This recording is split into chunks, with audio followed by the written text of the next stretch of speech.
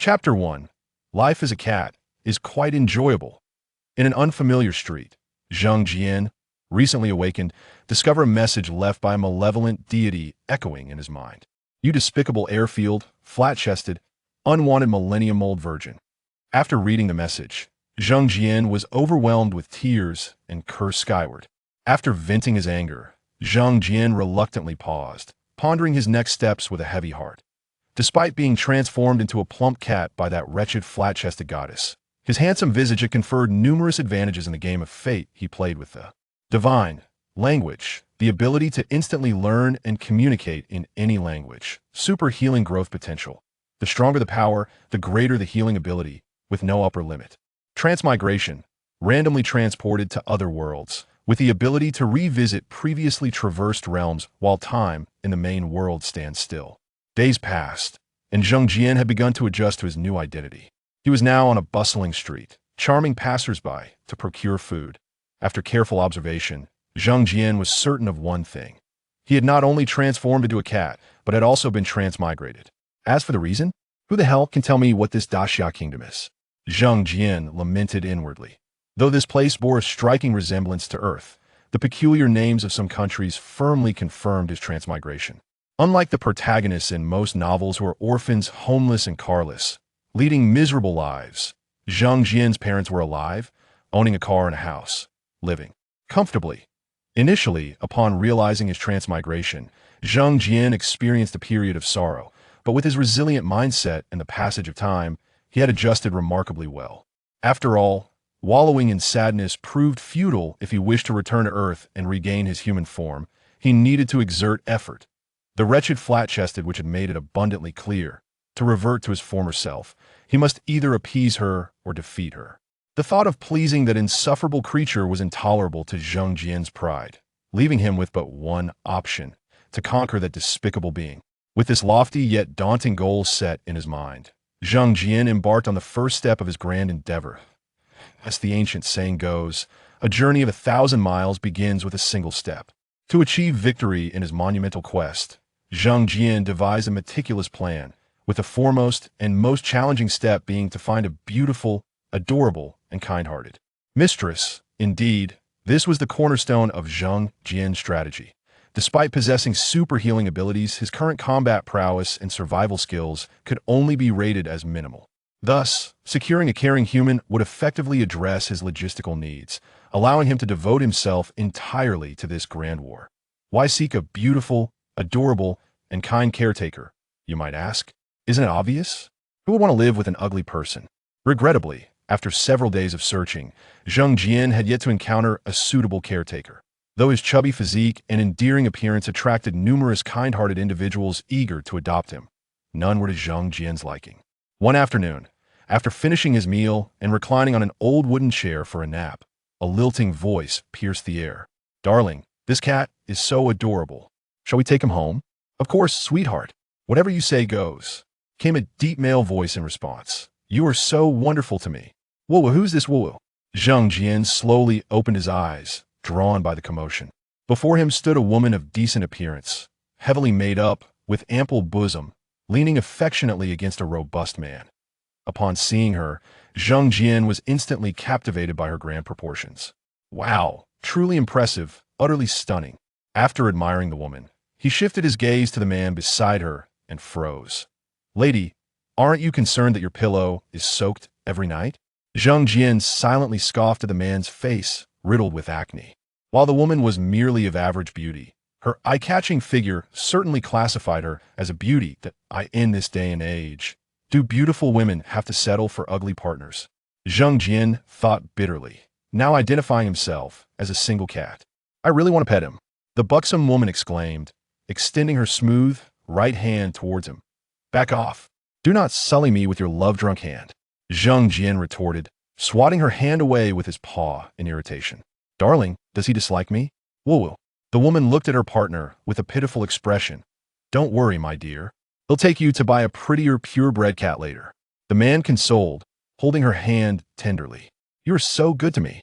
"Woo. Sweetheart, darling, are you two performing a melodrama?"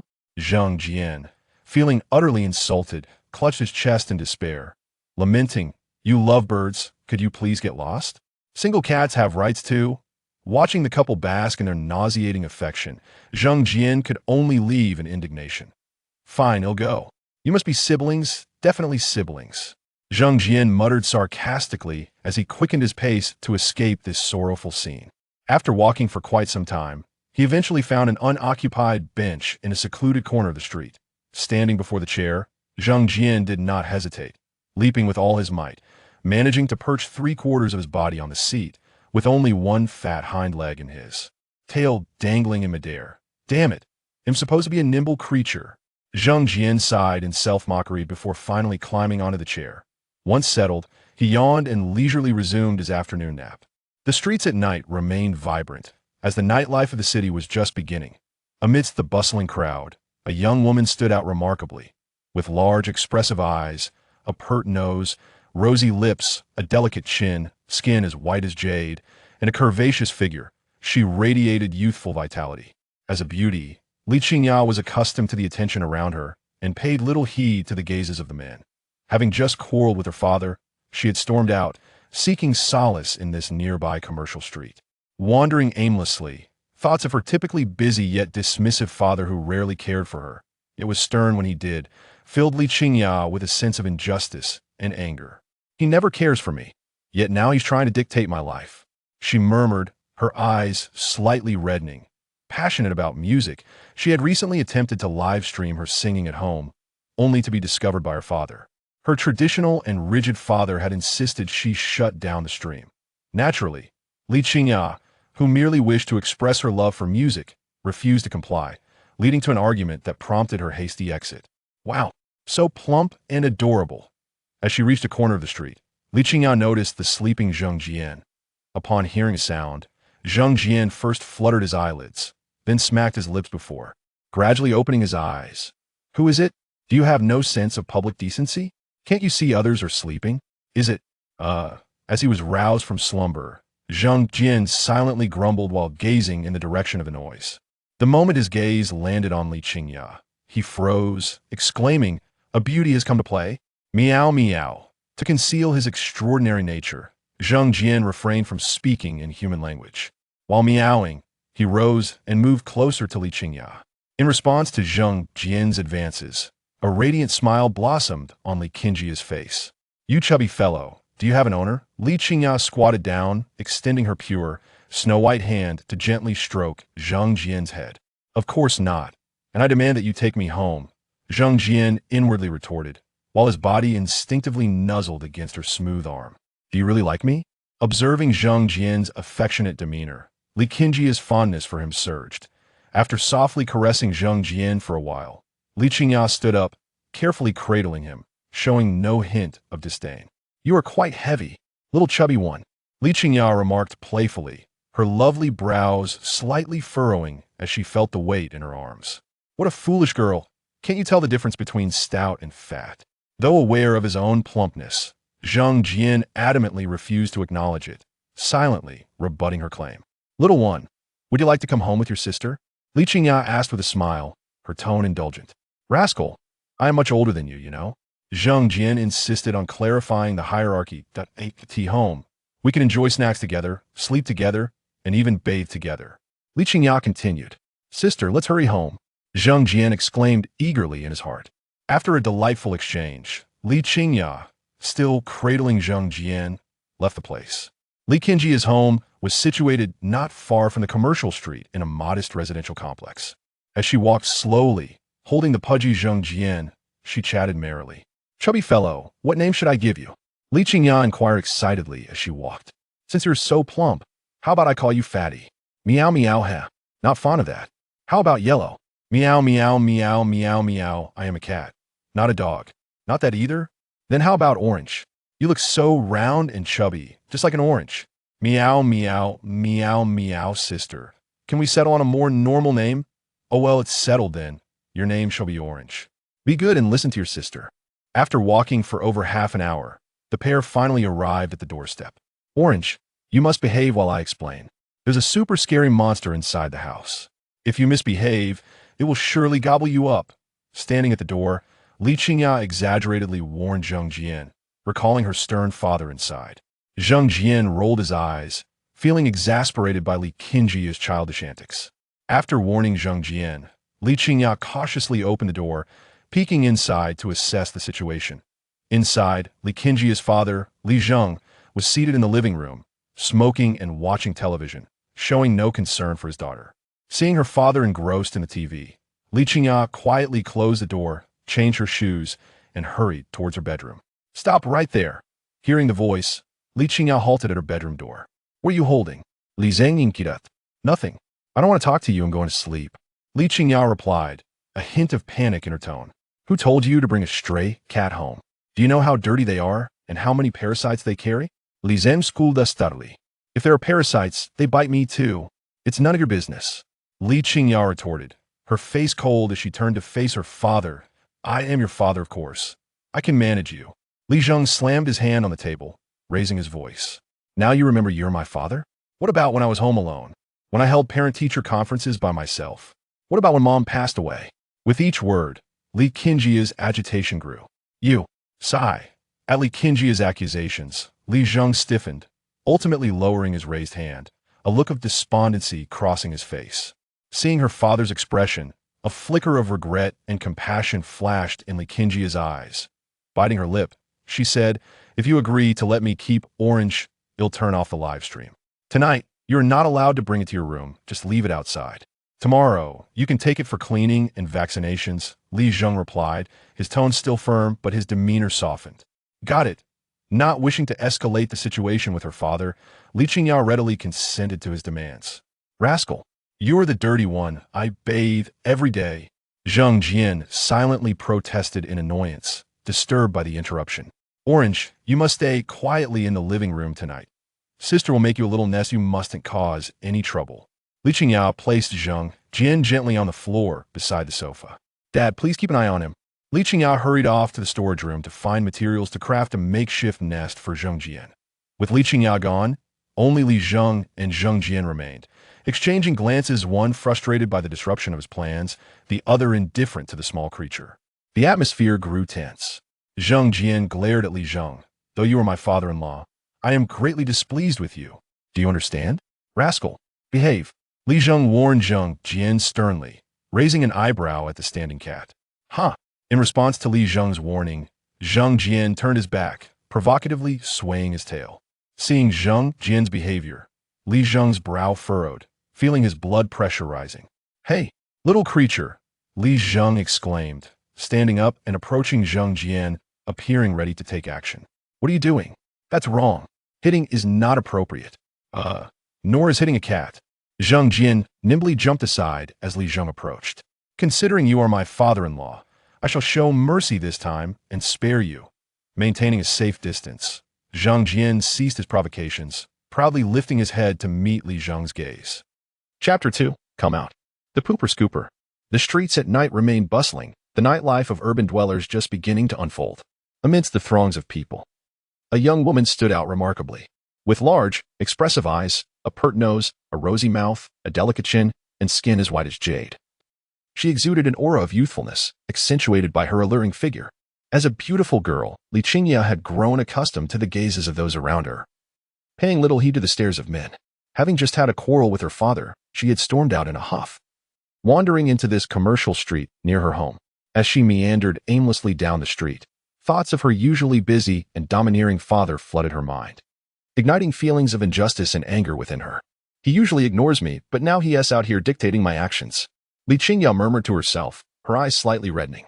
A passionate music lover, she had recently attempted to live stream her singing at home, only to be discovered by her traditional and stern father. He had insisted she shut down the stream, and unwilling to comply, she had argued with him before fleeing to clear her mind. Oh, what a chubby and adorable creature. As she reached a corner of the street, she noticed Zhang Jian, still fast asleep. Hearing a sound, Zhang Jian first stirred his eyelids, followed by a few lazy movements of his mouth, before finally cracking open his eyes. "Who is it? Have you no sense of public decorum? Can't you see someone is trying to sleep?" He grumbled internally, turning his gaze towards the source of the disturbance. Upon laying eyes on Li Qingya, he froze, captivated by her beauty. "A lovely lady has come to play," he thought, suppressing the urge to speak human words. He meowed softly and made his way towards her. Li Qingya's face lit up with joy at Zheng Jian's approach. Do you have an owner, chubby one? She asked, crouching down and gently stroking Zheng Jian's head with her fair, delicate hand. Of course not. Why would I return to my home when I have a queen like you? Zheng Jian internally scoffed as he nuzzled against her smooth arm. It seems you really like me. Li Qingya's affection for Zheng Jian grew as she continued to caress him. After a few moments, she lifted him carefully into her arms, showing no signs of disdain. You're quite heavy, little tubby, she teased, feeling the weight in her hands. Her beautiful brows knitting slightly in jest. Foolish girl, can you not distinguish between stout and overweight? Although he was aware of his plumpness, Zheng Jian staunchly refused to acknowledge it, silently rebuffing the notion. Little one, would you like to come home with your sister? Li Qingya said with a smile, her voice laced with affection. I'm much older than you know. Zheng Jian retorted in his mind, firmly maintaining his stance on seniority. We can enjoy snacks together, sleep together, bathe together. Li Qingya continued, her enthusiasm palpable. Let us head home quickly, Zheng Jian impatiently thought. After a cheerful exchange, Li Qingya set off with Zheng Jian in her arms. Her home was located not far from the commercial street, within a modest residential complex. As she walked slowly, cradling the plump Zheng Jian, she chatted animatedly with him. What should I name you, my chubby friend? How about Fatty? Meow meow haha. Not to your liking? Then how about Huang? Meow meow meow meow meow. I'm a cat, not a dog. That one doesn't suit you either? Then how about Orange? You look just like a round, plump orange. Meow meow meow sister, can we choose a more normal name? Ah, never mind, it's settled then. Orange. Be obedient and listen to your sister. After wandering for over half an hour, they finally arrived at the entrance of her home. Orange, you must behave now. Let me tell you, there's a super scary monster inside. If you misbehave, it will surely gobble you up. Standing at the door, recalling her stern father, Li Qingya exaggeratedly mimicked a monster with clawed hands. Zheng Jian rolled his eyes in exasperation at her childish antics. After warning Zheng Jian, she cautiously opened the door, peeking her head inside to gauge the situation. Inside, her father was sitting in the living room, smoking and watching television, seemingly unconcerned about his daughter's whereabouts. Observing her father engrossed in the screen, Li Qingya quietly closed the door, changed her shoes, and hurried toward her bedroom. Stop. Hearing her, Li Qingya halted at the bedroom door. What are you holding? Her father, Li Zheng, inquired. Nothing. I don't want to talk to you. I'm going to sleep. Li Qingya replied, a hint of panic in her voice. Do you realize how dirty wild cats are? They carry so many parasites. Li Zheng scolded sternly. If I get bitten by parasites, that's my problem. It has nothing to do with you. Li Qingya shot back, her face icy as she turned to face her father. I'm your father. Of course, I have the right to manage you. Li Zheng banged the table in frustration, raising his voice. Now you remember you're my father? What about when I'm home alone? What about when I attend parent-teacher meetings by myself? What about when mom passed away? As she spoke, Li Qingya's agitation grew. You, sigh. Upon hearing her accusations, Li Zheng stiffened, finally lowering his raised hand. His expression filled with defeat. Seeing her father's forlorn look, a flicker of regret and compassion crossed Li Qingya's eyes. Biting her lip, she said, if you agree to let me adopt Orange, I will stop the live stream. Tonight, it cannot come into the bedroom. Let it stay outside. Tomorrow, you can take it for cleaning and vaccinations. Li Zheng regarded her anew, his expression softening, though his tone remained firm. Fine. Not wanting to escalate the conflict with her father, Li Qingya readily accepted his terms. You're the dirty one. I bathe daily. Zheng Jian, feeling wronged, grumbled silently to himself. Orange, you must stay quietly in the living room tonight. I'll make you a little nest. You mustn't cause any trouble. Li Qingya placed Zheng Jian gently on the floor beside the sofa, turning to her father. Dad, please keep an eye on him. With that, she hurried off to the utility room to gather supplies for a makeshift nest for Zheng Jian. Once she left, only Li Zheng and Zheng Jian remained, exchanging glances. The atmosphere growing tense and cold. Irritated, Zheng Jian fixed his gaze upon Li Zheng, declaring, though you are my esteemed father-in-law, I am quite displeased with you. Do you understand? Scoundrel, behave yourself. Li Zheng, observing the standing Zheng Jian, furrowed his brow and replied sternly. With a dismissive scoff, Zheng Jian turned his back, provocatively swaying his posterior towards Li Zheng. This gesture elicited a raised eyebrow from Li Zheng, who felt a surge of rising blood pressure. Hey, you little rascal! Li Zheng exclaimed, as narrowing as he rose and approached Zheng Jian, ready to confront him. What do you want? It's wrong to hit people. And, well, it's also unacceptable to strike a cat. Zheng Jian nimbly leaped aside as Li Zheng advanced. On account of you being my father-in-law, I shall generously spare you this time. Maintaining a safe distance, Zhang Jian ceased his taunts, proudly lifting his chin as he locked eyes with Li Zheng. Chapter 3. Let us neuter him. Li Qingya, with concern for Zhang Jian, rose early. After a brief freshening up, she hurried to the living room. There lay Zhang Jian on the small bed, snoring deeply. With a beaming smile, Li Qingya took out her phone and began recording a video of him. Once the video was captured, she promptly shared it on her social media. Introducing her new family member, the lazy orange cat, Juzi. After posting, she crouched down, preparing to rouse Zhang Jian. Juzi, lazy Juzi, plump Juzi, it's time to wake up. As Li Qingya gently shook him, Zhang Jian reluctantly opened his eyes. Still in a daze, he squinted, looking bewildered until Li Qingya affectionately scooped him up.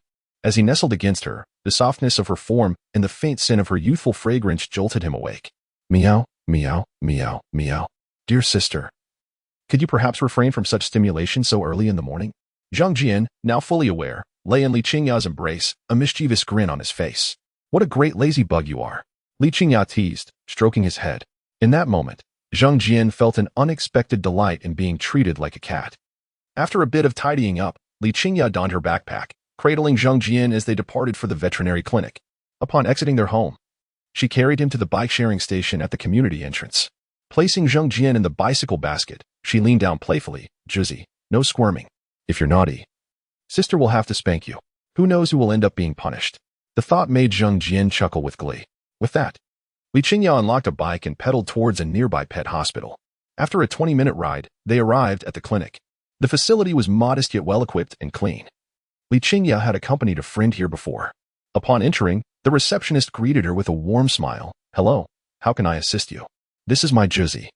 I found him yesterday and would like to have him checked and cleaned, Li Qingya replied with a smile, lifting Zhang Jian. Please follow me, the receptionist said, leading her into the examination room as there were currently no other clients. Inside, Zhang Jian was handed over to a middle-aged man named Chen Jie, who, clad in scrubs and slightly balding, began his examination. This cat is a male, approximately 1-year-old. After a thorough cleaning, Zhang Jian was placed on the examination table. Could you please hold him down? Chen Jie requested.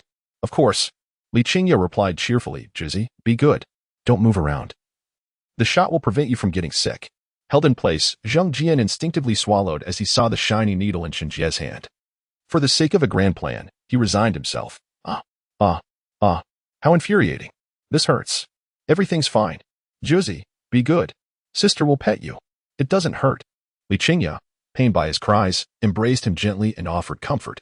After the vaccination, Chen Jie conducted a full examination at Li Qingya's request. Besides his weight issue, there were no other concerns. Juzi must lose weight. Being overweight can lead to hypertension or diabetes, he advised. Wait, cats can have those conditions too? Li Qingya exclaimed in surprise. She then bent down to caress Zhang Jian's head. Did you hear that, Juzi? You need to lose weight and exercise more, understand? You think I want this? Silly girl. Zhang Jian rolled his eyes in frustration but remained still on the table. By the way, young lady, does your Juzi need to be neutered? Chen Jie asked, observing the lazy cat sprawled out. Meow, meow, meow, meow, meow. You wretched scoundrel. What do you intend to do? You dare suggest neutering me. This is a provocation, a declaration of war. Zhang Jian's demeanor shifted from lethargy to fierce indignation, glaring at Chen Jie. Taken aback by the intensity of Zhang Jian's gaze, Chen Jie chuckled. Oh, your cat is quite clever. Juzi, be good and stay still. Li Qingya soothed the agitated cat, proudly declaring, of course, my Juzi is the smartest. How dare you speak to me like that? Do you not fear my wrath? Zhang Jian fumed internally, growing more agitated as Chen Jie remained unfazed. Quite feisty, aren't you? Chen Jie remarked, observing the squirming Zhang Jian. As an experienced veterinarian, he was unfazed. With a childlike spirit, he jokingly picked up a scalpel. I haven't seen such a clever little one in a while. How about I do this for free? He waved the scalpel playfully in front of Zhang Jian. Though aware it was a jest, Zhang Jian jumped back, ceasing his struggle and leaping into Li Qingya's embrace. Once securely held, he turned to display his claws, continuing his threat. Meow, meow, meow. You vile scoundrel, I will remember this. We are not finished. Uncle Chen, please. Li Qingya laughed at Juzi's antics, finally addressing Chen Jie after a moment of amusement. Haha, just teasing your Juzi. He's quite a clever one. Chen Jie chuckled, retracting the scalpel. Following this brief interlude, Li Qingya and Chen Jie became more familiar. After listening to Chun Jie share some cat care tips, she left the clinic with a plethora of supplies for Zheng Jian. There's so much stuff. I should call a cab. Juzi, you must behave in the bag. After purchasing numerous items, Chen Jie gifted Li Qingya a pink cat carrier. After some effort, Li Qingya finally returned home with Zheng Jian and his extensive supplies. Well, I am utterly exhausted. Upon arriving home, Li Qingya released Zheng Jian and collapsed onto the sofa, fanning herself with her delicate hand. Zheng Jian, observing her sweat-drenched face, felt a wave of warmth. He appreciated her efforts over the past few days and held it dearly in his heart. After a brief rest, she organized Zheng Jian's supplies and carried him to the designated cat bed in the living room. Plump Juzi, this will be your nest from now on. You must keep it clean. Understood? You promised we would sleep together. What a liar. Zheng Jian silently seethed in indignation. Then, Li Qingya took Zheng Jian to the bathroom. Pointing to the litter box in the corner, when you need to go, use this. No relieving yourself anywhere else, or you will be in trouble. What a troublesome creature. I am nothing like those flamboyant ones outside. Zheng Jian internally grumbled while remaining obediently nestled in Li Qingya's arms. That evening, as Li Zheng returned home punctually, he observed Li Qingya sitting on the sofa with Zheng Jian and calmly remarked, Xiaya, I heard from colleagues that adult cats should be neutered for their health. You scoundrel. Just moments ago, Zheng Jian, who had been reclining on Li Qingya's lap, suddenly became exhilarated. Oranges. Li Qingya exclaimed with laughter, leaving only Li Zheng looking utterly bewildered. In Li Qingya's home, Zheng Jian, who had been sleeping in a cozy corner of the living room, quietly rose. His ears perked up attentively as he listened for any sounds from the bedroom. Once he confirmed that the two occupants were sound asleep, he stealthily approached the cat food bowl and began to indulge in the cat food. As a citizen of the gluttonous empire, Zheng Jian would never confess that he had long harbored an interest in cat food. This was his chance to savor it openly. The taste was surprisingly delightful. He savored each bite, taking a considerable amount of time to clean the bowl thoroughly. After finishing the cat food, Zheng Jian, feeling parched, moved to the side to drink some water. Once he had filled his stomach and quenched his thirst, he slowly walked to the center of the living room, preparing to embark on his first journey through time and space. Closing his eyes, as if instinctively, he willed the surrounding space to come alive, slowly distorting around him. Eventually, amidst the warped space, a void devoid of light and color emerged, seemingly intent on devouring everything, and it swallowed Zheng Jian whole. Caught in the tumult of time and space, Zheng Jian flailed his limbs like a drowning man caught in a torrent, struggling helplessly until he randomly slipped through a gap.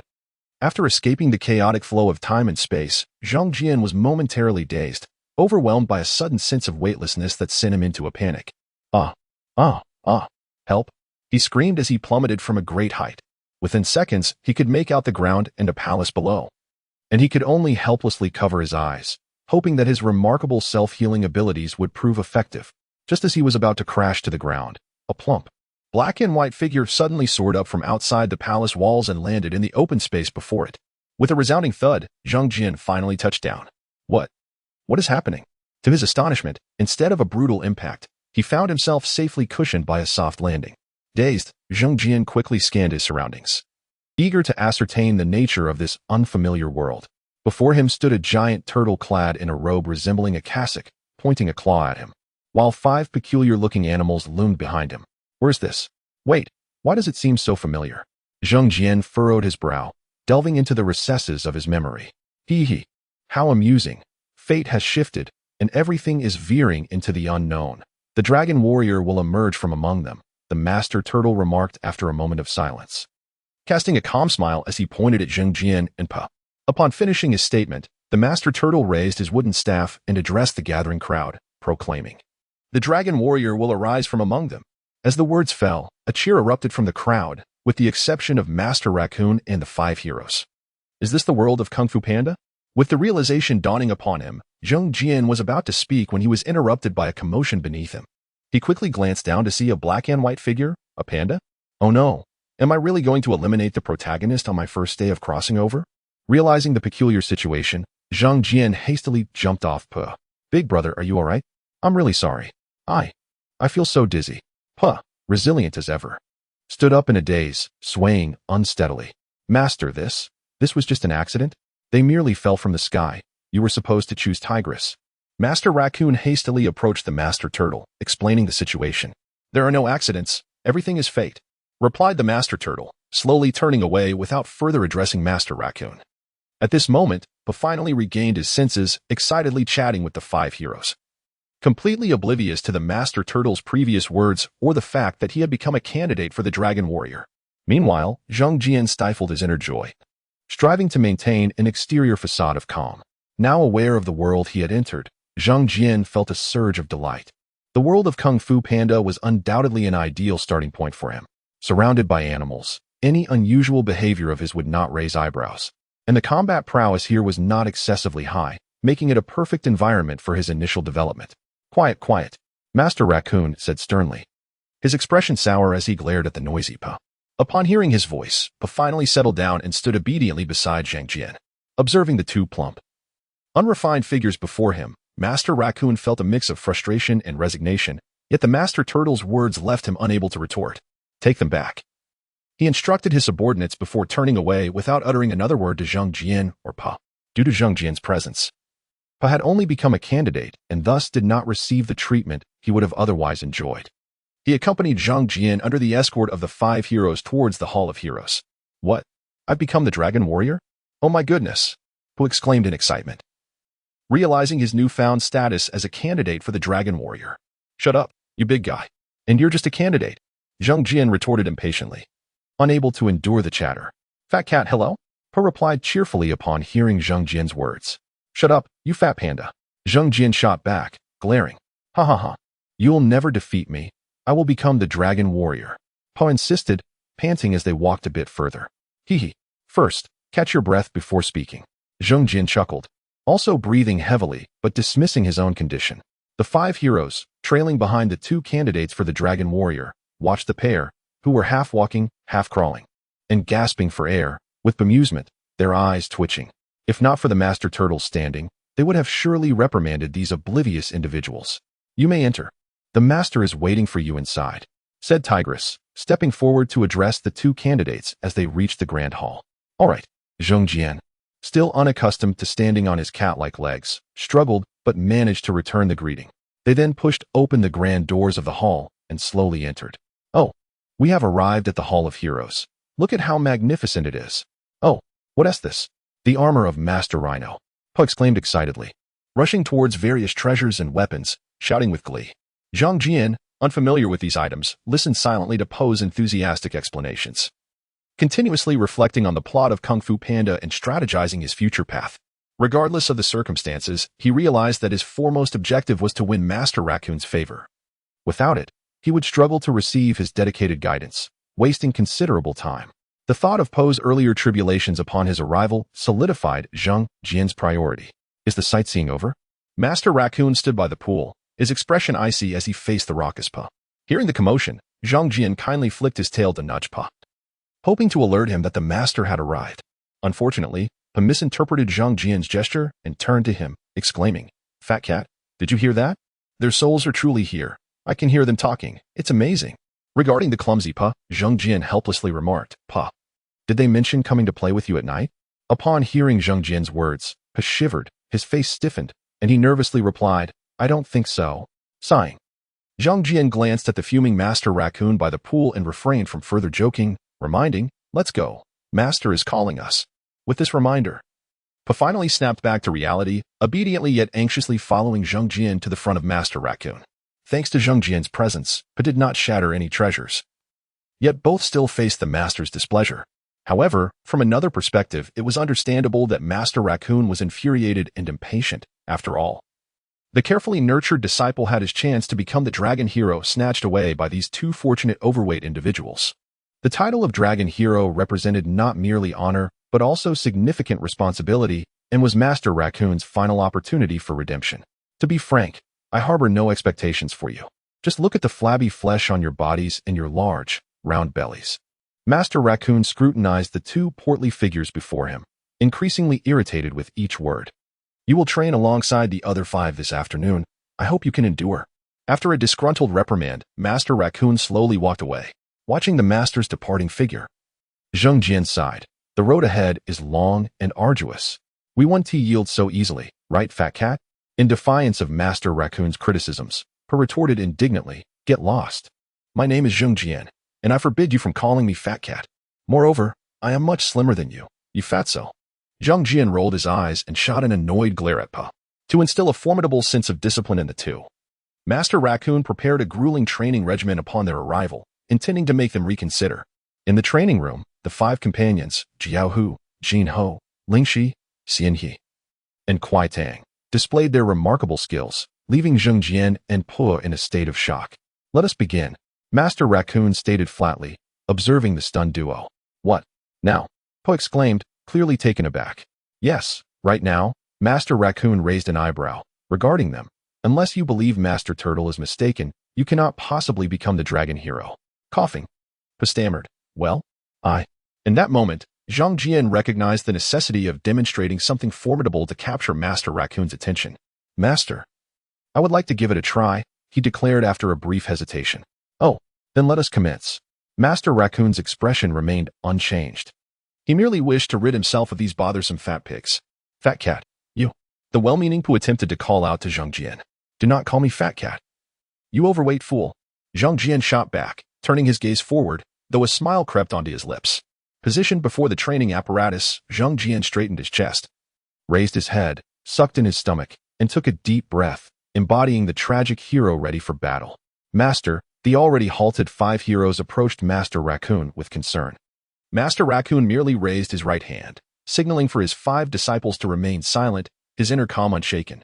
After completing his initial performance, Zhang Jian stepped back, gathering his strength for a leap, akin to a tiger descending a mountain, charging into the fray with great vigor. "Ha ha, ow, oh, ow." As he entered the apparatus, the heroic image Zhang Jian had crafted crumbled in an instant.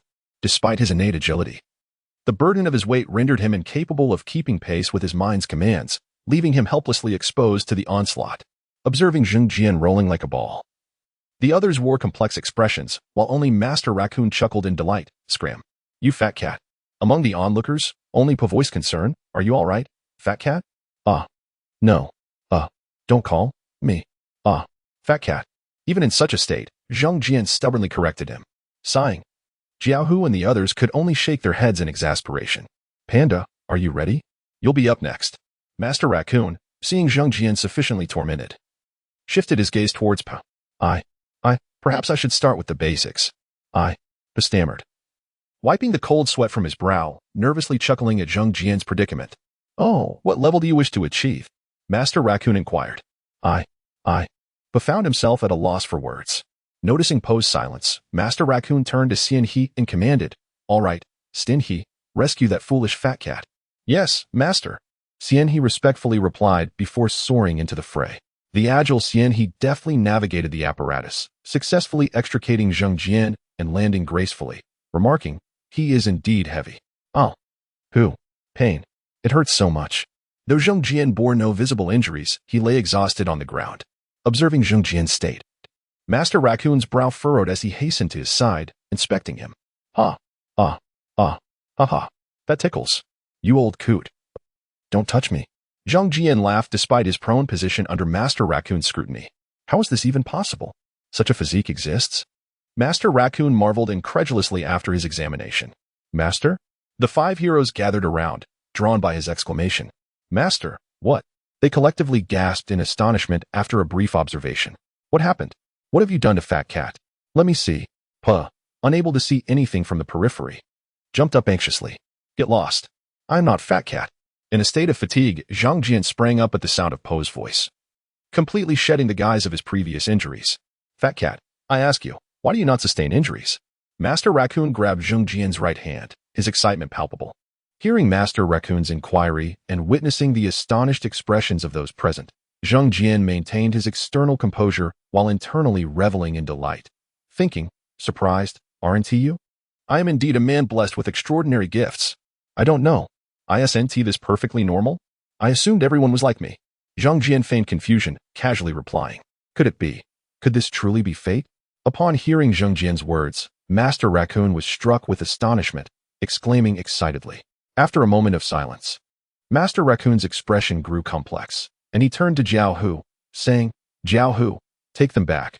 I wish to speak privately with Fat Cat." "Yes, Master." Jiao Hu respectfully bowed, hands clasped.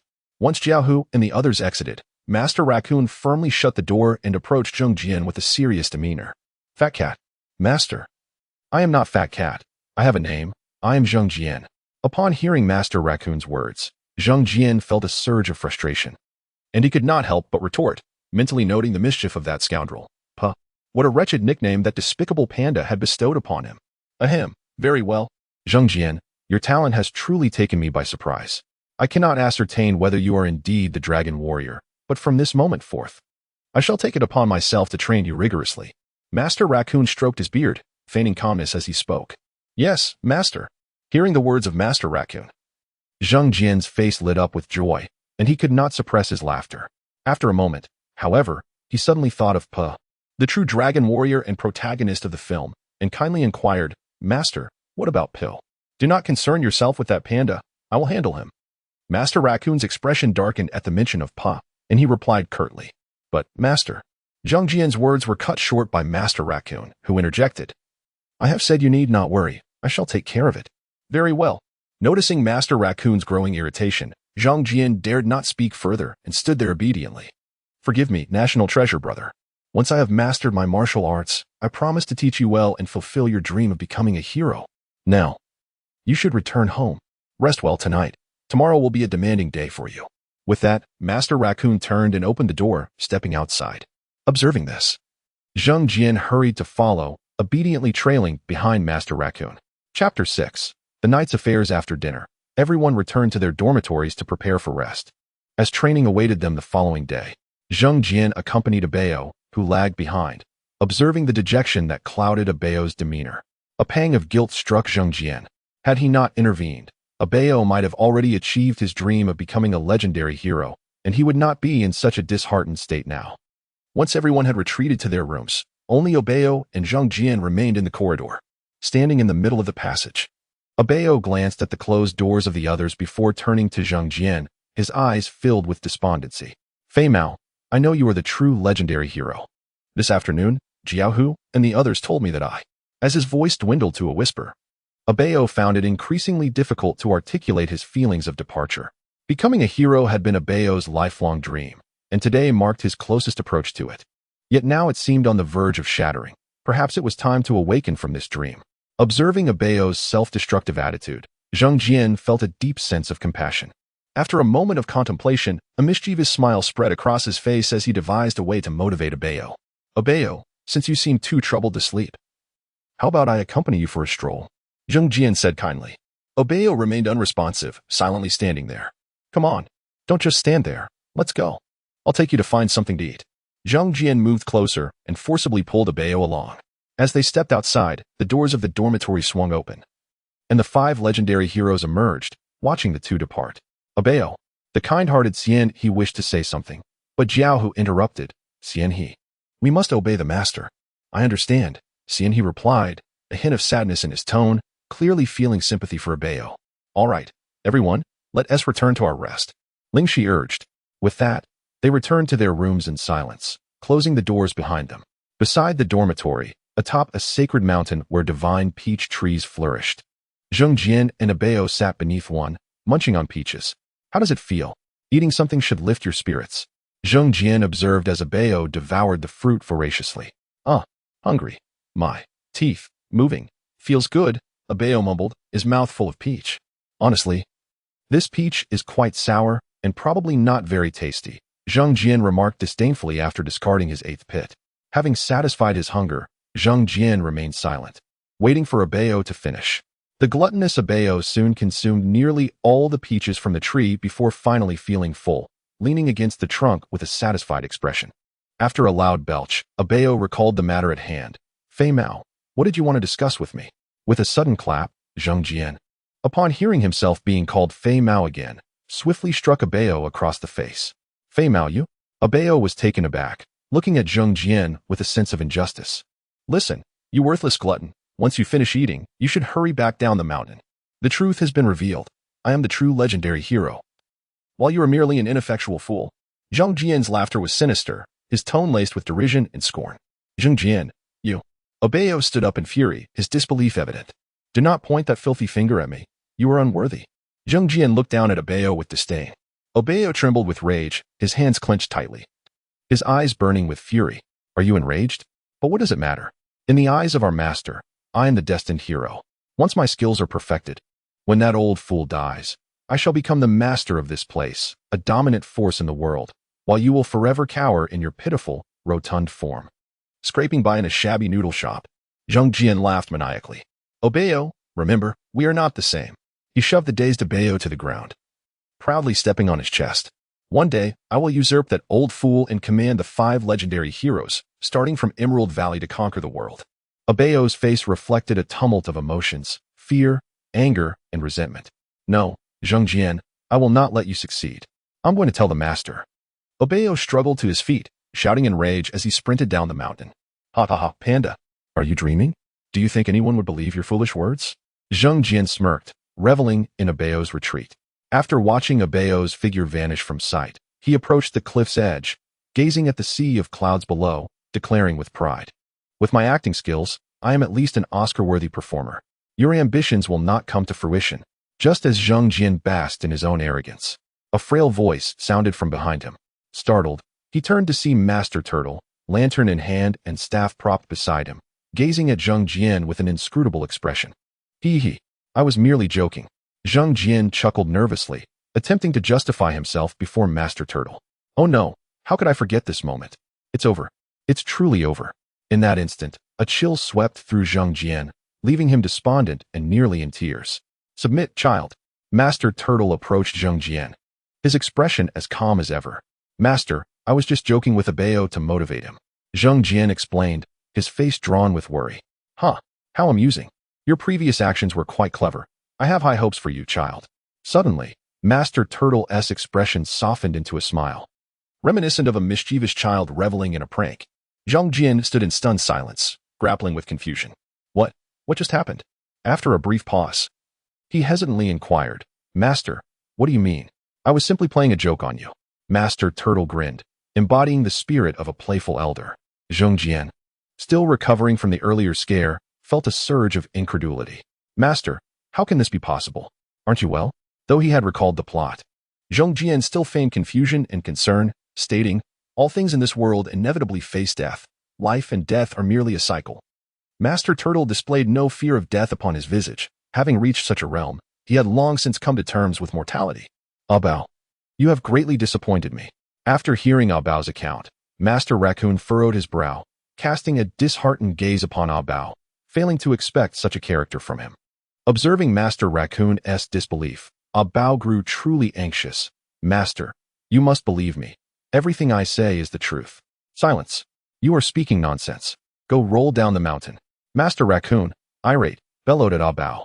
After being shouted at, Bao could only begrudgingly close his mouth. Having already concluded that Zhang Jian was a villain, he was naturally unwilling to descend the mountain in such a humiliating manner. Humph. After glaring at Bao in anger, Master Raccoon swiftly turned and departed. In the outdoor training arena, all had gathered, respectfully standing before Master Raccoon. Believing he had discerned Zhang Jian's true nature, Bao eyed him warily, his eyes ablaze with fury. All right, today, for a comprehensive understanding of both Zhang Jian and Bao, Jiao Hu. Why don't you and the two of them engage in a proper contest? Master Raccoon, resolute in his decision to oust Bao, continued with his premeditated plan. Yes, Master. Everyone responded with deference. Bao, you shall commence. Master Raccoon nodded towards his thorn in the side, the panda Bao. No problem, Master.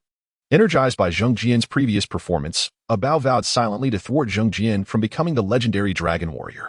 The first to enter was the agile snake spirit, who swiftly coiled around Bao and hurled him to the ground, easily defeating him. Following her, the golden monkey, celestial crane, and the swift mantis all took their turns, leaving Bao in a pitiful state. Yet, fueled by conviction, Bao did not yield and persevered through it all. Witnessing this, a displeased Master Raccoon turned to Zhang Jian. It is now your turn. You are both newcomers, so do not hold back. Yes, Master. Zhang Jian replied respectfully before stepping onto the arena, a wicked grin plastered across his face as he looked at Bao. Zhang Jian, I shall defeat you. Despite being severely injured, Bao gritted his teeth and fixed a determined stare on Zhang Jian. In comparison to others, Zhang Jian's combat prowess was indeed lacking. However, against the already wounded Bao, he utterly dominated. Behold my Buddha's shadowless kick. Zhang Jian shouted, delivering 3 rapid kicks in mere seconds, as swift as lightning. Helpless against Zhang Jian's ferocious onslaught, Ah Bao collapsed to the ground with a cry. Give up, Ah Bao. Zhang Jian taunted, observing the national treasure's plight. I will never give up. Ah Bao, having been knocked down once more, struggled to rise. Pain and exhaustion rendered him unsteady, yet he refused to surrender. Master Raccoon could no longer bear to watch. That's enough. Zhang Jian stepped down. It appeared he had been too lenient with Zhang Jian. This time, he would take matters into his own hands due to Ah Bao's stubbornness. Very well. Ah Bao feigned cheerfulness.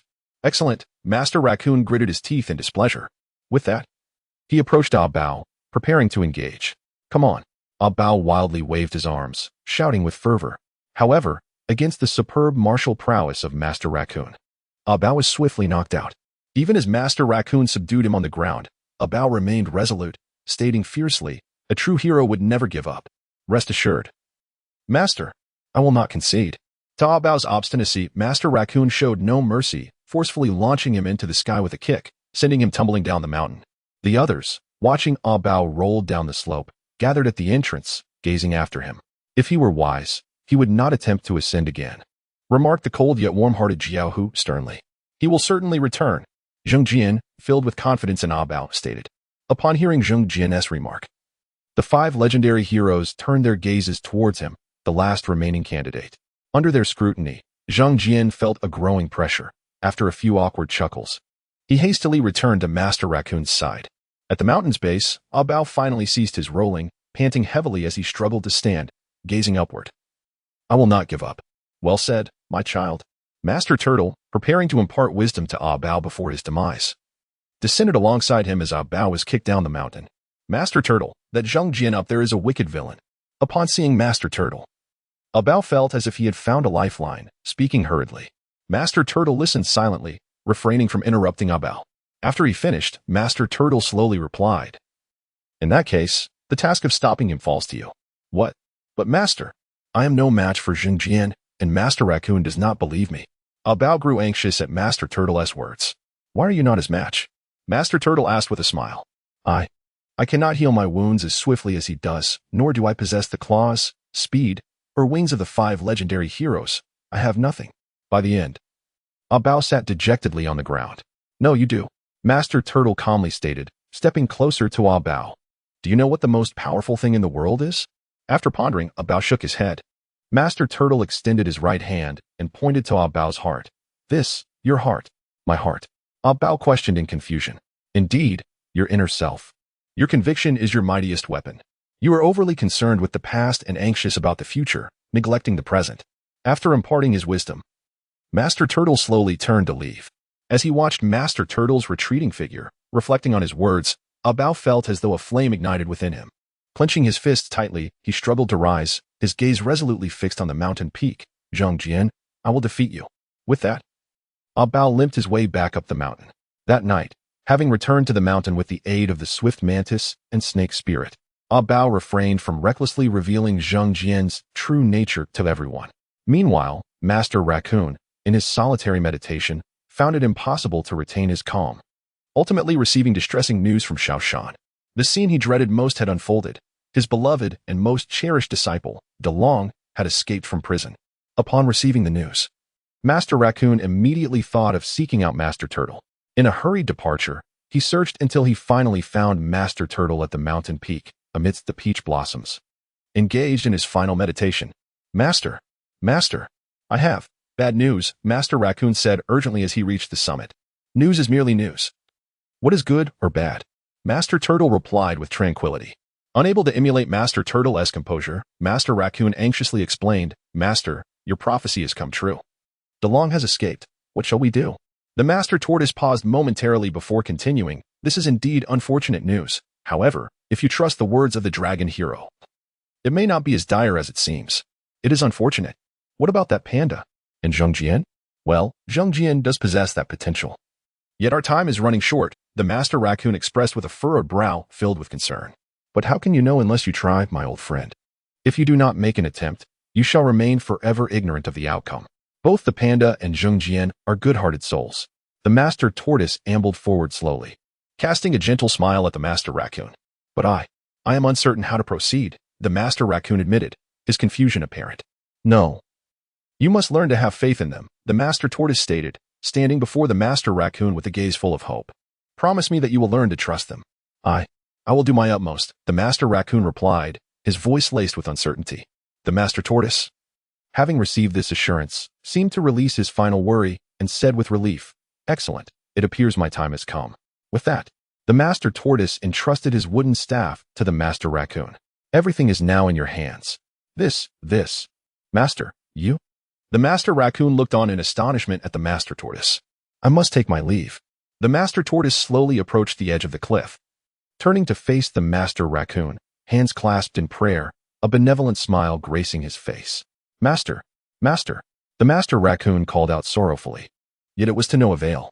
He could only watch helplessly as the Master Tortoise, enveloped by the blossoms of peach trees, gradually transformed into glowing petals, eventually fading away. Chapter 8. Training. Fortunately, under the guidance of Master Turtle, coupled with the expectations of everyone regarding Zheng Jian's immense potential, Master Raccoon maintained a relatively stable mindset. And the 5 heroes did not secretly depart to impede DeLong.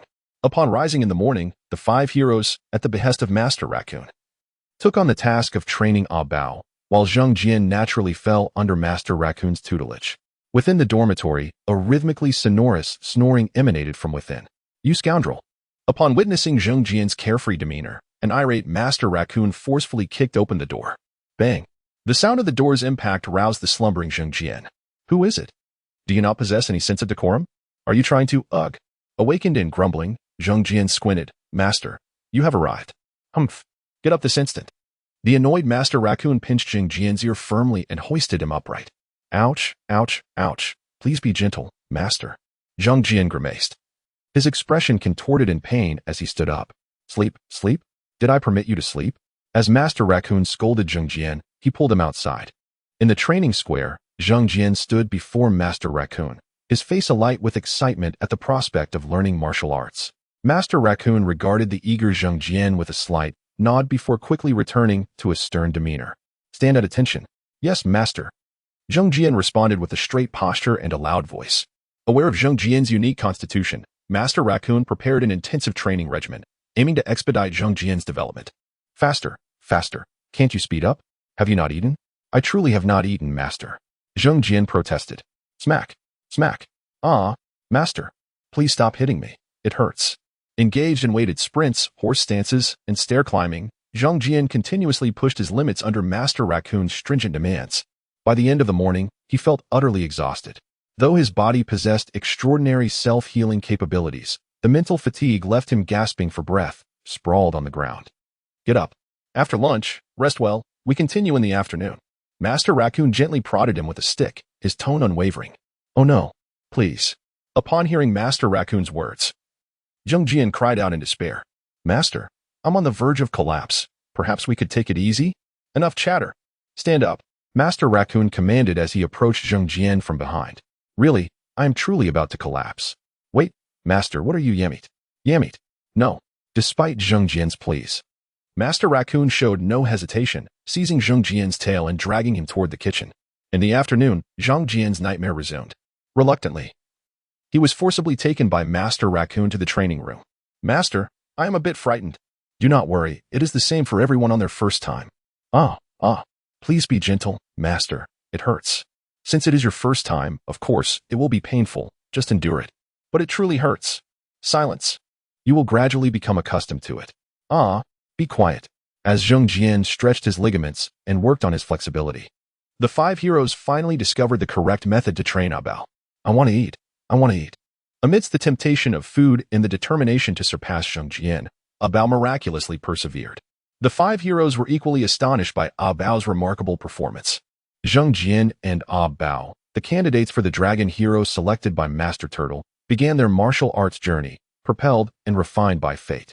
Days turned into weeks. Time swiftly passed in training, relentless as an unyielding pursuer.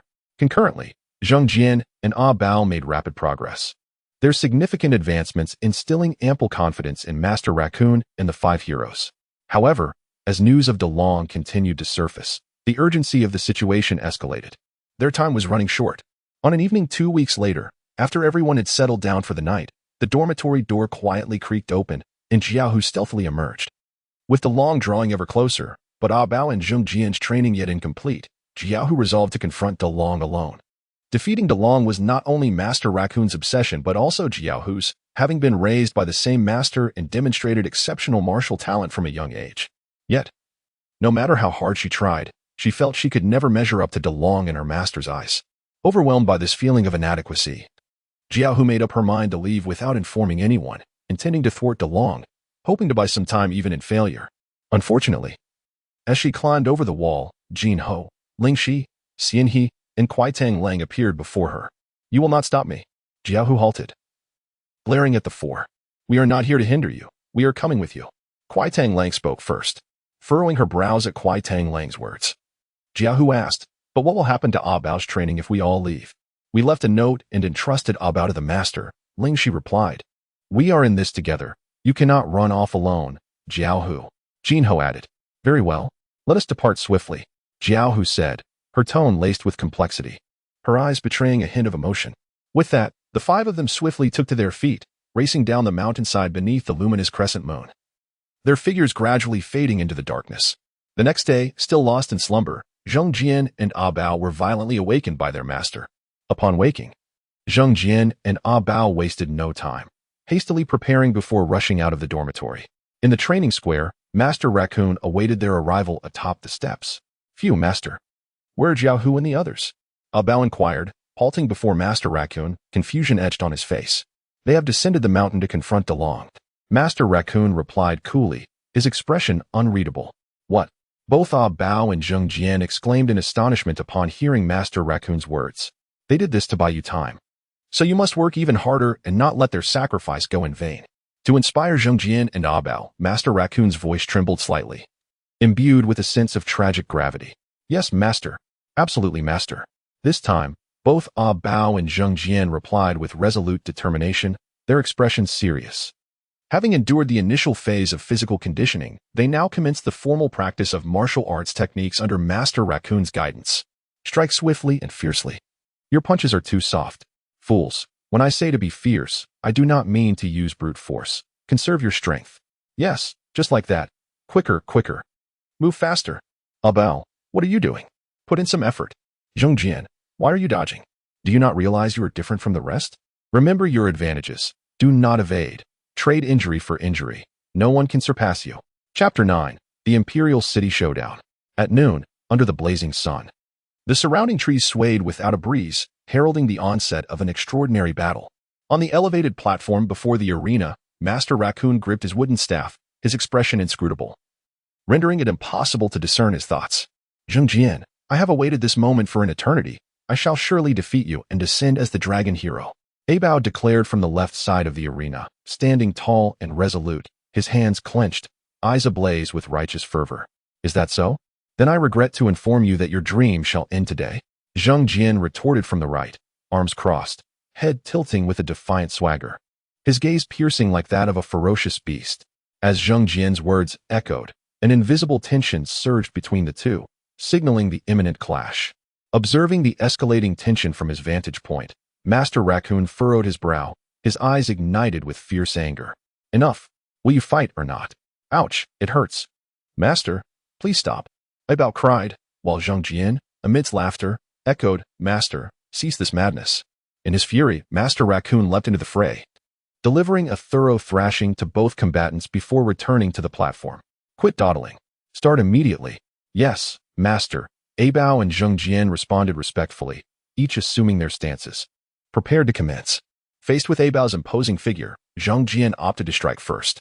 "Behold the Fashion Shadow Claw," he shouted, propelling himself towards Ah Bao, his sharp claws extending menacingly.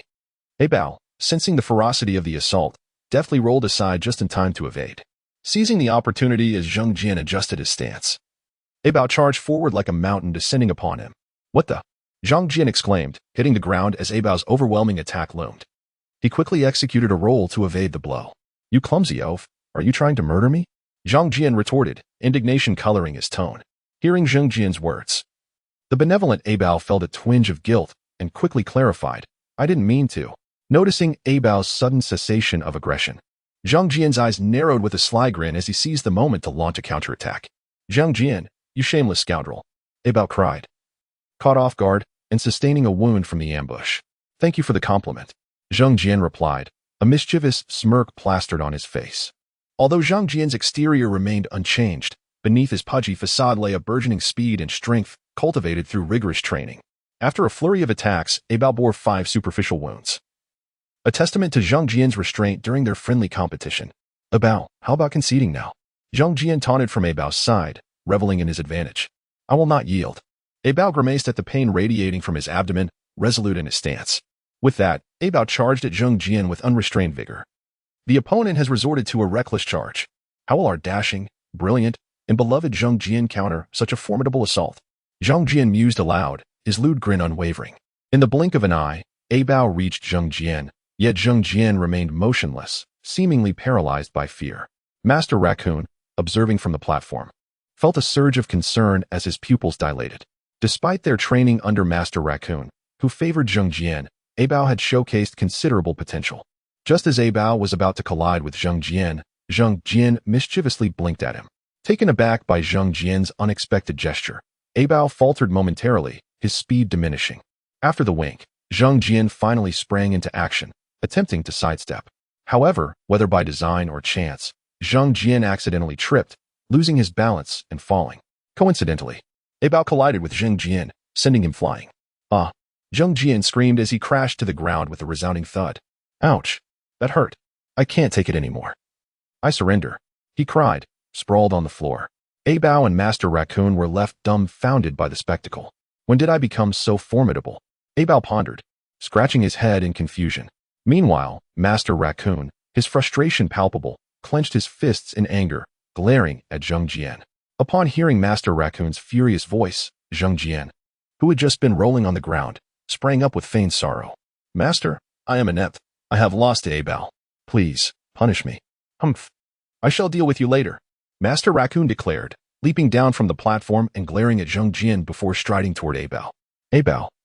Since Zhang Jian refuses to embrace the mantle of Dragon Hero, it falls to you, Master Raccoon stated, casting an irritated glance back at Zhang Jian. Zhang Jian remained silent, a sheepish grin on his face, not daring to respond to Master Raccoon's ire. Realizing what had transpired, Abao understood that Zhang Jian had deliberately allowed him to win. Master, Zhang Jian. Just as Abao was about to continue, he recalled his intention to prevent Zhang Jian from becoming the Dragon Hero. With this thought, he refrained from further protest, yet his mind was abuzz with questions about Zhang Jian's true motives. All right, that will be all for today. Tomorrow morning, you will accompany me to the Hall of Heroes to retrieve the Dragon Scriptures, Master Raccoon instructed, his weariness evident. As he turned to leave, a sudden loud noise halted him. Cranes, what is happening? Abao exclaimed in concern. Master Raccoon swiftly pivoted, rushing toward the source of the commotion. Abao gazed at the other 4 individuals lying motionless on the ground, his eyes reddening with sorrow. Jiaohu, Lingxi, step aside. They're not dead. They have merely been incapacitated. Master Raccoon, arriving at the scene, surveyed the 4 and remarked, exasperated, they are merely immobilized. Startled by Abao's outcry, Master Raccoon was taken aback. Master, can you undo this? Zhang Jian inquired. Master Raccoon crouched down, responding, I can. You all remain vigilant. I shall release their restraints. Chapter 10, The Evil Dragon Once. This place was pure, peaceful, and united, but with the arrival of the great dragon, everything was lost. Help! Mother, please wake up. You demon. I will fight you to the end. Death, chaos, and sorrow now shrouded what was once a serene paradise. Aha. You, and you, if you wish to hate. Direct it towards that old wretch in Emerald Valley.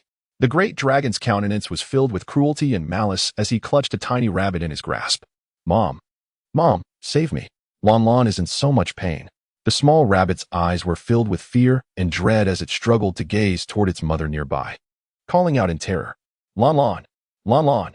The wounded rabbit mother, enduring excruciating pain, struggled towards the great dragon, her eyes fixated solely on her little child. The surviving villagers, huddled together, either sitting, standing, or lying down, silently observed the scene before them, yet none dared to utter a word or step forward. Lon Lon, I beg you, please spare my child. The rabbit mother crawled slowly, her voice hoarse, tears streaming down her face. Aha, the great dragon.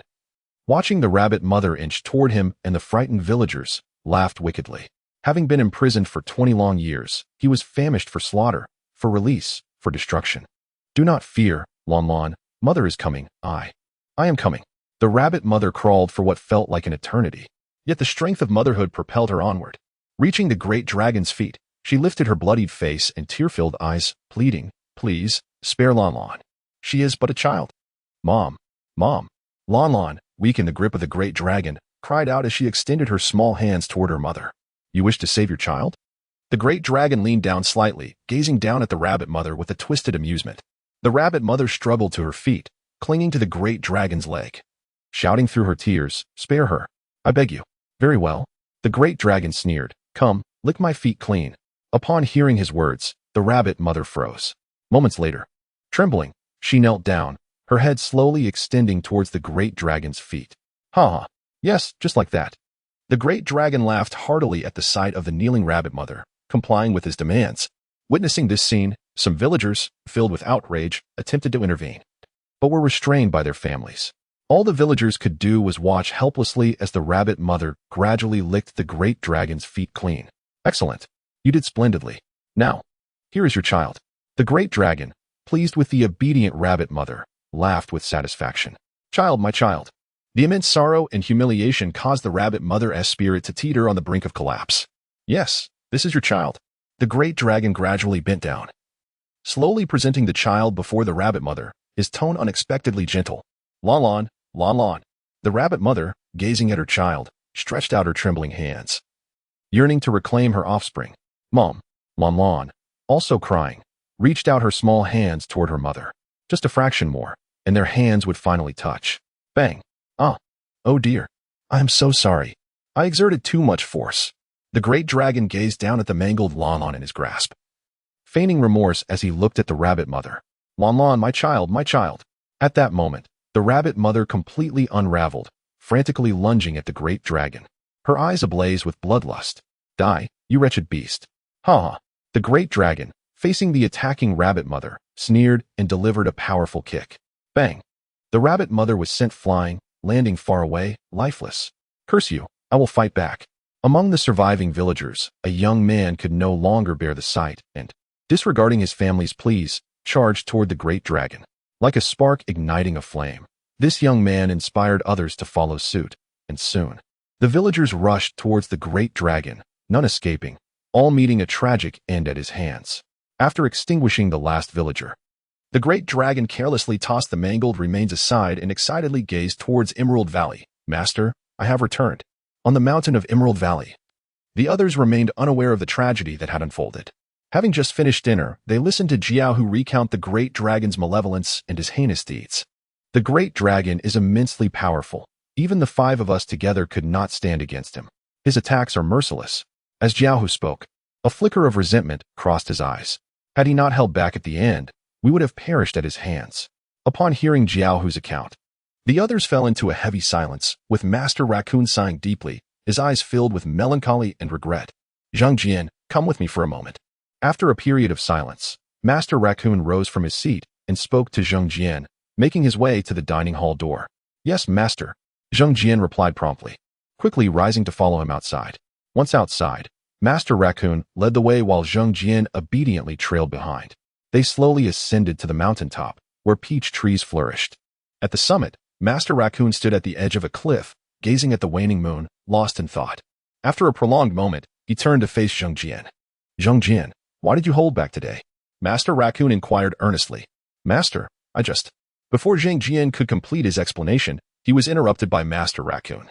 "Are you afraid? Afraid of becoming the dragon warrior and confronting the great dragon?" As he spoke, disappointment flickered across Master Raccoon's face. "No, master." Seeing the misunderstanding, Zhang Jian hastily clarified, "Regardless of whether I become the dragon warrior, I will confront the great dragon."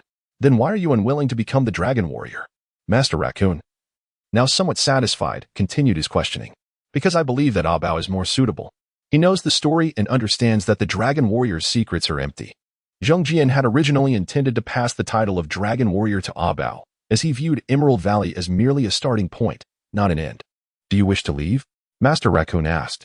"Yes, after resolving the great dragon issue, I plan to depart from Emerald Valley, wandering the world in pursuit of the pinnacle of martial arts." To prepare for his eventual departure, Zhang Jian articulated the thoughts he had long held. Upon hearing Zhang Jian's explanation, Master Raccoon's expression shifted, and he firmly rejected. I do not agree. Ah Bao's character is questionable. Zheng Jian was taken aback, bewildered. When he first came up the mountain, he falsely accused you of wrongdoing to drive you away. The mere thought of this left Master Raccoon with an unfavorable impression of Ah Bao. Hearing his master's words, Zheng Jian helplessly rubbed his forehead, a bitter smile crossing his face. Master, the truth is, Zheng Jian sighed, recounting the entire incident to Master Raccoon. Chapter 11. The art of luring monsters. Having dispelled his prejudice against Pa, Master Raccoon acknowledged Zheng Jian's choice. Once the master departed, Zheng Jian sought out Po alone. Unlike the master, Po was initially taken aback by Zheng Jian's explanation, then glared at him furiously. Do you think I'm an idiot? Zheng Jian, feigning innocence, nodded slightly. No, not at all. That's precisely what you meant. Po was astounded by Zheng Jian's audacity. Zheng Jian shook his head emphatically. I absolutely did not mean that. Faced with Zheng Jian's shamelessness, Po was nearly enraged to the point of spitting blood. You gluttonous cat, this is far from over. Noticing Po's change in address, Zheng Jian realized that Po had begun to believe him, though still seething with anger. What do you want, you fatso? I want to hit you. Po stepped forward, gritting his teeth. Then give it a try. Zheng Jian replied, amusement glinting in his eyes. Po smirked, clasped his hands, and produced a sharp cracking sound. With a loud shout, Po raised his fist and struck fiercely at Zheng Jian. Wait, are you serious? Zheng Jian exclaimed, hastily retreating to dodge Po's attack. The following morning, the group, burdened with worries, awoke early, unable to find solace in sleep. As Po stepped outside, he was met with puzzled gazes from the others, his face showing signs of embarrassment. Upon seeing Po's battered visage, Ling Shi was the first to inquire. Po, what happened to you? It's nothing at all. Just a little accident, Po awkwardly explained. It seems like there were quite a few accidents. Zheng Jian chimed in, teasingly from the side. You gluttonous cat. Po shot Zheng Jian a glare before awkwardly laughing at the others. Enough chatter, follow me. Master Raccoon, who had approached, spoke calmly. Yes, master. Everyone replied respectfully. Under Master Raccoon's guidance, they arrived at the entrance of the heroic hall. Master Raccoon stepped forward and pushed open the grand doors. Come in. Entering the heroic hall and standing by the pool, everyone obediently positioned themselves behind Master Raccoon. Even Zheng Jian, who was typically mischievous, appeared unusually compliant. With the wooden staff bestowed upon him by Master Turtle, Master Raccoon dramatically pointed at the pool, initiating his performance. Truly worthy of being my master. There is a certain finesse, Zheng Jian thought playfully to himself. With the aid of flower petals, the dragon's secret manual gradually descended from the dragon's mouth. Once he caught the manual with the staff, Master Raccoon solemnly handed it to Po. Eagerly, Po opened the manual, only to find himself utterly bewildered, his expression shifting from confusion to utter disbelief. Everyone, except Zheng Jian, was equally perplexed. How could this be possible? Master Raccoon observed the empty pages of the manual. Disbelief etched across his face. Po, beside him, had completely lost his composure, running about in a frenzy, creating a scene of chaos. Ahem. Zheng Jian cleared his throat, capturing everyone's attention. Master, what should we do now? Alas, you all should descend the mountain and take the villagers with you. In mere minutes, Master Raccoon appeared significantly aged, a shadow of his former self. Master, Po, having regained some composure, inquired with concern. You must leave. Master Raccoon turned his back to them, unwilling to continue the conversation. Let us go, Po. Jiao Hu and Jin Ho moved forward to pull Po along, leading the others down the mountain. Zheng Jian deliberately lingered at the back, and as everyone exited the door, he swiftly shut it behind them. The others outside turned to Jiao Hu, seeking your guidance. Let us descend first. Jiao Hu cast a lingering glance at the door before decisively turning away. Inside the hall, Master Raccoon, having heard the commotion, remained motionless and spoke softly. Do not persuade me. Descend the mountain. Old man, I am not staying for you. I seek to challenge the strong and pursue progress. Understand? Zheng Jian retorted disdainfully. Zheng Jian, are you rebelling? Master Raccoon turned around, his voice booming with anger. Elder, at your age, you should enjoy tea indoors instead of seeking fights. Leave such matters to the youth. Zheng Jian flexed his body, producing a series of cracking sounds. Master Raccoon glared at Zheng Jian but remained silent. Under the intensity of Master Raccoon's gaze, Zheng Jian performed a graceful turn, presenting his back to the master. Stay here and do not move. I will hunt a leopard and craft you a fine coat. As Zheng Jian's figure receded, the previously furious Master Raccoon felt his eyes redden slightly, a smile gradually forming at the corners of his mouth. Pushing open the hall's door, Zheng Jian stood in the clearing before it, vigilantly scanning the horizon, awaiting the arrival of DeLong. His wait was not prolonged. A rapidly moving figure soon caught his eye. DeLong, dashing towards him, bore a cruel smile as he lunged at Zhang Jian. Boom. In the face of DeLong's powerful assault, Zhang Jian executed a roll, elegantly evading the strike. Hey, watch it. Damaging public property incurs a fine of 100. Zhang Jian quipped after narrowly escaping. Then come collect it. DeLong retorted, crushing a fragment of stone in his hand disdainfully. Zhang Jian, noticing DeLong standing before the door, shouted, Master, do not come out. Hearing the commotion, DeLong instinctively glanced behind him, only to find the door firmly shut. Continue on. Seizing the opportunity while DeLong was distracted, Zhang Jian mischievously charged forward, striking DeLong across the face. DeLong, toppled by Zhang Jian, glared furiously, roaring, I will slaughter you, you wretched pig. TSK, foolish and blind. No amount of medicine can save you. Zhang Jian lamented, shaking his head in pity. Curse you, pig. Die. DeLong bellowed, rushing at Zhang Jian. Child, being blind is a condition that can be treated. If necessary, I can help you swap your eyes for a dog S. Zhang Jian taunted as DeLong charged at him once more. In a fit of rage, DeLong unleashed a powerful punch that landed squarely on Zhang Jian's head. Ah! Zhang Jian cried out, crashing to the ground. Reeling from the impact and teetering on the brink of unconsciousness, he struggled to rise unsteadily. As DeLong prepared to push open the door and enter the hall, Zhang Jian continued to mock. I am afraid I must apologize. This hall does not permit fools and beasts to enter. With his anger rekindled, DeLong turned to glare at Zhang Jian. Pig, you have quite the resilience. Apologies. My dear grandfather, I am simply tough. Care to learn my secret? Zhang Jian boldly proclaimed, overcoming his discomfort and charging forward. Then perish. DeLong sneered, lunging at Zhang Jian. With a resounding crash, the clash echoed as Zhang Jian, overpowered, was once again sent sprawling to the ground. This time, DeLong did not relent. He approached Zhang Jian's side, looking down menacingly. Die, pig. Chapter 12. Fundamental Operations. Delightful, truly delightful. Do not cease. Continue. Goodness, spotted leopard. Do you wish to slay the cat? By the way, little leopard, did you say your father is a spotted dog, or is it your mother? Ow. Take it easy. Take it easy. No need for excitement. My apologies. My apologies. I almost forgot. You are an orphan. Speaking of which, your parents are indeed heartless. Merely because you are both foolish and blind, they cast you aside. Fat pig, I shall skin you alive. All right. Do not be angry. Do not be angry. I could always be your father.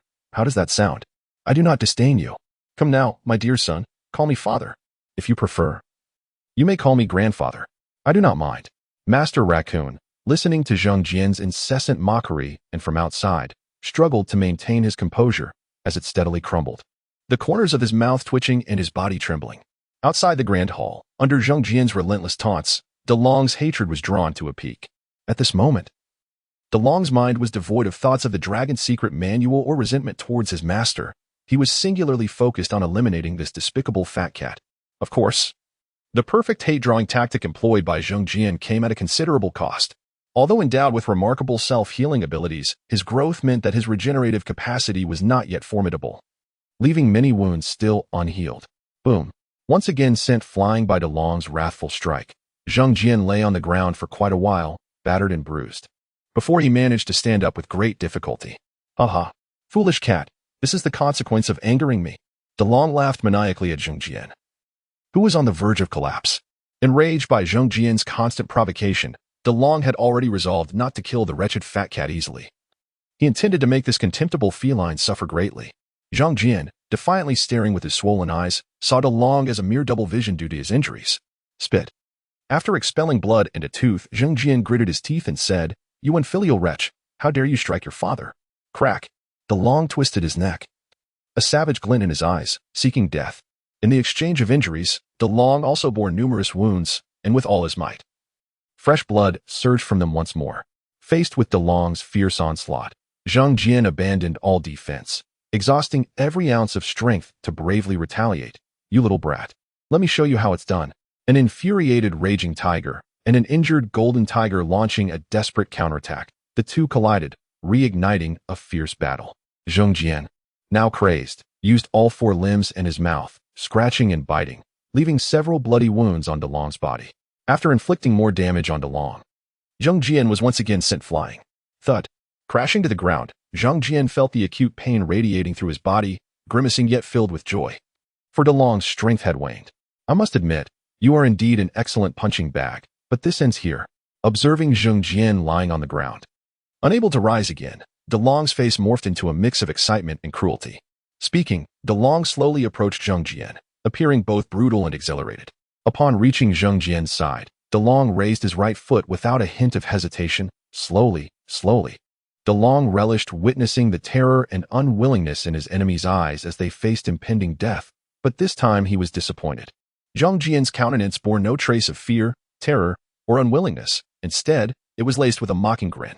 DeLong's right foot hovered in the air, poised to descend at any moment.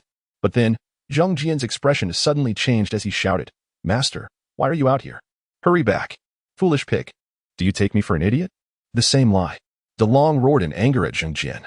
Unfortunately, before he could finish, Master Raccoon, who had approached from behind, delivered a kick to his back, sending him crashing against the stone wall. After sending DeLong flying, Master Raccoon did not continue the assault, but instead turned with concern towards Zhang Jian, asking, "Zhang Jian, are you all right?" "I'm fine, Master." "Quickly deal with DeLong." Zhang Jian pushed himself up with his forelimbs, sitting up. Master Raccoon nodded, gazing at the severely injured DeLong, acknowledging, "DeLong, I recognize my mistakes. Your current state is due to my earlier indulgence." Standing from the ground, Zhang Jian looked at his master, who wore a face of regret, reminiscing about the past, and rolled his eyes in exasperation. Zhang Jian, unwilling to grant DeLong any recovery time, felt a bit of strength returning to his body and, disregarding his master's ramblings, took the initiative to attack. Zhang Jian. Watching Zhang Jian charge forward, Master Raccoon barely uttered his name before halting, his face etched with hesitation. "Little brat, receive your grandfather's loving education," Zhang Jian yelled as he charged towards DeLong. Already gravely injured, DeLong was unable to evade, barely enduring Zhang Jian's assault, and was once again hurled against the wall. Standing on the ground, watching DeLong, who was now embedded in the wall and spitting blood, Zhang Jian triumphantly declared, "To call you a fool, and yet you refuse to believe it. Now, are you starting to see reason?" Hee. Pooh. Stung by Zhang Jian's taunts, DeLong, in a fit of rage, spat out another mouthful of blood. As the blood came toward him, Zhang Jian nimbly stepped back, pinching his nose in disgust. "Little brat, do you wish to suffocate your grandfather?" DeLong, struggling on the ground, trembled with rage, raising his right hand to point at Zhang Jian. "I will surely kill you." Hee. Zhang Jian simply responded with 2 words. "Ah." DeLong roared in fury, charging once more towards Zhang Jian. "Out of my way." Faced with the severely wounded DeLong, Zhang Jian, who had regained much strength, delivered a slap, followed by a series of authentic Wing Chun kicks, landing dozens of blows that utterly decimated DeLong. The final kick from Zhang Jian struck DeLong on the chin, rendering him unconscious. Collapsing onto the ground amidst the debris, his breath faint. Observing DeLong's unconscious form, and casting a furtive glance at his master, Zhang Jian summoned his strength and lunged at DeLong, executing a perfectly precise black tiger heart extraction, plunging directly into DeLong's chest, piercing his heart, and DeLong instantly fell lifeless. Zhang Jian cease. Witnessing this scene, Master Raccoon shuddered, exclaiming in shock and anger. Hearing the voice, Zhang Jian slowly withdrew his right hand from DeLong's chest, looking up at his master. "Master, how many more must perish because of your compassion? Have you forgotten the tales told by the gentle tiger? Reflect on the heinous acts committed by DeLong. You, sigh." Master Raccoon's heart was a maelstrom of complex emotions, encapsulated in a long sigh. "I am old, so very old." Master Raccoon slowly turned away, making his way towards the Hall of Extraordinary Heroes. Watching his master's departing figure, Zhang Jian felt a twinge of guilt, yet no remorse. DeLong had to die. "Master, fat cat." Just as Master Raccoon returned to the hall, a Bao's breathless voice echoed from outside the mountain gate. Hearing a Bao's voice, Zhang Jian could not help but smile. This wave of support arrived just in time, bursting through the mountain gate. A Bao immediately spotted Zhang Jian and the lifeless body of DeLong. "Fat cat, you defeated DeLong?" A Bao's tone was filled with disbelief. "Basic operations," Zhang Jian replied with an air of calm assurance. Chapter 13. Homecoming. On the second night after vanquishing the great dragon, Zhang Jian found himself standing solemnly before the door of Master Raccoon's chamber. Kneeling outside, he gazed at the illuminated interior and respectfully bowed thrice. Inside, Master Raccoon, having heard the commotion, recognized the visitor's presence. After a day of recuperation, Master Raccoon rose and retrieved a somewhat worn notebook from a nearby wooden chest. With a creak, he opened the door, observing Zheng Jian, who had now risen to his feet. "You are leaving," Master Raccoon remarked, standing on the steps and looking down at Zheng Jian. "Indeed, Master. Please take care of yourself," Zheng Jian replied with a smile, his gaze warm. After a moment of silence, a gentle smile appeared on Master Raccoon's face as he extended the notebook towards Zheng Jian. "Master?" Zheng Jian inquired, puzzled. "This contains the cultivation insights of Master Turtle," Master Raccoon explained as he handed the notebook over. With a final, deep gaze at Zheng Jian, Master Raccoon retreated into the room, closing the door behind him. After confessing his feelings to his master, Zheng Jian, with a mere bundle of belongings and the moonlight as his companion, embarked on his journey down the mountain. Leaving behind his master and friends, he set forth on the path of cultivation. Within the pages of Master Turtle's martial arts insights, Zheng Jian discovered methods for refining his qi. To master this energy, he roamed far and wide, honing his skills and challenging formidable opponents, refining his spirit in the process. 3 years later, atop the peak of Shin Mountain, Zheng Jian stood triumphant, having bested countless adversaries and perfected his cultivation. At this moment, enveloped in a swirl of green energy, he wore a grimace reminiscent of constipation. Gazing at the large mass of green above him, he felt as if he had ingested something unpleasant, devoid of joy at his success in mastering qi. Oh, the burdens of his heart. Over these 3 years, Zheng Jian had dedicated himself to arduous training, forsaking the affairs of his friends. Today, he finally reaped the fruits of his labor. Though dissatisfied with the color of his qi, he stood at the mountain summit, looking towards the direction of Emerald Valley, whispering, "Farewell, everyone." With that, he was swiftly engulfed by a rift in space, vanishing from the world of Kung Fu Panda. Back at Li Qingya's home, Zheng Jian surveyed the surroundings, feeling a profound sense of unfamiliarity, yet his heart brimmed with excitement. The hero has returned, he proclaimed joyfully in the center of the room. By the floor-to-ceiling window at home, Zheng Jian reclined on a cushion, basking in the sun. How dull. He squinted lazily. Li Qingya was occupied with school, and her father, a seasoned detective, often worked late, leaving Zheng Jian to his own devices during the day. Bored beyond measure, Zheng Jian sluggishly rose from the cushion, resolving that he must stir up some excitement. With a newfound determination, he left the comfort of his soft resting place and headed towards Li Qingya's bedroom. Upon entering, he leaped effortlessly onto the computer desk, landing in front of a pencil holder filled with various odds and ends, including a spare key to the door. Spotting the key, Zheng Jian extended his plump paw into the holder, deftly retrieving it. With the key clasped in his mouth, he dashed to the security door, leaping up to the doorknob. With a satisfying click, he unlocked the door and stepped outside. After closing the door, he carefully concealed the key within the fire hydrant in the stairwell. Having completed his little mission, Zheng Jian exclaimed with exuberance, "The hero is re-entering the world." With that, he sprinted down the stairs, huffing and puffing. He finally reached the first floor of the 18-story building. "Next time, I should take the elevator," he mused, exiting the stairwell and entering the community garden. Zheng Jian held his head high, surveying his domain. It was just past 4 in the afternoon, and the garden was populated by a few retired elders and stay-at-home mothers. Some chatting and sipping tea in pavilions, others walking their pets, while a few basked in the sun with their children. Disappointed at the lack of attractive women, Zheng Jian sighed heavily. "It seems the beauty of our nation relies solely on me. Oh, the pressure is immense. Mommy, look at that cat."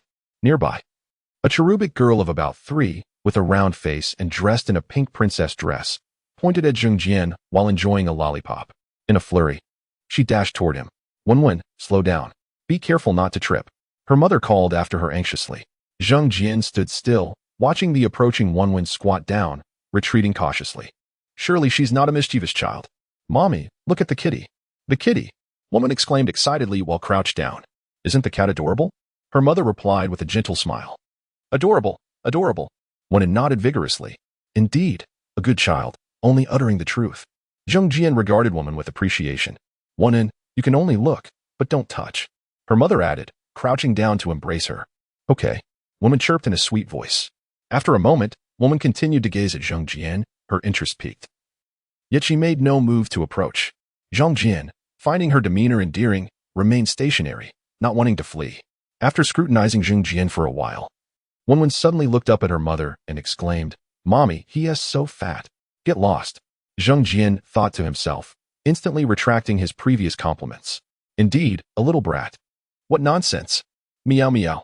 Zheng Jian called out playfully before turning to leave. Seeing him depart, Woman hurriedly stood and followed suit. Woman, slow down. Zheng Jian quickened his pace, leaping onto a nearby tree. Mommy, the kitty climbed up the tree. Wenwen lamented from below. Don't worry, when you grow up, Mommy will get you a kitty too, her mother assured her, lifting Wenwen in comfort. Yay, yay, a kitty, a kitty. Wenwen cheered, her spirits lifted. Oh, the childish innocence. You will never know how long later truly is. Zheng Jian chuckled coldly from his perch on the branch. Watching Wenwen depart joyfully with her mother, Zheng Jian finally stood up, surveying the garden below with a signature smirk. Apologies, but your emperor has arrived. Chapter 14. The little kitten on a shaded path beside the garden. Zheng Jian strolled leisurely after descending from a tree. Suddenly, he heard the plaintive mewing of a kitten, causing him to halt in his tracks. Following the sound, he discovered a small white kitten amidst the grass on his right. Its fur, unwashed and matted with debris, appeared dull and gray, suggesting a certain frailty. Upon spotting the kitten, Zheng Jian glanced around, hoping to find its mother nearby. But to no avail. As he approached, he examined the little creature closely. The kitten, noticing Zheng Jian, exhibited no fear. Instead, it mewed and clumsily squirmed towards him. Poor little thing, it must have been abandoned. Zheng Jian moved closer, gently supporting the kitten with his foreleg. As he drew nearer, the kitten's cries grew more urgent. An adept linguist, Zheng Jian effortlessly discerned its desire. It was hungry and seeking nourishment. Alas, he had no milk to offer. And the desperate cries of the little feline etched a frown upon his face. In the midst of contemplating how to feed the kitten, an unusual sensation stirred in his abdomen. Zheng Jian looked down to see the kitten crawling beneath him in search of milk, confusion evident on his face. Go find your mother if you want milk, he grumbled, using his right paw to gently nudge the kitten away. After relocating the kitten, he scanned the surroundings once more. Standing upright, he cradled the little creature and carried it behind a small tree on his left, placing it in the grass behind the trunk. After concealing the kitten, he called out softly, meow, meow, meow, meow. Stay put, and I shall fetch you something to eat. With that, he turned and dashed away, ignoring the kitten's sorrowful mews. Exiting the thicket, Zheng Jian sprinted down to the first floor, leaping to press the elevator's upward button. To his relief, the descending elevator was empty, allowing him to step inside alone. With another leap, he pressed the button for the 18th floor. As the elevator ascended swiftly, Zheng Jian raced to Li Qingyao's room and powered on the computer. Standing at the desk, he employed a single-finger technique to search for what the little kitten might eat. After thorough research, he hurriedly shut the computer, grabbed his keys, and dashed out the door. Panting, he returned to the shaded path in the garden. Upon reaching the path, he glanced ahead, and his heart sank. In the vicinity of the small tree, a brown, unattractive pit bull was slowly approaching the little kitten. The dog, with its nose to the ground, was closing in on its prey. Moments later, it spotted the kitten and let out a ferocious bark, while its owner, a young man in his 20s, merely watched, seemingly entertained. Sensing danger, the kitten curled in fear, trembling as it cried out. Enraged, Zheng Jian shouted and sprinted towards the kitten. Tiger, take down that little creature, the pit bull's owner exclaimed with excitement, furious at the owner's command. Zheng Jian felt a blaze of anger ignite within him. Without hesitation, the pit bull, Tiger, lunged at the kitten. Die, foolish dog, Zheng Jian roared, launching himself with a powerful pounce, his sharp claws aimed at the dog's neck. The wounded pit bull yelped in pain and retreated, blood streaming from its injury. Like a cornered beast, Tiger did not back down, snarling defiantly at Zheng Jian. The pit bull's owner, stunned by the unfolding chaos, shouted in desperation, Tiger, kill that damned wildcat. With that, he released the leash. Freed from restraint, Tiger dug its paws into the ground and charged at Zheng Jian. Facing the oncoming beast, Zheng Jian remained composed, swiftly pivoting and employing his sharp claws to strike at Tiger's vulnerable spots repeatedly. The injured pit bull howled, retreating from the fierce assault. Incensed and desperate, the owner picked up a stone and hurled it at Zheng Jian in a futile attempt to aid his dog. Zheng Jian effortlessly evaded the projectile.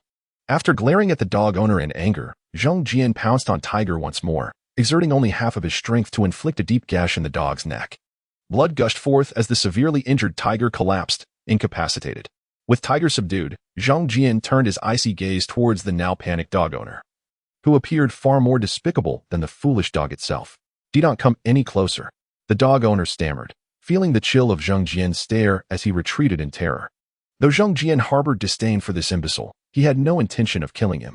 To do so might expose him to great risk, and having never taken a life, he grappled with a psychological barrier.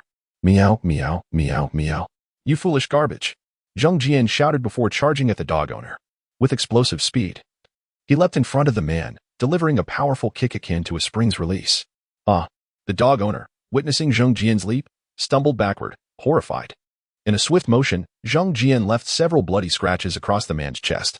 The startled dog owner plopped down onto the ground, disregarding his injuries in the pitiful state of his dog as he scrambled away in panic. The incapacitated pit bull, watching its retreating owner, let out a few weak cries before succumbing to stillness. After vanquishing the foolish dog and sending its owner fleeing, Zhang Jian hurried back to the little kitten, gently soothing it. As Zhang Jian comforted the kitten, it gradually calmed, though it remained fearful, snuggling close to him. Seeing the kitten settle, Zhang Jian, wishing to remain inconspicuous and unbothered by the little one, picked it up delicately in his mouth and walked away from the thicket. While Zhang Jian focused entirely on the kitten, he remained unaware that the recently driven-off dog owner was lingering in the distance, filled with resentment. Congratulations to RNG on their championship victory. Chapter 15, The Great Battle. After consulting information at home, Zhang Jian realized that he was utterly incapable of caring for the feeble little kitten. Thus, he recalled the nearby pet hospital to tend to the frail creature. Zhang Jian ambled slowly, stopping intermittently along the way. After approximately half an hour, he finally arrived at the entrance of the pet hospital, gently carrying the kitten in his mouth. Having learned from past experiences, he dared not leave the kitten at the door but instead entered with it still cradled in his jaws. Upon entering the pet hospital, Zhang Jian caught the attention of the receptionist at the front desk. "Isn't that Orange?" she remarked, recalling the rotund orange cat from the previous day. Hearing her voice, Zhang Jian set the kitten down and meowed insistently. "Meow, meow, meow. Excuse me, could you please come and feed this little one?" Intrigued by Zhang Jian's vocalizations, the receptionist knelt down and asked, "Is this your child?" Zhang Jian rolled his eyes in exasperation and gently nudged the kitten with his paw.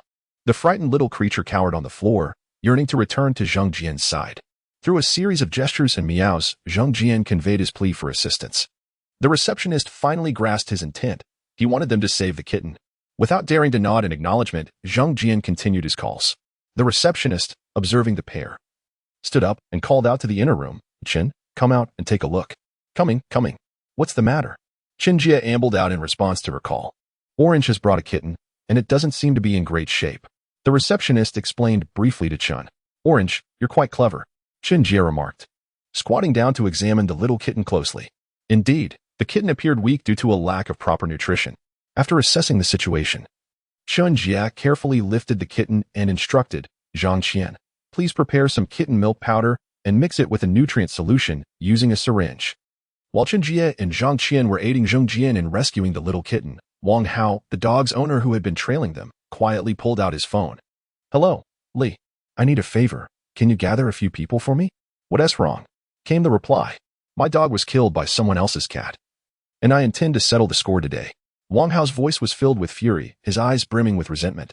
After ending the call, he looked toward the pet hospital with a triumphant expression, thinking, "Those beasts will soon face my wrath." Unbeknownst to Zhang Jian, who had followed Chen Jia into the inner room, he had inadvertently brought a considerable amount of trouble to the pet hospital. At that moment, Zhang Jian stood on the table, watching as Chen Jia carefully fed the kitten. After the feeding, Chen Jia fetched a soft towel and gently wrapped the kitten. Once he completed this task, Chen Jia washed his hands and approached Zhang Jian. "Orange, I'll take care of this kitten for now. I'll see if I can find it a home later," Chen Jia said, pausing momentarily while leaning down to Zhang Jian's level. "However, let me be clear, you can't keep bringing pets to me without cause." "I'm not idle enough for that," Zhang Jian retorted, ignoring Chen Jia as he sauntered over to where the kitten lay resting. "Hey, Orange, are you turning your back on me?" Chen Jia joked, noticing Zhang Jian's indifference. After a satisfying meal, the little kitten nestled in the warm towel and fell asleep, appearing utterly adorable. Zhang Jian stood quietly beside the sleeping kitten, feeling overwhelmed by its cuteness. Alas, the tranquil moment was short-lived. A cacophony erupted outside, followed by Zhang Qian's piercing scream. "What is happening? What is going on?" Chen Jia hurriedly rushed outside, with Zhang Jian swiftly leaping off the table to assist. As Zhang Jian emerged, his eyes narrowed, and he spotted Wang Hao, the dog owner, shouting in the crowd, "I'm telling you, this isn't over. Look at this. This is what your cat did to me." Wang Hao ranted, blaming the cat for the demise of his docile dog. How could you not control your own pet? With a group of friends backing him, Wang Hao confronted Zhang Qian and Qin Jie, hurling insults. Sorry, but we don't own a cat. You must be mistaken. Qin Jie maintained his composure despite Wang Hao's tirade. Hey, I saw that stupid cat enter your establishment with my own eyes. You can't deny it. But we truly don't have a cat. Qin Jie, well aware of who was responsible, refrained from betraying Zhang Jian. That is impossible. I saw it. You must compensate me for my loss. Wang Hao, eager to exploit the situation, pressed on. Yes, you must pay me. His friends chimed in, emboldened by the confrontation. Amidst the chaos, Zhang Jian remained unnoticed at the periphery, his heart ablaze with anger as he absorbed Wang Hao's words. Damn that trash. Meow. Zhang Jian erupted in an anguished cry, fixing a steely gaze on Wang Hao and his companions, his muscles taut and energy surging within him. Look, the cat is right here. Wang Hao sneered, his confidence surging upon spotting Zhang Jian. Orange, run. Qin Jie and Zhang Qian called out, their concern evident as they saw Zhang Jian emerge. Guys, help me catch that stupid cat. I'm going to skin it alive. Wang Hao seethed, glaring at Zhang Jian.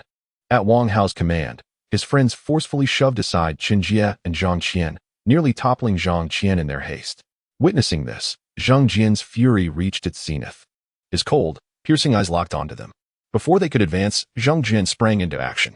After a series of quick strides, he pounced ferociously at the lead assailant, landing squarely on the face of the blonde-haired thug.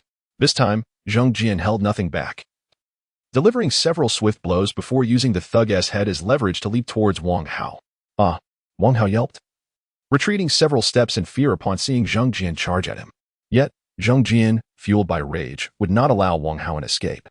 After landing, he bolted straight for Wang Hao, extending his claws and sinking them deep into Wang Hao's calf. Wang Hao cried out in agony, collapsing to the ground as his legs buckled beneath him. With Wang Hao down, Zhang Jian lightly leaped onto his chest, channeling energy into Wang Hao's torso. Following this, Zhang Jian unleashed a flurry of claws upon Wang Hao's face.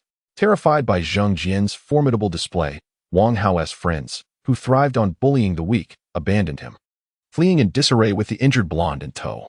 Chapter 16. The Daily Life of a Ginger Cat. Howsy, I heard you had an incident a couple of days ago. After satisfying his hunger and thirst, one of Wang Hao's friends, struggling to contain his laughter, teasingly inquired. Upon hearing his friend's words, Wang Hao's expression shifted dramatically, his tone chilling instantly. That damned creature. I swear one day I will skin it alive. Ha. Howsy, you have truly embarrassed yourself this time. Everyone in our circle knows about it.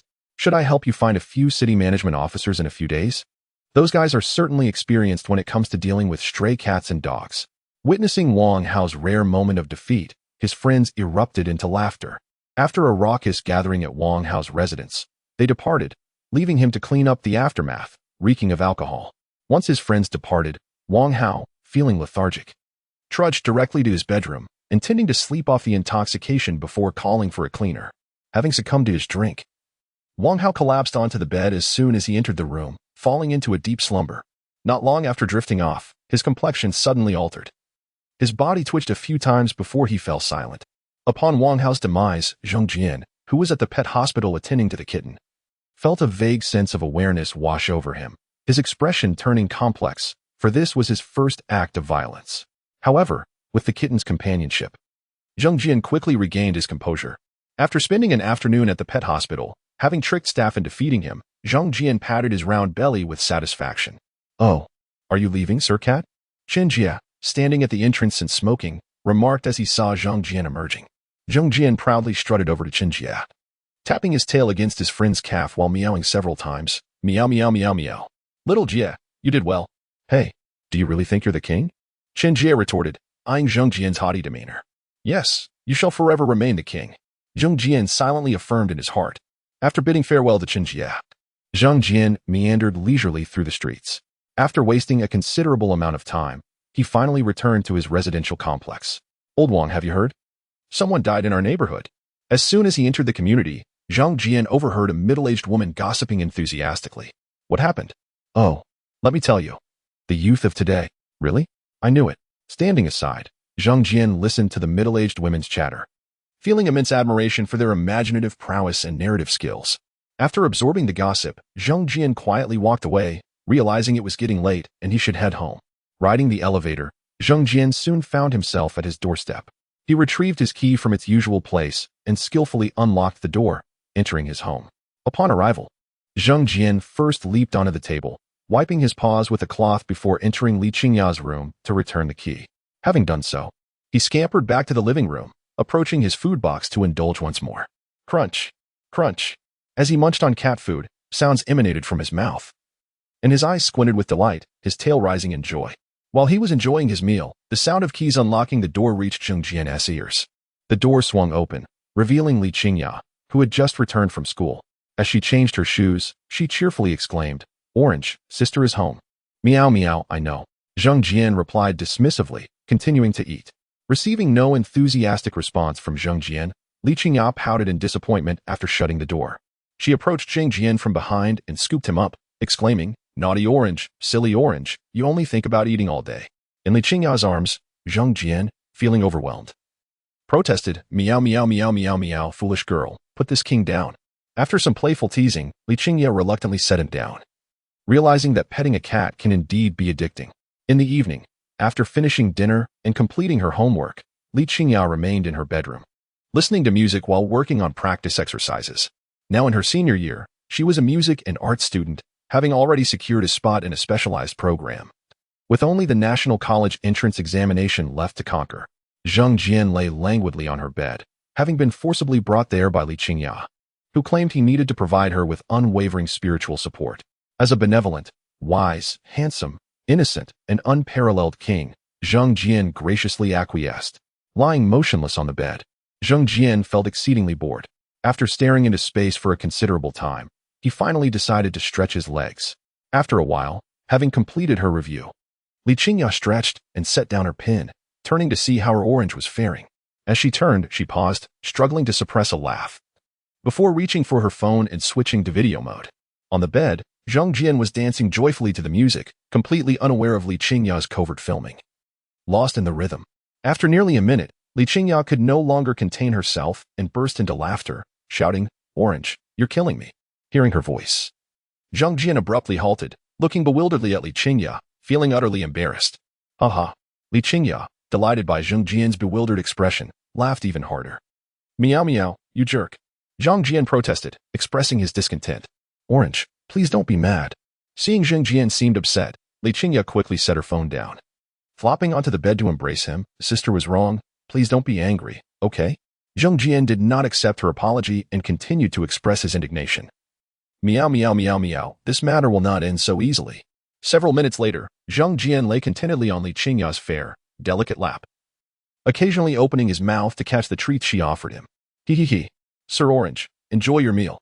Li Qingya smiled down at Zheng Jian, who lay like royalty across her lap. "Meow meow meow meow, very good, indeed." Zheng Jian squinted his eyes with pleasure, nodding happily, entirely abandoning his dignity.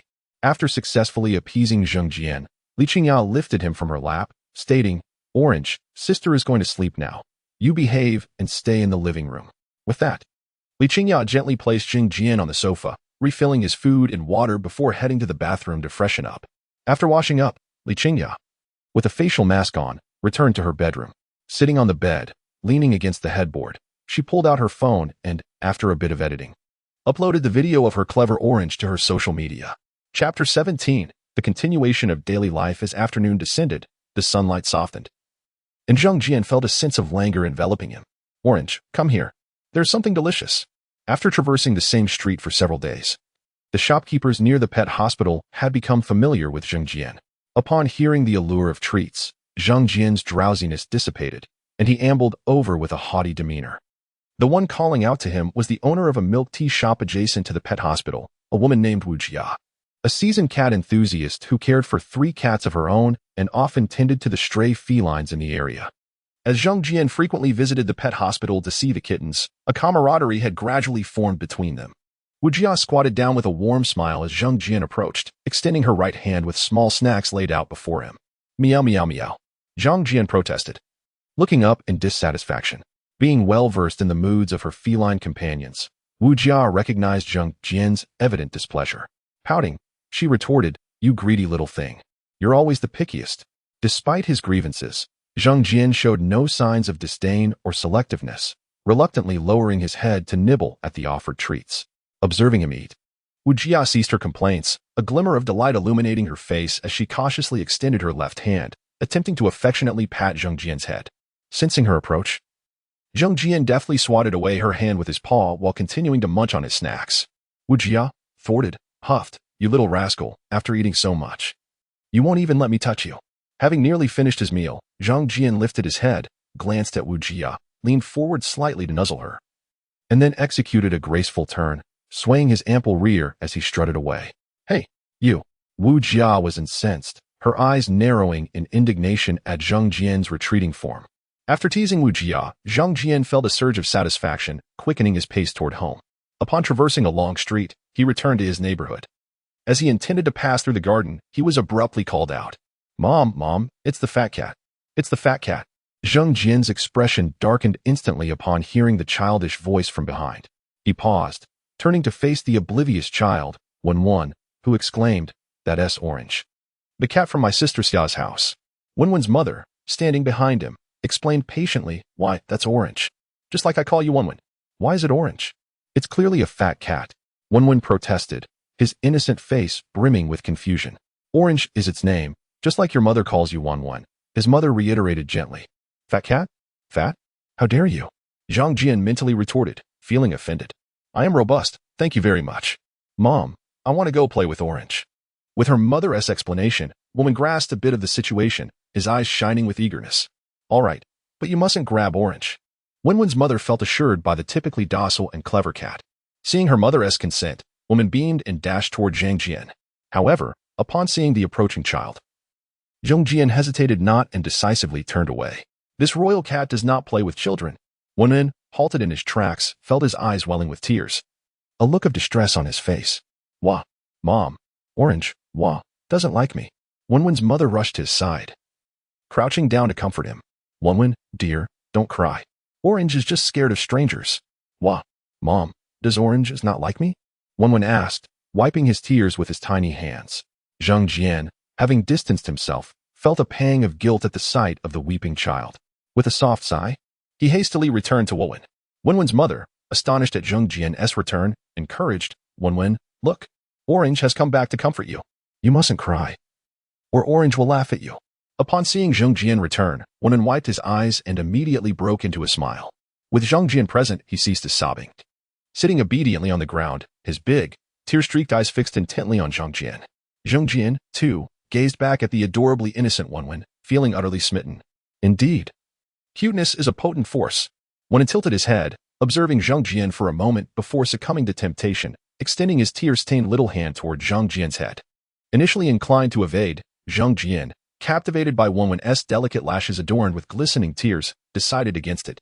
Understanding, Wenwen gently patted Zheng Jian a few times before reluctantly withdrawing his small hand, standing up slowly and earnestly saying, "Orange, you should go home."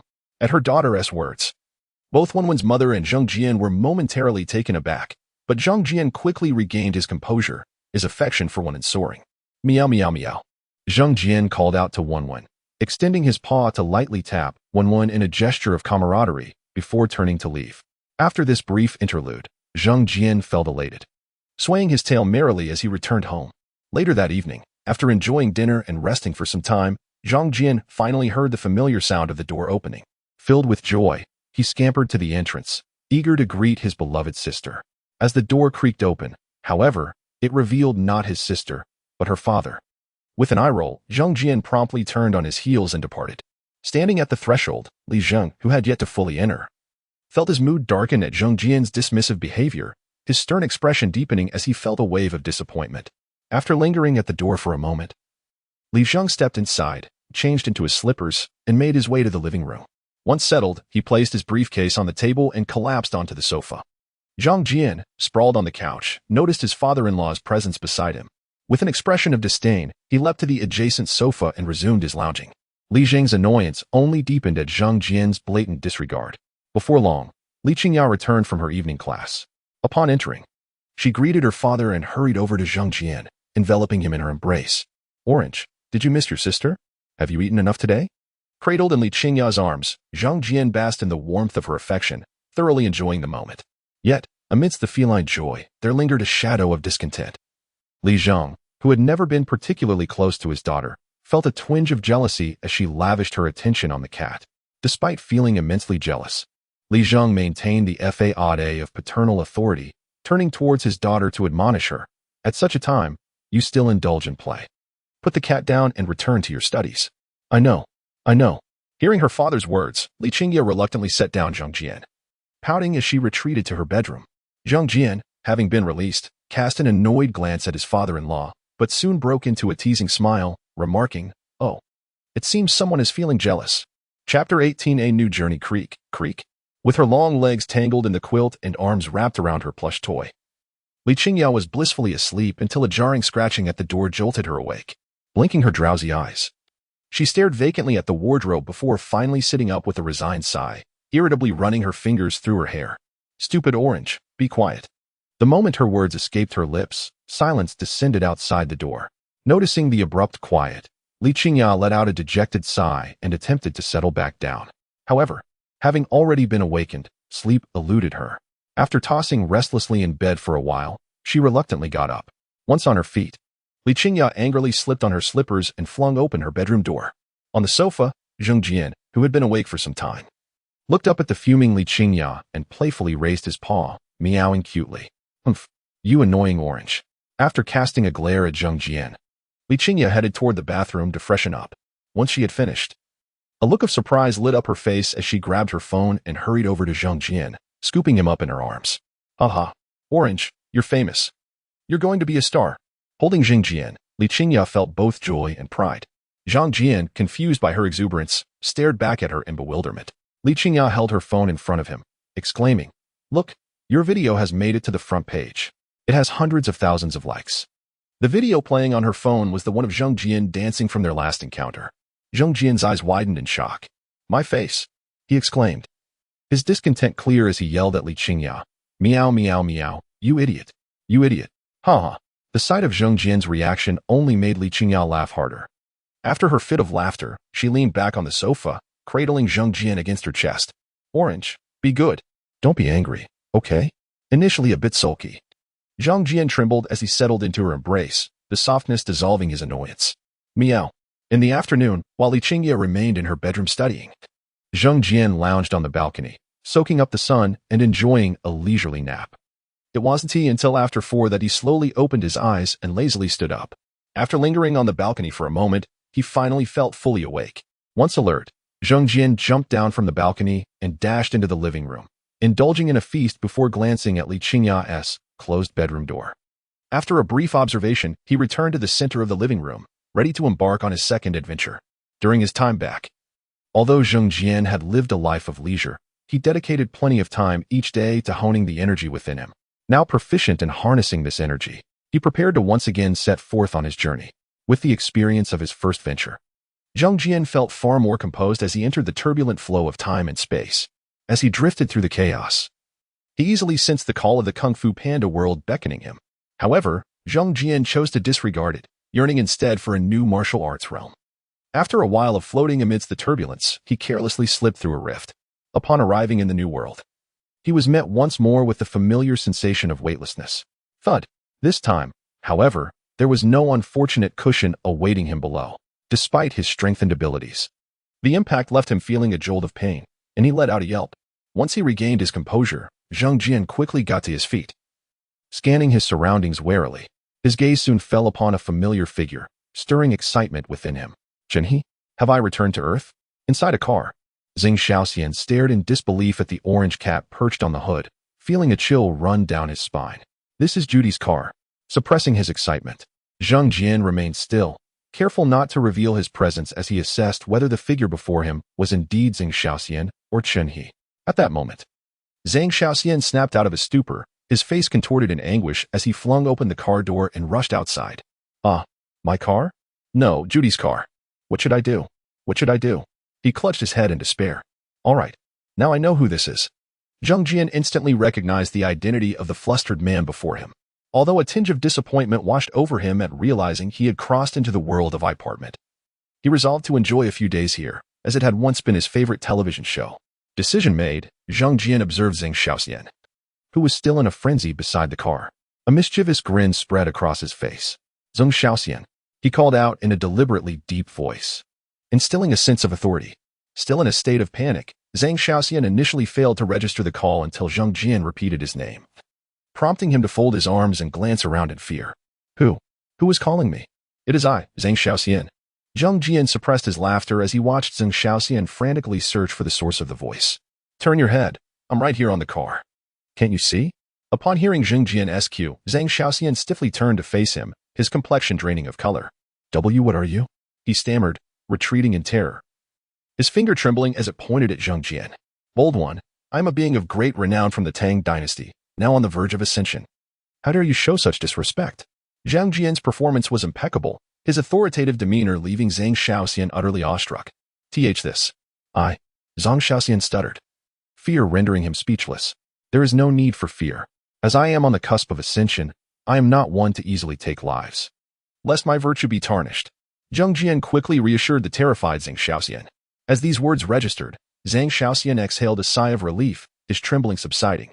After a moment of self-regulation, he forced a smile and declared, seeing a great immortal like you, how could I possibly be afraid? I am merely overwhelmed with excitement. It is indeed a stroke of luck in my lifetime to meet such a revered being. Oh, is that so? Zhang Jian inquired, amusement dancing in his eyes at Zhang Xiaoxian's familiar display. Absolutely. I was truly ecstatic just now. Zhang Xiaoxian clasped his hands together in reverence, his face radiating admiration. Since that is the case, I shall take up temporary residence at your abode. Zhang Jian paused for effect, relishing the sight of Zhang Xiaoxian's constipated expression. What? Do you not welcome me? Hastily, Zhang Xiaoxian's countenance changed as he stammered. No, of course not. How could I refuse a great immortal staying at my place? It would be my honor. Zhang Jian could hardly contain his laughter at Zhang Xiaoxian's antics. Nevertheless, he maintained an air of composure, nodding slightly as a lofty sage would. Then let us proceed. Chapter 19. I am your grandfather seated in the driver's seat. Zhang Xiaoxian faced forward, yet his eyes frequently darted sideways at Zhang Jian. What are you looking at? Hurry up and drive. Zhang Jian leaned back in his seat, emphasizing his words. Start the car now. Don't be so impatient, master. Zhang Xiaoxian hastily started the vehicle, feeling somewhat awkward. Please refrain from calling me master. It sounds so uncouth. Zhang Jian turned his head to gaze at the visibly anxious Zhang Xiaoxian. Then what should I address you as? Zhang Xiaoxian, still struggling to start the engine, asked nervously. From now on, you shall call me Cat Master. Do you hear? Zhang Jian realized for the first time that suppressing laughter could be quite uncomfortable. Understood, Cat Master. Zhang Xiaoxian replied with utmost respect. After responding, Zhang Xiaoxian finally noticed the fuel gauge and, halting his actions, looked at Zhang Jian with a face full of despair. Cat Master, it seems my car is out of gas. Zhang Jian, who had been comfortably reclining in his seat, slapped his forehead in realization, recalling the predicament. Well, Cat Master, about that. Zhang Xiaoxian paused, his expression anxious as he continued. How about we call it a night and I tidy up my place in a few days before welcoming your esteemed presence? Hearing this, Zhang Jian cast a knowing glance at him before calmly replying, let us get out of the car first. All right. Zhang Xiaoxian thought Zhang Jian had agreed to his suggestion, a flicker of joy crossing his face. Opening the car door and stepping onto the road, Zhang Jian approached Zhang Xiaoxian and extended his right paw, channeling his energy into it, and gently scratched the ground, leaving deep fissures. Zhang Xiaoxian stood by, utterly dumbfounded and shocked into silence. Zhang Jian then raised his paw to his mouth, blew lightly, and asked, what did you just say? I didn't catch that. Ha. I just mentioned that I would call a car for you, Cat Master. It is truly a blessing for me, Zhang Xiaoxian, to have you at my home. Zhang Xiaoxian immediately bowed and smiled broadly. Oh, Zhang Jian responded with a meaningful tone. Pleased, indeed, you are a teachable one. Of course, I shall continue to seek your guidance, Cat Master, Zhang Xiaoxian continued, shamelessly flattering him. Then let us summon a vehicle. Zhang Jian, wearing a look of satisfaction, regarded Zhang Xiaoxian. Once Zhang Jian spoke, Zhang Xiaoxian quickly took out his phone to order a car. After successfully arranging the ride, he put his phone away and leaned toward Zhang Jian, asking, Cat Master, do you have any further instructions? Enough with the formalities. I am quite easygoing, you know. If it weren't for your earnest invitation, I would have returned to the mountains to continue my training long ago. So try to remain calm. I know you are delighted, cough cough, but maintain your composure. As he finished, Zhang Jian nearly failed to suppress a laugh, instead opting to mask it with a cough. Upon hearing Zhang Jian's words, Zhang Xiaoxian's lips twitched, and he inwardly cursed, old monster, Once tonight is over, I will definitely find a master to take you down. After standing by the roadside for a while, noticing the car had yet to arrive, a composed Zheng Jian suggested, Xiaoxian, the wind is strong outside. Let us return to the car for a moment. Certainly. After you, Cat Master. Zheng Xiaoxian replied while opening the car door.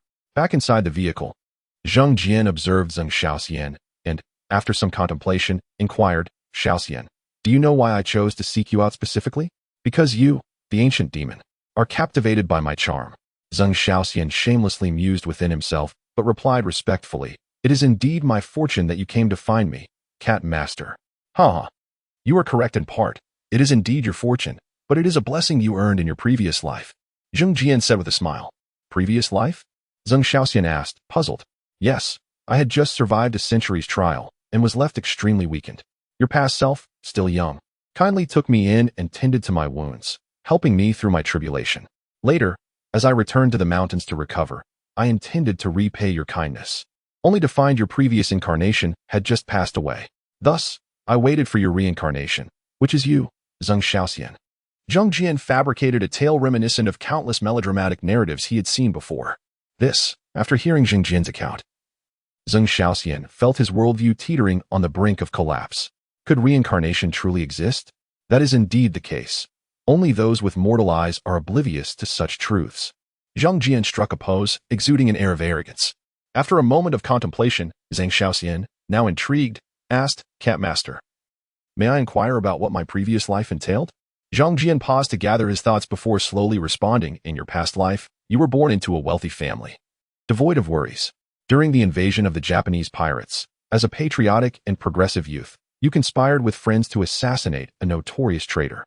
Unfortunately, despite meticulous planning, the attempt failed, and you were trapped on a rooftop with the traitor and a vengeful spirit, leading to a tragic demise for all. Well, that is shocking, Zheng Xiaoxian exclaimed in astonishment. Afterward, he couldn't shake the feeling that Zheng Jian's tale was oddly familiar, though he couldn't quite place it. Who would have thought my previous life was that of a patriotic youth? I truly am a virtuous person, Zheng Xiaoxian concluded, indulging in self-praise. By the way, in the plan, you were merely a bystander, Zheng Jian remarked, inserting a playful jab at the now self-satisfied Zheng Xiaoxian. Coughing to mask his embarrassment, Zheng Xiaoxian retorted, ahem. After some leisurely conversation, the rescue vehicle finally arrived. With the assistance of the rescuers, they managed to leave the outskirts, car and all. After the ordeal, Zheng Xiaoxian returned to his apartment, quietly carrying Zheng Jian into his bedroom. Once inside, Zheng Xiaoxian hurriedly set Zheng Jian down and said, I apologize, Cat Master, for the earlier offense. Zheng Jian, unfazed, casually surveyed Zheng Xiaoxian's room and replied, no worries, I am not so petty. Indeed, you are a person of great magnanimity. Cat Master. Zheng Xiaoxian took the opportunity to bestow another compliment. Having returned from the desolate outskirts to the comfort of home, Zheng Xiaoxian was no longer fearful, but he continued to seize every chance to flatter. However, unlike before, his adulation was now entirely voluntary. The reason? It traced back to the journey home. After resolving the car troubles, Zheng Xiaoxian drove in the direction of his apartment, while Zheng Jian, employing a strategy of both encouragement and rewards, casually mentioned he had many great things to offer Zheng Xiaoxian. Having read online literature, Zheng Xiaoxian perked up at this statement, and coupled with the fabricated tale, he had begun to view Zheng Jian as his grandfather, a golden key to fortune. As thoughts of impending success and winning over a wealthy lady filled his mind, Zheng Xiaoxian felt an exhilarating joy bubbling up within him. Chapter 20. The cheerful Zheng Jian. Who is it? How annoying, grumbled Zheng Xiaoxian, who had already stayed up far too late. Zheng Jian, who was also in bed, was abruptly awakened by the familiar voice outside, becoming considerably more alert. Knock, knock, knock. Outside the door, Hui Fei, growing impatient with the silence from within, continued to rap on the door. Zheng Jian glanced at the still lazing Zheng Xiaoxian, rose to his feet, approached him, and, with a controlled motion, playfully swatted him on the head. With a crisp sound, Zheng Xiaoxian finally stirred awake. Meow, Master Cat? Zheng Xiaoxian moaned, cupping his face and looking at Zheng Jian with a sense of grievance. Get up and open the door, commanded Zheng Jian. Remembering something, he added, by the way, in front of others, treat me like an ordinary cat. Do not disclose my secrets to anyone else, or else. At this, Zheng Jian raised his right paw, revealing his sharp claws, his gaze filled with a hint of menace. Zheng Xiaoxian's drowsiness vanished in an instant, and he chuckled, rest assured, Master Cat, Your secrets are safe with me. Pleased, Zheng Jian nodded. Good. Now go open the door. Prompted by the order, Zhang Xiaoxian hurriedly dressed and dashed to the door, flinging it open. What are you doing? So slow. Hui Fei's voice boomed as soon as the door swung open. Faced with her roaring presence, Zhang Xiaoxian felt utterly powerless. Save for a few exceptions. Why are you yelling so early in the morning? Can't you let someone sleep? Though these words expressed his dissatisfaction, they carried an undercurrent of grievance. Sleep, sleep, sleep. All you do is sleep. Are you a pig? With such a significant event occurring, you don't even bother to lend a hand? Hui Fei exclaimed, hands on her hips, poking Zhang Xiaoxian's chest as she shouted. What happened? What's going on? Hearing Hui Fei's words, Zhang Xiaoxian abandoned his retort and asked with genuine concern. Realizing Zhang Xiaoxian's worried expression, Hui Fei softened her tone. Jean Bo wants to go to Milan with Wan Yu. Oh, I thought it was something serious. Zhang Xiaoxian sighed in relief at Hui Fei's revelation. Wait, what did you say? Noting Zhang Xiaoxian's nonchalance, Hui Fei's temper flared up again. Seeing her rising anger, Zhang Xiaoxian's expression changed, and he raised his hands defensively. Wait. I meant Jean Bo going to Milan with Wan Yu is a good thing. Fine, you big-headed fool. Let me tell you, I absolutely do not agree. Hui Fei glared at Zhang Xiaoxian, her voice filled with indignation. Don't yell at me. It's not my fault. Zhang Xiaoxian retorted helplessly against Hui Fei's tirade. In the bedroom, Zhang Jian stood on the bed, observing the two at the door with great amusement.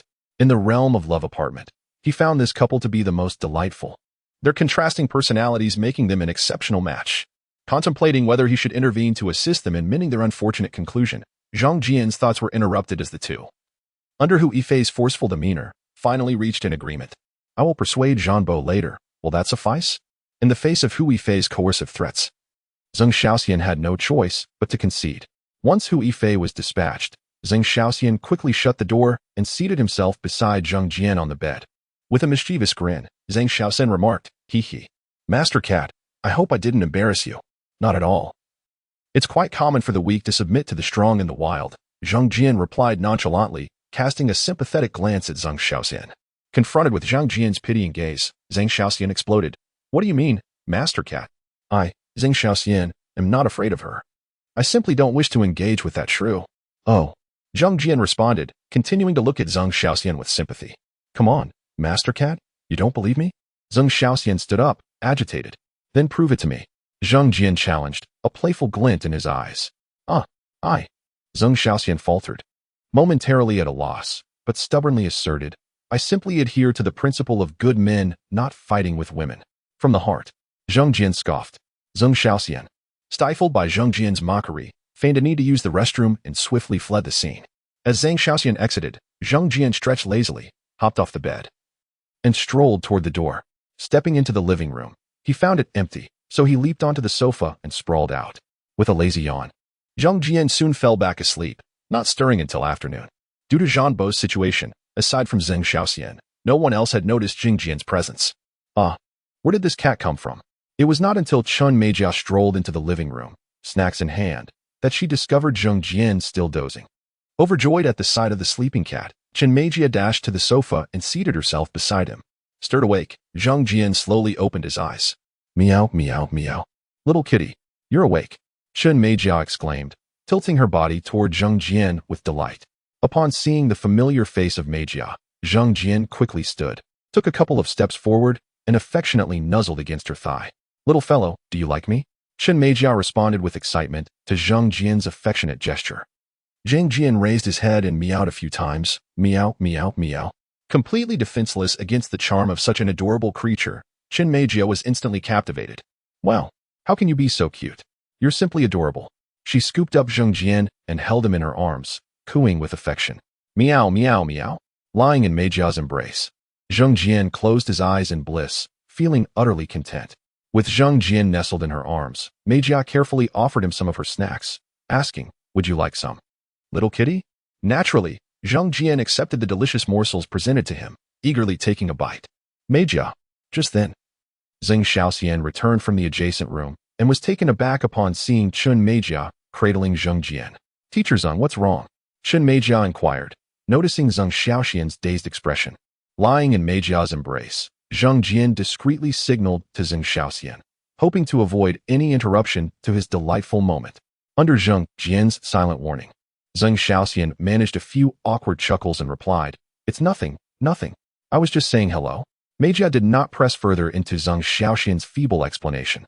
She glanced at the cat in her arms and asked, "By the way, Teacher Zhang, do you know where this cat came from?" "You mean the cat?" He's one I adopted," Zhang Xiaoxian answered, casting a cautious glance at Zhang Jian, wary of provoking his ire. "You're adopting a cat?" Meijia asked in astonishment. "Yes. Meijia, could you please keep an eye on Master Cat for me? I have something to attend to, so I must be off." Eager to escape the situation, Zhang Xiaoxian hastily excused himself and turned to leave. Hey, Teacher Zhang, Meijia called after his retreating figure. "Master Cat? Little kitty, your name is quite imposing." Not having caught Zhang Xiaoxian in time, Meijia returned her attention to Zhang Jian. Chapter 21. Purification of the Vessels. Zhang Jian opted not to join the revelry outside, instead reclining on Zhang Xiaoxian's bed, seeking solace in meditation. The raucous cries of Hu Yifei from beyond the walls prevented any semblance of drowsiness from taking hold. The clamor persisted until well past midnight, gradually diminishing yet never entirely fading away. Upon Zhang Xiaoxian's return from his live broadcast, Hu Yifei's shouts erupted anew, interspersed with Zhang Xiaoxian's meek attempts at justification. "I am utterly exasperated. That tyrant Hu Yifei is insufferable," Zhang Xiaoxian huffed, having been chastised by her. He stormed into the room, his demeanor shifting as he noticed Zhang Jian's unwavering gaze upon him. The moment he entered, Zhang Xiaoxian donned a smile, gently shutting the door behind him. "Master Cat, you're still awake?" Zhang Xiaoxian inquired amiably as he approached the bedside. Of course, with such a cacophony outside, how could one possibly sleep? Zhang Jian retorted, casting an irritated glance at Zhang Xiaoxian.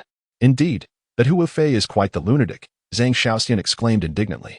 After a moment of hesitation, Zhang Xiaoxian settled beside Zhang Jian, his eyes betraying his contemplative turmoil. Zhang Jian, observing Zhang Xiaoxian's expression, remarked with a hint of disdain, "Speak your mind. Release your thoughts." At that moment, Zhang Xiaoxian, ever compliant, let out a resounding fart. Zhang Jian was momentarily taken aback, rendered speechless as he stared at Zhang Xiaoxian, who wore an embarrassed grin. "I couldn't help it," Zhang Xiaoxian stammered, attempting to justify himself. After a brief pause, he cautiously looked at Zhang Jian's stern countenance, gathering the courage to continue. Master Cat, do you possess any secret techniques or manuals you wish to learn?" Zhang Jian replied calmly, unperturbed despite his lack of any such knowledge. "That Hu Yifei truly crosses the line," Zhang Xiaoxian seethed, recalling her habitual displays of dominance. Zhang Jian, catching sight of Zhang Xiaoxian's clenched jaw, suddenly experienced a flash of inspiration, a characteristic smirk spreading across his face. "Of course, I possess secret techniques. However, they require extensive practice." He paused dramatically, allowing disappointment to wash over Zhang Xiaoxian's features before adding, "But I do have a method that guarantees you can triumph over that Hu Yifei." "Really?" Zhang Xiaoxian's eyes sparkled with excitement at Zhang Jian's words. "Absolutely. My promises are as firm as a rock," Zhang Jian boasted, patting his chest with unearned bravado. "Then, Master Cat, when shall we begin?" Zhang Xiaoxian inquired eagerly, rubbing his hands together with anticipation. "Seeing your eagerness, let us commence right now. First, cleanse yourself, then remove your shirt and sit cross-legged on the bed," Zhang Jian instructed, giving Zhang Xiaoxian's soft abdomen a dismissive pat. "Understood," Zhang Xiaoxian responded quickly, rushing toward the bathroom with uncontainable joy. Once Zhang Xiaoxian had left, Zhang Jian could hardly contain his laughter at the thought of the impending spectacle. However, he quickly composed himself, adopting the guise of a sage as Zhang Xiaoxian's footsteps approached. Upon returning, Zhang Xiaoxian hurriedly locked the door and, in his eagerness, stripped off his shirt and sat cross-legged on the bed, exclaiming, "Master Cat, I am ready." "Very well. Place your hands between your legs, close your eyes, and refrain from speaking. Regulate your breathing. Remember, it must be slow," Zhang Jian instructed. Positioning himself behind Zhang Xiaoxian and channeling his internal energy into his palms. Gently, Zhang Jian placed his hands on Zhang Xiaoxian's back, carefully guiding the energy into his body, gradually purifying his vessels. As Zhang Xiaoxian felt a wave of warmth washing over him, he almost spoke, but remembered Zhang Jian's warning and promptly sealed his lips, his heart racing with anticipation of becoming a martial arts master and exacting revenge on Hu Yifei. As it was his first attempt, Zhang Jian proceeded with caution, taking 3 full hours to complete the purification before his energy began to wane. although the promise of Zhang Xiaoxian becoming a martial arts expert was a ruse. The benefits of the process were indeed genuine. The toxins and impurities within Zhang Xiaoxian's body were expelled, manifesting as unsightly black grime upon his skin. Once the purification was complete, Zhang Jian felt utterly drained but maintained an air of nonchalance, declaring, "It is done. You have succeeded." To his astonishment, Zhang Xiaoxian remained motionless, prompting Zhang Jian to rush to his side, concerned about what might have transpired. Upon reaching him, Zhang Jian's expression darkened. Zhang Xiaoxian lay with his head tilted, drooling in a deep slumber. In a fit of irritation, Zhang Jian leaped, striking Zhang Xiaoxian's head. "Ah, what happened?" Zhang Xiaoxian stammered, shaking his head in confusion. "Sleeping again? You only think of slumber," Zhang Jian admonished, his eyes narrowing.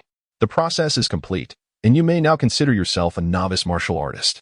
Joy illuminated Zhang Xiaoxian's face as he expressed his gratitude. "Thank you, Master Cat. Enough with the pleasantries. Go wash yourself properly.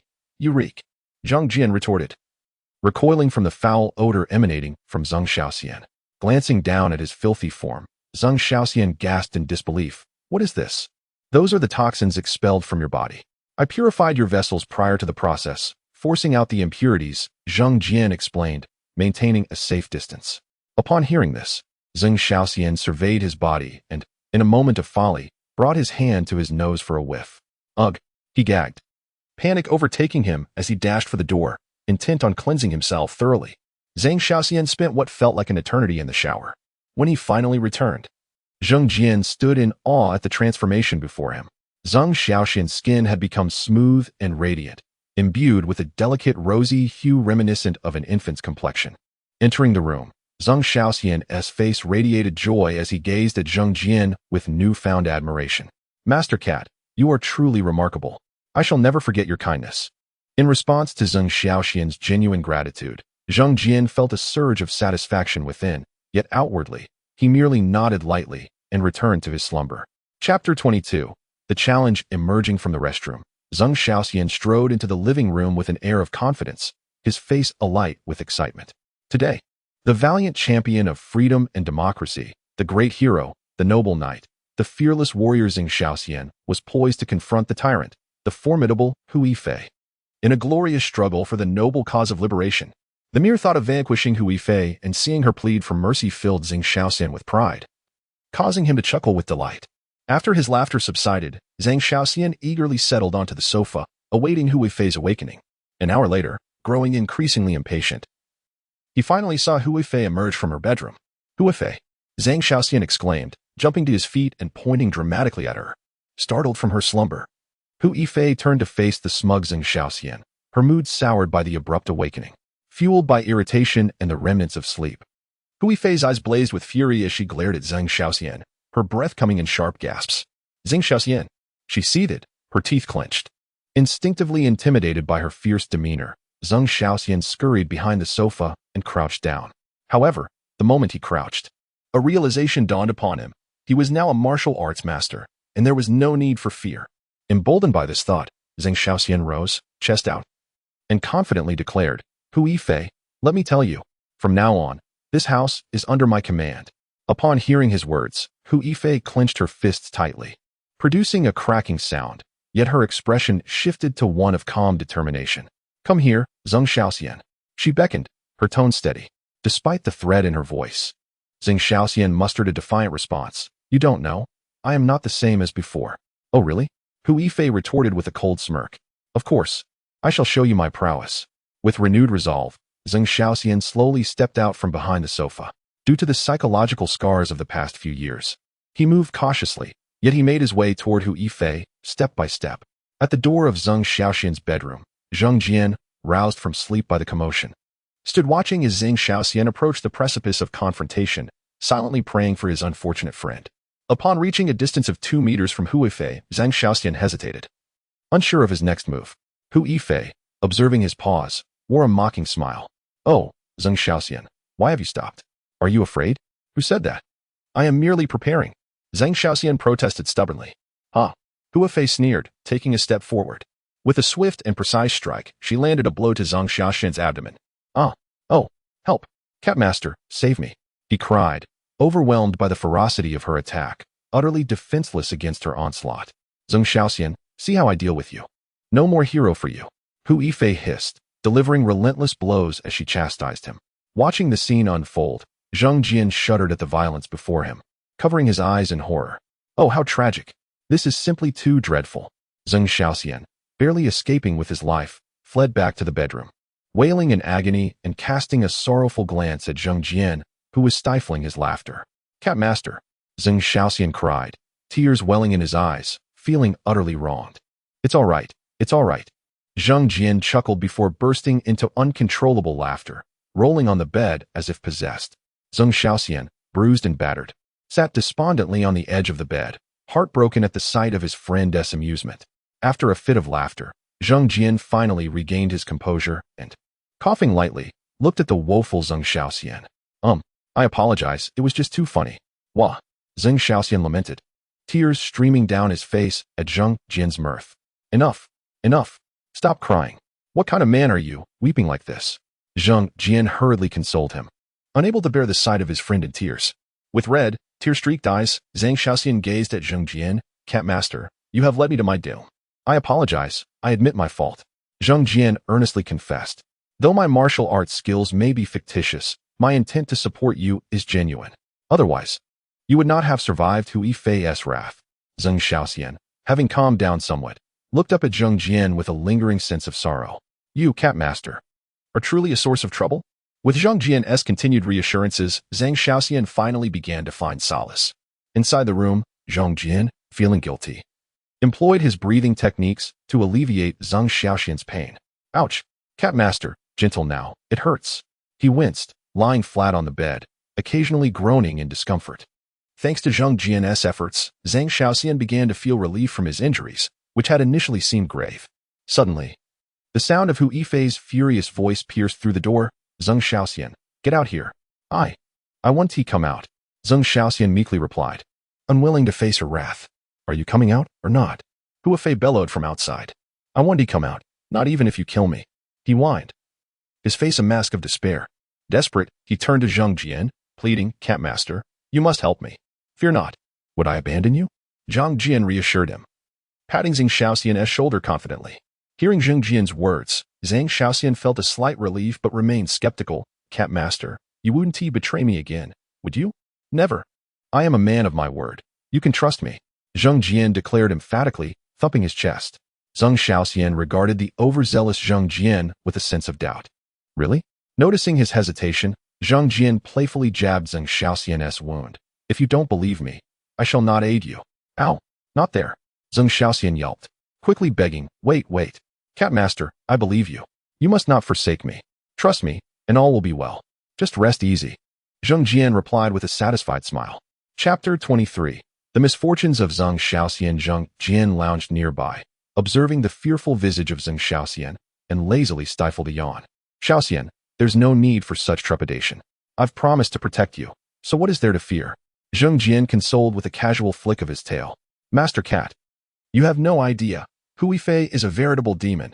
Her transgressions could fill 3 days and nights of lamentation. At the mere mention of Hu Yifei, Zheng Xiaoxian became animated, his heart heavy with the sorrows he had endured. All right. You've mentioned that was in the past. With me by your side. What is there to fear? Zhang Jian stood up and approached Zheng Xiaoxian, giving his thigh a reassuring pat. With Zhang Jian's encouragement, Zheng Xiaoxian finally overcame his fear and, urged by his bladder, donned his shoes and made his way to the locked bedroom door. Rather than boldly flinging the door open, Zheng Xiaoxian cautiously cracked it ajar. Peering outside, satisfied that the coast was clear, he opened it wider. Once assured that no one was around, he hurried to the restroom.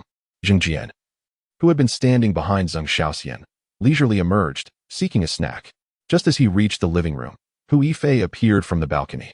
Master Cat, she called out, addressing Zhang Jian by his nickname, a courtesy introduced by Mei Jia the previous day. Zhang Jian nodded in acknowledgement, meow, though she exuded a tough demeanor. Hu Yifei had a soft spot for adorable creatures. She quickly approached Zhang Jian and scooped him into her embrace. As Hu Yifei settled onto the sofa, giving Zhang Jian a massage, Zheng Xiaoxian emerged from the restroom, feeling quite pleased. Master Cat.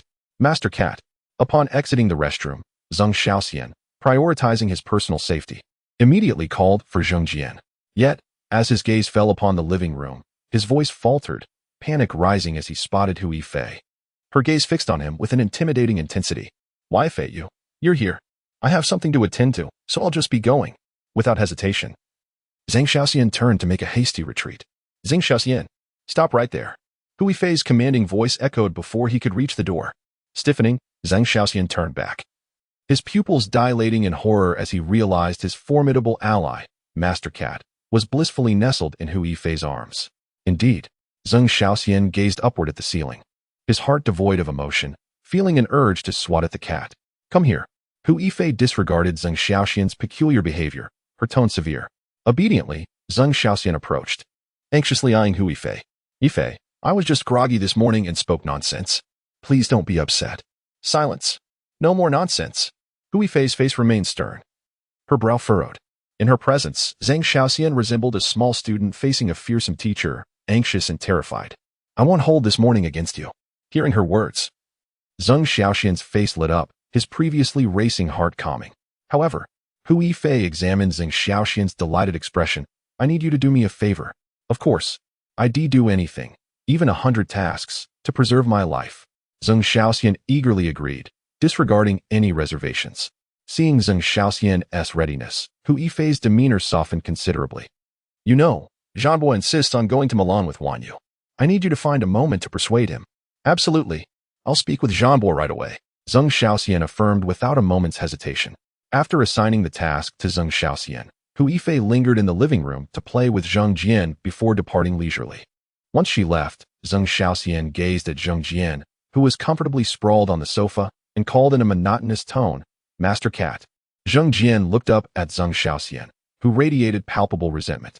After a fleeting moment of guilt, he cheerfully replied, Xiaoxian, hello. I'm going to take you down. Zhang Xiaoxian yelled in frustration, charging towards Zhang Jian, heedless of the overwhelming disparity in their strengths. Let us not resort to violence. We're civilized beings. Can't we communicate? Zhang Jian implored, attempting to reason with the advancing Zhang Xiaoxian. Unfortunately, Zhang Xiaoxian was unyielding, reaching Zhang Jian in an instant. We're civilized. So why must we resort to fighting? The world is so beautiful, yet you are so irritable. That isn't good. Xiaoxian, Master Cat only wishes the best for you. You must understand my sincere intentions. Zhang Jian lamented, his tone earnest. I understand. I will heed your guidance from now on, Master Cat. Zhang Xiaoxian acquiesced obediently. That's the spirit. Zhang Jian exclaimed, withdrawing his claws from Zhang Xiaoxian's form. As soon as Zhang Jian's claws were lifted, Zhang Xiaoxian sprang from the sofa, his expression revealing the sorrow and frustration within. Days later, one evening, with all attempts at persuasion having failed, Hu Yifei summoned everyone to the living room. Upon learning that Wan Yu wished to have wedding photos taken, Hu Yifei forcefully assigned tasks to each individual. I don't care what methods you employ, you must resolve this issue. After issuing her orders, Hu Yifei reiterated her expectations to ensure compliance. Yes, under Hu Yifei's authoritative pressure, everyone could only comply obediently. Satisfied, Hu Yifei nodded. Now, hurry up and get to work. As she commanded, everyone hurriedly exited. What a splendid scene, Zhang Jian remarked, squatting at the dining table, munching on snacks. After delegating the tasks, Hu Yifei approached the dining table, pulled out a wooden chair, and sat down. Once settled, she skillfully extended her hand to stroke Zhang Jian's back tenderly. Under her gentle caress, Zhang Jian squinted in pleasure, his mouth busy with food. After a prolonged massage, Hu Yifei finally rose to leave, preparing for her evening routine. Shortly after her departure, Zhang Jian finished his snacks and leaped down from the dining table. Navigating through the living room, he returned to Zhang Xiaoxian's bedroom. Upon entering, he kicked the door shut behind him and leaped onto the table. Standing at the edge of the table, Zhang Jian opened the drawer with his paw, retrieving a notebook and a pen.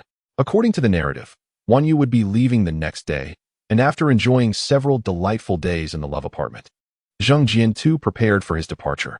The joy of such times is fleeting, and despite his happiness, Zhang Jian understood that he must leave. After all, becoming stronger was of utmost importance to him now. However, before he departed, he intended to leave a gift for Zhang Xiaoxian, a surprise brimming with delight. Perched on the balcony, Zhang Jian observed as the others scurried about, harangued by Hu Yifei, and felt a sense of warmth envelop him. At noon, basking in the sun's rays, Zhang Jian, lost in slumber, was abruptly awakened by a commotion. Woof, woof. A golden retriever in the living room barked loudly at Zheng Xiaoxian. Upon hearing the dog's barks, Zheng Jian nearly bristled. What a foolish dog. In the living room, Zheng Xiaoxian grimaced as he watched the golden retriever barreling towards him. He gritted his teeth, enduring the prickling sensation on his scalp, and instead of retreating, he advanced, firmly pressing the dog down. Clutching the retriever, Zheng Xiaoxian laboriously made his way to the sofa, calling out to Meijia, "Meijia, don't just stand there. Hurry up and help." Witnessing Zheng Xiaoxian's plight, Zheng Jian couldn't help but chuckle. The scene of Zheng Xiaoxian and Meijia frantically trying to wash the dog's stomach only added to Zheng Jian's amusement, and he showed no intention of lending a hand. After a while of chaos, Zheng Xiaoxian, covered in dog hair, resignedly collapsed against the sofa. Meow. After enjoying the spectacle, Zheng Jian approached, his tail gently brushing against Zheng Xiaoxian's leg. "Cat master." Zheng Xiaoxian looked down at Zheng Jian, crying out in despair. "Teacher Zheng, it seems like there's a problem with this ring." Before Zheng Xiaoxian could voice his grievances, he was met with an even more disheartening revelation. "What?" he exclaimed, turning his disgruntled gaze towards the golden retriever. "Oh, my ancestors, how many rings did you swallow?" The retriever lay obediently beside Meijia, having just undergone a stomach wash, appearing somewhat listless. Woof! The once docile dog perked up at the sight of Zheng Jian. Ignoring Meijia's calls, it leaped towards Zheng Jian. With a swift motion, Zheng Jian delivered a controlled slap to the oncoming retriever. The dog whimpered a few times, tucking its tail, and returned to Meijia's side, looking pitiful. Perhaps due to Zheng Jian's reprimand, the retriever became much more compliant. After a considerable effort, Zheng Xiaoxian and Meijia finally extracted the ring belonging to Zhanbua. Observing their excitement, Zheng Jian retreated to Zheng Xiaoxian's bedroom, retrieving a letter he had written the previous night and placing it conspicuously on the bedside table. Upon exiting the bedroom, he found the living room empty. Zheng Xiaoxian and Meijia had taken the ring and left with the golden retriever.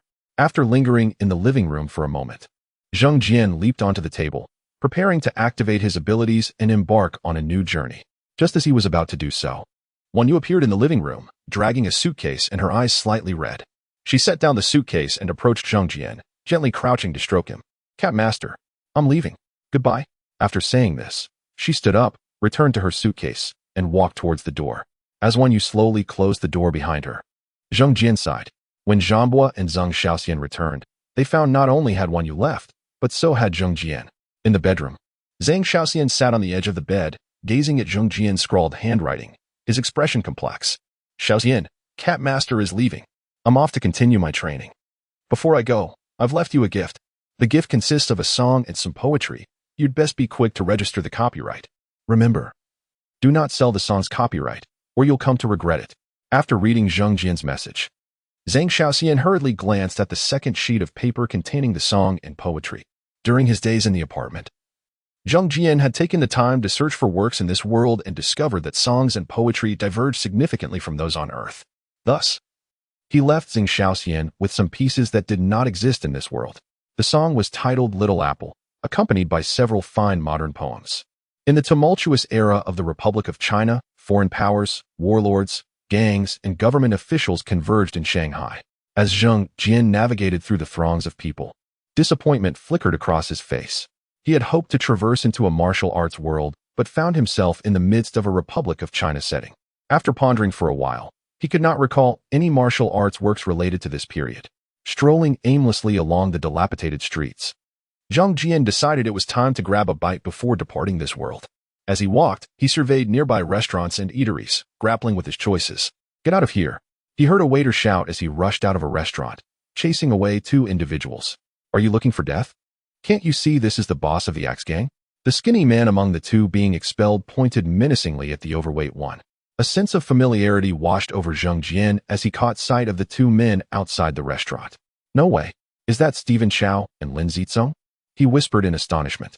Realizing the world he had entered, Zheng Jian recognized it was the world of Kung Fu. Reflecting on the film's plot and the martial arts displays, he felt a surge of excitement.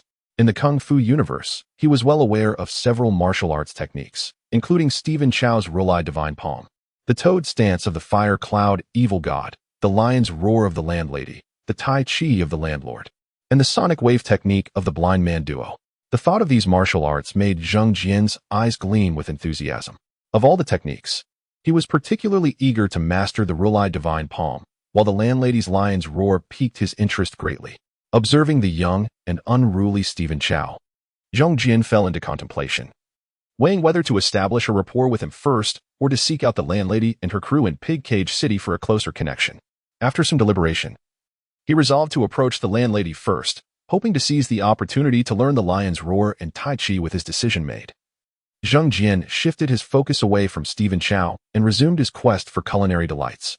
With a clear plan and newfound enthusiasm, Zhang Jian prepared to indulge in a sumptuous meal. As he walked, he paused in front of an opulent restaurant after traversing a long street. It was afternoon, and the restaurant was gradually filling with patrons. Rather than entering through the front, he opted to sneak in through a side window. Climbing through the window, he found himself in a storeroom. Cautiously retreating from the wooden door, he swiftly darted out and discovered a secluded corner to hide. After a careful search, he was fortunate enough to stumble upon a private dining room filled with cold dishes yet devoid of patrons. Without hesitation, he leaped onto the table and began to feast. Having been hungry for quite some time, Zhang Jian dove into the food but soon halted, his face falling as he realized that Shanghai cuisine was utterly unpalatable to him. "Why is it so sweet?" he exclaimed in disgust. After venting his frustrations, Zhang Jian climbed out through another window, ready to seek out a different restaurant. Chapter 25. The Pig Cave City. After a long journey and searching for quite some time, Zhang Jian finally arrived at this place. Standing at the entrance of the city, he gazed at the dilapidated surroundings, feeling no disdain. Instead, he was filled with joy. Within this small enclave, not only resided formidable martial arts like the lion's roar and Tai Chi, but also esteemed techniques such as the 12 paths of tan legs, Hong Jia iron wire fist, and Wu Lang Bagua staff. While the latter three may be set aside for now, the first two ignited great envy within Zhang Jian. Having formulated a preliminary plan during his journey, Zhang Jian drew inspiration from his experiences in the love apartment. He realized that being a cat had numerous advantages. For the landlord and landlady, a pair of martial artists shrouded in secrecy due to past heartaches, a cat seeking to learn would merely evoke surprise rather than fear. Although he did not intend to conceal his identity from them, he expertly disguised himself as an ordinary feline in front of outsiders, for in these times, masquerading as a cat to avoid danger was the only sensible approach. Navigating through the dim alleyways into the courtyard, Zhang Jian's presence went unnoticed. No one would pay heed to an ordinary plump cat.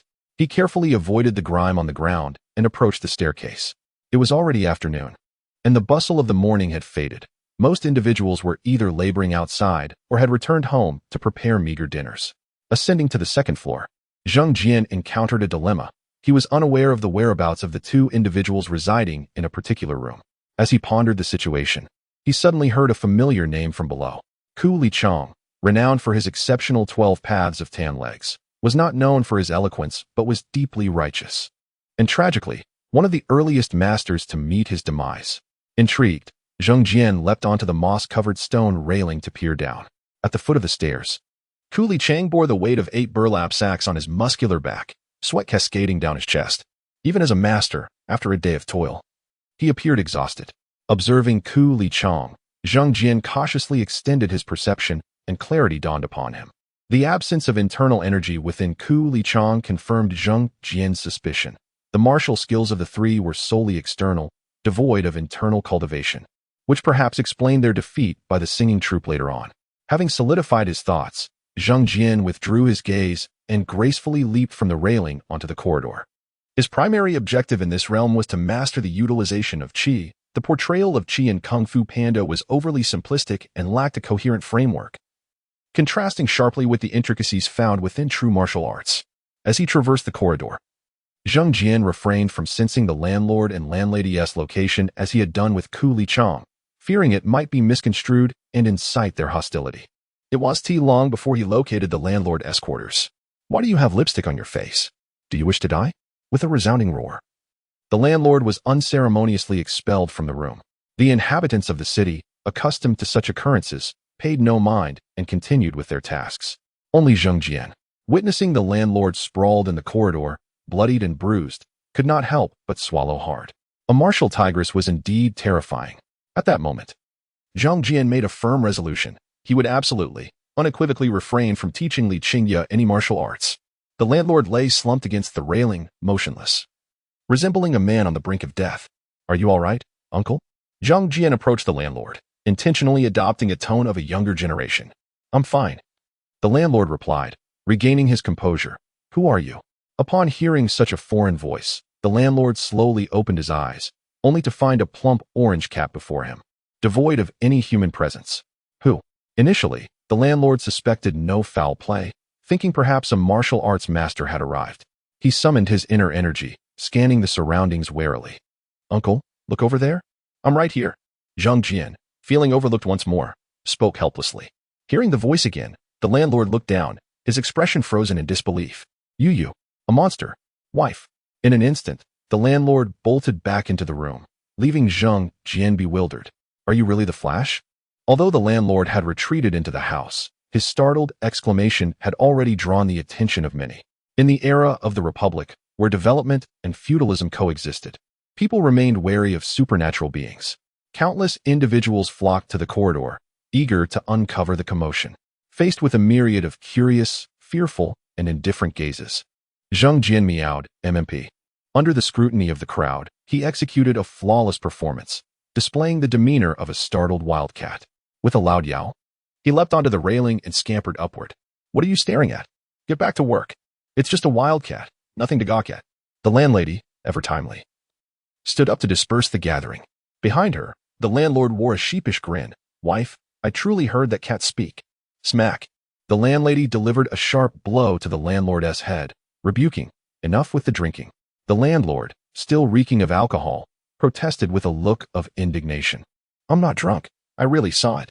The landlady, unconvinced by her husband's earnest claim, angrily tugged at his ear, pulling him into the house.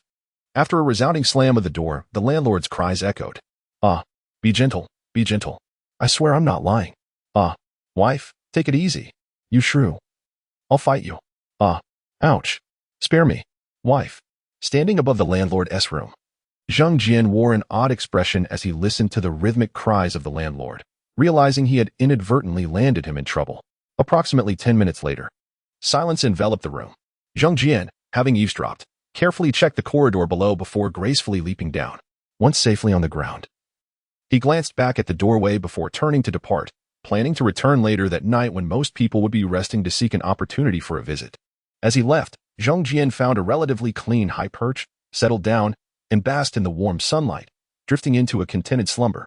At night, the serene crescent moon shone brightly against the backdrop of the starry sky, casting a luminous glow as the city lay quiet, devoid of movement. Finally awake, Zhang Jian stood revitalized, stretching broadly before leaping down from his lofty perch and making his way toward the landlord's quarters. Chapter 26. The choice. Zhang Jian did not enter through the front door. After meticulously observing the situation inside the house, he stealthily climbed through an open window. Once inside, he managed to avoid disturbing the couple who lived there. Having gone several hours without food, Zhang Jian intended to discreetly eat something before anything else.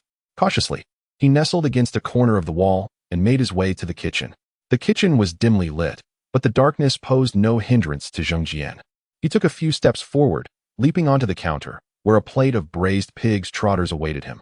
Although the trotters had cooled, they still emitted an enticing aroma. Zhang Jian inhaled deeply, and succumbing to the tempting scent, he began to devour the food. Engrossed in his meal, Zhang Jian was completely oblivious to the presence of someone standing at the kitchen door. Suddenly, a click sounded, and the lights flickered on.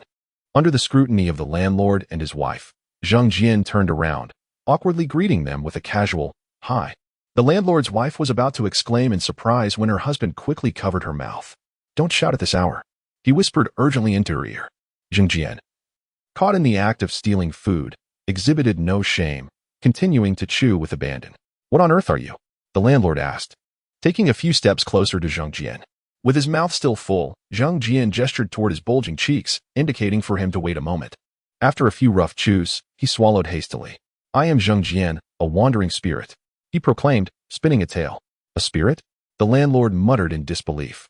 "Are there really monsters in this world?" "Indeed, but most spirits hide in deep mountains, diligently honing their skills," Zhang Jian replied. "And you?" the landlord's wife, now more composed, inquired. "I am unlike them. I have no interest in cultivation. My awakening to intelligence was purely by chance, having mistakenly consumed a spiritual fruit," Zhang Jian explained. What brings you here? The couple tensed, their demeanor turning wary. Please, do not misunderstand. I harbor no malice. Zhang Jian quickly clarified. I came to seek your mentorship in martial arts. I have always been fascinated by various forms of combat. Upon hearing this, the couple exhaled in relief. Apologies. You must have the wrong people. We do not practice martial arts, the landlord replied. Zhang Jian, undeterred by their denial, pressed on. I know who you are. You are the legendary couple from the past. He revealed their identities directly. I genuinely wish to learn from you, with no ulterior motives. And I will not disclose your identities. The landlord's wife, with a fiery temper, staunchly denied it. There is no legendary couple here. There is no need for you to conceal it. I am merely a little cat, posing no threat to you. Zhang Jian persisted. After considerable pleading from Zhang Jian, the landlord and his wife began to relent. After a moment of hesitation, the landlord said, We will think it over tonight and give you an answer in the morning. Seeing the landlord soften, Zhang Jian refrained from pressing further and nodded in acknowledgement. After discussing the matter, Zhang Jian called out to the couple as they turned to leave for the living room. Wait a moment. The landlord's wife turned back impatiently, asking, Is there anything else? I'm starving. Could you please prepare something for me? Zhang Jian implored, using the term fat lady in jest. Upon hearing this, the landlord's wife was instantly enraged. Her eyes blazing with fury as she glared at Zhang Jian, her nostrils flaring as if ready to strike. Dear, calm down. The landlord interjected quickly, pulling his wife back into the living room. Once he had quelled his wife's anger, the landlord returned to the kitchen. There's not much to eat, just these braised dishes. Please, help yourself, he said. All right, Zhang Jian replied, somewhat disheartened by the limited options, and resumed his hearty feast. After a while, the landlord observed Zhang Jian devouring the food before turning to leave. Upon returning to the living room, the landlord ushered his wife into the bedroom. Just before closing the door, he called out to the kitchen, After you finish eating, find a place to rest. Having just finished a pig's trotter, Zhang Jian, hearing the door close, lifted his head, a smile curling at the corners of his mouth. Not one to be bored. He did not eavesdrop at the bedroom door, but instead stood by the sink, preparing to wash his paws and face.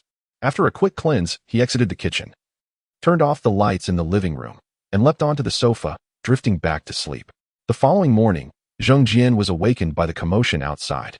The sun had just risen, and the surroundings were already bustling with activity. Leaning against the window, he watched with keen interest, finding the lively scene invigorating. After a while, the sound of a door opening caught his attention. Hearing the noise, Zhang Jian jumped back onto the sofa, observing the landlord as he slowly emerged, yawning. Upon reaching the living room, the landlord, noticing Zhang Jian perched on the sofa, ruffled his disheveled hair and said, Let us have breakfast first. Zhang Jian, not in a hurry, nodded vigorously, his stomach growling from the previous night's insufficient meal. After a brief wash, the landlord donned his pajamas and went out to buy breakfast. Zhang Jian followed suit, eager to see the one who wielded the 5-wolf 8-trigram staff. Accompanying the landlord to the breakfast shop, Zhang Jian scrutinized the figure of the vendor, confirming with his senses that the vendor indeed possessed no aura of power. Buying breakfast, are we? The vendor greeted warmly. The landlord nodded with a smile, skillfully selecting various breakfast items, which the vendor wrapped up before he departed. Due to Zhang Jian's presence, the landlord did not linger as he usually would, returning home promptly. Once back, the landlord's wife emerged from the bedroom. After the trio shared their breakfast, the landlord cautiously secured the doors and windows, adopting a serious demeanor as he approached Zhang Jian. We can teach you martial arts, but you must promise not to reveal any of our secrets, the landlord stated solemnly. Zhang Jian nodded earnestly, I promise. With Zhang Jian's assurance, the landlord exchanged a glance with his wife and continued, We possess 2 unique skills, the lion's roar and Tai Chi. Which would you like to learn first? Without a moment's hesitation, Zhang Jian declared decisively, the lion's roar. Chapter 27. Cultivation in progress. As the night deepened, the surroundings grew desolate. 2 individuals and a feline stood at the center of an open space, poised to embark on their inaugural martial arts lesson. Due to the events of the previous night, the landlady cast a stern glance at Zhang Jian, a cigarette dangling from her lips as she gruffly stated, Let me make it clear, I will teach humans, not cats. Especially not a fat cat. Zhang Jian raised an eyebrow, unfazed. No worries, fat master. You're asking for trouble. The landlady's eyes widened in fury as she glared at Zhang Jian. All right. Let us get started. The landlord, standing nearby, interjected with an expression of helplessness. It must be noted that despite her fiery temperament, the landlady was diligent and conscientious in teaching Zhang Jian. On the first night, she meticulously imparted the techniques of the lion's roar to him, explaining each detail with great care. Zhang Jian listened intently, asking questions whenever he encountered confusion, until he grasped the concepts fully.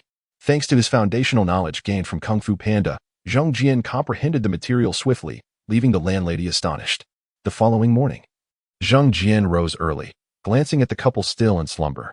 Not wanting to disturb them, he ventured out alone. He ascended to the highest point of the rooftop, ready to attempt the lion's roar technique. Given the vast differences between feline and human physiology, he could only make gradual adjustments. After spitting blood for the 9th time, he had nearly completed the feline adaptation of the lion's roar technique. Gazing at the blood before him, Zhang Jian felt an overwhelming sense of gratitude for his extraordinary self-healing abilities. Without this remarkable gift, he feared he would have succumbed to the perils of his practice long ago. Although his injuries were not severe due to the self-healing, the strain on his spirit had reached its limits. Rather than foolishly persevering, Zhang Jian gathered his strength and made his way down from the rooftop. The descent proved far more challenging than the ascent, requiring him to tread carefully. After considerable effort, Zhang Jian returned to the landlord's residence. Upon entering, he dashed to the kitchen, disregarding the remnants of last night's meal, and devoured the food voraciously. Exhausted, he collapsed onto the table and fell asleep. Later, the landlord and landlady entered the kitchen, gazing at Zhang Jian, whose fur was stained with blood and whose face bore the marks of fatigue, eliciting a mix of emotions. Another martial arts fanatic, the landlady mused. After a moment, she extinguished her cigarette and gently lifted Zhang Jian. "Dear?" the landlord inquired, noticing her actions. "What if he catches a chill sleeping on the table? If he dies here, it will bring us misfortune," the landlady retorted, cradling Zhang Jian as she exited. "Fatty." Zhang Jian, still in slumber, seemed to sense the conversation, mumbling incoherently in response. The landlady's expression darkened as she reached the sofa, gently tossing Zhang Jian onto it, exclaiming, "Serves you right if you die." Zhang Jian slept on, not awakening until evening, when the landlady's booming voice roused him. "Wake up. You've been sleeping like a pig. Are you still going to practice martial arts?" After a long day of recuperation, Zhang Jian opened his eyes. "Hey, fat master," he greeted, emphasizing the word fat with a playful grin directed at the irate landlady. "Get up. Training," she shouted before turning to leave, unwilling to spare him another glance. In haste, Zhang Jian followed the landlord, eager to continue his training. That night, he sought clarification on the issues he encountered during the day and, at the landlady's behest, demonstrated his revised technique while seated on the ground. For several consecutive days, Zhang Jian maintained this routine, studying at night and practicing during the day. With a solid foundation and the aid of his extraordinary self-healing, he mastered the lion's roar within a mere 2 weeks. In an open field, Zhang Jian unleashed a roar towards a nearby grove, unleashing invisible sound waves that ravaged the trees and left the earthy ground marred with a deep gouge. "Excellent. You have successfully mastered the lion's roar," the landlady exclaimed, a rare smile gracing her features, tinged with a hint of pride. However, Zhang Jian's face bore no smile. Instead, he appeared somewhat melancholic. The landlord, noticing Zhang Jian's expression, inquired, "What troubles you, Zhang Jian?"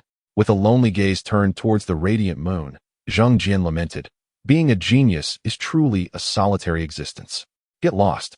The landlady, unimpressed by Zhang Jian's melodrama, unleashed a roar that sent him tumbling through the air. As he performed a 720-degree spin, he executed a graceful landing, albeit with a mouthful of dirt. "Ugh, fatty, are you trying to kill me?" "Serves you right," the landlady scoffed, casting a disdainful glance at him before lighting another cigarette and departing. "Take care," the landlord said stiffly, his expression awkward as he approached Zhang Jian. "My apologies."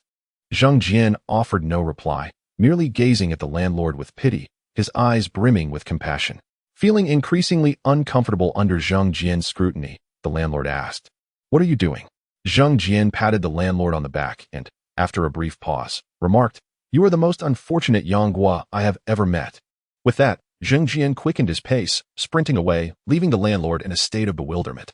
Having mastered the lion's roar, Zhang Jian took a couple of days to rest before embarking on his Tai Chi journey. Unlike the lion's roar, he had a solid foundation in Tai Chi from his studies in Kung Fu Panda. Armed with the knowledge gained from the lion's roar, Zhang Jian completed the modifications to the Tai Chi technique in just 1 day. Once he grasped the principles, he began training in Tai Chi under the landlord's guidance. Given that Tai Chi emphasizes concept and essence, Zhang Jian's preliminary understanding from Kung Fu Panda allowed him to progress rapidly. within 3 days. Zhang Jian had made significant strides in Tai Chi by the 5th day. He had reached a minor level of mastery and was ready to graduate. Zhang Jian's remarkable progress astonished the landlord, who exclaimed that he was comparable to legendary martial arts prodigies. Receiving such praise, Zhang Jian humbly accepted, feeling both modest and bashful. After learning the lion's roar and Tai Chi from the landlord and landlady, Zhang Jian chose to remain, awaiting the arrival of Master Xing. During this waiting period, Zhang Jian endeavored to improve his living conditions, occasionally venturing into the city to scavenge from various eateries, simultaneously engaging in a bit of cat-related mischief. Unexpectedly, his antics gave rise to legends of a cat demon in the urban area, leaving Zhang Jian both amused and exasperated. Chapter 28. The enigmatic cat's seventh sister nurtured 3 cats, among which the snow lion held her utmost affection. Known for her kindness, she frequently assisted the impoverished and was celebrated for her benevolence. Alas, good-hearted individuals often meet with unfortunate fates. The official's wife, envious of seventh sister's reputation, persistently sought to torment her, while the official, fearing his wife's wrath, dared not defend seventh sister. Despite being married to the official for many years without bearing children, the wife was consumed by anxiety. Unexpectedly, shortly after seventh sister married the official, she became pregnant and was lavished with his affection. Consumed by jealousy, the official's wife devised a scheme to accuse seventh sister of an affair with a guard, resulting in seventh sister's capture and imprisonment in a woodshed, where she endured various torments. In her suffering, the official, intimidated by his wife's influential family, refrained from vindicating seventh sister. The townsfolk, who had once benefited from her kindness, remained silent, and even the household servants refused to speak up on her behalf. Overwhelmed by anguish and humiliation, seventh sister succumbed to her despair and was discarded in a desolate area. Following her death, the 3 cats fell victim to the official's wife's malice. With only the snow lion managing to escape, the fleeing snow lion stealthily approached seventh sister's corpse, mourning for several days, bringing sorrow to all who witnessed its lament.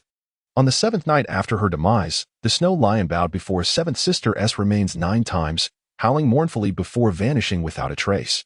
3 years later, the official's wife finally became pregnant. However, on the day she gave birth, the snow lion reappeared. It entered the official's residence, attacking and killing several guards who had once received seventh sister's kindness, before charging into the delivery room, where it killed the official's wife and absconded with the infant. From that day forth, whenever a child was born to those who had benefited from seventh sister, the snow lion would appear to snatch the newborn. In a somewhat dilapidated house, an elderly man nearing 70 puffed on his pipe, lowering his voice deliberately as he recounted the tales of the mysterious cat to his mischievous grandson. The normally unruly child, gripped by fear from his grandfather's storytelling, cowered beneath the blankets, clutching his grandfather's leg tightly. "Grandfather, is the snow lion really real?" The child quivered, his voice trembling, observing his grandson's frightened demeanor. The old man erupted into hearty laughter, then slowly replied, "Of course it is. If you misbehave, the snow lion will capture you." At the mention of his grandfather's words, the child became even more terrified, mustering the courage to declare, "I am always obedient, grandfather." From the eaves, Zhang Jian listened to the conversation between the grandfather and grandson, curling his lip in disdain. Obedient? Nonsense. While strolling about aimlessly that afternoon, Zhang Jian had nearly been struck by stones thrown by this unruly child. After dodging the initial projectile, the child persisted, hurling several more stones, only to relent in frustration when he failed to hit his target. Had it not been for the concern that excessive noise might attract attention, Zhang Jian had intended to teach the child a lesson that very afternoon. To ensure safety, Zhang Jian patiently waited until nightfall, preparing to frighten the child properly. To his surprise, that evening, the elderly man fortuitously recounted the tale of the enigmatic cat again, prompting Zhang Jian to exclaim, "It must be fate." Delighted by the story, Zhang Jian found immense joy in the thought that even the heavens could not tolerate such a troublesome child. With a grin, he stood on the eaves, allowing the cool breeze to caress him, patiently waiting until the oil lamp in the house extinguished before stealthily leaping down from the eaves. In the shadows outside, Zhang Jian released his pent-up energy, attuning himself to the sounds within. Once he confirmed that the grandfather had left the small boy alone, he crept into the house with a mischievous grin, ready to impart a lesson to the Navi child. Carefully avoiding detection by the adults, Zhang Jian successfully infiltrated the space beside the child's bed. Hiding in the corner, he observed the trembling figure beneath the blankets, still awake from fear, and chuckled wickedly. "Hey there, little rascal," he called in a sinister whisper. Upon hearing Zheng Jian's voice, the child froze in terror, burrowing deeper into the covers. After waiting for a moment without any sound, Zheng Jian raised his head, then leaped onto the bed. The child, curled up tightly, trembled beneath the sheets. With a sinister laugh, Zheng Jian extended his paw, grasping the blanket firmly. With a powerful tug, he flung the covers aside. The boy, seeing Zheng Jian standing by the pillow, became utterly paralyzed with fear. Grandfather! Grandfather! After a few seconds of shock, the child finally reacted, screaming in terror. Do not shout. Zheng Jian was taken aback by the child's intense reaction, grinning menacingly as he threatened, if you continue to misbehave, the snow lion will come for you. Faced with Zheng Jian's threat, the child burst into tears, continuing to scream, Grandfather, help. The snow lion is coming for me. Seeing the child's distress, Zheng Jian stepped closer, leaning in to deliver his warning. From now on, you must not bully small animals, nor act mischievously. You must study diligently. Do you understand? The frightened child, still in shock, instinctively nodded his head, stammering, Please don't eat me. I promise I won't bully animals anymore. I will be good and study hard. At that moment, commotion erupted outside as the child's relatives, hearing the ruckus, rushed over. Zheng Jian, feeling a sense of relief, gently patted the child's cheek before leaping over him and pushing the window open to escape. Once outside, Zheng Jian did not venture far, but returned to the eaves, eagerly listening to the unfolding drama within. Inside, the grandfather consoled the small boy, while the father stood nearby, scolding, Aren't you fearless? Why are you crying? There really is a monster. It came to capture me. The child protested, snuggling against his grandfather. The father, incensed, prepared to chastise his son. But before his hand could reach him, the grandfather intervened. What are you doing? I told him a story, and it frightened him. It's my fault, not his. If anyone should be punished, it's me. Father. The boy's father called out in exasperation, reluctantly retracting his hand. From the eaves, Zheng Jian shook his head in disappointment, sighing, What a pity. No punishment after all. Though he did not witness the anticipated spectacle, Zheng Jian felt a sense of vindication and chose not to linger, swiftly running off into the distance. Unbeknownst to him, the events of that night would profoundly alter the course of the mischievous child's future. Overnight, the child transformed into a diligent and studious individual, ultimately securing a scholarship for overseas study and becoming a renowned scientist. This scientist, throughout his life, harbored but one passion, an unwavering love for cats. Strangely, however, this cat-loving scientist never once owned an orange cat. Chapter 29. The Fiery Cloud, Evil God, the Unusual Human Research Center, colloquially known as the Mental Hospital. When Zheng Jian inadvertently stumbled upon this place, he observed the patients confined within, guided by nurses and guards, limited to meager activities in the courtyard. How fortuitous! Zheng Jian stood outside the wire fence, gazing in wonder. The conditions of this mental institution were deplorable, characterized by brutish guards, indifferent nurses, unsanitary surroundings, and meager meals, resembling a prison in every respect. After a careful observation, Zheng Jian felt a profound admiration for the one known as the ultimate killer, the Fiery Cloud Evil God. Despite being an extraordinary master, he exhibited remarkable restraint, choosing to seclude himself here. Although Zheng Jian had unexpectedly discovered the whereabouts of the Fiery Cloud Evil God, he had no desire to engage with him. The evil god possessed immense strength and was renowned for his formidable frog technique, yet Zheng Jian felt no inclination towards it. The reason? Simply put, it was his appearance, ugly. The mere thought of the dashing, charming, and irresistibly adorable Zheng Jian lying on the ground, propping his chin up and mimicking a frog, sent shivers down his spine. In a corner of the courtyard, the Fiery Cloud Evil God sat beneath a large tree, nonchalantly propping up his legs while his worn and filthy slippers dangled precariously with each movement. Just as the slippers were about to fall, the evil god ceased his fidgeting, seemingly sensing something, and turned his head to the right, his expression growing serious. A master! The Fiery Cloud Evil God exclaimed, fixating on his right. After uttering those words, he gradually stood up and wobbled towards Zheng Jian. Outside, Zheng Jian sensed the evil god's attention upon him, but chose not to flee. He understood that being targeted by the aura of such a martial enthusiast and killer was akin to a lone antelope being stalked by a pride of lions. Escape was nearly impossible. Remaining stationary, Zheng Jian merely twisted his neck and flexed his muscles. The Fiery Cloud Evil God advanced slowly, resembling a frail old man, yet with each gradual step, Zheng Jian felt an unprecedented sense of pressure. 50 meters, 30 meters, 10 meters, 3 meters. The Fiery Cloud Evil God halted behind the iron fence, grinning maniacally at Zheng Jian. Zhang Jian, baring his sharp tiger teeth, responded with a sinister smile. To his astonishment, the master he anticipated turned out to be nothing more than a cat. How exhilarating! From the moment the fiery cloud evil god laid eyes on Zhang Jian, there was no flicker of surprise or astonishment on his face, only unbridled excitement. You want to fight? Zhang Jian stepped forward, confronting the evil god through the fence. No, no.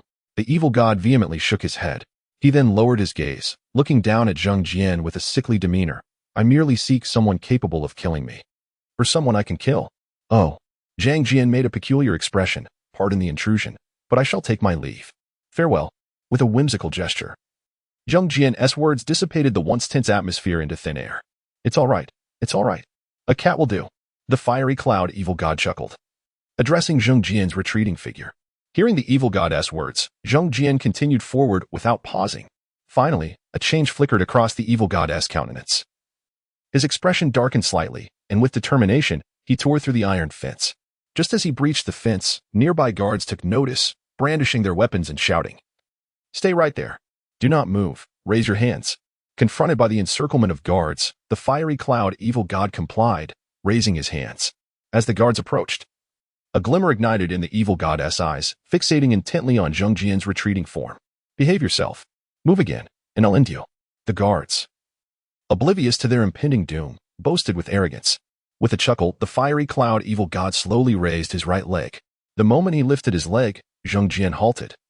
Initially intending to lure the evil god away to a more secluded setting for their confrontation, thus avoiding exposure and the risk of collateral damage.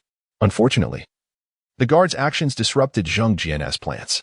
Though not a paragon of virtue, he could not idly stand by while these individuals suffered due to his involvement. As the fiery cloud evil god's leg reached its apex, ready to descend, Zhang Jian sprang into action, leaping towards the evil god. Come on! The fiery cloud evil god exclaimed with excitement, lowering his right leg slightly, gathering strength to kick at the oncoming Zhang Jian. The collision between Zhang Jian and the fiery cloud evil god produced a tremendous shockwave, sending the surrounding guards sprawling. Following the thunderous impact, the research center erupted with blaring sirens. Hearing the cacophony, Zhang Jian frowned, evading a punch from the evil god before declaring, "Let us change the venue." With that, Zhang Jian propelled himself backwards, temporarily withdrawing from the battlefield and sprinting towards the distance. Stop! The fiery cloud evil god shouted, giving chase. In mere moments, the two had raced 2 to 3 kilometers away from the research center. Zhang Jian did not relent until he reached a secluded riverside strewn with jagged stones, where he finally paused to catch his breath, warily eyeing the approaching fiery cloud evil god. The latter, having caught up, regarded Zhang Jian, who had finally come to a halt, and proclaimed, "Let us begin." With that, the fiery cloud evil god charged at Zhang Jian, channeling his true energy. Swift as the wind, leaving only a fleeting shadow as he appeared before Zhang Jian, his tightly clenched right fist poised to strike. Roar! Zhang Jian remained still, taking a deep breath as he unleashed the lion's roar technique. The startled fiery cloud evil god was propelled backward by the sound wave, crashing to the ground. Lion's roar. Impressive. What else have you got? Unleash it all. The fiery cloud evil god exclaimed, rising to his feet while raising his hands to defend against Zhang Jian's counterattack. As the fiery cloud evil god retaliated, he swiftly lifted his right leg, aiming a kick at Zhang Jian during a moment of transition. The evil god's speed was astonishing. Zhang Jian could only twist his body in midair, resulting in the evil god's leg striking him squarely in the abdomen. Bang! Zhang Jian, having absorbed the blow, fell to the ground, spitting blood from a small crater he had landed in, his eyes gleaming with fury as he glared at the fiery cloud evil god. Baldy, I will slay you. Injured and enraged, Zhang Jian charged once more. This time, having learned from his previous experience, Zhang Jian concentrated most of his energy into his claws, striking fiercely at the fiery cloud evil god. Through rigorous training, Zhang Jian's claws were already razor-sharp, and with the added energy, their power surged exponentially. The fiery cloud evil god could not entirely evade the full force of Zhang Jian's assault, sustaining deep wounds from his shoulder to his chest, blood flowing freely. Aha! Just like that. The fiery cloud evil god gleefully laughed, reaching out to touch the bloodied wound with exhilaration. Chapter 30. The final confrontation. The earth trembled slightly, accompanied by sporadic sounds of impact. The Huangpu River surged violently, as if a dragon were frolicking beneath its surface. Such commotion naturally startled many, yet none could approach the epicenter of the disturbance. The immense pressure radiating from the center rendered it impossible to draw near, leaving onlookers to stand at a distance, awestruck. Boom. Another resounding crash echoed, sending dust swirling along the riverbank. Within the haze, two fleeting figures darted past, their speed too swift for the eye to discern. Aha! What a thrill! The fire cloud, evil god cackled maniacally as he lay on the ground, having been forced to unleash his frog technique. Uffed. Nearby, Zheng Jian, who had just endured a blow, coughed up fresh blood. Standing upright, he wiped the blood from his lips with a bitter smile. His battle with the fire cloud evil god had irrevocably altered the narrative. The possibility of Xingyi becoming an unparalleled master now approached absolute zero. With matters having reached this point, Zheng Jian resolved to minimize losses, striving to obtain the frog technique for himself. After a prolonged confrontation, bolstered by his extraordinary self-healing ability, Zheng Jian had managed to wear down the fire cloud evil god to a state of severe injury. In a foul mood, Zheng Jian was unwilling to prolong the fight any further and prepared to strike decisively against the fire cloud evil god. Old frog, Baldy, Zheng Jian taunted, observing the fire cloud evil god gathering strength for another assault. Fat cat, you're courting death. The fire cloud evil god roared, charging once more at Zheng Jian. Zheng Jian did not evade. Instead, he harnessed his inner energy, extending his right hand while slightly retracting his left leg. As the fire cloud evil god lunged at him, Zheng Jian reacted, rotating his right hand to deflect a portion of the evil goddess power, twisting his body to counterattack, pulling the fire cloud evil god backward before delivering a powerful push. Bang! Caught off guard by Zheng Jian's concealed Tai Chi technique, the fire cloud evil god was struck down onto the ground. Having incapacitated his foe, Zheng Jian offered no respite. He leapt onto the fire cloud evil god, pressing his sharp claws against the villain's throat. You've lost. Zheng Jian maintained his vigilance, aware that the fire cloud evil god still had tricks up his sleeve. Indeed. While the defeated fire cloud evil god begged for mercy, his right hand stealthily moved. Crack! Zheng Jian's tail lashed out, striking the evil god's wrist with tremendous force. Ah!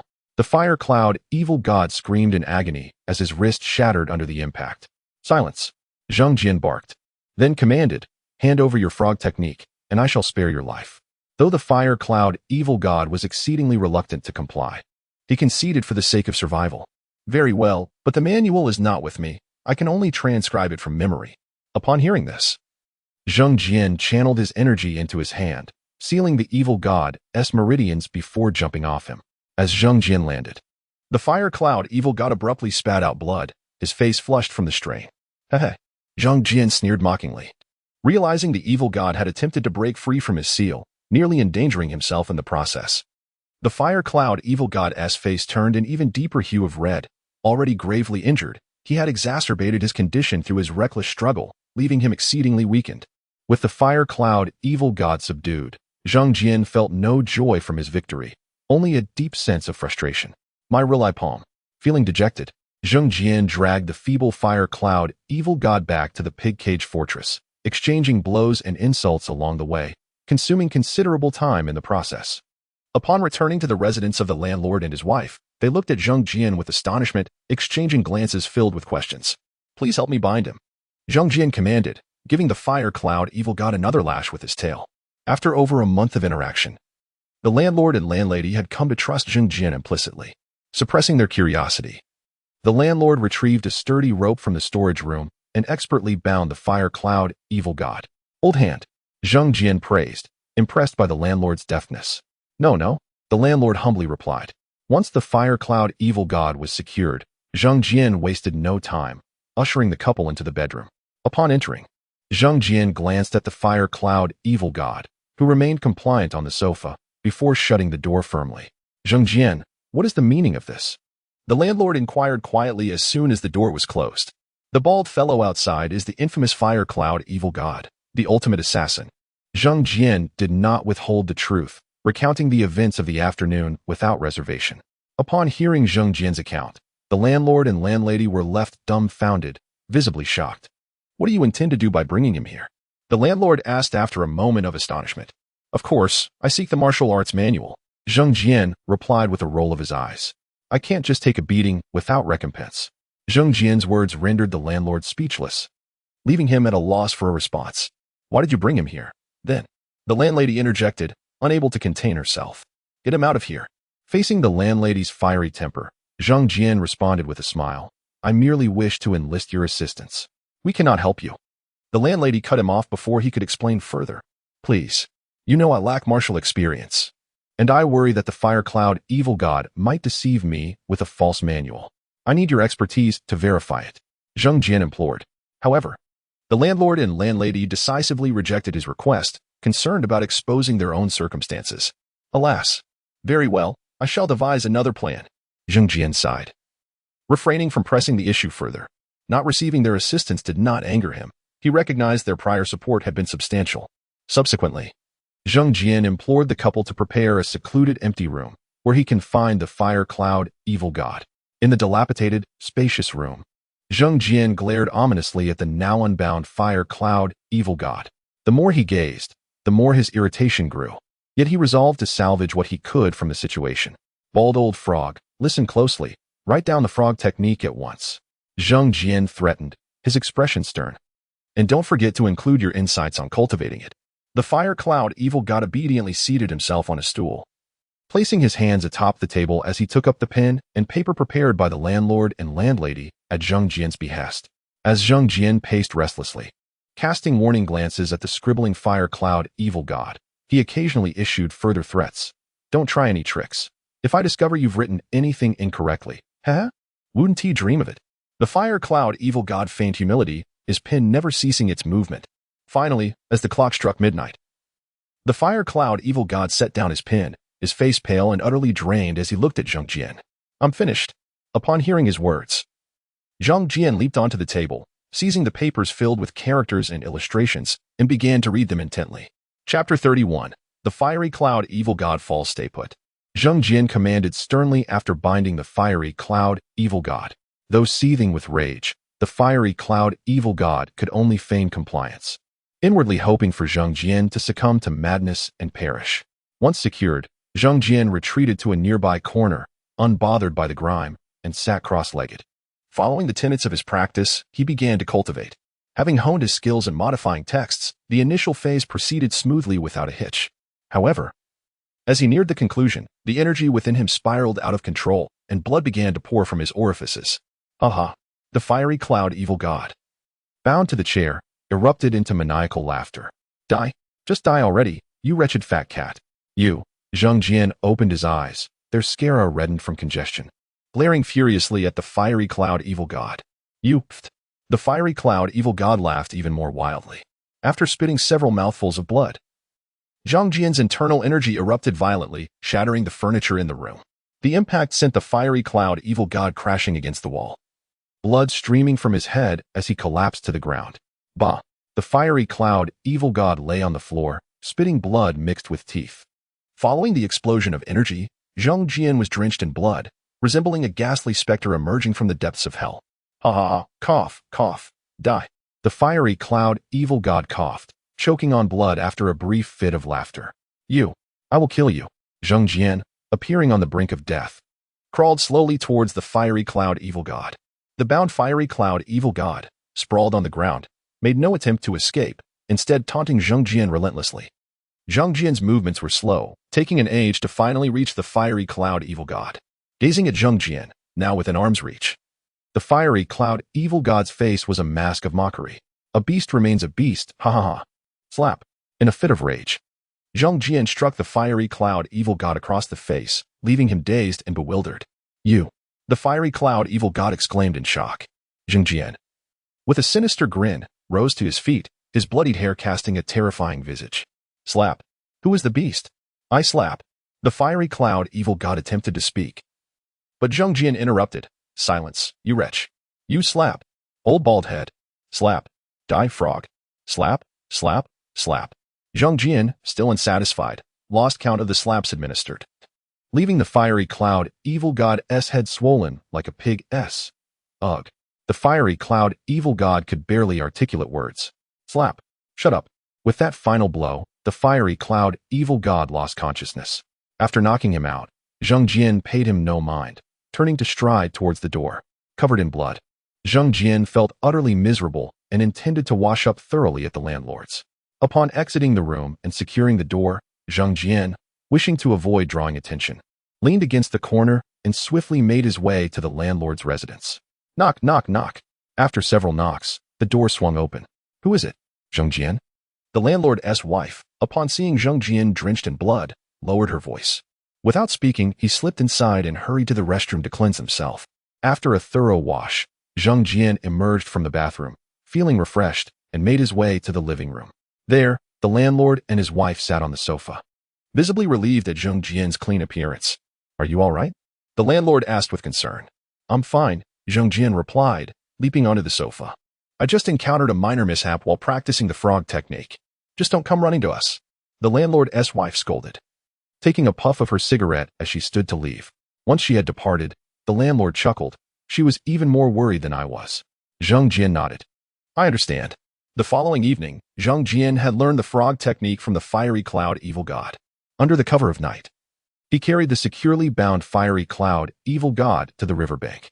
As they neared the water, the fiery cloud evil god sensed impending doom and began to thrash violently.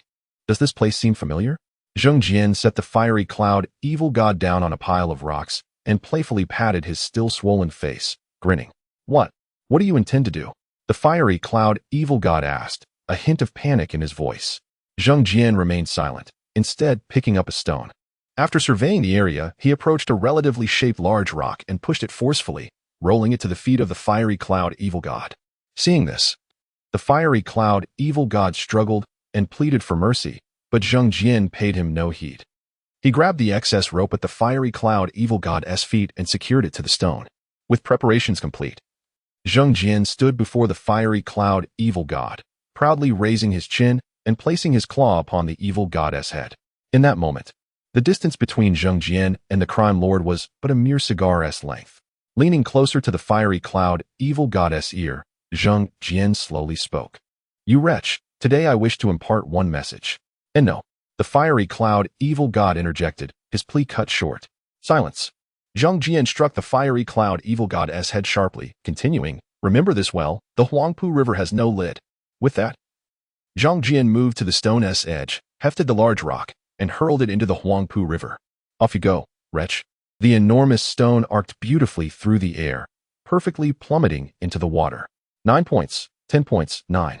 5 points, 9 points, 10 points. Perfect.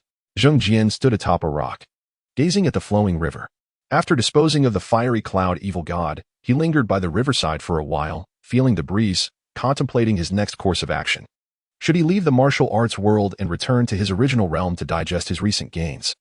Or should he seek an opportunity to assist Xing Yi in becoming a peerless master and learn the Buddha's palm? After much deliberation, Zheng Jian resolved to stay and explore further, for he was indeed eager to master the Buddha's palm. With his decision made, he left the riverbank and returned to the room prepared for him by the landlord and his wife. During the day, the landlord had come to help Zheng Jian tidy up and rearrange the space. Of course, Zheng Jian had not taken advantage without recompense. He gifted the landlord and his wife with the silver and jewels he had pilfered recently as a means of compensation. Chapter 32. Breaking the cocoon. Upon seeing the figure of Star Master appear in the clearing, Zheng Jian felt an utter lack of emotion. Even a hint of tears welled up. Just this morning, he had benevolently released that old toad into the water, and now, by noon, Star Master had shown up.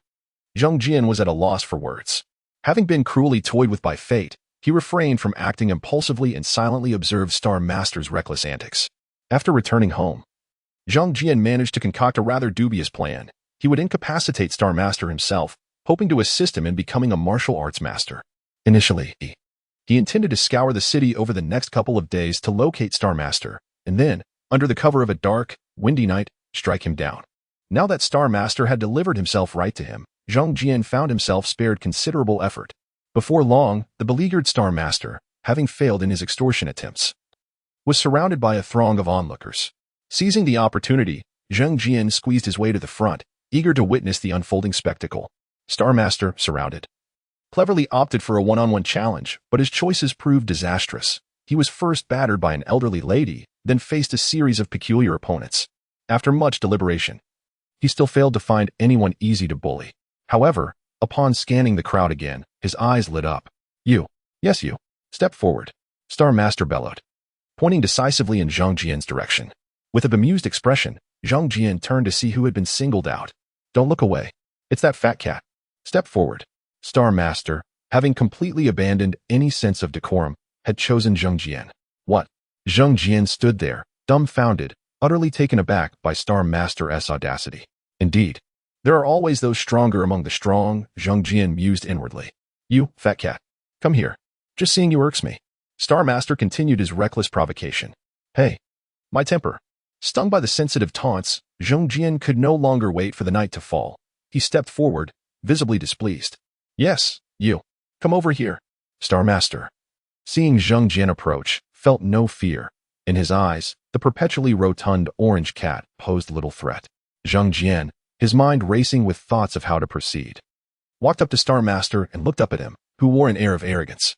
Under Zheng Jian's malicious gaze, Star Master felt an inexplicable chill but dismissed it.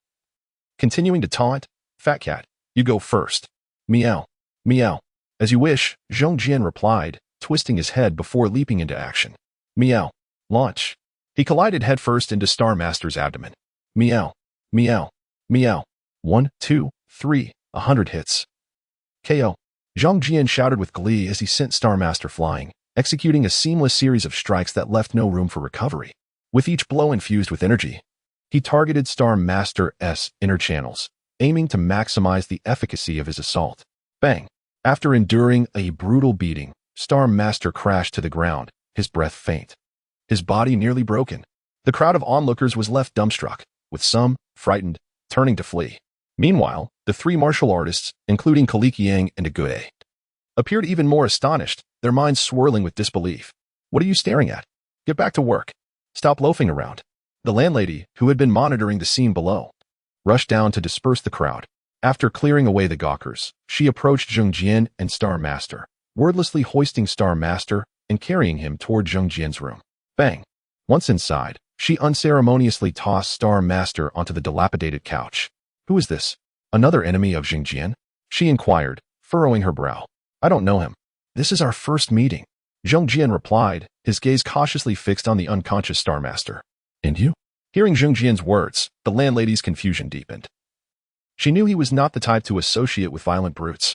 This person is a rare martial arts genius, Zheng Jian explained, continuing to observe Star Master. Unfortunately, he is a bit older than ideal. I thought of this method to help him be reborn through hardship. As soon as Zheng Jian finished speaking, the landlady moved closer to examine Star Master. Indeed, he is unlike others. A regular person would have perished from such severe injuries. After a thorough inspection, she concurred. Suddenly, a look of joy crossed Zheng Jian's face. He had just sensed a surge of immense life energy emanating from within Star Master. Knowing his plan had succeeded halfway, he shamelessly requested the landlady and her companions to assist in Star Master's recovery, thereby increasing the likelihood of success. As Star Master remained in Zheng Jian's abode recuperating, his friend Fat Cat Song also stayed behind to help Zheng Jian care for him. Initially terrified when forced to remain, especially after learning of Zheng Jian's situation, Fat Cat Song nearly lost control of his bladder. However, after a few days of interaction, he adapted, forming a decent rapport with Zheng Jian. Thanks to the goodwill he had garnered from Zheng Jian, Fat Cat Song inadvertently learned the toad technique. While his innate talent was average, under Zheng Jian's meticulous guidance, he managed to grasp the basics. In just over 2 weeks, bolstered by the tremendous life force within him and the landlady's medical skills, Star Master underwent a metamorphosis. Wrapped like a mummy, he tore away the bandages that enveloped him, gazing in astonishment and delight at his now robust physique and fair skin. At that moment, Zheng Jian and Fat Cat Song had just returned home from lunch. Why you? Don't come any closer. Upon spotting Zheng Jian entering the room, Star Master instinctively shouted, retreating to hide beside the couch. Zheng Jian, his face brimming with joy, rushed to Star Master's side, patting and stroking him. Good, good. You finally made it. Big brother. Fat Cat Song followed closely behind, rushing to Star Master, tears brimming in his eyes as he embraced him, overwhelmed with emotion. Seeing this, Zheng Jian refrained from interrupting the two, quietly stepping outside. Standing in the corridor, he rubbed his front paws together, muttering softly to himself, stay calm. Don't get carried away. Stay calm. Don't get carried away. After about 10 minutes, Fat Cat Song called Zheng Jian back into the room. Upon entering, Zheng Jian was met with Star Master's grateful gaze. Coming from humble beginnings, Star Master, a mere petty criminal, deeply understood the significance of power. Thus, Upon learning the details of Zhang Jian's intervention from Fat Cat Song, he felt immensely grateful, having sensed the vast power now residing within him. Star Master turned to Zhang Jian and earnestly said, "Brother Jing, thank you for your assistance." "It's nothing," Zhang Jian waved his hand dismissively. "I simply couldn't bear to see a martial arts prodigy fade away." With that, Zhang Jian approached Star Master, speaking earnestly, "You have suddenly acquired immense strength. But with it comes significant drawbacks. Are you willing to take me as your master and learn martial arts?" "I am willing, Master," Star Master answered eagerly. After responding, he glanced at Fat Cat Song beside him, hesitating briefly before requesting Zhang Jian, "Master, could you also take in Fat Cat Song? Your loyalty is commendable. I shall grant your wish." Having already harbored intentions towards Star Master, Zhang Jian readily agreed. Chapter 33. The Buddha's Palm. In this past month, you have laid a solid foundation. The rest depends solely on your own efforts, Zhang Jian remarked as he stood before Xing Yi. "Indeed, it is thanks to your excellent teaching, Master." Xing Yi skillfully flattered him in return. "Absolutely." Zhang Jian nodded in agreement. By this time, it was afternoon. The sunlight was not overly harsh, and a gentle breeze brought a refreshing coolness. "The reason I brought you here today is to discuss something important," Zhang Jian continued. Without waiting for Xing Yi to inquire, he added, "The Buddha's palm you learned in your youth is, in fact, real. Unfortunately, you only mastered the forms and neglected the most crucial techniques." "What?" Xing Yi exclaimed in astonishment. Zhang Jian gestured for him to calm down and said, "Today, I have brought you here to help you comprehend the true essence of the Buddha's palm and to learn its techniques." "Master, do you actually know the Buddha's palm?" Xing Yi asked, his surprise evident. "Of course not. Otherwise, I wouldn't be here chatting with you," Zhang Jian silently scoffed, while stating aloud, "I do not possess the Buddha's palm, but you hold great potential to grasp it." After saying this, Zhang Jian stepped back a few paces and declared to Xing Yi, "Today, we shall engage in a duel, allowing you to experience life and death and thus grasp the essence of the Buddha's palm." "But Master, I am surely no match for you," Xing Yi protested, haunted by the memories of his last defeat. "You won't know until you try?" Before Zhang Jian could finish, he charged towards Xing Yi. In an instant, Zhang Jian unleashed his full power, enveloped in a green aura, resembling a rapidly moving biological missile aimed at Xing Yi. Seeing this, Xing Yi's expression changed drastically, and he hurriedly leaped aside, barely evading the attack. Boom. The ground where Xing Yi had just stood was left with a massive crater from Zhang Jian's strike. "Master, are you attempting to murder me?" Xing Yi shouted, drenched in cold sweat and filled with dread. "Enough chatter. This duel is of utmost importance," Zhang Jian roared, his patience wearing thin as he launched another assault on Xing Yi. Faced with Zhang Jian's relentless and overwhelming attacks, Xing Yi dodged clumsily several times, but ultimately was struck down. Bang! Xing Yi crashed heavily to the ground, blood trickling from the corner of his mouth, his clothes now tattered. After slowly rising to his feet, it seemed that a realization dawned upon Xing Yi, for he charged at Zhang Jian for the first time. Their speeds were astonishing, creating fleeting afterimages as they clashed in midair, the shockwaves expanding outward. In the pig cage village, the landlord and landlady, who had been sitting indoors listening to the radio, stood up, gazing at the trembling table and water glasses before them. Exchanging glances, they stepped outside. By the time they arrived at the desolate ground, the battle between Zhang Jian and Xing Yi had reached its climax. Zhang Jian lay on the ground, employing the toad technique, reminiscent of the fire cloud evil deity from the movies. During his time teaching Xing Yi, Zhang Jian had innovatively combined the lion's roar technique with the toad technique. Lying on the ground, Zhang Jian's chin was pushed to its limit by the energy, and each breath emitted tremendous sound waves, causing great disruption to Xing Yi. After gathering his strength, Zhang Jian propelled himself forward at near sonic speed. The velocity of this attack was so extraordinary that neither Xing Yi nor the landlord could perceive Zhang Jian's movement. In the blink of an eye, Zhang Jian collided fiercely with Xing Yi's abdomen, sending him soaring into the air. Without pausing his assault, Zhang Jian adjusted slightly and executed a Lushan rising dragon strike, propelling Xing Yi even higher. Watching Xing Yi's figure vanish into the sky, the landlord's expression altered, and the hot-tempered landlady, about to voice her concerns, was halted by the landlord's gesture. He shook his head, signaling her to remain silent. Confident in Zhang Jian's capabilities, he sensed that there must be a reason behind his actions. High above, under the influence of fate's correction, Xing Yi fortuitously spotted a giant Buddha formed of clouds. As if enlightened, he closed his eyes, clasped his hands together, and began to descend.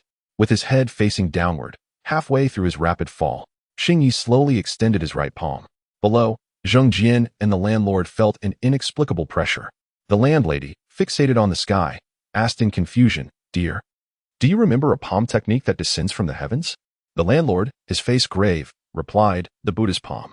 As soon as the landlord's words left his lips, the soil around Zheng Jian began to form a colossal palm print under the immense pressure. Standing in the center, Zheng Jian bore the greatest burden. Yet even with his strength surpassing that of the fire cloud evil deity, he still had the will to fight. Drawing upon his internal energy, Zheng Jian enveloped himself in a massive toad-like aura. Quack! With a resounding noise, Zheng Jian exerted his limbs and shot upward. Under the might of his force, the spot where Zheng Jian had just stood was transformed into a vast pit. As the Buddha's palm met the enhanced toad technique, an invisible clash of energies erupted before the two had even connected. Like a meteor striking the earth, the ground beneath them began to sink, the surrounding environment obliterated, prompting the landlord and landlady to retreat to a safe distance. Boom! A thunderous sound reverberated as a powerful shockwave radiated outward, causing the pig cage village several miles away to tremble as if experiencing an earthquake.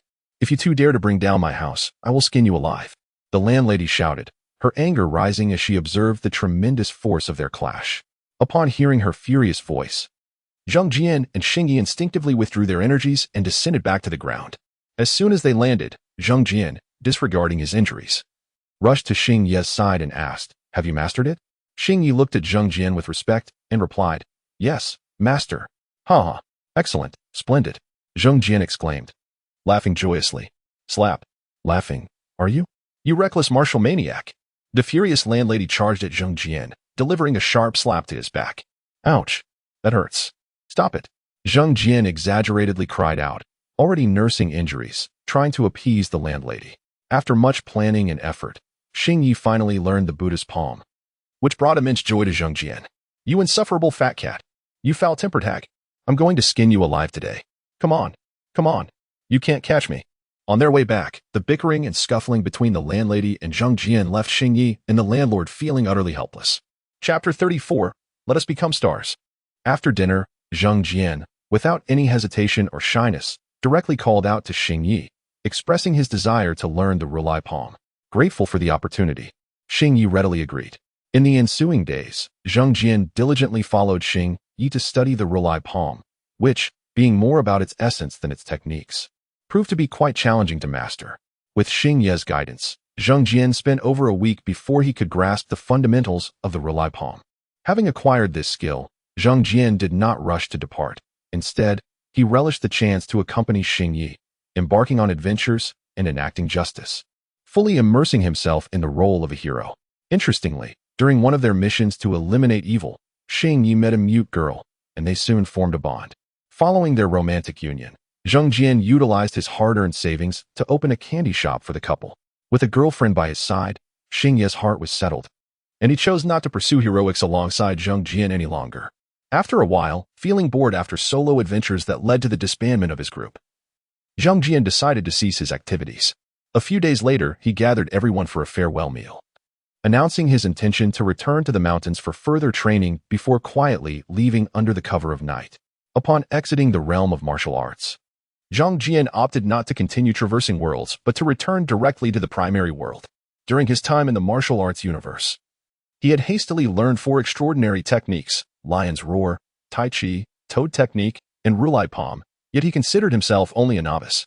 Thus, upon returning to the main world, he planned to practice diligently until he could master these arts before embarking on new adventures.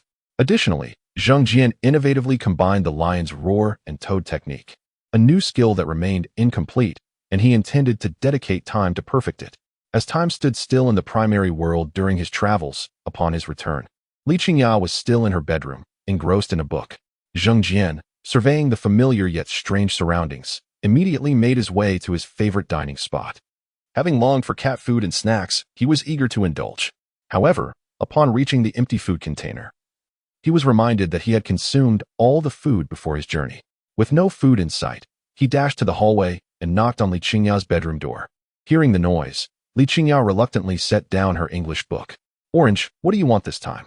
she asked as she opened the door and crouched down to pet Zheng Jian's head. Zheng Jian mewed a few times, indicating his hunger, but unfortunately, Li Qingya did not comprehend his signals. In frustration, he returned to the living room, picked up his food container, and approached her. "I just filled it this morning," Li Qingya exclaimed in surprise upon seeing the empty container. Zhang Jian pushed the container towards her, continuing to meow.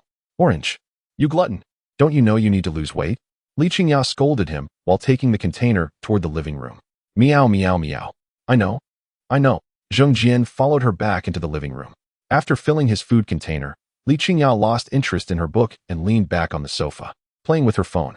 As she scrolled, she noticed her followers on Weishi had surged to over 100,000, prompting her to gleefully set down her phone and rise. With sunlight streaming from the balcony, Zhang Jian joyfully munched on his food. Li Qingya, holding a variety of treats, approached him and knelt down. "Orange, would you like some delicious snacks?" She dangled the goodies enticingly in front of him. Zhang Jian, surprised by her unusual behavior, took a cautious step back. Seeing Zhang Jian's apprehension, Li Qingya pouted, clearly disappointed.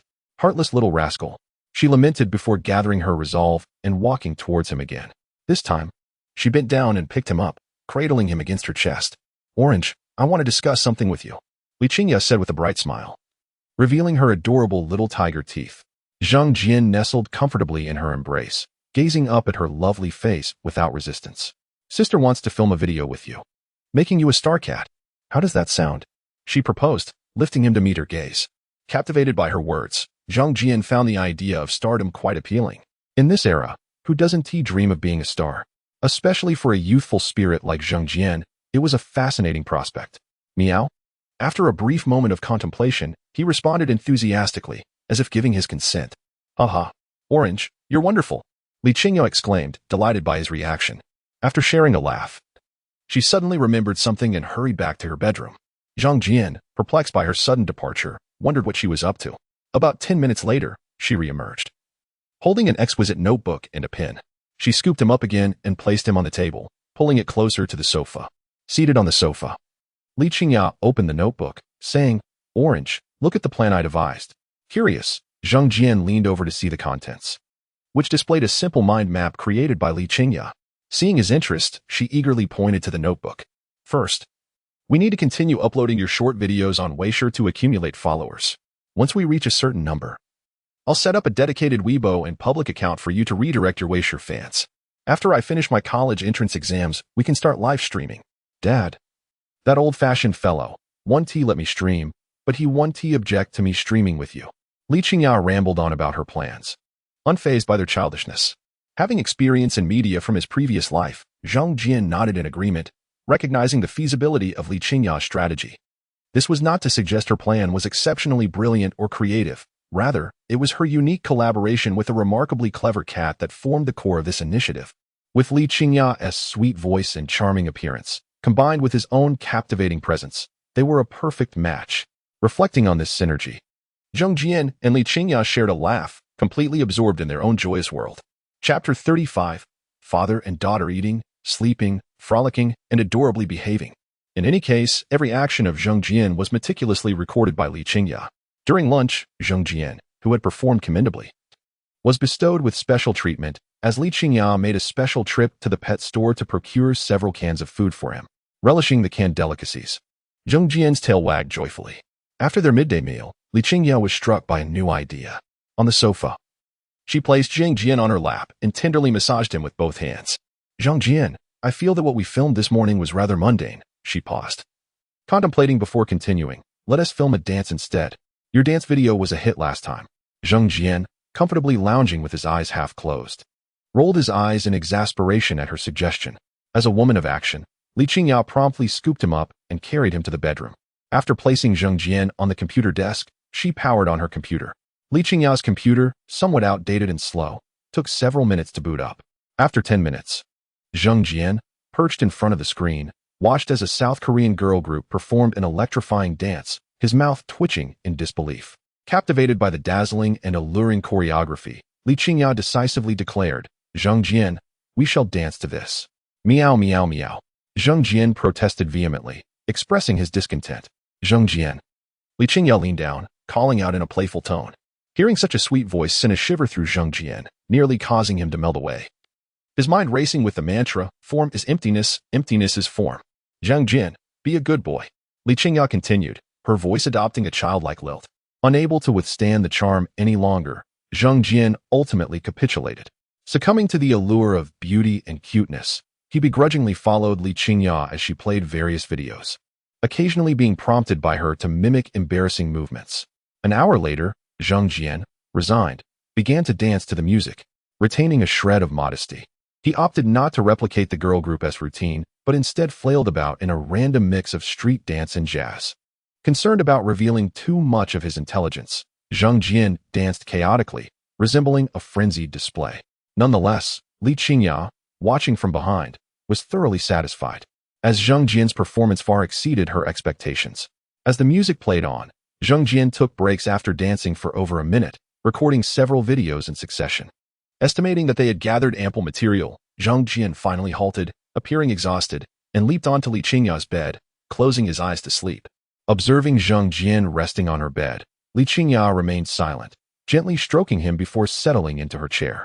While seated, Li Qingya swiftly edited the videos on her phone, selecting a few to upload onto her social media platform, adding music and effects, and sending them out.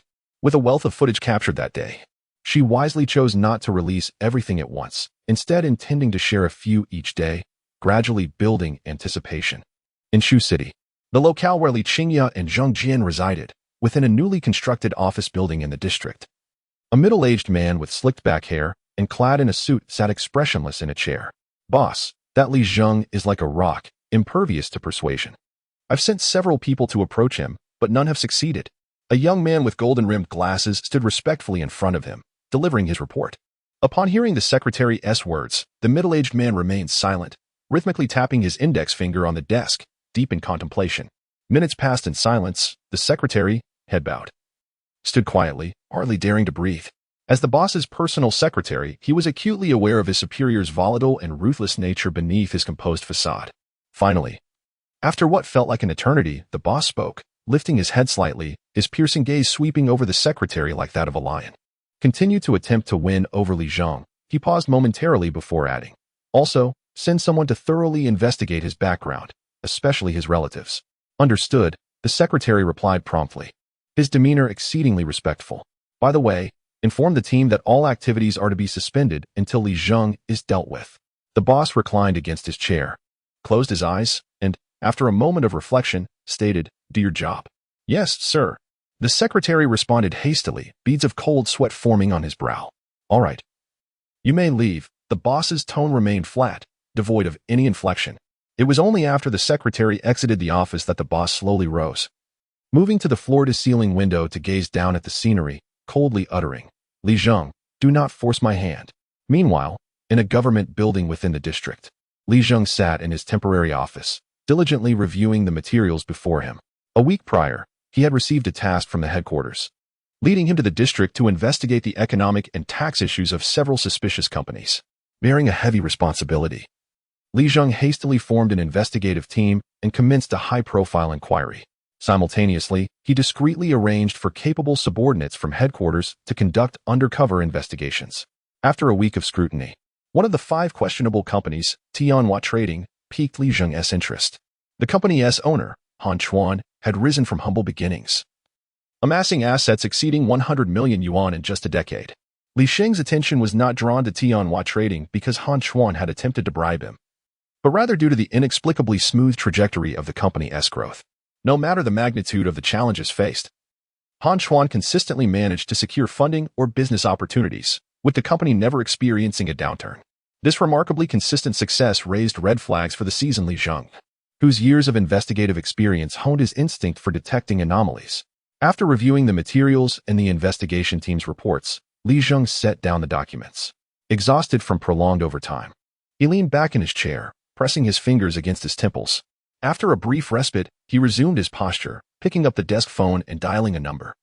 The call connected swiftly, and Li Zheng spoke with gravity, "Focus your efforts on Tianhua."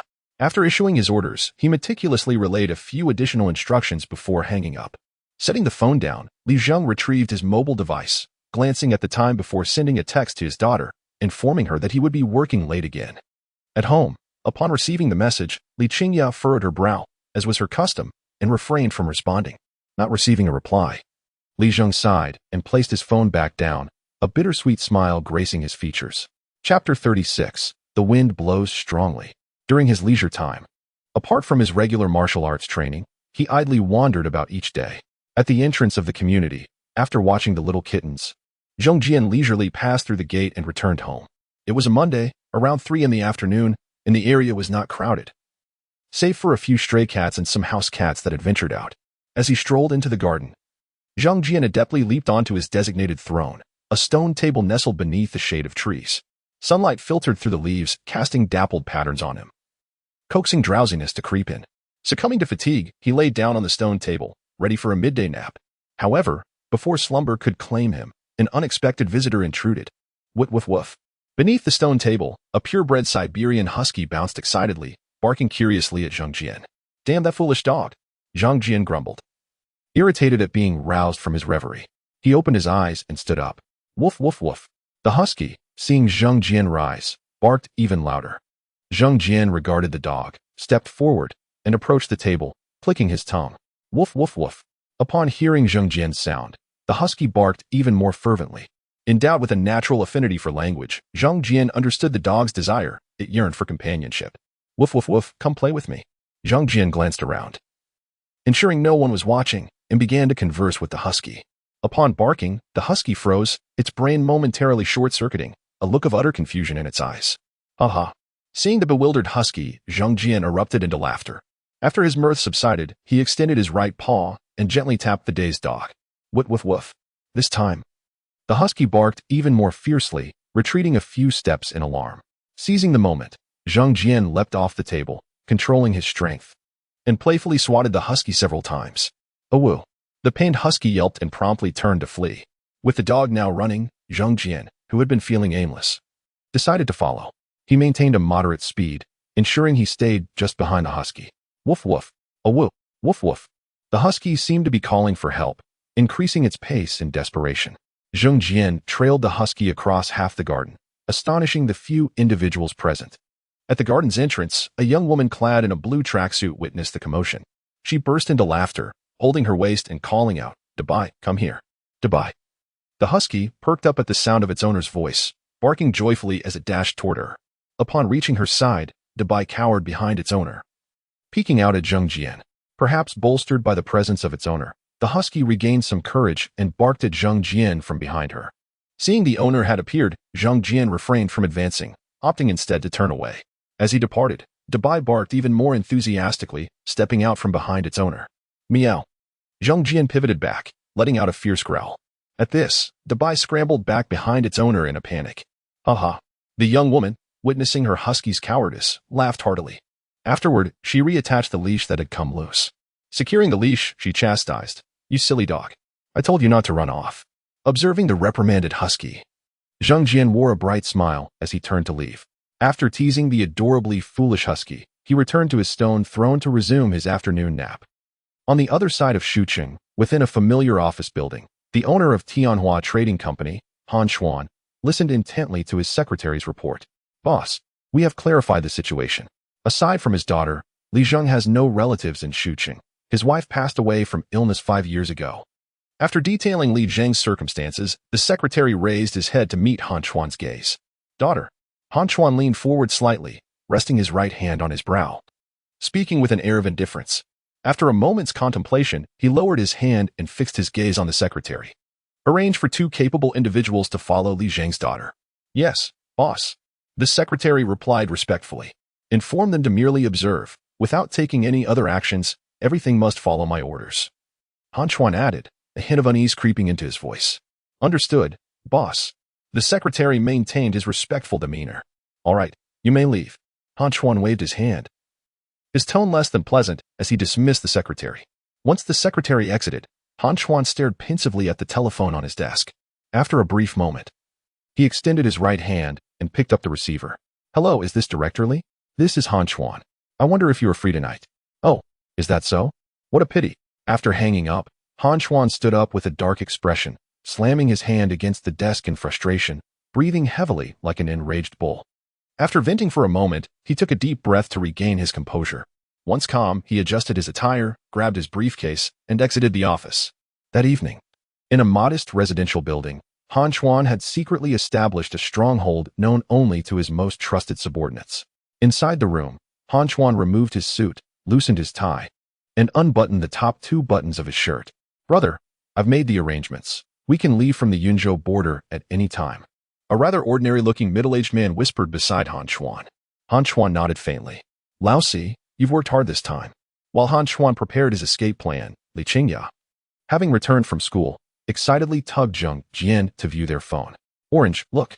Our video from yesterday has gone viral." Li Qingya held Zheng Jian with one arm while brandishing her phone with the other. Zheng Jian, caught in her embrace, examined the screen and discovered that their video had amassed over 1 million views and tens of thousands of likes. The comments below were also plentiful, predominantly filled with praise. "Wow, what an adorable kitten, I want one." Ancient wisdom holds true. Indeed, 9 out of 10 oranges are sweet. 666-662-3333 reporting. Another cat has reached enlightenment. After watching the video and the comments, especially those regarding himself, Zheng Jian feigned nonchalance while internally reveling in joy. "Ah, these people are speaking the truth. Haha, Orange. Once we become famous, I'll take you on a trip around the world. How does that sound?" Li Qingya, brimming with excitement, nudged Zheng Jian with her chin, grinning widely. "Meow meow meow meow meow. That sounds wonderful." Zheng Jian replied joyfully. Chapter 37. Action on Saturday. Han Chuan, who was staying in a residence, received a text message. After reading it, his expression changed drastically, and he angrily slammed his phone onto the sofa. "Li Zheng, you have forced my hand." Han Chuan gritted his teeth. His face contorted with fury. Bang, bang. After striking the table several times, he picked up his phone again. "Old 4, prepare to act." Hanging up, Han Chuan stood up, tidied up briefly, and calmly exited the room. Following Han Chuan's orders, Old 4 sprang into action. He first commanded his 2 subordinates trailing Li Qingya to mobilize, then hurried to rendezvous with Han Chuan.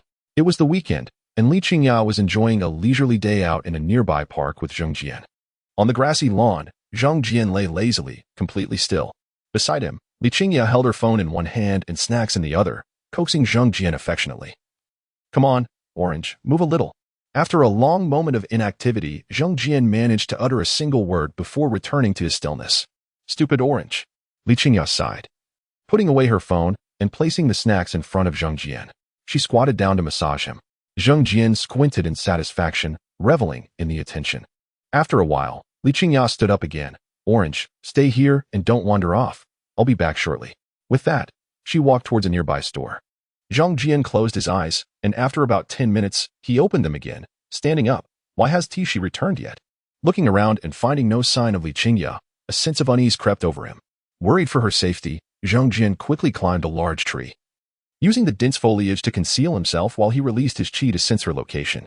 Having honed his inner strength, Zheng Jian's chi had significantly increased, allowing him to cover the entire park with ease. His chi was dispersed subtly, its color nearly imperceptible to anyone nearby. Soon, he detected Li Qingya's presence and wasted no time. He leaped down from the tree and hurried towards her. At the edge of the park, Li Qingya was being menaced by 2 masked men wielding knives, forcing her towards an SUV. With the blade pressed against her, she dared not move. Her face a mask of terror, eyes reddened and brimming with tears. "Get in," one of the men hissed as he opened the car door. Though Li Qingya hesitated, trying to stall for time, she was ultimately shoved into the vehicle. Once inside, one of the men followed her, while the other took the driver's seat. By the time Zheng Jian arrived, the SUV had already started moving. Understanding the need for caution, Zheng Jian did not act recklessly. Instead, he focused on monitoring the 3 individuals inside while discreetly trailing behind the vehicle. The experienced kidnapper maneuvered through the city for quite some time before heading toward their actual destination. Zheng Jian stayed close, expertly avoiding crowded areas and surveillance cameras. After more than 2 hours, the SUV arrived at an abandoned factory in the suburbs. "Get out," the kidnappers said, their confidence soaring as they roughly pulled Li Qingya from the car. Hidden nearby, Zheng Jian's eyes gleamed with a ferocious light, his heart ablaze with rage as he witnessed the scene unfold. With her hands bound and mouth sealed, Li Qingya shed tears as she was forcibly pushed into the factory. Inside, one of the kidnappers pulled out a phone. "Fourth brother, we have brought her. Don't worry, she is safe." After the call, the kidnapper tossed the phone into a nearby sink. "Little sister, don't cry. As long as your father cooperates, you'll be home soon." "Shanzi, don't talk too much," another kidnapper reprimanded sharply. After being scolded, Shanzi kept quiet and continued his task of binding Li Qingya to an iron pillar. Once she was secured, Shanzi approached his companion and offered him a cigarette. Brother Bin, smoke? Brother Bin accepted the cigarette, and they both began to smoke. Outside the factory, Zhang Jian noticed both men were away from Li Qingya and seized the opportunity, propelling himself through the open window. Upon entering, he immediately drew the attention of Shanzi and Brother Bin. Where did this wild cat come from? Shanzi exclaimed in surprise. Although they were momentarily taken aback, they remained unguarded. Only Li Qingya, with her reddened eyes, stared at Zhang Jian in disbelief. Zhang Jian advanced calmly toward them under their scrutiny. Shanzi, still smoking, squatted down and reached out to touch Zhang Jian. Just as Shanzi's hand was about to make contact, Zhang Jian sprang into action, his sharp claws raking across Shanzi's face, leaving it bloodied. Ah! Shanzi screamed, shielding his face in agony. Shanzi, Brother Bin, stunned by the sudden turn of events, called out after a few seconds of shock. Seizing the moment to incapacitate Shanzi, Zhang Jian leaped over him, lunging at Brother Bin. Despite his attempts at defense, Brother Bin proved no match for Zhang Jian, who swiftly incapacitated him as well. Once both men were subdued, Zhang Jian skillfully infused his qi into their bodies. He then rushed to Li Qingya's side, freeing her from her bindings. Once liberated, Li Qingya tore off the tape from her mouth. Wah! Orange! She cried out, her voice thick with emotion as she embraced Zhang Jian. Meow meow. Good boy. Zhang Jian nestled in her arms, nuzzling his head against her face in an attempt to comfort her. In the government building of the new district, Li Zheng sat alone in his office, his expression grim. He had just received a call from Han Chuan, learning the distressing news of Li Qingya's kidnapping. Gritting his teeth, his eyes reddened. He clenched his hands so tightly that his nails dug into his flesh. Since the death of his wife 5 years ago, his daughter had become his sole reason for living. Dingling, dingling. The phone on his desk rang, and he hurriedly answered it. After a moment of silence on the line, Li Zheng closed his eyes in anguish, his mouth slowly parting, yet not a single word escaped his lips. Hello? Hello? Director Li. Hearing a voice on the other end, tears began to stream down Li Zheng's cheeks. Summoning all his strength, he managed to utter 2 words, act now. With that, Li Zheng abruptly hung up the phone and dashed out of his office like a man possessed. Chapter 38 The heartfelt concerns of parents. No one could fathom the tumultuous emotions that surged within Li Zheng when he received a call from his daughter. In a mere span of minutes, he traversed the realms of ecstasy and despair. At that moment, Li Zheng cast aside his usual demeanor of stern authority and resolute stubbornness. Upon receiving the call, he rushed downstairs, commandeering a public bus and hurtling towards his destination. The journey from the government building to the suburban area where Li Qingya resided typically took nearly 2 hours, yet he accomplished it in just 1. With a screech of brakes, Li Zheng flung open the car door and dashed into the factory. Dad! Cried Li Qingya, her tears now dried. As she clung to Zhang Jian, her voice brimming with excitement at the sight of her father. Li Zheng offered no reply. Instead, he surged forward, enveloping his daughter in a fervent embrace. He held her tightly, as if fearing that releasing her would mean losing her forever. I'm sorry, he repeated, his voice choked with emotion. In that moment, the typically stern and upright man was brought to tears. However, the poignant atmosphere was short-lived. Zhang Jian, caught between the two, gasped for air and shouted, Orange. Dad, you're squishing Orange. The realization dawned upon Li Qingya at the sound of his voice. Reluctantly, Li Zheng released his grip and stepped back, casting a glance at Zhang Jian. Having learned the entire story from his daughter, Li Zheng felt a wave of gratitude for allowing her to adopt the orange cat. Xia, you must have been frightened. After reassuring Zhang Jian, Li Zheng turned back to his daughter, speaking gently. Li Qingya was momentarily taken aback by her father's tenderness, a rare occurrence. I'm fine, thanks to Orange. In an instant, a radiant smile illuminated her face. For the first time in 5 years, the father and daughter shared a moment of warmth and tranquility. Zhang Jian remained quietly nestled in Li Qingya's arms, a hint of melancholy in his eyes as he pondered his own parents on Earth, wondering how they were faring. Following their touching reunion, the trio exited the factory and climbed into the car, preparing to head home. The next day, in the office of the Municipal Public Security Bureau, Li Zheng stood before his desk, which bore a transfer application. Li Zheng, I am aware of yesterday's events. While your absence from duty is regrettable, it is understandable. I have taken the responsibility for your actions, the director said, cradling a teacup and speaking earnestly. After listening to the director's counsel, Li Zheng hesitated not a moment before responding. Director Zhang, I appreciate your concern, but I am truly exhausted. I can no longer endure the frontline duties. I'm not asking you to return to the front line. Simply maintain your position in the office and oversee operations, the director urged, reluctant to part with such a capable subordinate. After a moment of silence, Li Zheng spoke in a subdued tone. Director Zhang, do you know? Yesterday was the first time in 5 years that my daughter smiled at me. Seeing her joy fills me with guilt.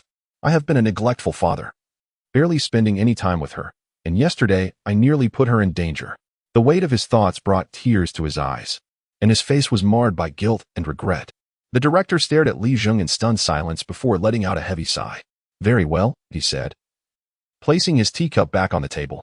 He picked up the application and examined it for a moment before continuing. Let us forego the archive duties. You can remain in the office to mentor the new recruits. Yes, Director Zhang, Li Zheng replied. As he exited the director's office, a sense of relief washed over him, as if a great burden had been lifted. With newfound leisure, Li Zheng began arriving at work punctually and returning home early each day to prepare meals for his daughter. Li Qingyao was astonished to discover that her formerly stern and rigid father seemed transformed. Although she found this change peculiar, it brought her immense joy. Meanwhile, Zhang Jian was less than pleased. The once quiet home, devoid of human presence from Monday to Friday, was now filled with the watchful gaze of a middle-aged man. Zhang Jian gazed skyward, lamenting, "Oh, how the tides of fortune shift." This new routine persisted for over a month, and as the college entrance examinations approached, Zhang Jian found himself increasingly beleaguered. Li Zheng took a paid leave to devote his time to caring for Li Qingyao's needs. 3 days before the exams, while Li Qingyao was still away, Li Zheng embarked on a thorough cleaning of the house. Today, Li Qingyao's school had given students a break to rest and prepare for the upcoming tests. Zhang Jian lounged on the back of the sofa, watching in resignation as Li Zheng donned an extravagant apron and wielded a mop. Just a month ago, he had been the epitome of the overbearing father. Now he had morphed into a doting parent, prompting Zhang Jian to exclaim, "Oh, how unpredictable life can be."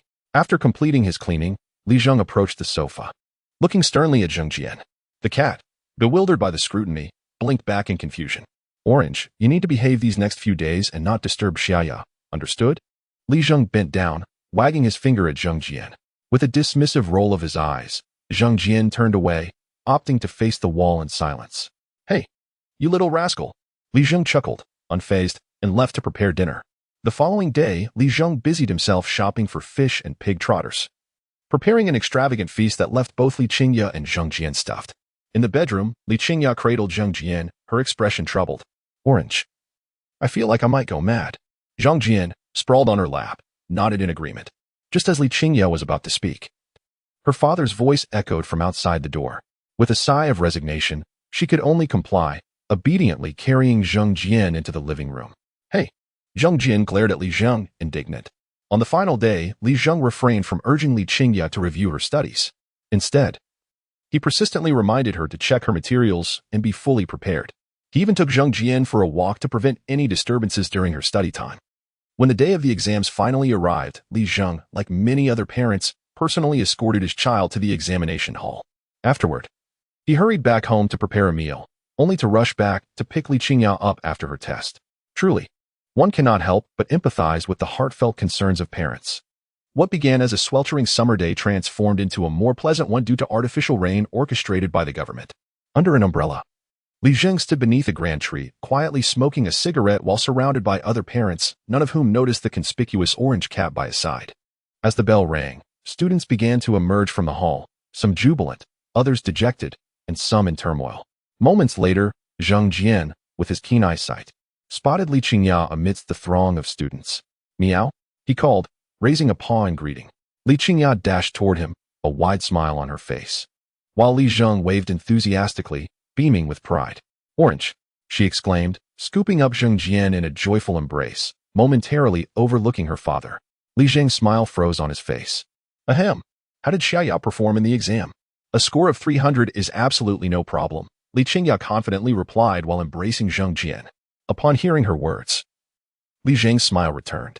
Although a score of 300 is insufficient to meet the undergraduate admission threshold in Shuqing province, for an art student like Li Qingya, it was a commendable achievement, as they could gain admission with a score below that. Thus, Li Zheng was exceedingly pleased. With the college entrance examination concluded, Li Qingya was brimming with confidence in her results, prompting her father to take her and Zhang Jian out for dinner. After their meal, Li Qingya spent some time chatting with her father in the living room before picking up Zheng Jian and retreating to her bedroom. Orange. I'm planning to travel during the summer vacation. Would you like to join me? Li Qingya said, lifting Zheng Jian high into the air with a smile. Meow meow, yes. Yes, Zheng Jian exclaimed, clapping his hands. Li Qingya nodded happily and replied, We'll have so much fun together. With the exams behind her, Li Qingya was completely liberated. Spending her days either out with friends or at home making videos with Zheng Jian, indulging in various activities. On the 5th day after the exam, while Li Qingya and Li Zheng were fast asleep, Zheng Jian stealthily made his way to the balcony, ready to embark on a new journey. Having returned nearly 2 months prior, Zheng Jian had nearly mastered the skills he acquired in his training, save for the integration of the lion's roar and frog techniques, which remained unfinished. Suddenly, Zheng Jian found himself hovering above a battlefield in Europe during World War II. This time, he felt neither panic nor discomfort. Instead, he adjusted his posture mid-air, closed his eyes, and brought his hands together, preparing to execute a move known as 10,000 Buddhas bowing to the ancestor for a flawless descent. Boom! A swiftly flying shell, having traced a perfect arc, fortuitously collided with him. This fateful encounter was nothing short of romantic, whimsical, and serendipitous. With a dazed expression, Zheng Jian lay on the scorched earth, exhaling a breath of black smoke, so thin and fragrant. His singed hair and the wounds inflicted by the explosion rapidly healed thanks to his extraordinary self-healing abilities. A few minutes later, Zheng Jian rose with a fierce expression, glaring in the direction from which the shell had come. A red flag adorned with a white circle and a black symbol caught his eye. So familiar, it was infuriating. Gritting his teeth, Zheng Jian spat, bastards. Had it not been for the recent attack, he would have simply turned and left upon realizing he had time-traveled to World War II. However, the pent-up frustration within him compelled him to confront the oblivious German soldiers for a meaningful dialogue about life. Lying flat on the ground like a frog, Zheng Jian took a deep breath, his belly inflating like a round balloon. Target acquired. Position confirmed. Wind direction and speed are normal. He silently counted. Upon reaching 3, a massive shockwave surged forth, merging sound waves and air currents, propelling toward the Nazi positions with tremendous force. Boom! The landscape of the battlefield before Zheng Jian was instantly transformed. The Nazis' haphazard formation was shattered, resulting in devastating losses. Zheng Jian, satisfied with his magnificent achievement, nodded. Indeed, invincibility could feel quite lonely. Ah, help! My ears! On the Nazi front, soldiers lay sprawled on the ground, some gasping for breath, others rolling in anguish, while others screamed in terror. My God, what just happened?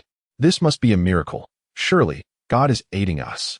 Meanwhile, on the Allied front, soldiers, officers, and war correspondents were equally astonished. Shortly thereafter, an Allied major made a daring decision, instructing his men to seize the opportunity and charge forward. Are you insane? A furious lieutenant colonel confronted the major, demanding an explanation for his reckless order. Sir, this is our chance, the major argued, justifying his actions, insisting that they could not let such an opportunity slip by. In the heart of the battlefield, Zheng Jian heard the charge signal from behind. Glancing back at the soldiers streaming toward him, he promptly turned and made his escape. Unbeknownst to him, his actions had stirred a considerable uproar across Europe and America. Myths and the extraordinary became hot topics of discussion in just a few days.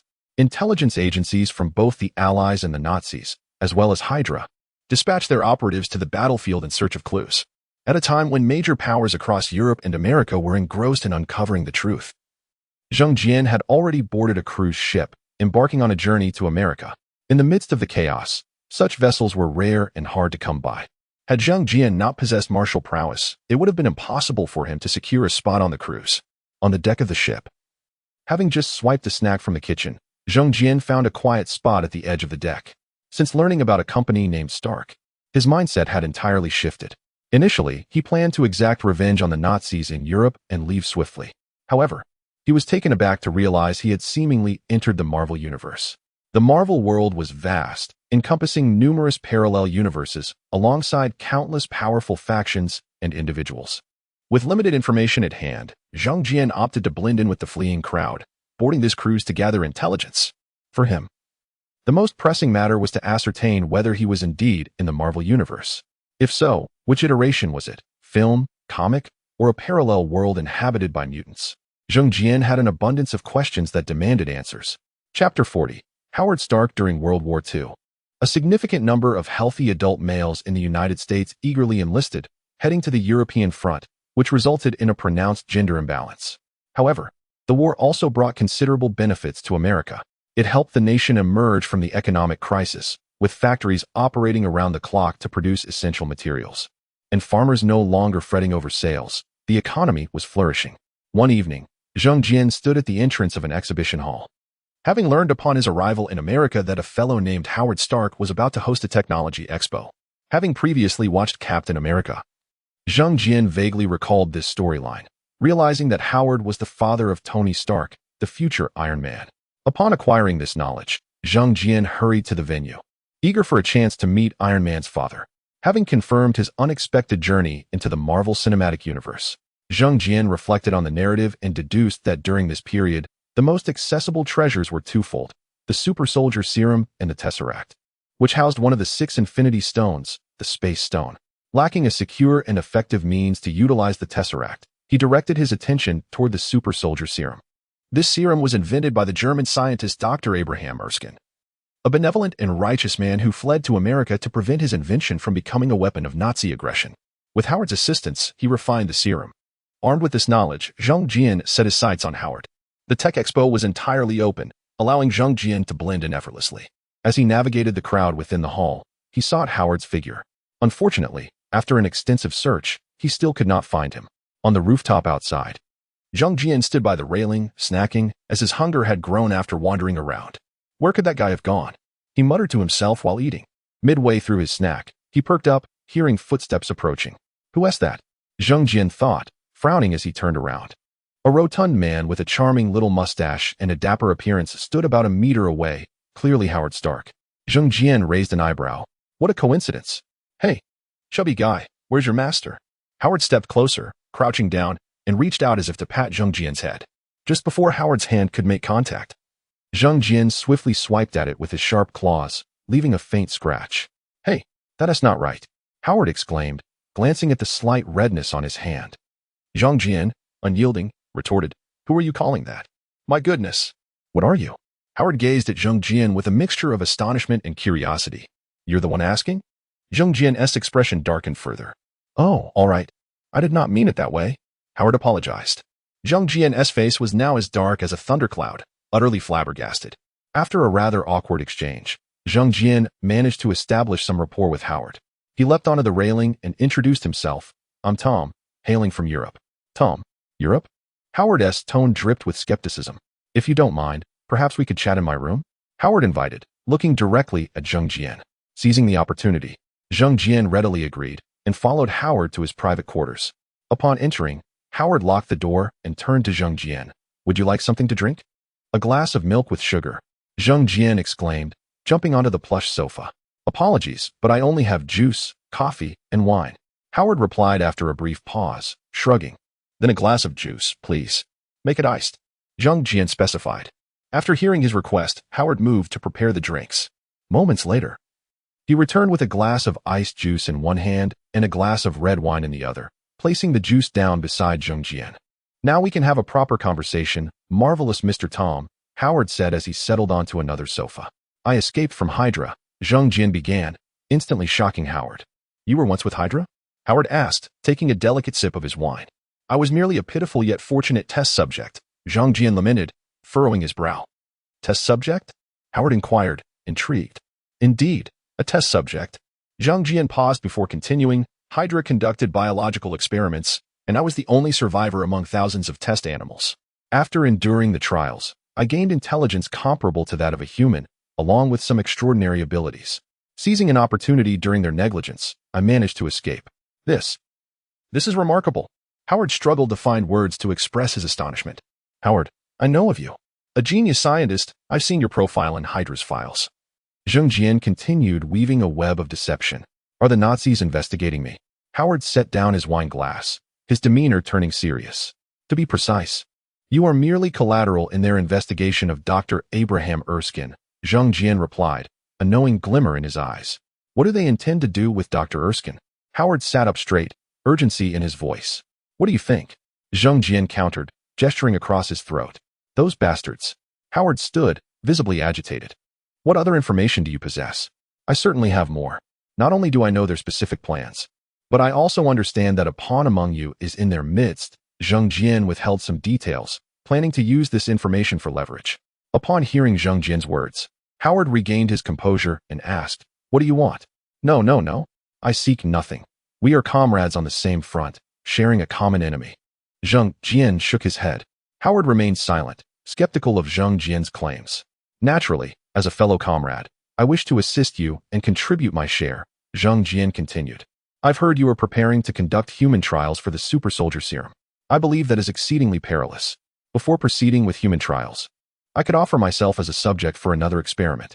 With that proclamation, Zheng Jian wore a look of benevolent intent, making Howard see him in an entirely different light. "What about your well-being?" Howard silently chastised himself, yet replied, "This matter is beyond my authority. I must consult with Dr. Erskine." "That is fine. We're all comrades here. No need for formality. I'll be staying with you for the next few days," Zheng Jian boldly declared, patting his belly with a flourish. Chapter 41. The meeting. Upon his departure, Howard promptly informed Dr. Erkins and the head of the Strategic Scientific Reserve. Dr. Erkins maintained a relatively composed demeanor upon receiving the news, while the leaders of the Strategic Scientific Reserve became increasingly anxious. They reported the intelligence to the government and intensified the protective measures surrounding Dr. Erkins.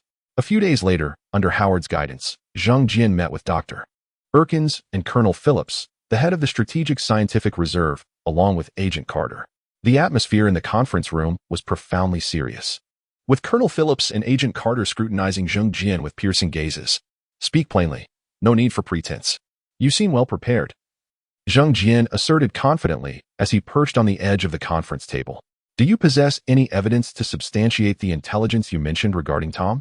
Agent Carter inquired. "None," Zheng Jian replied bluntly. "Then how can we trust your words?" Colonel Phillips interjected sharply, adding, "Perhaps we ought to question your true identity and origins. Did you truly escape?" "Oh." Zheng Jian cast a fleeting glance at the colonel, responding nonchalantly. Bang! Colonel Phillips slammed his hand on the table, threatening, "Tom, this is America. We have the authority to arrest and interrogate you at any moment." "Oh," Zheng Jian replied dismissively. "Are you provoking us?" Phillips roared. This incited Zheng Jian, who rose defiantly. Glaring at Phillips, "What do you intend to do?" "Colonel, please remain calm," Carter urged from beside Phillips, then turned to Zheng Jian with a conciliatory tone. "Tom, we approach this with sincerity and hope for your cooperation." Zheng Jian saw through their theatrical display of contrasting attitudes. "Enough of this charade. The matter is simple. I will selflessly serve as a test subject for you, and upon completion of the experiment, I shall relay the specific intelligence. The super soldier serum is not yet fully perfected and poses great risks. For your safety, I do not recommend your participation in the experiment." Carter deliberately emphasized the dangers to dissuade Zheng Jian. "Oh, is that so?" Zheng Jian replied in an exaggerated tone, his expression theatrical. "It seems my time is limited. Let me take this intelligence with me to meet my maker. Perhaps I could solicit an oracle's message from the divine." Upon hearing Zheng Jian's words, the expressions of those present shifted. Agent Carter furrowed her elegantly arched brows and asked urgently, "What do you mean by that, Tom?" Zheng Jian remained silent, taking a few steps forward before standing upright and extending his hands, sharp claws emerging from his right palm. He used his claws to slice a long gash across his left hand, blood immediately pouring from the wound.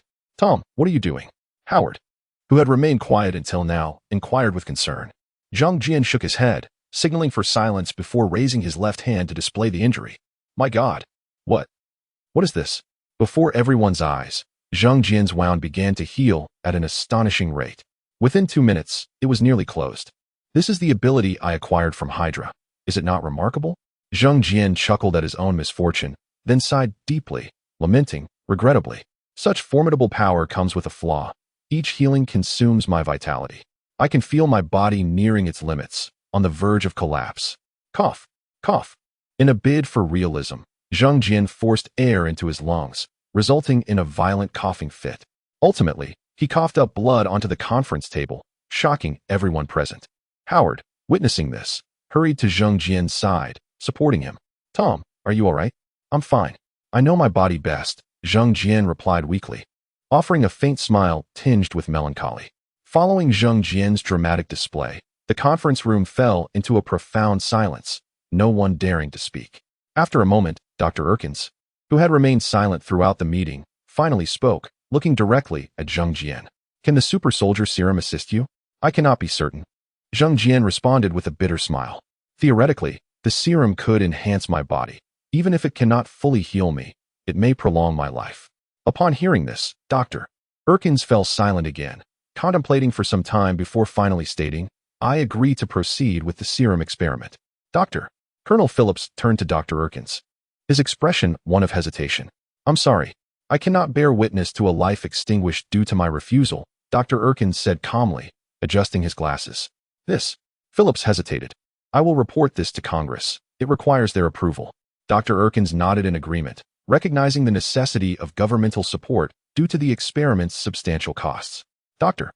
Thank you for your assistance. Zhang Jian expressed gratitude towards Dr. Erkins. As a token of my appreciation, I can provide you with another piece of intelligence. Hydra's leader, John Smith, is planning to break free from Hitler's control. Hydra will soon become independent. What? The shocking revelation left both Carter and Phillips astounded. The information I possess is limited to this, Zhang Jian explained, raising his hands in a gesture of surrender to their inquisitive gazes. Upon Zhang Jian's conclusion, disappointment washed over both Phillips and Carter. Well then, let us conclude our discussion for today. Tom, you may continue residing with Howard. We will strive to secure congressional support for you. With that, Carter delivered the closing remarks, bringing the meeting to an end. As Zhang Jian exited the Strategic Scientific Reserves base and entered Howard's car, Howard drove with a distracted demeanor, occasionally glancing at Zhang Jian. Howard, are you married? Zhang Jian inquired, turning from the window to face him. Taken aback by the question, Howard paused before answering. No. Why do you ask, Tom? When you eventually have children. If I am still alive, would you allow me to be their godfather? Zhang Jian's heart brimmed with mischievous delight. Of course, no problem. Howard readily agreed. After acquiescing to Zhang Jian's request, Howard regarded him sincerely, offering reassurance. Tom, you will be all right. Perhaps, Zhang Jian replied contemplatively, turning his gaze back to the passing scenery.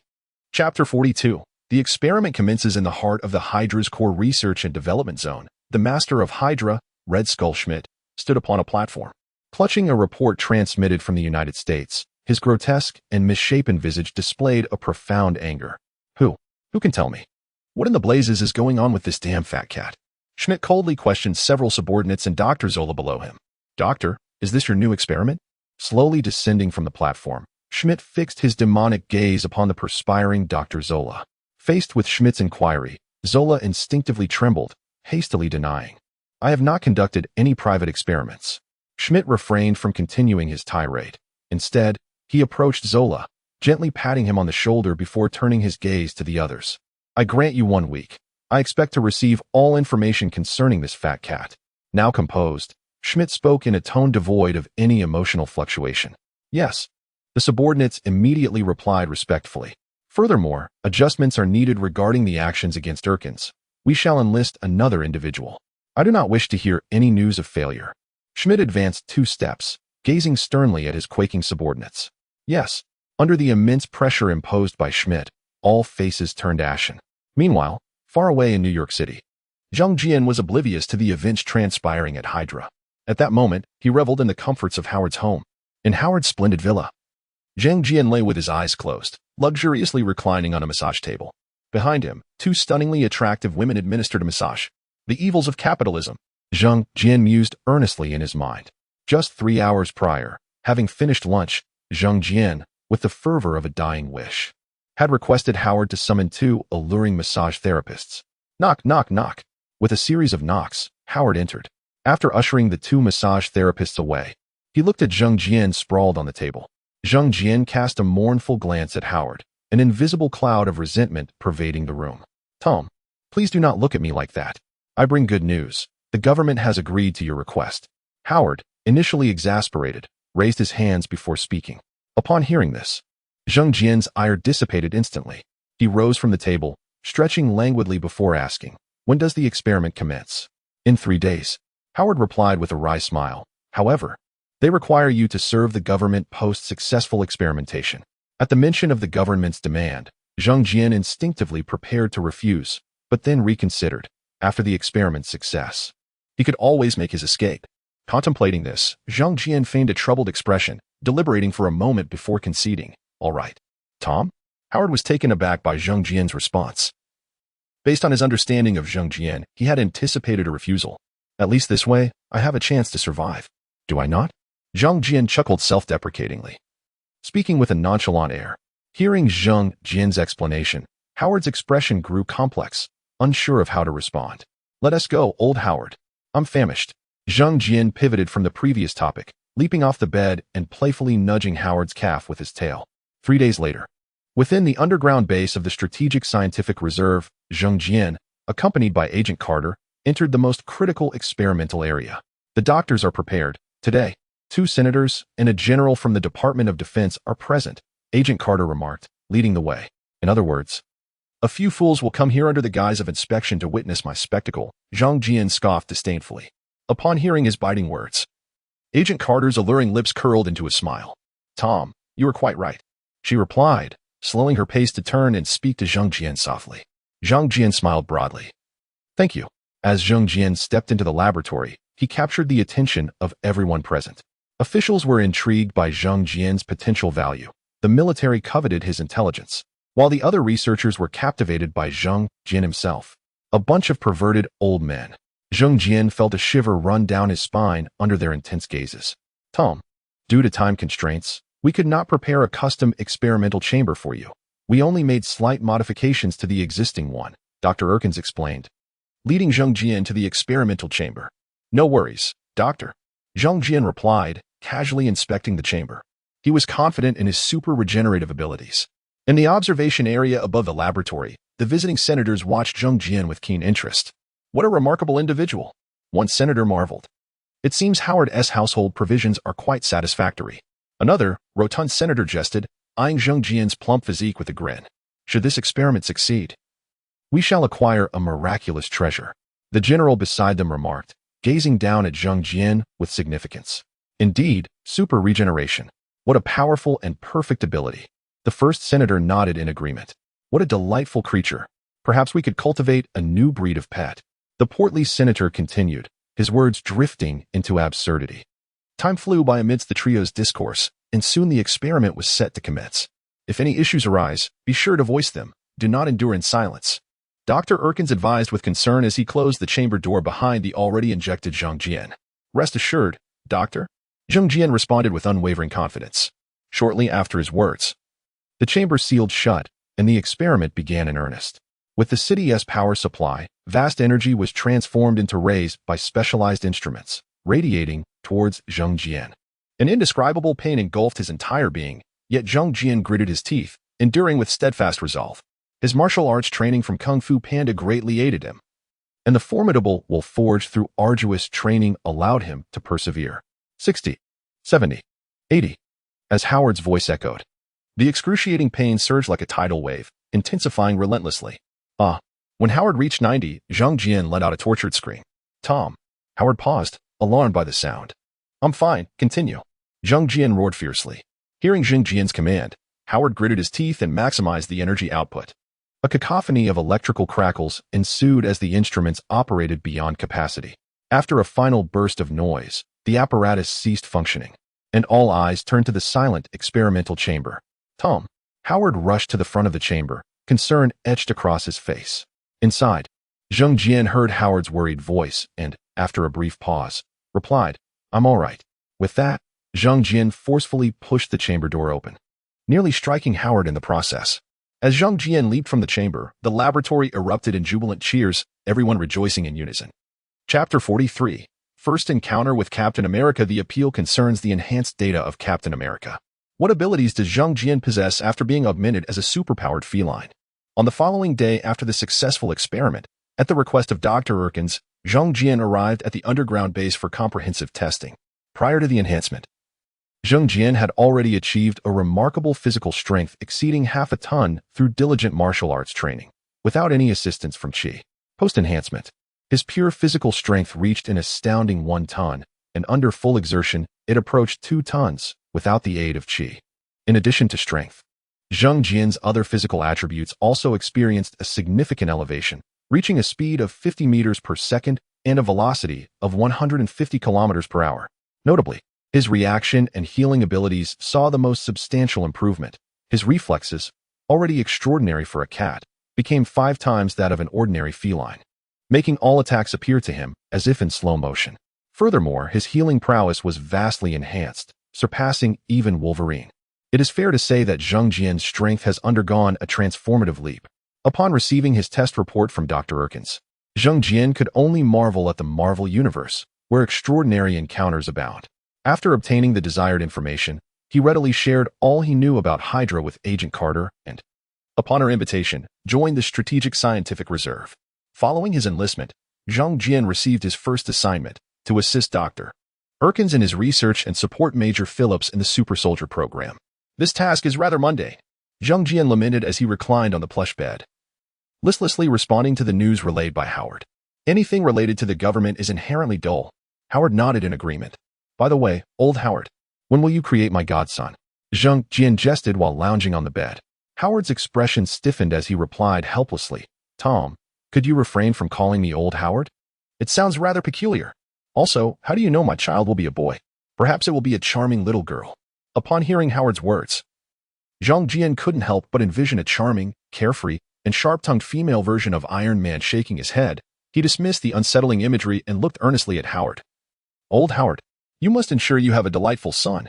With a perplexed expression, Howard inquired, why? So that you can enjoy a comfortable retirement. Zhang Jian replied enigmatically.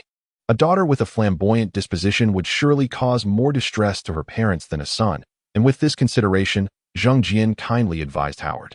Days later, having diligently collaborated with Dr. Erkins on research at the base, Zhang Jian was afforded a rare opportunity to accompany Dr. Erkins outside.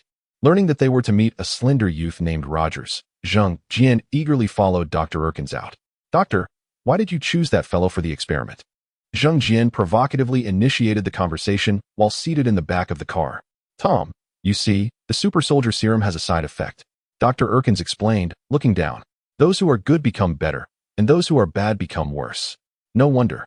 I've noticed my own improvement lately, Zhang Jian shamelessly remarked. Alas, a cat's kindness is often futile. Dr. Erkins resumed gazing out the window. Upon arriving at the military examination hospital, Zhang Jian followed Dr. Erkins through the throngs of people to the examination room.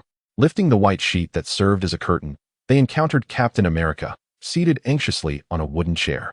After clearing the room of doctors and guards, Dr. Erkins sat down with Captain America's fabricated report in hand. You desire to become a soldier, Dr. Erkins said, placing the report down and looking at Captain America. Though bewildered and unsure of the situation, Captain America replied earnestly, Yes. Why? What motivates your desire to serve? Dr. Erkins asked, posing the pivotal question as he gazed attentively at Captain America, awaiting his response.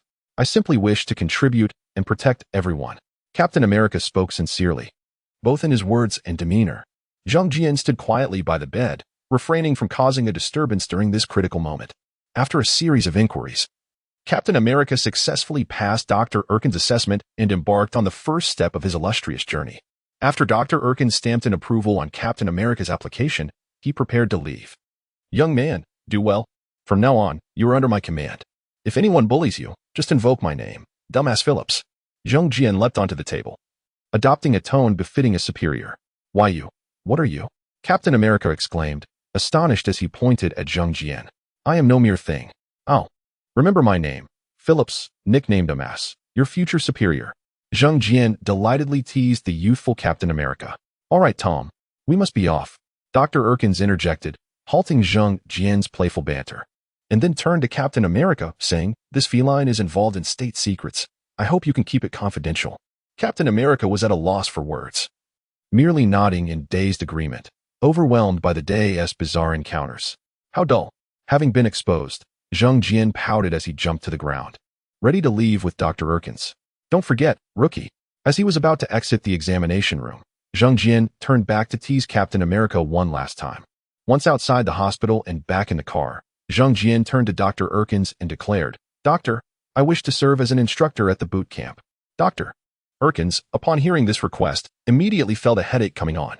Tom, this new recruit training and selection is very important. Indeed, such a significant matter requires my expertise. Does it not? What can that shouty Dumbass Phillips accomplish? Since their initial meeting, Zhang Jian had been at odds with Phillips. The two exchanged barbs, with Phillips calling Zhang Jian a fat cat and foolish feline. while Zhang Jian retaliated by dubbing Phillips a dumbass and crazy old man. All right, Tom. Let us discuss this later. You know, the boot camp matters are all under Phillips' jurisdiction. Dr. Erkins cleverly shifted the burden onto Colonel Phillips.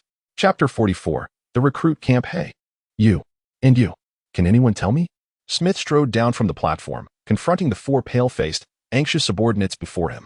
Due to Zhang Jian's leak of information, the operatives he had positioned near the congressman had been rendered utterly useless, and the assassination plan for Dr. Ekins had become exceedingly challenging. The losses inflicted by that fat cat were substantial, and his incompetent subordinates had yet to gather any useful intelligence regarding the feline. In a fit of rage, Smith drew his sidearm and aimed it at one of his men. I distinctly remember instructing you to provide me with intelligence on that damned fat cat within a week. And no, sir, we truly did our utmost. That fat cat appeared as if from thin air, leaving no trace. The man, trembling and drenched in cold sweat, stammered under the gun's menacing glare. Bang! With the report of a gunshot, Smith turned his gaze to the others, coldly stating, Hydra has no need for incompetence. The proximity of the shot splattered blood and brain matter onto the others, who gazed at Smith in terror. In a week. I want information or news of that cat's demise. Smith's expression remained impassive. Moreover, regarding Dr. Ekins' plan, I do not wish to hear any further reports of failure. Yes, sir. The remaining three subordinates shouted in haste. Dismissed. Smith turned on his heel and returned to the platform. Yes. The trio responded before hurriedly exiting, not daring to linger. Dr. Zola, how is your progress? From the platform, Smith observed the snowy landscape outside as he calmly inquired. Dr. Zola, who had been standing nearby and witnessing Smith's ruthless actions, nervously replied, The progress is going smoothly. The weapons will soon be produced on a large scale. Excellent. You are doing remarkably well, Dr. Zola. Hearing a piece of good news lightened Smith's mood considerably, and his tone softened. Upon hearing Smith's words, Dr. Zola below exhaled in relief, overwhelmed by the fear and pressure Smith had instilled in him. In the rest area of the recruit camp, Phillips stood in the tent, glaring furiously at Zhang Jian. That damned fat cat. This is no place for you. Phillips roared, pointing at Zhang Jian. Are you looking for a fight, you stubborn mule? Your Uncle Tom has given you a hand. Zhang Jian retorted, standing tall. You wretched, stupid cat. Phillips' face flushed crimson as he cursed. You are merely a brain jackass. Zhang Jian shot back. Damn fat cat. I will end you today. Come on, come at me. Zhang Jian turned, presenting his ample backside to Phillips in a provocative manner. Go ahead and shoot. Just as the confrontation escalated, Agent Carter entered, observing the tense standoff. With a resigned sigh, he approached Zhang Jian. Tom, Dr. Ekins is looking for you. Without replying, Zhang Jian dropped to all fours, shaking his rear at Colonel Phillips as he sauntered out. Scoundrel. That damned fat cat. Phillips' blood pressure surged dangerously as he glared at Zhang Jian's retreating figure, breathing heavily. Colonel, please calm down. You have more pressing matters to attend to. Carter stepped in front of Phillips, handing over a dossier. Humph. Phillips grunted in annoyance, accepting the file and moving aside to sit down. Meanwhile, having exited the tent, Zhang Jian quickly located Dr. Ekins. Doctor, what do you need? What? Dr. Ekins looked at Zhang Jian with confusion. Tom, what are you talking about? That cunning woman. Zhang Jian muttered under his breath, realizing he had been deceived. After a moment, he leapt onto a military crate and asked Dr. Ekins, What are you doing here? Without answering, Dr. Ekins raised his right hand, pointing diagonally ahead, following the direction of Dr. Ekins' finger. Zhang Jian spotted a group of robust soldiers chatting in clusters in an open area. A peculiar expression crossed his face as he suddenly distanced himself from the doctor in fear. Tom, what is wrong? Dr. Ekins asked, puzzled. Doctor, I will not discriminate against you. Zhang Jian remarked with layered meaning. What are you saying? Tom, Dr. Ekins, increasingly bewildered, inquired. Even if you are a homosexual, I will not hold it against you. We shall remain friends. Zhang Jian grinned lewdly at Dr. Ekins, his tone cheeky. It's fine, doctor. I will keep your secret. Zhang Jian interrupted Dr. Ekins before he could finish. Tom, never mind. Enjoy yourself, doctor. I must take my leave. Zhang Jian cut off any chance for explanation, turning away without pause. Dr. Ekins sighed helplessly as he watched Zhang Jian's retreating figure. After teasing Dr. Ekins, Zhang Jian roamed the camp leisurely, noting a few recruits who had mocked him, planning to address them later. After a thorough exploration, he discovered another potential target for his antics and halted in his tracks. Not far ahead, Captain Rogers stood alone beneath a tree, seemingly lost in thought. Observing this, Zhang Jian approached. What are you doing? Upon hearing the voice, Captain Rogers glanced around before noticing Zhang Jian.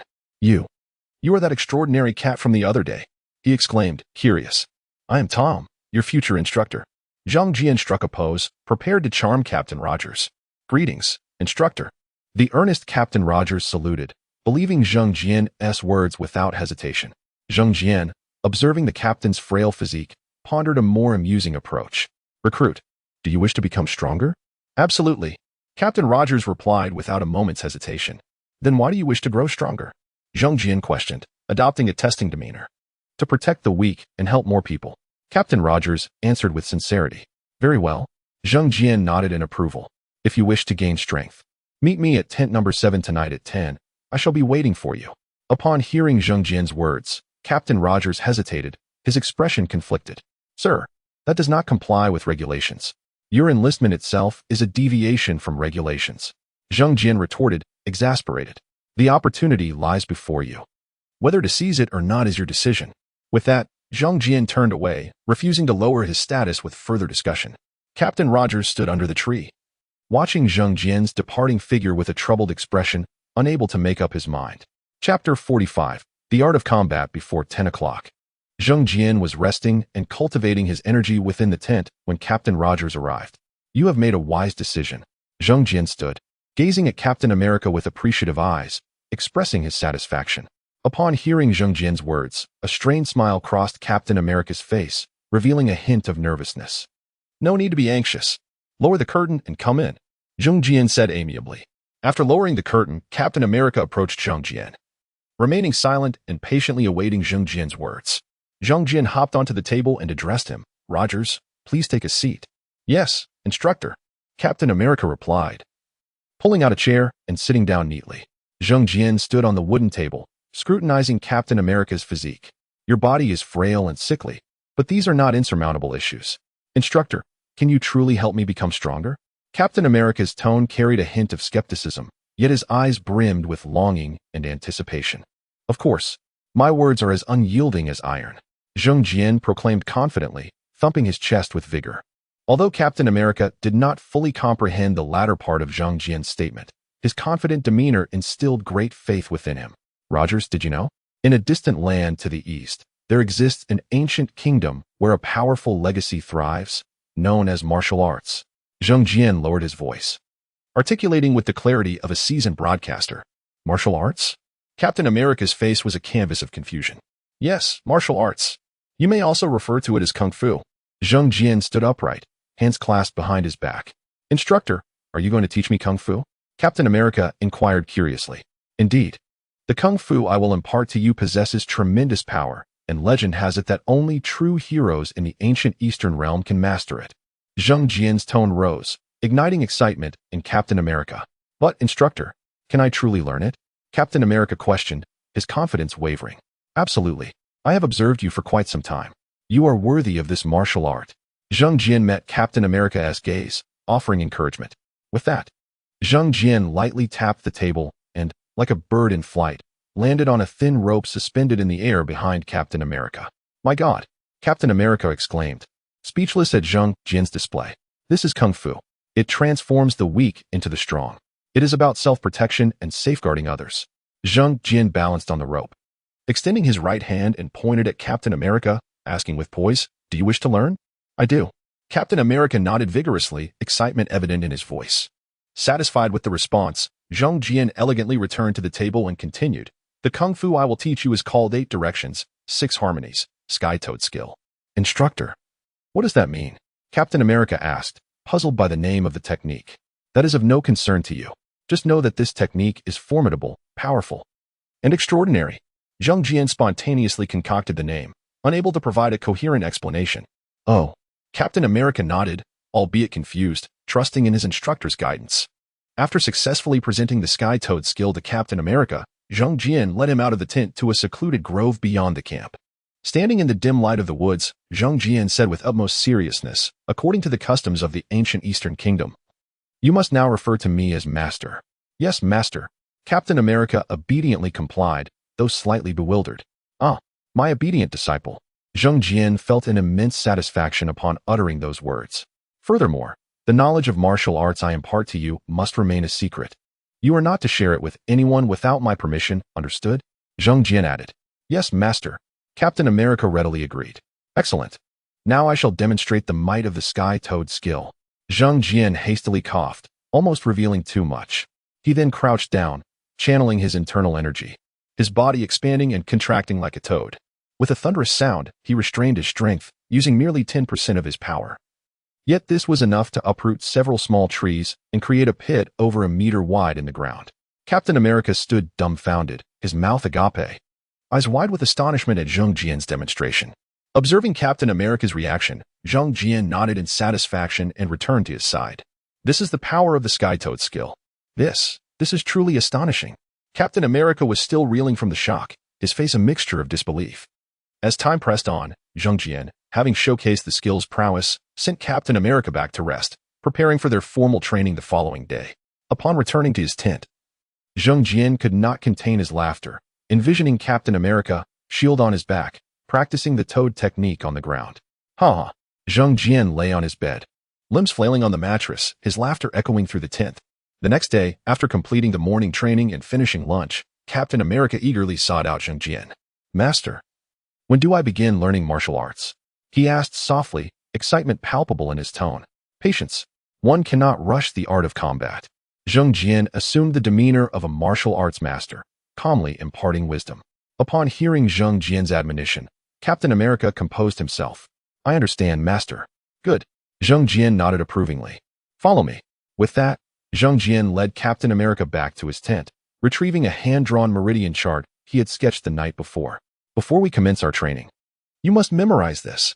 Captain America stared blankly at the hastily drawn chart. Master, what is this? This is the meridian chart.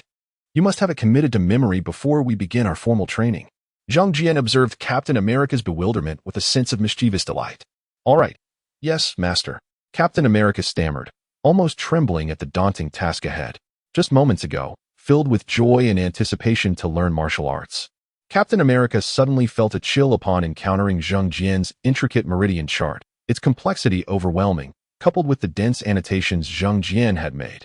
With a heavy heart, he reluctantly accepted the chart.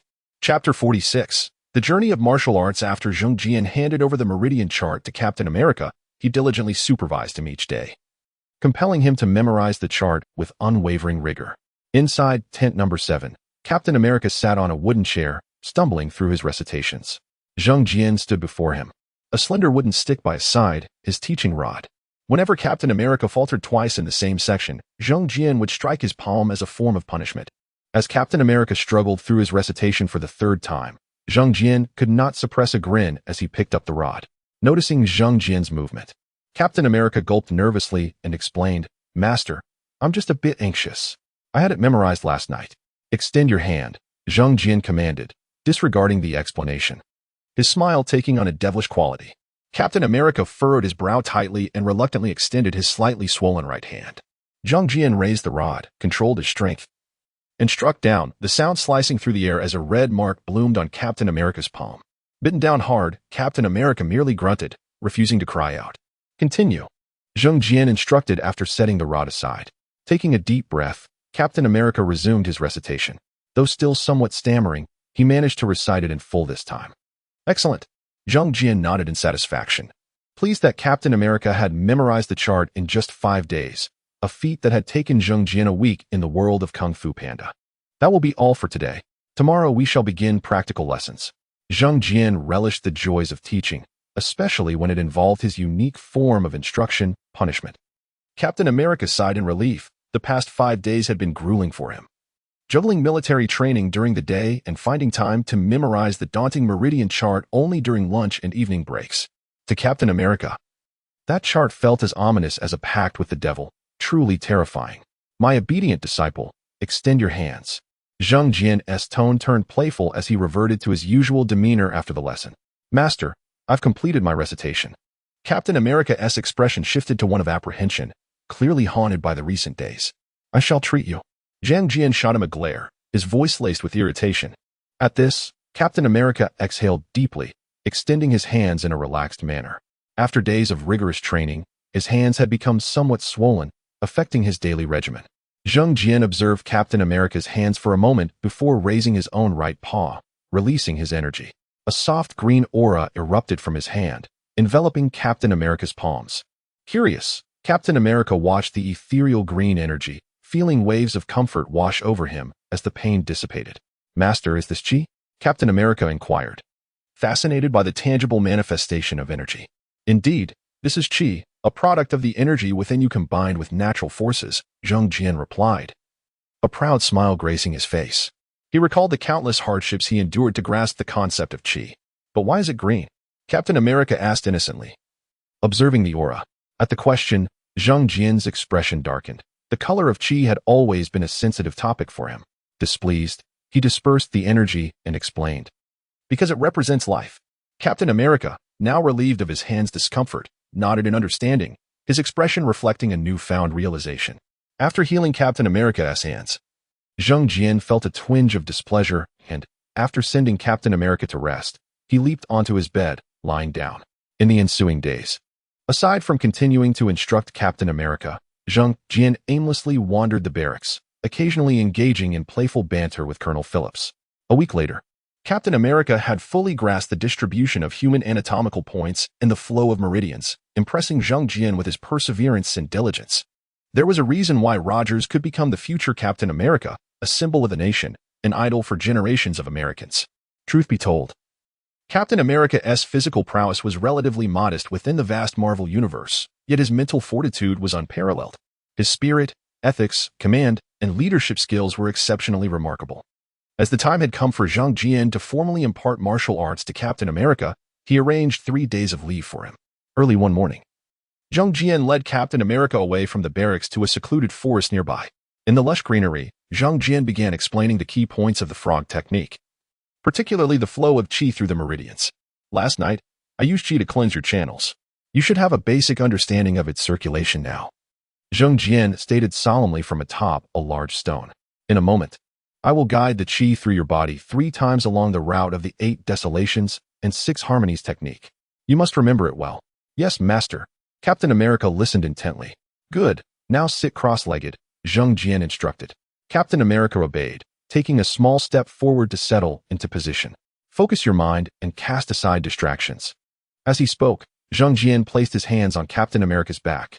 Having already assessed Captain America's meridian condition, he carefully infused chi into him, allowing it to circulate slowly. 1 cycle, 2 cycles, 3 cycles. Do not stop. Control the chi and continue circulating.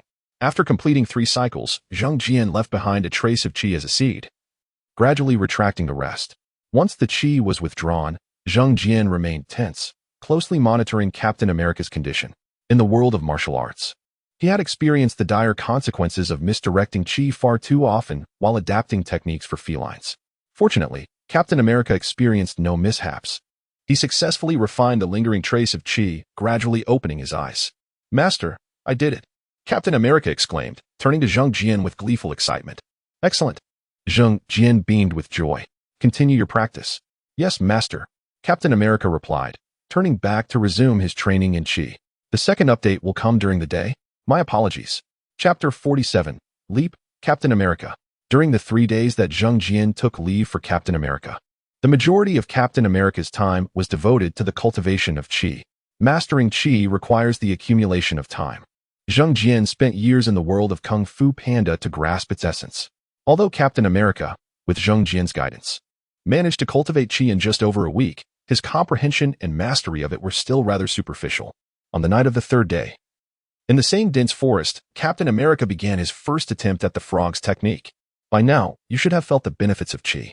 Though your chi is still feeble, you are already capable of performing the 8 desolations and 6 harmonies Heavenly Toad Palace, Zhang Jian remarked, standing on the ground beside Captain America, who was sprawled on the ground. "Master, this feels a bit odd," Captain America replied, feeling his posture was reminiscent of some animal, though he could not quite place it. "Stop overthinking and begin," Zhang Jian said, suppressing a laugh at Captain America's comical stance, feigning sternness. "Yes, master," Captain America obediently responded, resuming his practice of the frog's technique. Goo goo.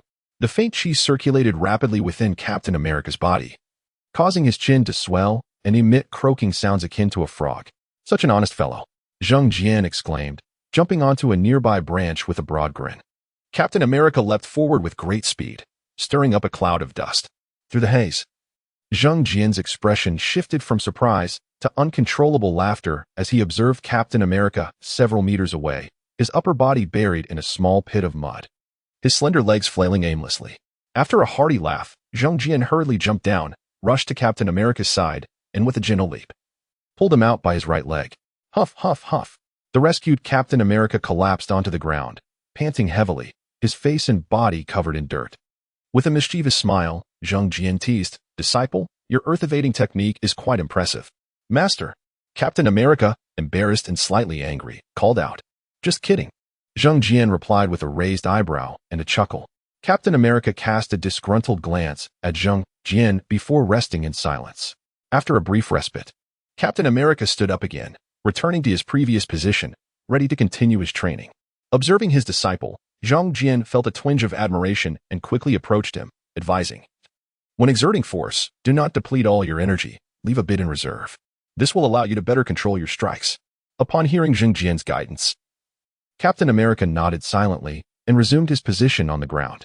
Once again, the croaking echoed as Captain America charged forward. This time, he did not make any significant errors. After knocking down 2 small trees, he landed and rolled to a stop. Rising, he instinctively looked towards Zhang Jian, eager for his master's feedback. "Not enough. Your control over force is still lacking. Go again," Zhang Jian shouted from beneath the branch. "Yes, master," Captain America replied, returning to his previous stance and lying down once more. Quack, boom, quack, boom. Captain America practiced relentlessly for over a dozen repetitions until his chi was completely exhausted. "All right, that will be all for today. From now on, you will practice here alone every evening, and I will come to check on you every 3 days," Zhang Jian proclaimed as he jumped down from the branch to face the disheveled and weary Captain America. "Yes, master," Captain America replied weakly. "Then let us return. It is getting late," Zhang Jian said, stretching lazily before moving forward. Captain America followed closely behind, and together they returned to the camp. While Captain America diligently trained and grew stronger under Zhang Jian's tutelage, Smith was simultaneously fortifying Hydra. What made Hydra truly terrifying was not its raw power, but rather its ideology and mentality. Smith, with his extreme yet compelling beliefs, brainwashed countless individuals, continuously amplifying the monstrous might of Hydra. In Hydra's base, 3 subordinates, who had narrowly escaped from Smith's clutches, reported nervously to him about the intelligence they had uncovered. In essence, the cursed fat cat first appeared on the European battlefield, leaving no trace in this world prior to its arrival. Indeed, Commander. George, the leader among the 3 subordinates, attempted to maintain his composure as he spoke. Moreover, we located an artilleryman who survived the conflict.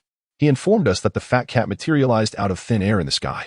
After delivering his report, George anxiously observed Smith, knowing that their lives depended on this information. Upon hearing George's account, Smith remained silent, fixated on the intelligence in his hands. For George and his companions, each passing moment felt excruciating, as they teetered perilously close to death. Minutes later, breaking the silence, Smith lifted his head and gazed at George and his companions, slowly stating, "From now on, you 3 are responsible for tracking this fat cat. I want to know its every movement." Upon hearing Smith's words, the 3 men sighed in relief, grateful to have escaped with their lives. "Commander, do we still need to oversee Dr. Erkin's plan?" George, who had narrowly avoided death, asked tentatively. "No, I will assign that task to others. Your sole mission is to keep an eye on this extraordinary cat," Smith replied, lowering the report and stepping closer to George, his terrifying smile piercing through. George, drenched in cold sweat, felt as if he were being scrutinized by an abyss under Smith's gaze. "George, you must not disappoint me," Smith said, adjusting George's clothing slightly and patting his shoulder earnestly. "Yes, Commander," George responded hastily. "Very well, you may go?" Smith nodded in satisfaction, turning away from them. "Yes, Commander," the 3 replied in unison before hastily departing. Once George and his companions left, Smith picked up his phone and summoned Dr. Zola. "Doctor, I have a piece of intelligence." Upon Dr. Zola's arrival, Smith handed him the information from the table. Receiving the report, Dr. Zola scrutinized it carefully. Moments later, having finished reading, he looked up in astonishment. "Commander, indeed, it seems we are on the same wavelength." Both men understood each other's thoughts without needing to articulate them. Smith, hands clasped behind his back, slowly walked to the platform, gazing through the glass at the sky outside. What a fascinating and mysterious world it is. Indeed, Zola concurred, nodding, his eyes reflecting a thirst for the unknown. An update for everyone at dawn. Apologies. Chapter 48. The experiment commences. As the saying goes, a master leads one to the door, but the cultivation relies on the individual. In order to make strides in the martial arts realm, Captain America needs to engage in self-practice and comprehension. With the aid of the frog technique, Captain America made astonishing progress during his training, leaving Carter and Phillips in awe. They attempted to uncover the secret behind his rapid advancement, but the committed Captain America remained tight-lipped, not revealing Zheng Jian's involvement. This left Carter and Phillips feeling quite frustrated. Yet they refrained from taking any drastic actions, considering Captain America was favored by Dr. Erskine. Time flowed swiftly amidst Captain America's remarkable progress. And soon the day of the formal experiment arrived. The night before the experiment, Dr. Erskine sought out Captain America for an in-depth discussion. No one knew the contents of their conversation, except for Zheng Jian, who vaguely recalled some details. The following morning, under Agent Carter's guidance, Captain America and Zheng Jian arrived at the experimental base. The laboratory was already bustling with personnel who had prepared well in advance. Captain America temporarily separated from Zheng Jian and the others, as he needed to enter the experimental area, while Zheng Jian and Carter proceeded to the observation zone. Good day, Mr. Tom. Upon entering the observation area, Zheng Jian was greeted with a beaming smile from the senator, who was already present. Zheng Jian's previous intelligence had exposed a Hydra spy lurking nearby, earning him the senator's goodwill. Good day, Senator. Zheng Jian replied cheerfully, leaping onto a chair. Following a round of polite exchanges, the observation area fell silent as everyone awaited the commencement of the experiment. This experiment was of utmost importance, as it represented the first human trial of the modified super soldier serum. If successful, it would signal the imminent establishment of a powerful super soldier team by the American government. Anticipation buzzed among all factions, including the military, politicians, scientists, and businessmen. As Captain America entered the experimental area bare-chested, the senator furrowed his brow. Have you not fed him well? Upon hearing the senator's jest, Zheng Jian responded, if he succeeds, wouldn't that be even more convincing? The senator paused momentarily, then understood Zheng Jian's implication, nodding in agreement. You are absolutely right, Tom. In the experimental chamber, under the gaze of all present, Captain America lay down in the experimental pod. Once secured, Dr. Erskine, clad in a white lab coat, stood beside him, urging, hold on to your beliefs, remember your heart. Captain America nodded solemnly, his eyes shining with unwavering determination. With the closing of the pod door, the experiment officially commenced. As with Zheng Jian's previous trial, intense rays enveloped Captain America, aiding him in absorbing and adapting to the super soldier serum. Under immense pain, Captain America cried out after enduring the procedure for a considerable duration. Everyone momentarily halted, with Carter rushing to the pod door, her face etched with concern. I'm fine, continue. Captain America's weak yet fierce voice resonated from within the pod. Upon hearing this, Howard immediately cranked the energy output to its maximum. The sole difference from the last experiment lay in the fact that the equipment endured the immense electrical currents and energy surges this time. Previously, during Zheng Jian's trial, the apparatus had short-circuited and burned out under maximum capacity, serving as a cautionary tale for Howard and the team. Under Howard's leadership, the researchers had upgraded and refined the equipment, allowing it to withstand the current experiment. Captain America let out a pained scream from within the pod. A minute later, Howard ceased the energy transmission, concluding the experiment. Rogers. After the experiment, Dr. Erskine and Carter called out with concern from the pod's entrance. Quickly, open the pod. Howard instructed his assistants from behind.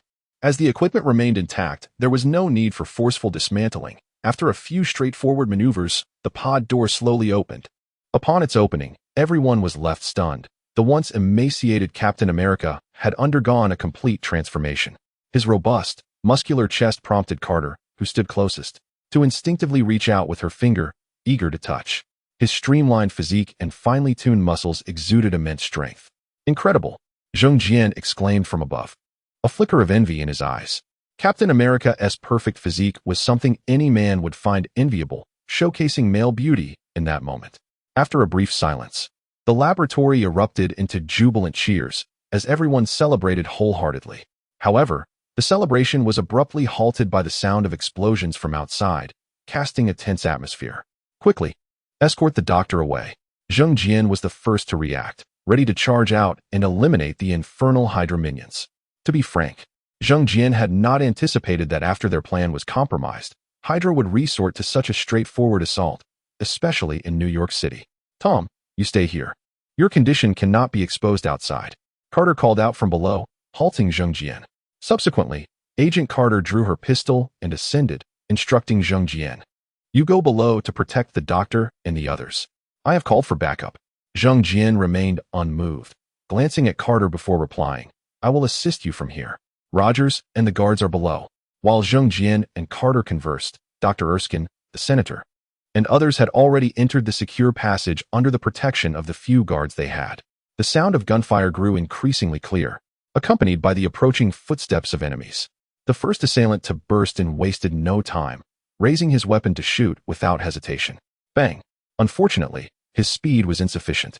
The ever-prepared Carter swiftly dispatched him with a precise shot to the head. After eliminating the first adversary, Carter did not allow herself a moment of respite. Knowing more enemies awaited, the death of one individual made the remaining assailants cautious. Instead of charging in recklessly, they lobbed several grenades into the room. Upon seeing the grenades roll in, Carter's expression changed, and she quickly retreated to seek cover from the impending blast. As Carter evaded, Zheng Jian sprang into action. A blur of motion as he redirected the incoming grenades back towards the enemy. Boom! In midair, near the enemy's position, the grenades detonated, sending shockwaves and shrapnel flying in all directions. The fragments, in Zheng Jian's perception, unfolded in a slow-motion ballet, allowing him to evade effortlessly. Tom, are you all right? Carter, sheltered behind cover, had barely escaped unscathed, save for her ears ringing from the explosion. I'm fine. Zheng Jian dusted himself off casually. In stark contrast to Zheng Jian's ease, the Hydra minions fared poorly. Those closest to the grenades suffered severe injuries and casualties. Yet, even in the face of adversity, they showed no signs of retreat or fear, raising their submachine guns and unleashing a hail of bullets towards Zheng Jian's position. Chapter 49. Fury in Response. Zheng Jian spared no effort, advancing rather than retreating, lunging towards them. His sharp claws became his most effective weapon, mercilessly reaping their lives. Carter, standing behind, was mesmerized by Zheng Jian's fluid display of combat, momentarily forgetting her role in delivering the finishing blows, merely staring in astonishment. With deadly precision, Zheng Jian's claw struck, and the Hydra's assassins clutched their throats, collapsing to the ground in agony. The blood gushing from their necks soaked the floor, staining Zheng Jian's for a deep crimson. In less than 2 minutes, all the intruding foes were vanquished by Zheng Jian, standing atop the bloodied ground and lifeless bodies, with his fur now dark red. Zheng Jian turned to Carter. Tom, you. Carter's red lips parted, but the words caught in her throat. Zheng Jian approached her, leaping lightly, his blood-soaked right paw landing playfully on her pert backside. Let us go, silly girl. After the playful jab, Zheng Jian mockingly placed his paw before his nose, frowning. Ugh, what a stench. Did you fart? Scoundrel. Carter, regaining her composure, flushed with indignation at his teasing. Having dispatched all enemies, Zheng Jian felt considerably more relaxed. He joked as he walked ahead. I think I need a milk bath. Care to join me? Not a chance, you lecherous cat. Carter replied coldly, feeling as if she were truly seeing Zheng Jian for the first time today. I'm merely a charming little kitten. What harm could I possibly do? If you keep slandering me, I might just get angry, Zheng Jian retorted indignantly. Carter chose silence, adopting a stern expression as she hastened ahead towards the emergency exit. Observing her, Zheng Jian quickened his pace to catch up. As they traversed the experimental zone, Carter and Zheng Jian reached the entrance to the passage. Just as they were about to step inside, a series of gunshots and cries echoed from within. Their expressions shifted, without uttering a word. They charged in with all their might. In mere moments, Zheng Jian, fueled by adrenaline, dashed to the passage's end, pushing open the dark door. His pupils dilated in fury at the scene before him. Inside the dim chamber lay Dr. Erskine, a councilman, 3 guards, and several researchers, all sprawled in pools of blood. Tom. In a corner, Howard, weak and leaning against the wall with a gunshot wound to his abdomen, called out to Zheng Jian. Howard, how are you? Zheng Jian rushed to Howard's side, applying pressure to his wound with a technique to seal the injury, concern etched on his face. Pale from blood loss. Howard labored to speak. The doctor's assistant and a guard were Nazi spies. They escaped with the serum through the dark passage. You must stop them. But you. Zheng Jian protested, worry evident in his gaze. Forget about me. You cannot allow the Nazis to obtain the serum, Howard urged, pushing Zheng Jian away with determination. After a fleeting glance at Howard, Zheng Jian turned and leapt into the dark passage. Once inside, his fury ignited. Zheng Jian sprinted ahead, releasing his energy to track the fleeing spies. Damn it! Zheng Jian shouted in anger, astonished by Hydra's infiltration. The base had hidden agents. In his fervent pursuit, Zheng Jian soon spotted Rogers engaged in combat with the spies. Despite his enhanced abilities, Rogers appeared somewhat beleaguered against the armed foes, unarmed himself. Zheng Jian dashed to Captain America's side, demanding, "Why aren't you using your powers? My energy is out of control." Rogers replied, frustration evident. Hearing this, Zheng Jian surveyed the escaping spies ahead. "Leave the enemies to me." With that, he lunged forward, a powerful aura enveloping him, deflecting the bullets aimed at him. "Die!" Zheng Jian roared, charging towards the two spies. His energy erupted, manifesting as a colossal green tiger that barreled through them. In the wake of the tremendous shockwave, the spies disintegrated into a mist of blood, their belongings turned to ash. Captain America, taken aback by Zheng Jian's ferocity, murmured, "Is this the power of martial arts?" After dispatching the spies, Zheng Jian landed gracefully, jogging to Rogers. "We must leave." "What is the hurry, master?" Rogers inquired, bewildered. "The structure is about to collapse," Zheng Jian shouted as he retraced his steps. Upon hearing this, Rogers' expression stiffened, and he hurriedly followed Zheng Jian. Zheng Jian's instincts were precise. As they narrowly escaped the dark passage and returned to the chamber, the entire base trembled. The dark passage caved in. Inside the chamber, the surviving injured were swiftly evacuated by reinforcements under Carter's direction. Zheng Jian and Rogers stood beside Dr. Erkin's lifeless body, silence enveloping them, their hearts heavy with grief. Gazing at the cold form of Dr. Erkin's, Zheng Jian felt a surge of guilt and regret. Had he protected the doctor and others and brought them to the dark chamber sooner, perhaps this tragedy could have been averted. Following the regret and guilt came an overwhelming fury and a thirst for vengeance. In that moment, Hydra and Schmidt were irrevocably inscribed on Zheng Jian's blacklist.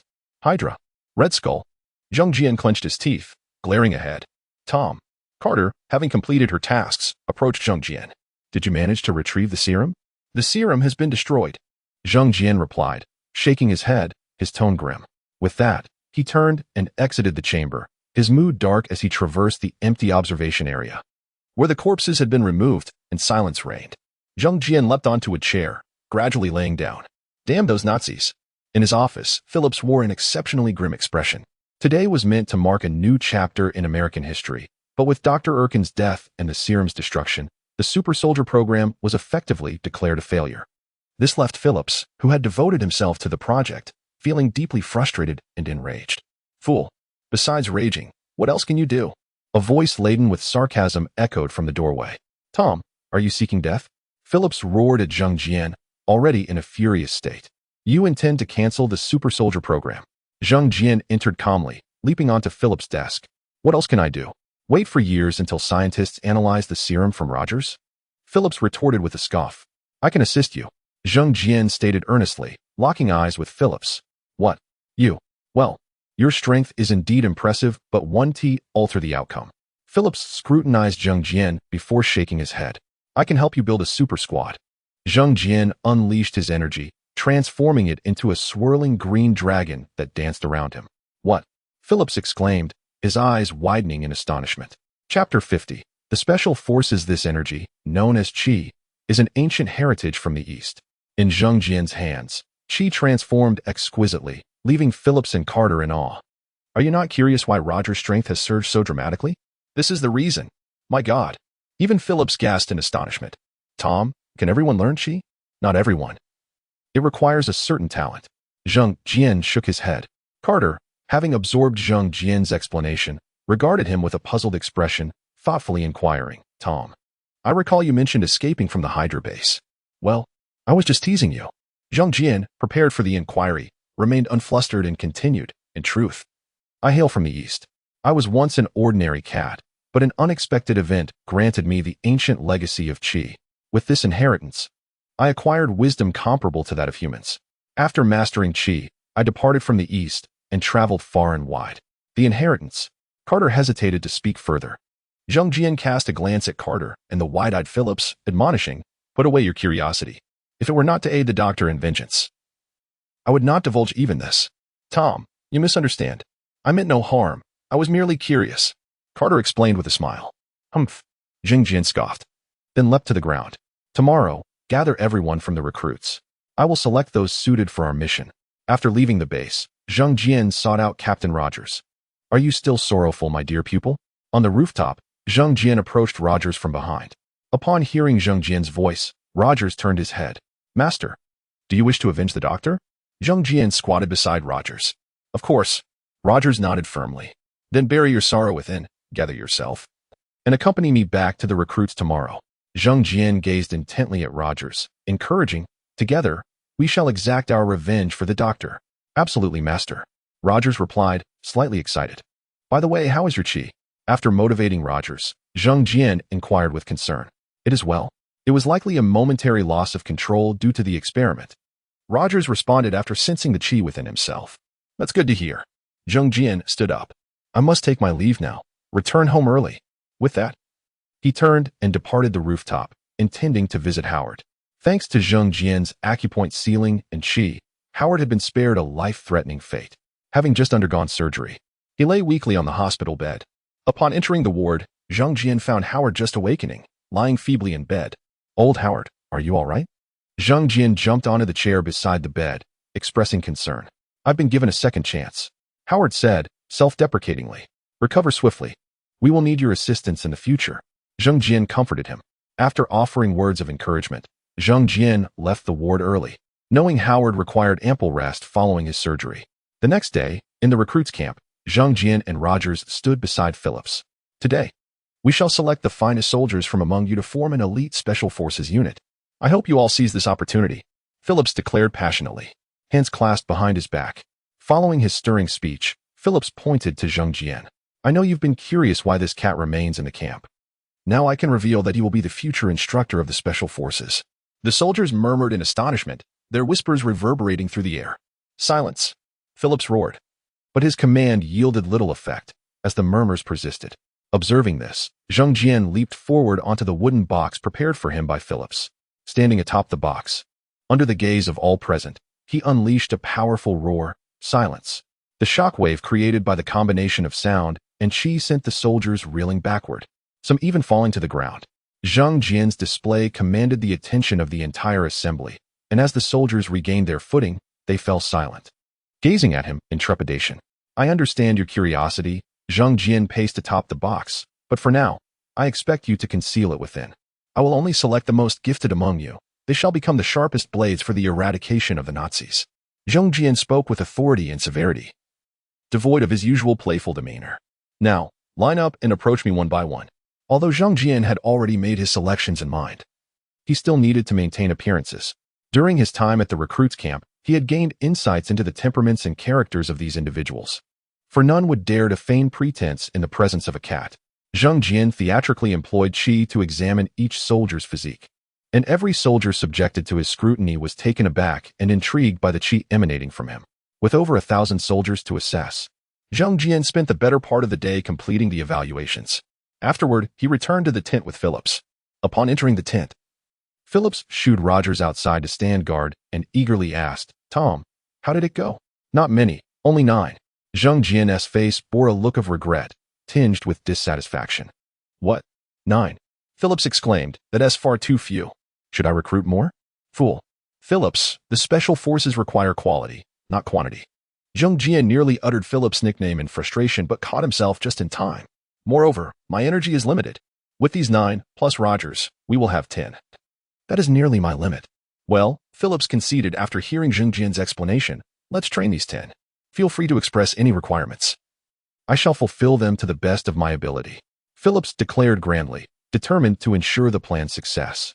I need a plethora of traditional Eastern medical textbooks, particularly those concerning meridians, Zheng Jian stated, then added after a moment's thought. Also, procure a few traditional Chinese medicine practitioners and translators. Certainly. Phillips agreed readily. Is there anything else you require? Yes, food. They must be provided with ample meat to ensure their bodies remain robust. Zheng Jian insisted. Previously, while training Rogers alone, Zheng Jian had nurtured him daily with qi, allowing the captain to endure. After Phillips meticulously noted Zhang Jian's requests, he hurriedly exited the tent to personally attend to these matters. Once Phillips departed, Zhang Jian exited the tent as well, returning to his own quarters to continue refining the frog technique. Aware of future events, Zhang Jian feared Hydra might acquire the technique, prompting him to make modifications and retain some contingency plans. After all, the Marvel Universe is vast, rife with untapped potential, and Zhang Jian intended to strategically lay the groundwork during this period, preparing for what lay ahead. Chapter 51. I will not accept this.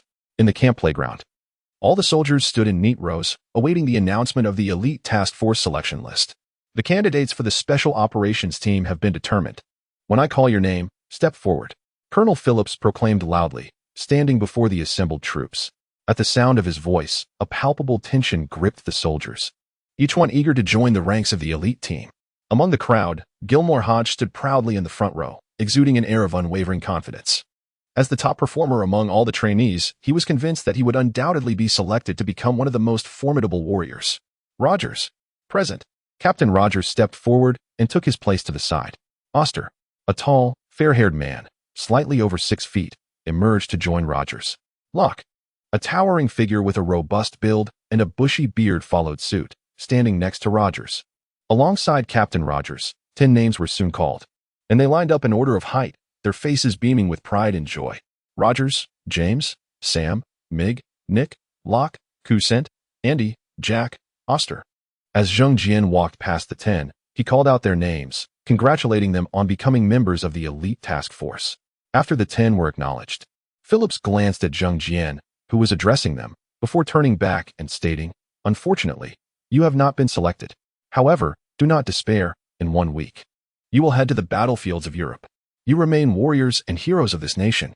In the crowd, Hodge, standing in the front row, clenched his fists tightly, his face a mask of indignation. None of the 10 selected had performed better than him during their training, yet he found himself overlooked.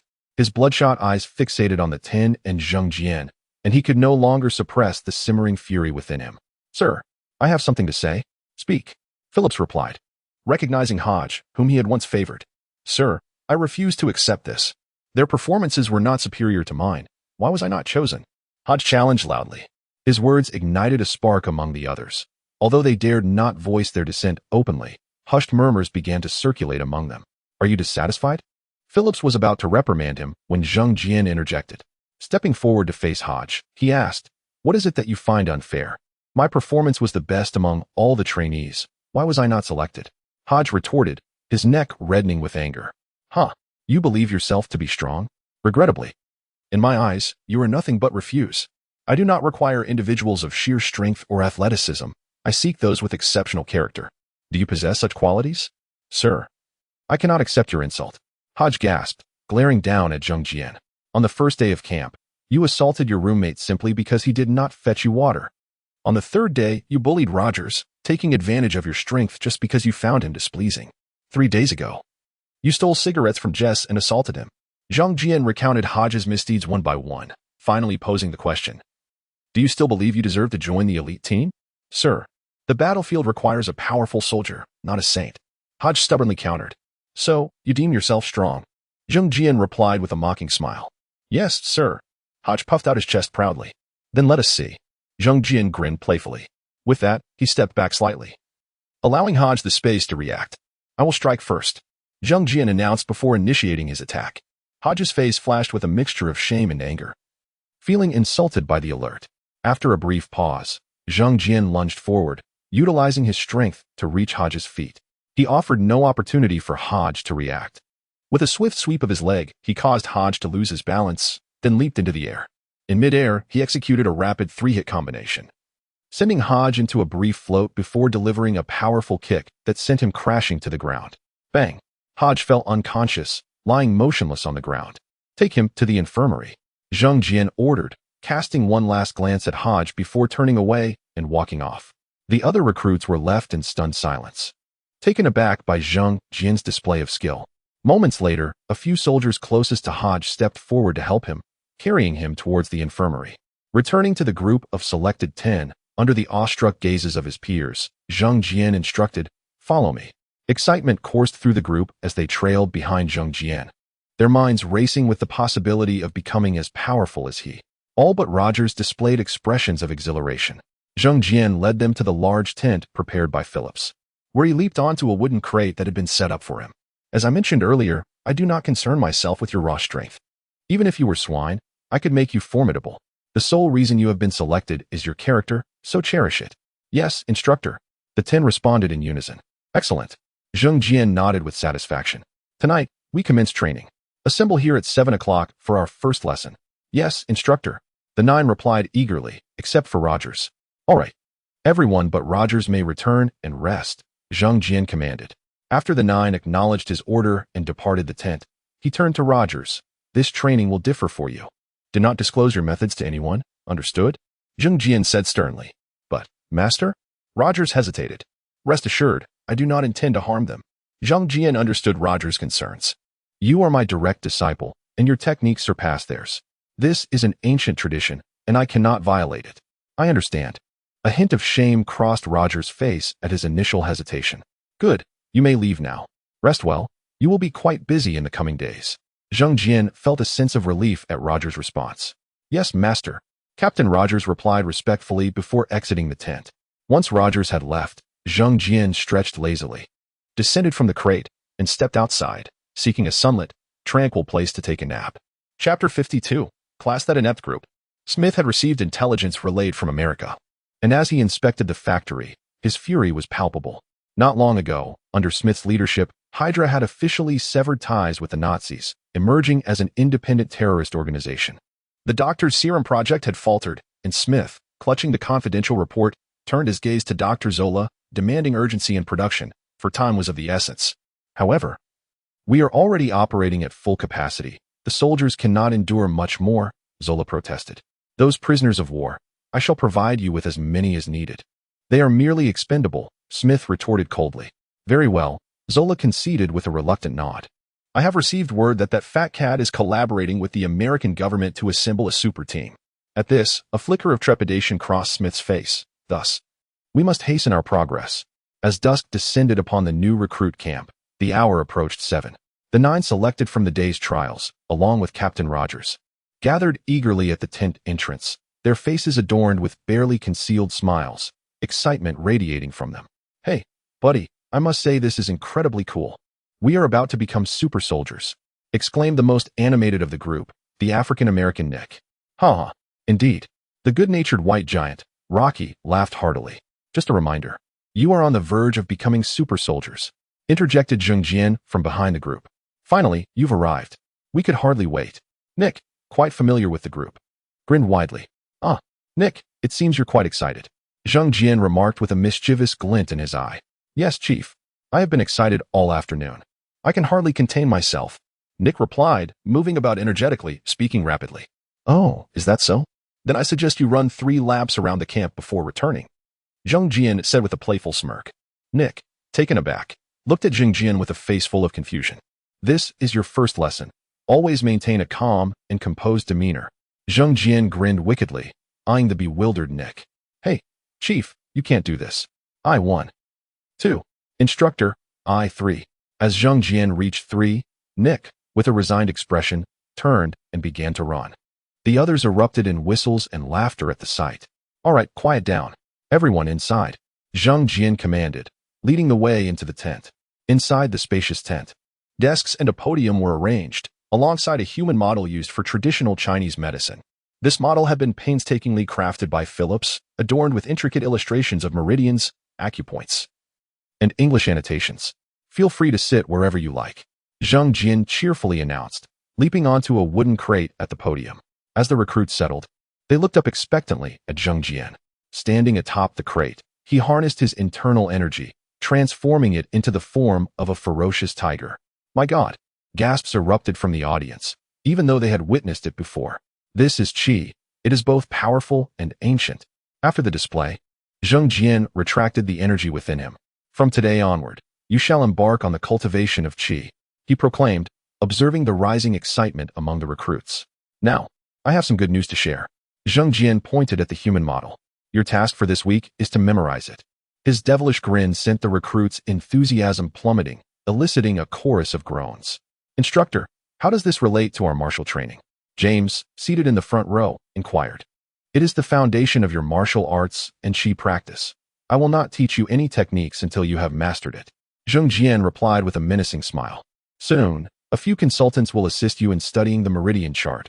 I expect you to be obedient. Should anyone cause trouble, I shall regretfully announce your expulsion. The recruits nodded obediently, silenced by Zheng Jian's threats. Excellent, Zheng Jian said with satisfaction. Rogers, you shall be their squad leader. Manage them well. Yes, master, Rogers replied. Standing tall.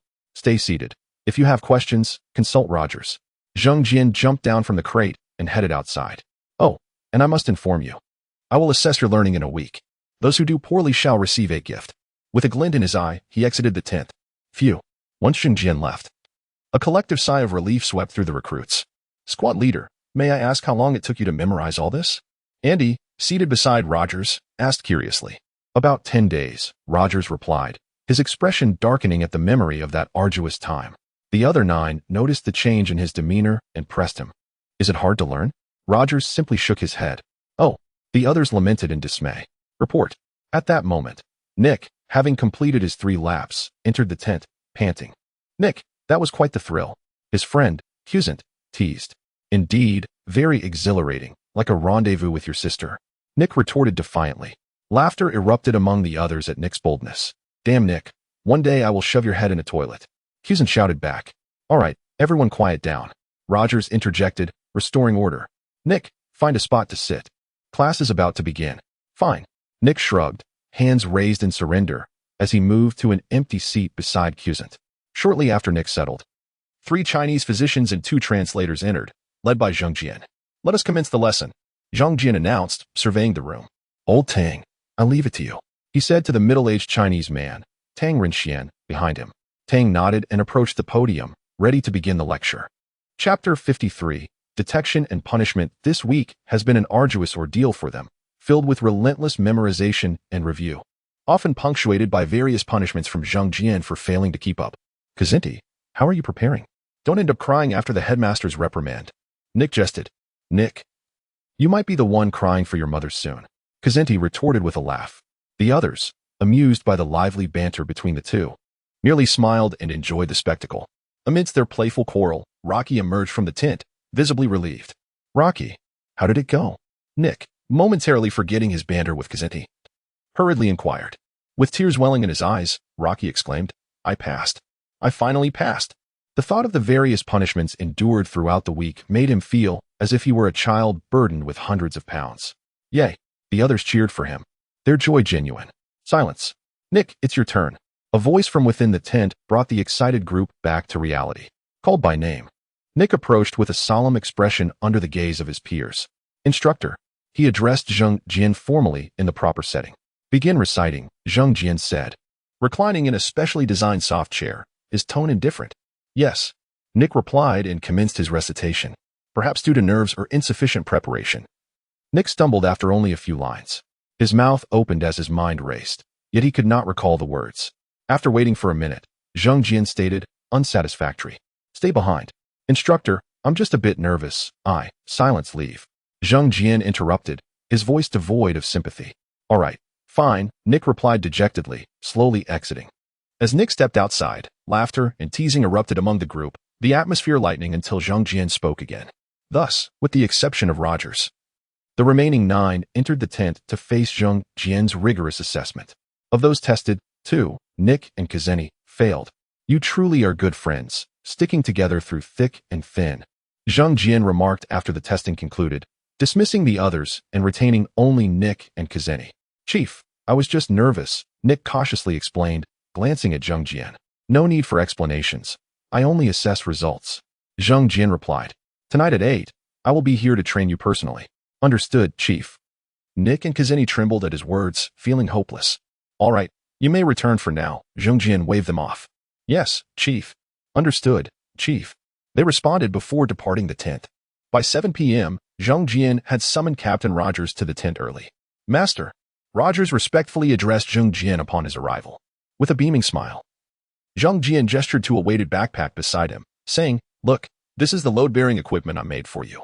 Try it on. Rogers observed the backpack and then Zheng Jian, feeling a slight urge to scoff at the absurdity. Don't like it? Zhang Jian asked, feigning disappointment. Oh, my apprentice is growing disobedient. I like it very much, master. Rogers replied with a stiff smile, aware of Zhang Jian's theatrics. Haha, my obedient disciple, put it on. Zhang Jian urged, pushing the backpack toward him. Reluctantly, Rogers donned the backpack, resigned to his fate. Zhang Jian leapt onto the backpack, testing its comfort before settling down. All right, let's go? Yes, master. Rogers replied as he opened the tent flap and stepped outside. At 8 p.m., Nick and Kazini arrived punctually at the tent entrance. Chief, class leader. They called out upon seeing Zhang Jian on the backpack behind Rogers. Rogers, take them for a lap around the camp. Zhang Jian instructed without preamble. Obeying the command, Rogers began running, with Nick and Kazini dutifully following, refraining from any antics. After they completed 10 laps, Zhang Jian finally called for them to halt. Observing the exhausted state of Nick and Kazini. Huff, huff. They gasped, leaning against a tree, drenched in sweat. Zhang Jian, surveying their recovery, declared, prepare for 50 push-ups. Chief, have mercy. Nick pleaded, looking pitifully at Zhang Jian. Make that 100 push-ups. Zhang Jian escalated the punishment. Nick, realizing the futility of protest, complied and began doing push-ups alongside Kazeni. 1-2. With each count from Zhang Jian, they performed the exercises with precision. As they approached 100, filled with hope, they quickened their pace. 99. Nick called out, unable to contain himself. Zhang Jian glanced at Nick and calmly replied, 50. At that, both Nick and Kazini collapsed to the ground. 50, 50, 50. Zhang Jian repeated, watching them struggle. After a brief respite, they pushed themselves back up.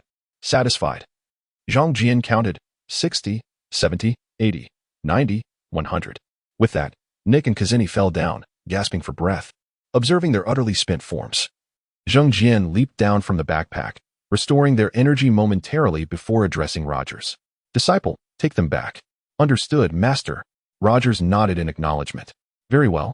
I shall take my leave, Zhang Jian said, slowly walking away.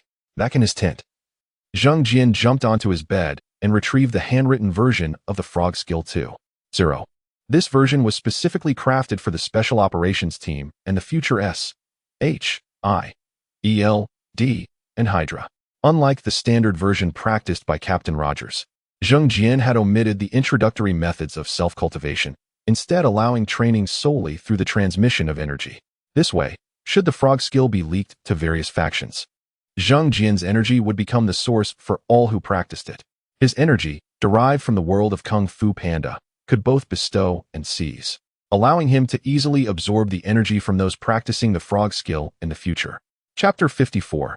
Training completed in order to expedite progress. Zhang Jian dedicated 3 days to roughly refining the skills of each individual.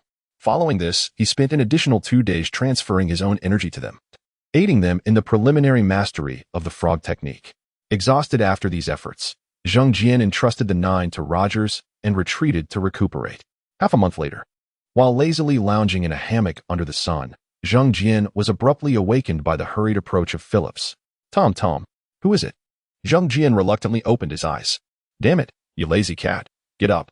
Phillips was in a foul mood, and upon seeing Zhang Jian's lethargic demeanor, his irritation flared. Are you trying to get yourself killed, you fool? Phillips shouted, completely rousing Zhang Jian from his slumber. Hydra is on the move. They have developed energy weapons, and the coalition has suffered heavy losses. Phillips spoke with a grim expression. Hearing Phillips' words, Zhang Jian, already aware of the situation, feigned surprise, furrowing his brow. What is going on? Perhaps it is some form of extraordinary power. You know, Smith and Hitler have always been quite fascinated by myths and the supernatural. Since learning of Zhang Jian's existence, Phillips and the military behind him had begun to take the mystical seriously. And what is the current state of the battle? Zhang Jian inquired with concern. It remains a stalemate, but our losses are substantial, Phillips replied somberly. After speaking, Phillips turned to Zhang Jian and asked, Tom, how long until the special forces can be deployed? They have only just begun to grasp their energy, but their strength is still too weak. Zhang Jian shook his head. Now is not the time, but we can hardly wait. The coalition's losses are too great. Phillips' face reflected his anxiety as he urged, Tom, give me the quickest possible timeline. After a careful assessment of everyone's abilities, Zhang Jian contemplated for a moment before stating, half a month.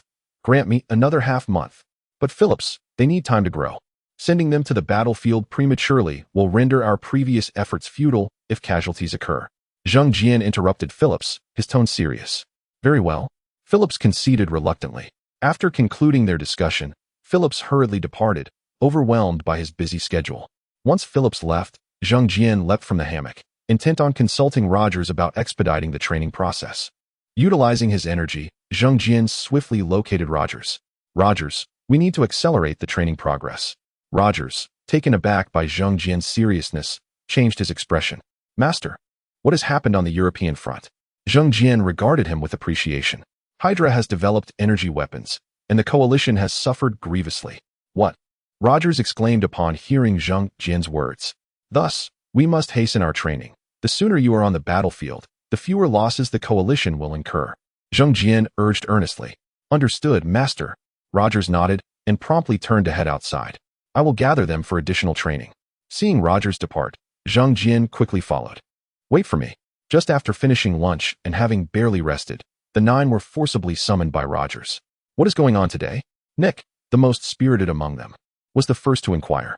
Changes have occurred on the European battlefield. The coalition has suffered heavy losses, and they are eagerly awaiting our support. Zhang Jian spoke gravely. Therefore, we must expedite our training. Henceforth, your rest time will be reduced by 2 hours. Upon hearing Zhang Jian's words, no one protested or complained.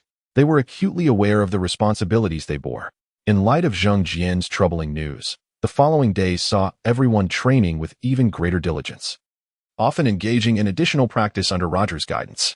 Thanks to their collective efforts, the training progressed beyond Zhang Jian's expectations. In just a week and a half, they exceeded their training objectives. In the wilderness, Zhang Jian led the group to a barren area he had prepared in advance. In this desolate expanse, he had artificially created 3 distinct terrains, each marked with a red circle. The test was simple. Each person was to perform the 8 desolations and 6 harmonies technique 3 times, landing precisely within the red circles to qualify. Standing upon a stone, Zhang Jian pointed toward the circles and explained the task. Afterward, he turned to the group, instructing them to line up, with Rogers stepping forward first. Begin. Zhang Jian calmly commanded as Rogers assumed his position. Coo. After a few vocalizations, Rogers leapt toward the diagonal red circle. Having trained under Zhang Jian the longest and received the most guidance, Rogers did not disappoint, effortlessly landing within the circle. Subsequently, he returned and jumped toward the second and third circles, flawlessly completing the assessment. Standing silently beside Zhang Jian after his performance, he said nothing. Next, Zhang Jian glanced at Rogers before turning back. Next in line was the burly Loki, who also performed admirably, successfully passing the test. The results of their rigorous training were evident, as each member of the group successfully qualified, bringing a sense of satisfaction and relief to Zhang Jian. Well done. Your performances were exceptional. Zhang Jian, rarely one to offer praise, expressed his approval, a satisfied expression gracing his face. After commending the group, Zhang Jian reverted to his serious demeanor. For the time being, you will rest and prepare. Once your equipment is ready, we shall head to the European battlefield. Yes, instructor. The group replied in unison, their spirits invigorated. Following the assessment and dispersing the team, Zhang Jian sought out Phillips. Phillips, the special forces have completed their training. They are ready to deploy to Europe as soon as their equipment is in place. That is splendid news. A rare smile appeared on Phillips' face. Tom, let us proceed to the base now. We shall inspect the equipment together. Phillips approached Zhang Jian. Very well. Zhang Jian nodded in agreement. Under Phillips' guidance, the two arrived at the base an hour later. Since the passing of Dr. Ekins, the facility had been overseen by Howard. As Zhang Jian and Phillips entered the central area of the base, they were greeted by Howard, clad in a white lab coat and glasses. Tom, it has been a while. Indeed, old Howard. It is good to see you. Zhang Jian responded with a smile upon encountering his friend. Guided by Howard, Phillips and Zhang Jian entered the core experimental zone, eager to witness the specially designed weapons and equipment Howard had prepared for the Special Forces. Chapter 55. The novice mission. Before Smith sat a frail prisoner clad in tattered garb, Bucky Barnes. Smith approached the future Winter Soldier, the steadfast companion of Captain America, and grasped Bucky's hair, lifting his head. Steve Rogers' dear friend, his brother. Smith leaned closer, his eyes narrowing as he scrutinized Bucky's face. Spitting a mouthful of blood and phlegm at Smith, the weakened Bucky exclaimed defiantly, "Dream on. Your resistance is futile. You will inevitably become one of us." Smith retorted, pressing a handkerchief against Bucky's head. With that, he turned away, his interest waning as he strode towards the exit. Inform Dr. Zola to come to my office. He ordered the guards behind him. Yes, sir. They replied respectfully. In the office, Dr. Zola hurriedly arrived upon receiving the summons. Standing behind his desk, Smith greeted the entering doctor with a smile. Doctor, I require your assistance. What is it? Zola inquired. I have discovered an intriguing individual among the prisoners, Smith said, handing Zola some documents from the table. Bucky Barnes. Zola read the name with a slight furrow in his brow. After perusing the information, he looked up at Smith, questioning. What do you mean? I wish to recruit him, to have him return to America and get close to Steve Rogers, Smith stated calmly. I can give it a try. Zola hesitated momentarily before responding. Everything is entrusted to you. Smith feigned warmth as he stepped closer to Zola.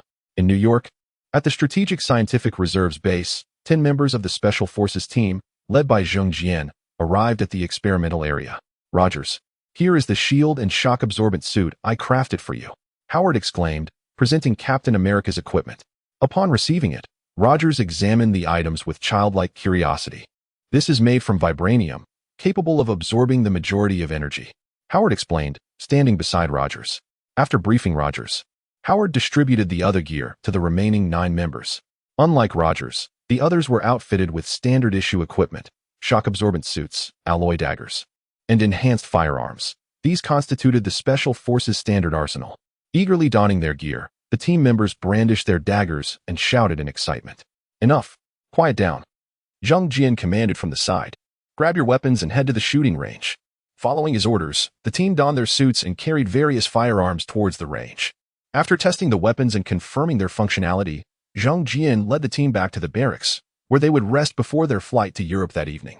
Due to the limited number of Special Forces personnel, only one plane was needed to transport them to Europe. At that moment, on the European battlefield, the coalition forces were struggling against Hydra's formidable energy weapons, suffering heavy losses and retreating into a defensive stance. For reasons of secrecy, Zheng Jian and his team maintained a low profile, swiftly arriving at the front lines under military arrangements. Inside a military truck, the team sat in the cargo area. The grim scenes witnessed along the journey dampening their spirits. After traversing a lengthy, muddy road, the jostling truck finally reached its destination and came to a halt. Ha, George. We have arrived.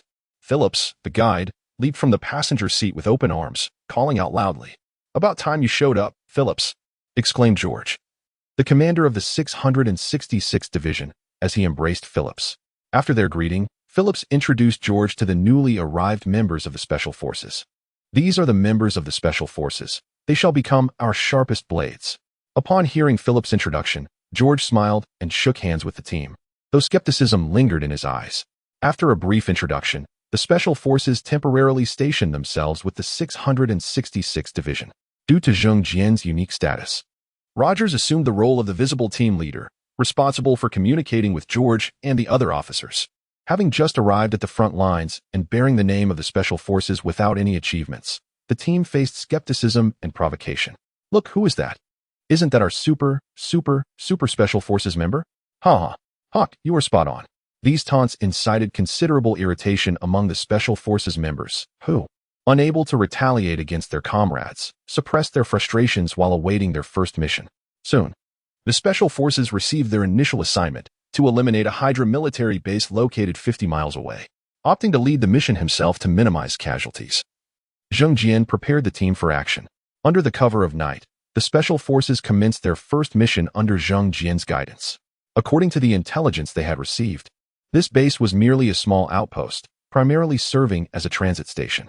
The estimated troop strength was over 500, including not only Hydra soldiers, but also 100 imprisoned coalition soldiers. 5 miles from the Hydra base, Zheng Jian halted, turning to his team. The enemy's reinforcements will arrive swiftly. We must act quickly, or we will be unable to evacuate those soldiers. Upon hearing Zheng Jian's words, the team nodded silently in agreement. I will lead the assault. Rogers, you bring up the rear, Zheng Jian declared before turning back to advance. In no time, the Special Forces traversed the 5 miles, stealthily approaching the base. Leading the charge, Zheng Jian swiftly reached the exterior wall, scaling it with agility and slipping through a window. Once inside, he cautiously navigated along the wall, neutralizing 5 patrolling soldiers before unlocking the main entrance. As the door swung open, the Special Forces members surged in, following Zhang Jian as they fought their way towards the holding area for the prisoners. Gunfire, explosions, and cries filled the base, yet with Zhang Jian's formidable prowess, the Special Forces faced little resistance. In a mere 10 minutes, they accomplished their objective without sustaining any injuries. Nick, Kusent, James, you are in charge of evacuating the wounded. Understood, sir. Rocky, Andy, Sam, you will gather intelligence and data. Received, sir. Rogers, you lead the others in maintaining vigilance. Yes, sir. After issuing the commands, Zhang Jian was the first to exit the base, leaping into a large tree to conceal himself while observing the performance of each Special Forces member. The return of Zhang Jian and his comrades enlivened the once quiet camp, as numerous soldiers emerged to greet their fellow warriors. Captain Rogers, splendid work, exclaimed the commanding officer of the 666th Division, a warm smile gracing his face. It is our duty, Rogers replied, before heading to Europe. Rogers had been promoted to the rank of captain, officially serving as the leader of the Special Operations Team, though the true authority still resided with Zhang Jian. In a single night, their 10-member team had successfully seized a small Hydra base, liberating hundreds of captured soldiers. This remarkable feat stirred significant excitement within the army, which revered strength and heroism, altering the perceptions and evaluations of the Special Operations Team members. Even soldiers who had previously provoked the team came forth to apologize. Such transformations filled the Special Forces members with joy, as they felt they had finally earned the respect they deserved. In the ensuing months, the team faced no defeats, capturing and destroying numerous Hydra bases, shifting the coalition strategy from defense to offense. Simultaneously, back in the United States, the government vigorously promoted the Special Operations Team to inspire the populace, garnering an overwhelming response. Through various media outlets, comics, newspapers, radio, and films, the team emerged as national heroes, particularly Captain Rogers, who was affectionately referred to as Captain America. Furthermore, Zhang Jian's identity was partially revealed. It became known that a mysterious super cat named Tom, who was Captain Rogers' mentor, existed within the Special Operations Team. In a rare moment of respite, Nick and several team members gathered in an open area, smoking and chatting. As Nick puffed on his cigarette, he spotted Rogers approaching and playfully called out, "Hey, isn't that Captain America?" "Nick." Rogers replied with a resigned smile as he joined the group. "Captain, where have you been?"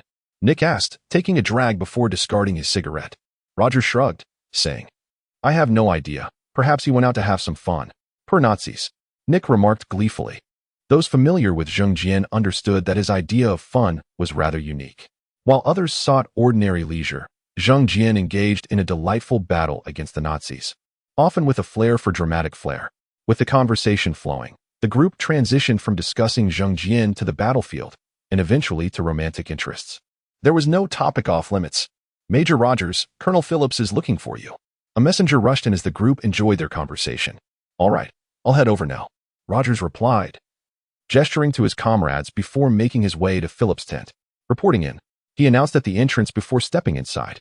Leaning against the desk, Phillips bore a troubled expression.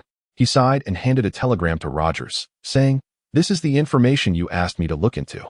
Hearing Phillips' words and observing his demeanor, Rogers' heart began to race anxiously as he took the telegram. The message was brief, yet Rogers stared at it for an extended period, his hands trembling slightly as his eyes reddened. "Child, war always comes with sacrifices," Phillips offered in consolation. After patting Rogers on the shoulder, he exited the tent. "Bucky," Rogers cried out, tears flowing freely. The loss of his dear friend weighed heavily on his heart. After a prolonged moment of sorrow, Captain America slowly emerged from the tent. That evening, having thoroughly enjoyed himself at the expense of the Nazis, Zhang Jian returned to the camp, eager for dinner. With his stomach growling, he hurried to the Special Operations Team's dining tent. Upon entering, Zhang Jian scanned the room for his team members. "Where's Rogers?" he inquired. "The captain's feeling down and doesn't want to eat," James, seated closest to him, replied, putting down his fork. "What happened?" Zhang Jian leaped onto the table and snatched an untouched meat pie from James' plate. "His best friend has passed away," James quietly informed him. "A friend has died?" Zhang Jian paused mid-bite, contemplating the situation, and suddenly realized, "Oh no, it can't be that Bucky was killed due to my meddling with the storyline." With that thought, Zhang Jian abandoned his meal and dashed off to check on Rogers. In Rogers' personal resting tent, Zhang Jian lifted the flap and entered. Inside, Rogers lay on his bed, staring blankly at the tent's ceiling. "Rogers, Zheng Jian called out, and after several attempts, Rogers finally snapped back to reality. Master, what brings you here? He asked. They told me what happened. Are you all right? Zheng Jian jumped onto the bed with concern. I feel terrible, Rogers replied, his voice heavy with sorrow. Bucky must have meant a great deal to you, Zheng Jian prompted, knowing full well the answer. Yes, Rogers replied without hesitation. We were great friends, brothers. He helped me so much. He reminisced for a long time, his face filled with nostalgia. After listening to Rogers' story, Zheng Jian felt a swirl of emotions.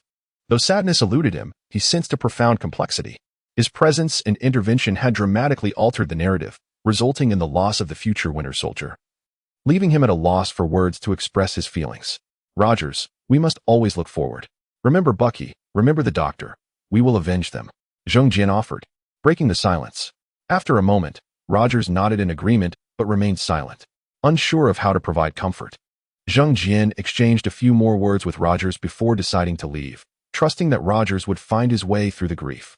Meanwhile, in a Hydra base, Dr. Zola was intensively brainwashing Bucky. Bucky cried out in agony, enduring the mental torment inflicted by Zola. He repeatedly attempted to take his own life, only to be thwarted by Zola's interventions. Doctor, how much longer will this take? Schmidt inquired, observing Bucky's suffering. His will is remarkably strong. Zola reported, I need more time. But we are running out of time. Schmidt retorted, suppressing his ire. In just 3 months, we have lost 14 bases and 2 factories. Zola's expression turned helpless as he defended himself. I have done my utmost, Schmidt. His resolve is simply too formidable. Doctor, I will grant you 2 more months, Schmidt declared, raising his index and middle fingers ominously. No buts, Doctor. I trust you will not disappoint me. Schmidt turned on his heel, leaving Zola without a chance for rebuttal. Watching Schmidt's retreating figure, Zola clenched his jaw and called for his assistant. Increase the intensity. Doctor, if we do that, his mind might fracture. The assistant hesitated. I said, increase the intensity. Zola shouted, his mood sour. Yes, doctor. The assistant replied hastily, retreating in a cold sweat. Chapter 57. The Return of Bucky, Transforming Sorrow into Strength.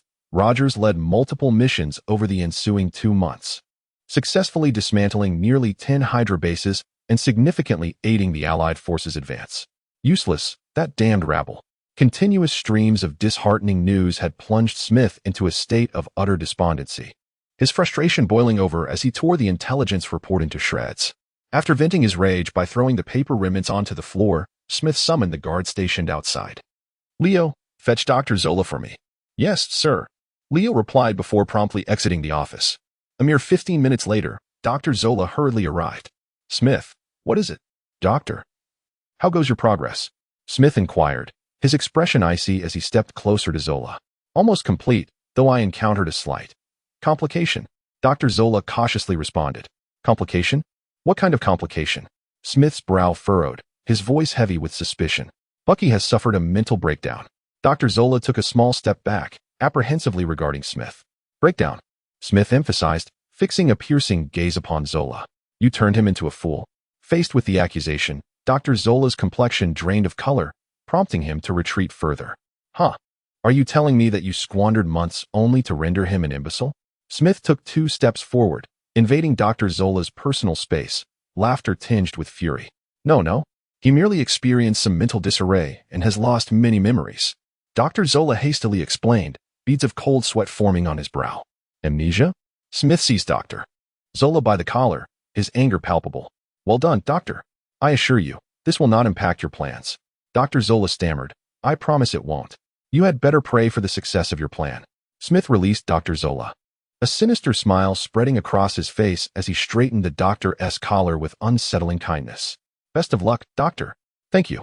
Dr. Zola, overwhelmed by Smith's devilish grin, trembled as he spoke. As he exited the office, his forehead glistened with cold sweat, and his legs quivered slightly. Upon returning to his laboratory, Dr. Zola dared not rest, urgently poring over the operational plans and documents Smith had provided. The thought of the consequences following a failed plan sent shivers down his spine. 3 days later, upon returning to the 666th Division's camp after successfully breaching a Nazi stronghold, Rogers received uplifting news. Colonel, is this true? Rogers exclaimed, excitement evident as he scrutinized the telegram in his hands. Rogers, come down. Phillips interjected, Bucky is indeed alive, but his condition is far from ideal. What is wrong with him? Rogers hastily inquired. The Nazi's torment has inflicted damage upon his mind. Phillips observed Rogers's expression before continuing. He has lost his memory. Damn it. Those accursed Nazis. Rogers slammed his fist onto the table, seething with rage. Colonel, I wish to see Bucky. Rogers implored Phillips earnestly. Not a problem, Phillips replied. For now, return to your quarters and calm down. I will arrange a plane for you tomorrow. Colonel, can we? Rogers, you need to compose yourself. Your current state might distress him. Additionally, I need time to make arrangements. Phillips interrupted. After hearing Phillips's words, Rogers paused, gradually regaining his composure. All right. You are right, Colonel. Good child. Now go rest well. Phillips patted Rogers on the shoulder. I assure you, you will see Bucky tomorrow. Thank you, Colonel. Rogers expressed his heartfelt gratitude before turning to leave the tent. Once Rogers departed, Phillips resumed his seat, picking up the phone to arrange tomorrow's flight for Rogers. In the training yard, Zhang Jian lay on his personal hammock, basking in the sun and relishing the rare moment of leisure. As Rogers walked across the yard after his conversation with Phillips, he spotted Zhang Jian. Seeing him, Captain America's eyes lit up, and he approached Zhang Jian with brisk steps, filled with hopeful anticipation. Master, can she heal the mind? What? Zhang Jian opened his eyes, glancing at Rogers with curiosity. Master, Colonel Phillips just informed me that Bucky is still alive. Rogers exclaimed with fervor. Alive? Zhang Jian responded, somewhat taken aback. Yes, Master. Bucky is alive. Rogers paused momentarily before adding, but his mind has been damaged, and he has lost his memory. Amnesia, Zhang Jian murmured, a sense of vigilance and skepticism rising within him. Though doubts swirled in his mind, he refrained from voicing them, recognizing that raising suspicions would only cause friction between him and Rogers. Master, does Qi assist in healing the mind? Rogers pressed on. Healing the mind. Zhang Jian furrowed his brow, feigning uncertainty. I cannot say for certain. However, I can accompany you to see him. Upon hearing Zhang Jian's words, Rogers beamed with gratitude. Thank you, Master.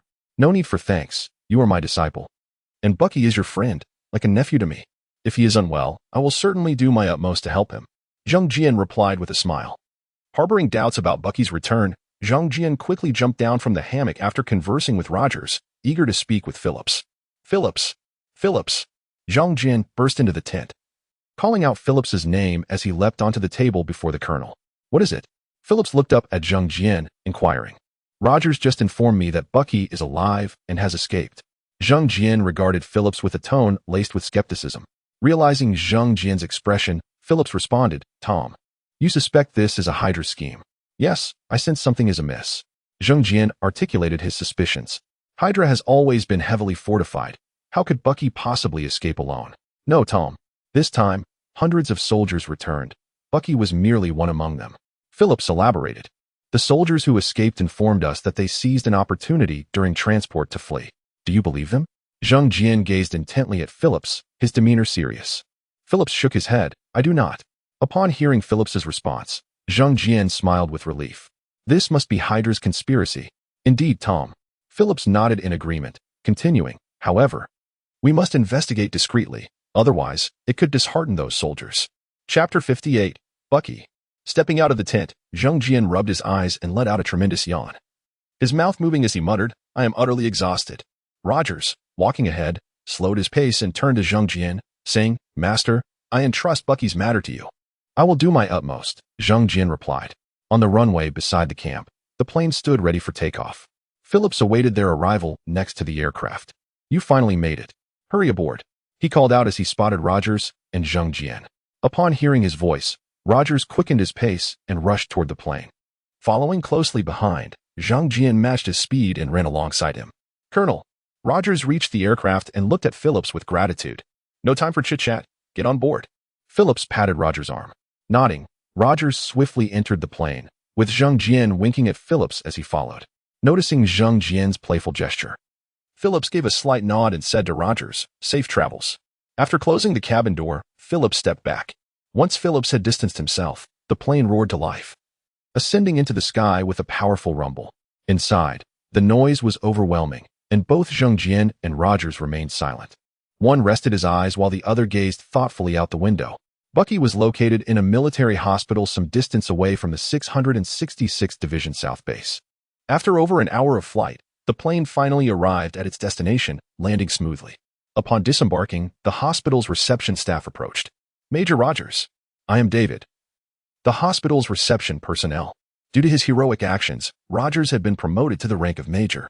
Thank you, David. Rogers replied courteously. Follow me, Major, David said with a beaming smile. He then stepped aside, gesturing with his right hand before turning to lead the way. After approximately 10 minutes of walking with David, Rogers and Zheng Jian reached the ward where Bucky was located. Bucky's condition was concerning.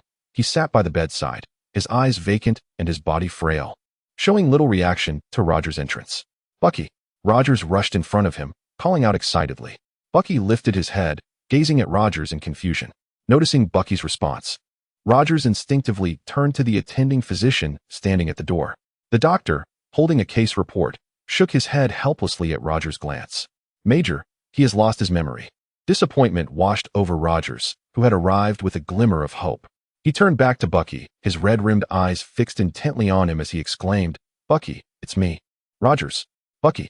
In response to Rogers' calling, Bucky's vacant eyes shifted slightly, as if reacting. Rogers, Rogers, he murmured repeatedly, clinging to the name of Captain America, seemingly recalling something. Rogers, Fragmented memories flooded Bucky's mind, causing him to scream in agony. Bucky, Bucky. Seeing Bucky clutching his head in distress, Rogers leaned forward, embracing him tightly and anxiously calling out, Major, please release him. Medical staff rushed in, pulling Rogers aside while soothing Bucky. After considerable effort, they finally calmed him down. The attending physician approached Rogers. Major, I think we should talk in the corridor. Rogers glanced back at Bucky, his heart heavy, and nodded faintly before following the doctor out of the room. Once Rogers and the medical staff had exited, Zheng Jian approached Bucky's side. Bucky. Zheng Jian jumped onto the bed, calling out to him. Hearing the voice, Bucky turned his gaze toward Zheng Jian but offered no further response. Hydra. Zheng Jian called hesitantly. But Bucky remained unresponsive. The Winter Soldier. Zheng Jian continued to call out. Still, Bucky showed no reaction. After attempting various keywords without success, Zheng Jian abandoned verbal stimuli. Is he truly mad? He whispered to himself, gazing at the dazed Bucky. Despite the ineffectiveness of words, Zheng Jian persisted. He moved behind Bucky, using his body as a shield, and released his energy, preparing to examine Bucky's condition. While his energy proved effective for physical healing, it was less beneficial for mental issues. Zheng Jian carefully directed his energy into Bucky's mind, conducting a detailed examination but discovering nothing, only vaguely sensing Bucky's chaotic mental state. After inspecting Bucky thoroughly with no findings, Zheng Jian withdrew his energy and jumped off the bed. Just then, Rogers returned to the ward. After closing the door, Rogers approached Zheng Jian, anxiety etched on his face. Master, does Bucky still have hope? Zheng Jian shook his head, meeting Rogers' tense yet hopeful gaze with regret. Disciple, this time, I am powerless to assist. Hearing Zheng Jian's response, disappointment flooded Rogers' expression. Was there truly no way to heal Bucky? Let us think of other solutions. Zheng Jian offered encouragement. Rogers looked at Bucky, who remained seated by the bed, and resolutely stated, I will heal him. Due to Bucky's serious condition, Rogers requested a 3-day leave to remain at the hospital, assisting the attending physician in Bucky's treatment. Meanwhile, Zheng Jian returned to the 666th Division's base by plane later that afternoon. Upon arriving at the barracks, Zheng Jian sought out Phillips immediately to discuss the morning's events. Tom, did you glean any insights today? Phillips inquired, observing Zheng Jian perched on the table. Zheng Jian shook his head, responding calmly. His body is normal. There are no signs of tampering with his brain. So, there are no issues? Phillips remarked. No. I still find it somewhat suspicious. Phillips, you should assign a few individuals to keep a close watch on Bucky. Zheng Jian expressed his unease, fully aware of Hydra's notorious infiltration and brainwashing capabilities. This matter is under Carter's purview. She has already arranged for personnel. Phillips replied, pulling a cigar from his pocket. Lighting it and taking a deep puff, he added, with Rogers absent for the next 3 days, all battlefield matters will fall solely to you. No problem. Zheng Jian replied nonchalantly. Chapter 59. The Relentless King. Rogers, initially intent on keeping vigil in Bucky's hospital room, was reluctantly summoned by a doctor and returned to the single accommodation arranged for him by the hospital. Under the dim light of the night, the corridors of the hospital appeared dark and eerie. After the nurses conducted their routine rounds, a voluptuous blonde nurse emerged from the duty room under the pretense of needing to use the restroom. After a brief stay in the restroom, The blonde nurse cautiously surveyed the corridor and then proceeded towards Bucky's room. Upon reaching the door, she quickly glanced around before entering the room. Inside, Bucky sat vacantly at the edge of his bed, the hazy moonlight filtering through the leaves and casting a gentle glow upon him. The blonde nurse approached him, her alluring red lips curling into a subtle smile as she leaned closer, her delicate face near his ear.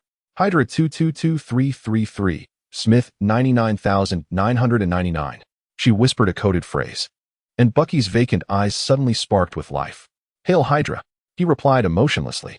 Bucky Barnes, remember your mission. The F-Rare awaits your good news. The blonde nurse said with a flirtatious smile. I will complete the mission. Bucky affirmed with a determined nod, his voice calm. After successfully activating Bucky, the blonde nurse departed swiftly, returning to the duty room. Meanwhile, at the forward base of the 666th Division, Zhang Jian stood resolutely, a cigar clenched between his teeth, donning sunglasses specially crafted for him by Howard. Addressing the special forces before him, he declared, You are all aware of Rogers' situation. I am leading the team for the next few days. I expect exemplary performance from all of you. Understood? Zhang Jian proclaimed from atop a wooden crate. Understood, Chief. The team, now familiar with Zhang Jian, responded in unison. Let us move. He commanded as he leaped down from the crate and took his place on the sidecar of a trike. The composed James was appointed as the deputy leader, positioning himself beside the trike, ready to navigate ahead, with a thunderous roar of engines. The special forces set off on their mission to assist the Allied forces in breaching an enemy-held bridge 20 miles away. Hydra had fortified the bridge, boasting ample manpower and superior equipment, resulting in significant losses for the Allies. After traveling 10 miles, Zhang Jian took a final drag from his cigar before tossing it aside. Stop, he ordered, and James promptly halted the trike, the other team members following suit. As the team gathered around him, Zhang Jian instructed, advance on foot. Upon hearing Zhang Jian's command, the team donned their gear and stealthily followed him towards the bridge. At the opposite end, Nazi soldiers stationed in the iron framework of the bridge detected their approach. Realizing the imminent threat, the Nazis sounded the alarm, shouting, Enemy attack! Enemy attack! The alerted Nazis swiftly mobilized to prepare for an assault against Zhang Jian and his team. Missed, how many enemies do we face? The commanding officer called down from the iron framework. 9 men and 1 cat. Mist reported. 9 men and 1 cat. The officer initially struggled to comprehend, but his expression quickly soured. Damn it, it's that cursed Special Forces group. After cursing, he bellowed at his troops. Quickly, get your act together. It's the Special Forces attacking us. The soldiers, acutely aware of the Special Forces' prowess, tensed up. Once the troops were organized, the officer hurried to a nearby ruin to report to headquarters and request reinforcements. Unbeknownst to him, Zhang Jian had already arrived near the bridge, hiding behind the debris. He smugly quipped, as always, I'll charge in and take out the foes. You all can handle the cleanup. The team, accustomed to Zhang Jian's bravado, nodded silently. Then let us get moving. He howled like a wolf before stepping out from cover. Standing tall, with sunglasses in place and a fresh cigar in his mouth, his presence was imposing, as if the very air around him shifted. As he approached the bridge, the Nazis were momentarily taken aback, except for their commander, who frantically shouted, Fire! Open fire! With a cacophony of gunfire and explosions, the Nazis unleashed their artillery upon Zhang Jian. Yet, he moved with an elegance reminiscent of Neo in the Matrix, his corpulent form defying the chaos, dodging every oncoming attack like a graceful dancer. Curse that bastard! The commander fumed, peering through binoculars at the impervious Zhang Jian. Continue. Don't stop. Turn that damned fat cat into pulp.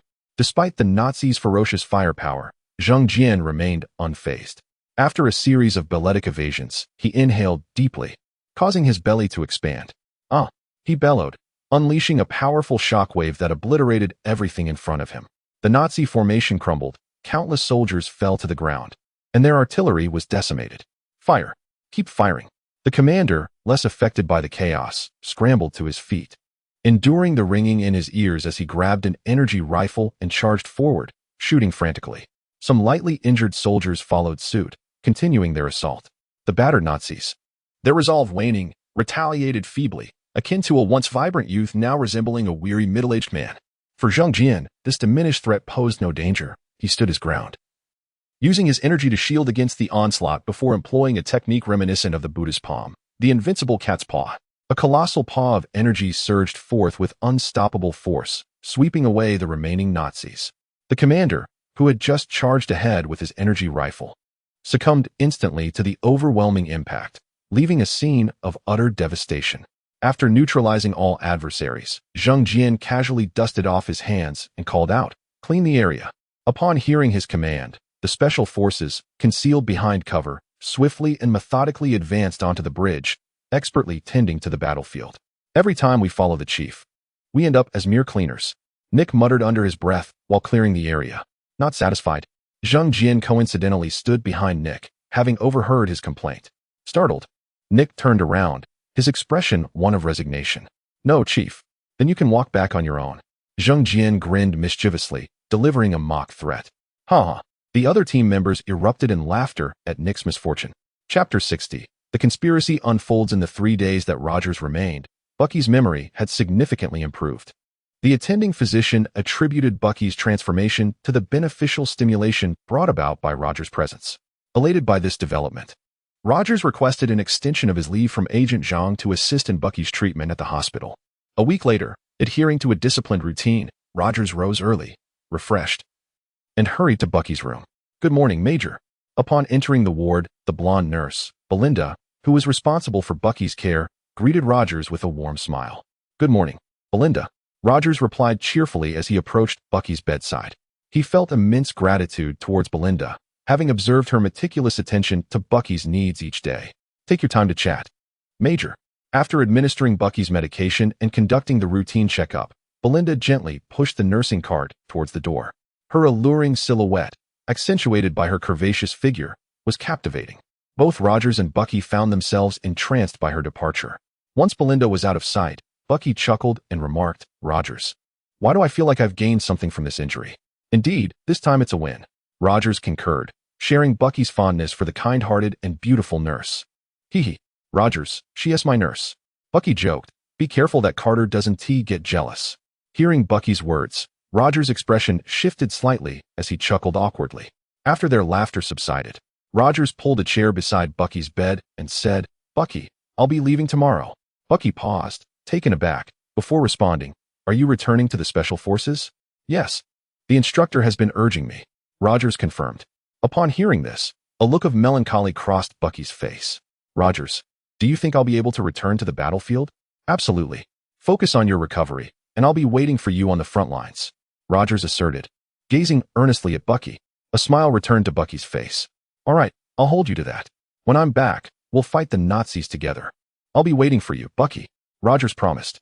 After making their pact, Rogers spent a little more time chatting with Bucky before rising to leave the room. After a while, Belinda re-entered the ward. Closing the door softly behind her, she approached Bucky and inquired softly, "I heard that Rogers is going back to the front lines."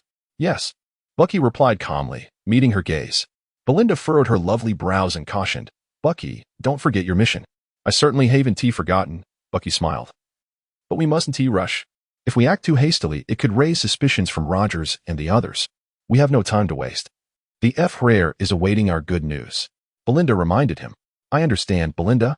Once I'm back at the front lines beside Rogers, that will be our best opportunity," Bucky asserted. The following day, after bidding farewell to Bucky, Rogers boarded a plane to return to the front lines. Upon his return to the 666th Division, Rogers resumed his role, leading the Special Forces into battle. Consequently, Agent Zhang found himself with some free time. "Phillips, I heard from Rogers that Bucky has made considerable progress," Agent Zhang remarked as he conversed with Phillips inside the tent. "Tom, have no worries. We VE station personnel close to Bucky," Phillips replied, casually puffing on a cigar. "Who?" Agent Zhang pressed for details. "The nurse attending to Bucky is one of ours. According to her reports, Bucky has had no issues thus far." Phillips leaned in slightly, adding, "Perhaps we were overly suspicious, Tom." "Perhaps," Agent Zhang replied cryptically. With that, he hopped off the table, stating, "If everything is fine, I'll take my leave." A month later, a plane landed at the 666th Division South Base, and Rogers, who had been waiting at the airport for some time, eagerly approached the aircraft door. As the door opened, Bucky emerged, exclaiming, "Huh? Rogers, I'm here. You finally made it, buddy." Rogers welcomed him with a hearty embrace. Under Rogers' guidance, Bucky was introduced to the members of the Special Forces and Colonel Phillips. Although Bucky did not gain entry into the Special Forces, he became a member of the 666th Division, tasked with assisting in their operations. As the situation for the Allies improved, having reclaimed much of Europe and posing a constant threat to German territory, Bucky's third month with the 666th Division saw the Special Forces and the division officially launching an offensive into German soil. Bucky's valorous conduct over the past 3 months, coupled with a willing cooperation from Hydra, earned him considerable accolades, establishing him as a hero within the 666th Division. One evening, Bucky sat alone beside a tank, quietly smoking a cigarette, lost in thought. "Bucky." Rogers approached from a distance, tossing a can of beer his way. Bucky caught the beer and took a hearty swig. "Refreshing." Rogers settled beside him and said, "Bucky, I have some good news." "What is it?" Bucky leaned against the tank, inquiring. "The Special Forces are expanding their ranks," Rogers announced. At this, waves of excitement surged within Bucky, though he maintained a facade of surprise. "That is fantastic news. I've already put in a recommendation for you," Rogers said with a smile. Bucky raised his beer can to clink it against Rogers and sincerely replied, "Thanks, brother." Rogers remained silent, gazing intently at Bucky. Their eyes locked in a profound understanding. Unspoken words conveyed their shared bond.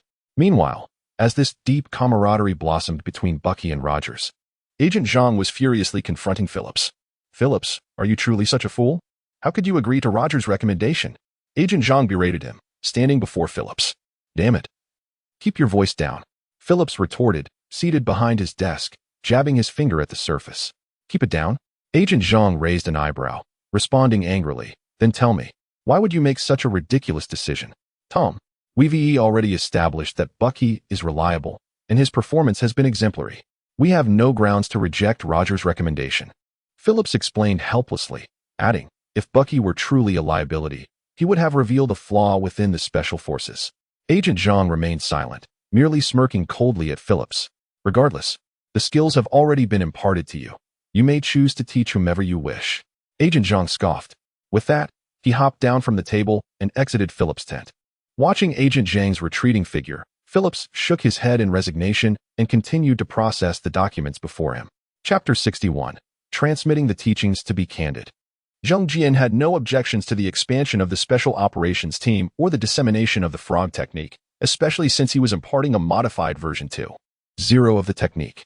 In Zhang Jian's eyes, all who had practiced the frog technique were seeds he had sown, ready to be harvested and exploited to enhance his own power. The broader the spread of the technique, the more beneficial it would be for him. However, Zhang Jian was incensed that the American government, military, and strategic scientific reserve had proceeded with the expansion without consulting him, which he perceived as a blatant lack of respect. Since they wished to expand, he resolved to lend them a hand, albeit with a hint of vengeance against those arrogant officials. With this thought in mind, Zhang Jian settled down and spent the night in his tent meticulously devising a new plan and strategy. The following morning, he sought out Rogers, his diligent disciple. "I have a matter to discuss with you," he said, leading Rogers into his tent. "There has been an incident at the place of inheritance, and I must leave at once." What has happened, master?" Rogers inquired, astonished. "This is of great importance, and I cannot disclose it to you. The coalition is in a favorable position. My absence will make no significant difference. I can depart with peace of mind," Zhang Jian replied solemnly. "Master, do you need our assistance?" Rogers asked with concern. "No, I can handle it myself." Zhang Jian felt a sense of warmth from Rogers' concern. After hearing Zhang Jian's words, Rogers fell silent, standing quietly beside him. "Do not worry, we shall meet again in the future. I am merely returning to address some matters," Zhang Jian reassured Rogers. Noticing his downcast expression, after bidding farewell to Rogers, Zhang Jian chose not to meet with anyone else, instead asking Rogers to convey his goodbyes. Without drawing any attention, he stealthily left the barracks. After Zhang Jian's departure, it was Rogers who reported the situation to Colonel Phillips, causing quite a stir among the higher-ups. The martial prowess and remarkable self-healing abilities Zhang Jian had displayed had piqued the interest of the U.S. government, with certain factions within the military eager to take coercive measures, only to be thwarted by the majority. Now that Zhang Jian had left, various factions immediately sprang into action, eager to track him down and uncover the secrets he possessed. "Captain, has he truly departed?" The Special Operations Team members questioned Rogers upon hearing the news. These elite soldiers, trained by Zhang Jian himself, shared a deep bond with him, leading to their profound sadness and confusion. "He has personal matters to attend to and will return in the future," Rogers attempted to comfort his comrades. How could he be so ungrateful? He couldn't even say goodbye. Nick exclaimed in frustration, echoing the sentiments of the others, who harbored some resentment over Zheng Jian's abrupt departure. That miraculous cat has left. The news of Zheng Jian's exit swiftly reached Smith. After reviewing the intelligence, he instructed his subordinate George, "Find that cat and bring him back to me." "Yes, sir," George replied respectfully. Additionally, inform Dr. Zola that the Bucky project is on hold. He should remain with the Special Operations team.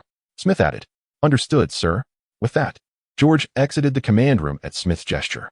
In the neutral nation of Switzerland, Zheng Jian journeyed tirelessly to reach this destination, which had served as a refuge for many during World War II, housing numerous factions lurking in the shadows. Arriving in Switzerland marked the first step of Zheng Jian's grand plan to disseminate his teachings worldwide. Rather than allow the frog technique to circulate solely between the U.S. and Hydra, he aimed to spread it across various global factions. This was his new vision. In order to transmit his teachings globally, Zheng Jian was determined to create a stir.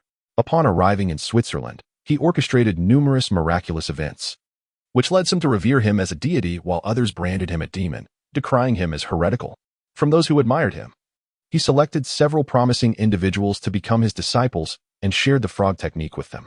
Zheng Jian's ostentatious actions naturally attracted the attention of various factions, prompting them to send envoys to engage with him. Some approached with diplomacy, while others resorted to intimidation. For those who sought a reasonable discourse, Zheng Jian willingly imparted the frog technique and invited them to learn further.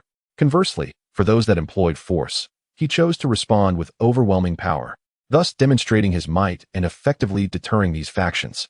Damn it, what does that fat cat intend to do? Phillips, one of the leaders of the Strategic Scientific Reserve, fumed upon receiving news from Switzerland. The martial arts Zheng Jian had shared were meant to be America's exclusive arsenal, a trump card and top-secret asset. Yet, Zheng Jian's actions had laid bare their hand, resulting in a staggering loss. In his fury, Phillips and the other higher-ups had yet to reflect on their neglect of Zheng Jian. Instead, they were consumed by anger at his defiance. "Colonel, I warned you long ago not to disregard Tom's opinions regarding the Special Operations Team and martial arts. We ought to show him the respect he deserves." Carter, who attended the meeting, rebuked Phillips with a stern expression. "Respect? Are you suggesting we consider a mere cat's opinion in matters of national significance?" Phillips retorted angrily. "Agent Carter, please be mindful of your position and identity. And that is why Tom has left." Carter shot back. Rogers, also present at the meeting, observed Phillips' red face, filled with rage, and wore a bittersweet smile. Was this truly the reason for his master's departure? Meanwhile, far away in Switzerland, Zheng Jian remained oblivious to the heated debate his actions had ignited. He was diligently instructing his disciples. In Switzerland, Zheng Jian had already accepted over 300 disciples, welcoming anyone with potential, save for the Nazis and the Japanese. To prevent any infiltration from these groups, Zheng Jian instituted a rather crude test. All prospective disciples had to stand in a bustling street and shout 3 times, "The Emperor is a fool, the Emperor is rubbish." Or Hitler is a fool, Smith is rubbish. Lacking sophisticated discernment methods, Zheng Jian resorted to this straightforward, albeit brash, approach. Chapter 62. 3,000 disciples. Among the 3,000 disciples, 72 exceptional talents were accepted by Zheng Jian as his personal students. In the snowy mountains, Zheng Jian and his disciples had been practicing for over 3 months, including the time he spent recruiting disciples in Switzerland. Zheng Jian had been away from the 666th Division for more than half a year. Atop the peak, he stood majestically, overlooking the 3,000 disciples he had gathered over the past 6 months. "A week ago, you all successfully mastered the 8 Desolations and 6 Harmonies Celestial Toad technique, and I am deeply gratified by your progress." Dressed in a flowing white robe, Zheng Jian resembled a grand master, emanating an aura that inspired reverence among his followers. "Thank you, Master." After 6 months of study, these disciples had developed a profound understanding of Eastern culture. They clasped their hands together, bowed their heads, and spoke with utmost respect. "From this day forth, I shall guide you on a journey across various nations to hone your martial arts." Zheng Jian calmly gazed downwards, his voice steady. Upon hearing his words, the crowd erupted with joy, responding in unison, "Thank you, Master." Nodding with composure, Zheng Jian announced, "Let us set forth." As his words resonated, the 3,000 martial disciples, under Zheng Jian's leadership, descended the snowy mountain, embarking on their journey across nations. They traveled from Switzerland to France, then by sea to the 4 Nordic countries, ultimately traversing Russia into Germany. Due to the sheer size of their entourage, they attracted considerable attention. However, any attempts to challenge or attack them were futile in the face of Zhang Jian and his 3,000 formidable warriors. Once they entered Germany, Zhang Jian halted their travels, dispersing the disciples and departing alone. Yet, he did not leave the Marvel universe, for he had 2 final matters to settle. Winter had graced Europe, blanketing the land in a shimmering layer of snow. Under the night sky, accompanied by drifting snowflakes and moonlight, Zhang Jian raced across the snow-covered terrain. He entered the Alps, searching for the Hydra base. Guided by his keen perception, he spent several days locating the hidden facility. Upon discovering the base, he refrained from acting rashly, patiently waiting for darkness to fall. Under the veil of night, Zhang Jian stealthily followed the train tracks into the Hydra base. Once inside, he demonstrated remarkable infiltration skills, eliminating every soldier that laid eyes on him. "Sir, we have an intruder." The officer monitoring the base quickly realized Zhang Jian's presence and hurried to the command room to report to Schmidt. "How many?" Schmidt remained composed, sitting calmly in his chair. The officer, glancing at Schmidt, replied with a peculiar tone, "Just 1 cat." "A cat?" Schmidt raised an eyebrow, rising from his seat. "Everyone, mobilize immediately. We must capture that fat cat." "Yes, sir," the officer responded before exiting the command room. Once the officer departed, Schmidt's expression shifted.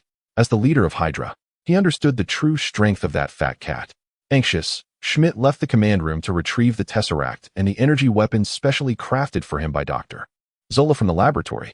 In the lab, Dr. Zola was engrossed in his research, unaware of the chaos unfolding within the base. As Schmidt entered, Zola looked up in surprise as Schmidt secured the Tesseract and picked up the energy weapon. "Schmidt, what are you doing?" Dr. Zola inquired, puzzled. "Doctor, that damn fat cat has infiltrated our base. We need to evacuate immediately," Schmidt commanded with a stern expression. "What, Doctor?" Zola exclaimed in astonishment before hurriedly gathering various research materials and documents. Just as Schmidt and Dr. Zola prepared to flee, Zhang Jian had already breached the central area of the base.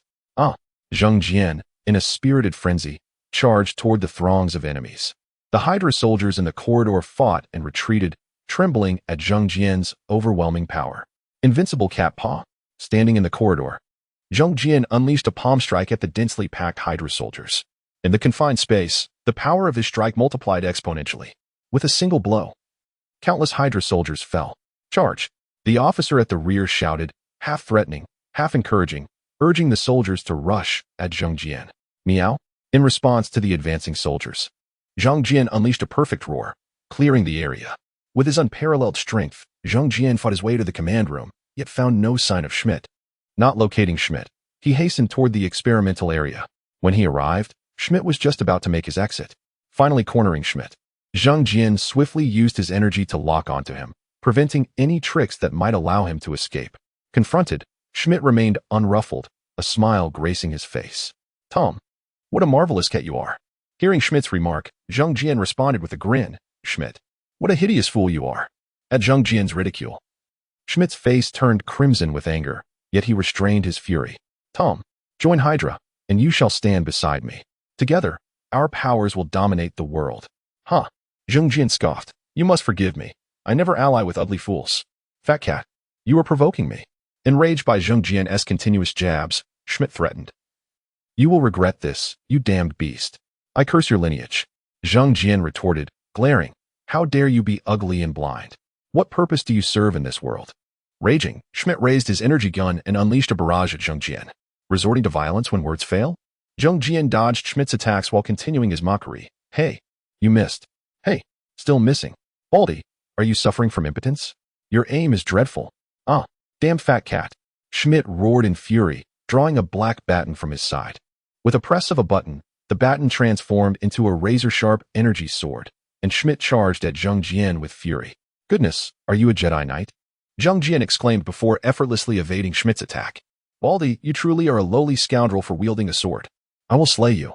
Schmidt raised the sword high, preparing to strike Zhang Jian down. "You choose to practice swordsmanship, yet fail to learn the basics. You shun the noble for the vile, and neglect the golden for the sordid." Zhang Jian effortlessly dodged Schmidt's strikes, his words firing off like a machine gun, continuously ridiculing Schmidt. Chapter 63 Departure. Zhang Jian stood upon Smith's chest, gazing into the eyes of Smith, which were brimming with resentment and fury. With a sardonic grin, Zhang Jian sneered, "Farewell, ugly wretch." With that, his sharp claws swiftly slashed across Smith's throat, causing blood to spurt forth instantaneously. After dispatching Smith, Zhang Jian did not seek the cosmic cube. Instead, he directly exited the Hydra base. The prospect of utilizing the cosmic cube felt as superfluous as a chicken rib to Zhang Jian at this moment. 10 steps to kill a man, leaving no trace for 1,000 miles. Once the matter is settled, I depart, concealing both my identity and reputation. Having just dealt with Smith, Zhang Jian traversed through the snowy mountains, a spirit of chivalry welling up within him. Smith's demise dealt a significant blow to Hydra.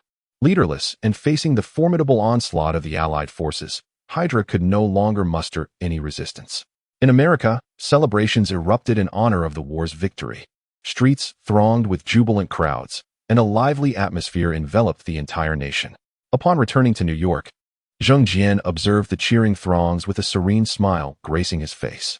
After meandering through the streets, he effortlessly made his way to Howard's abode. The house was empty. Howard was still reveling outside with friends. Upon entering, Zhang Jian hastened to the kitchen, rummaging through for snacks and juice. Embracing his finds, he returned to the living room and flopped onto the sofa. Later that evening, Howard returned home, reeking of alcohol. "Old Howard," Zhang Jian called out joyfully from the couch. Howard, upon entering and seeing Zhang Jian, paused momentarily, then rubbed his eyes in disbelief. "Am I truly that inebriated?" Hearing Howard's words, Zhang Jian leapt from the sofa and dashed to Howard, playfully slapping his calf. "Ouch!" Howard exclaimed in surprise. "Tom, you're really back." After that exclamation, Howard's face lit up with astonishment. Zhang Jian nodded, replying, "I came to see you, but I must depart shortly." "Hey, Tom, stay. I can help you with the government issues," Howard urged earnestly. "Old Howard, I genuinely have other matters," Zhang Jian explained. "Very well," Howard conceded, a hint of regret in his tone. Once in the living room, Zhang Jian and Howard settled on the sofa, engaging in warm conversation. "Old Howard, do you recall our previous agreement?" Zhang Jian inquired, steering the discussion into serious territory after some light banter. "What agreement?" Howard appeared puzzled, clearly having forgotten. Zhang Jian regarded him with mild discontent, saying, "We had promised that I would be the godfather of your child." "Oh, that. I remember now, but aren't you leaving, Tom?" "I'm not leaving for good." Zhang Jian shot Howard a sidelong glance. With that, he retrieved a prepared photograph from beneath the sofa cushions, saying, "Here. This is my photo. When you have a child in the future, be sure to tell them this is their godfather." Howard, bewildered, accepted the photograph, exclaiming, "Tom, you didn't return just for this, did you?" "Of course not." Zhang Jian feigned innocence. "I specifically came to discuss changes with you. The photo was merely incidental." "All right." Howard resignedly accepted this explanation. After reiterating the importance of the photograph several times, Zhang Jian continued his conversation with Howard before bidding farewell. After leaving Howard's home, Zhang Jian wandered into a secluded alley, departing the Marvel universe. Meow. Back at his residence, Zhang Jian stretched languidly, standing on the balcony and gazing at the dark night sky. Time to sleep, time to sleep. Feeling utterly relaxed, he returned to the living room and comfortably nestled into his small bed. The following morning, Zhang Jian, indulging in a lazy slumber, was roused by Li Qingya. "Orange, wake up."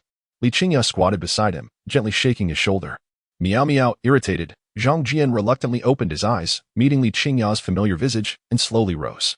Seeing Zhang Jian awake, Li Qingya affectionately lifted him, saying, "Orange, this afternoon, I'll take you out to play." Meow meow. Nestled in Li Qingya's soft embrace, Zhang Jian felt drowsy again, responding lazily. "Lazy Orange, no more sleeping." Observing his drowsiness, Li Qingya shook her hands and pouted. After lunch, Li Qingya carried Zhang Jian back to the bedroom, watching a variety show on her computer before leading him outside. In the community garden, Zhang Jian languidly sprawled on a stone table, basking in the sun, while Li Qingya sat nearby on a bench. "Orange, stop lying down, get up and move." Meow meow. "No," Zhang Jian lazily protested. "Orange." Li Qingya persisted, having originally planned to engage Zhang Jian in exercise to shed some weight. "Meow no." Zhang Jian raised his head to glance at Li Qingya before resuming his position. "Humph." Li Qingya huffed in discontent, ultimately surrendering. "Fine, sleep here. I'm leaving." She feigned walking away. "Meow meow, goodbye." Zhang Jian barely acknowledged her. "Ah, Lazy orange, plump orange. Li Qingya returned, exasperated, and began playfully poking Zhang Jian. Thus, Li Qingya's plans for Zhang Jian's exercise regimen were deemed a failure. Observing Zhang Jian still lounging, Li Qingya sighed in resignation. Orange. I'll be taking a stroll in the garden. Don't wander off. Meow? Zhang Jian nonchalantly replied. Shortly after Li Qingya left, a curious snow-white cat approached Zhang Jian. Meow meow. The white cat nudged against him. Awakened by the noise, Zhang Jian opened his eyes and waved his paw dismissively. Meow meow. Go away. Meow meow meow meow meow. Play, come play. The white cat continued to call out. Reluctantly, Zhang Jian rose, extending his right paw to gently tap the white cat's head. Meow meow meow, go away. The white cat, momentarily stunned, gazed at Zhang Jian, then attempted to mimic his action, extending its paw to pat Zhang Jian's head. Zhang Jian turned aside, dodging the cat's paw. Annoyed by this, the white cat arched its back and lunged at Zhang Jian. Meow meow, oh no. Zhang Jian stepped back to evade the cat's assault. After dodging, Zhang Jian raised his paw, controlling his strength, and swatted at the white cat. Meow? The white cat yelped in pain. Shirley, a young girl, the white cat's owner, who had just approached from a distance, witnessed the scene and gasped in distress. She hurried over, cradling the white cat in her arms, inspecting it with concern while casting a reproachful glare at Zhang Jian. Chapter 64. The Cat King. Shirley, are you all right? Lin Lin inquired with concern, cradling the white cat, Shirley, in her arms. Meow? Shirley, feeling wronged, nestled against Lin Lin's chest, nuzzling her head affectionately. After soothing Shirley gently, Lin Lin fixed a fierce gaze upon Zhang Jian. You fat cat, how dare you bully my Shirley? Meow meow, heh. Zhang Jian stared defiantly at Lin Lin, showing no sign of retreat. Just as the standoff between Zhang Jian and Lin Lin escalated, Li Qingya hurried over. Orange. Unaware of the situation, Li Qingya rushed back, worried about Zhang Jian. Upon arriving, she first embraced Zhang Jian, shielding him protectively before turning her attention to Lin Lin, the owner of the white cat. Your sister Lin? Li Qingya exclaimed in astonishment upon recognizing Lin Lin. Qingya? Lin Lin, taken aback by Li Qingya's exclamation, hesitated as she asked. Li Qingya beamed and nodded. Sister Lin, it's been so long. Qingya, you've grown up so much, Lin Lin said excitedly, her eyes sparkling with joy at seeing Li Qingya after such a long time. Lin Lin, known as the formidable queen of the criminal investigation team and a former disciple of Li Zhong, excelled in combat and marksmanship. During her time training under Li Zhong, she often played with Li Qingya.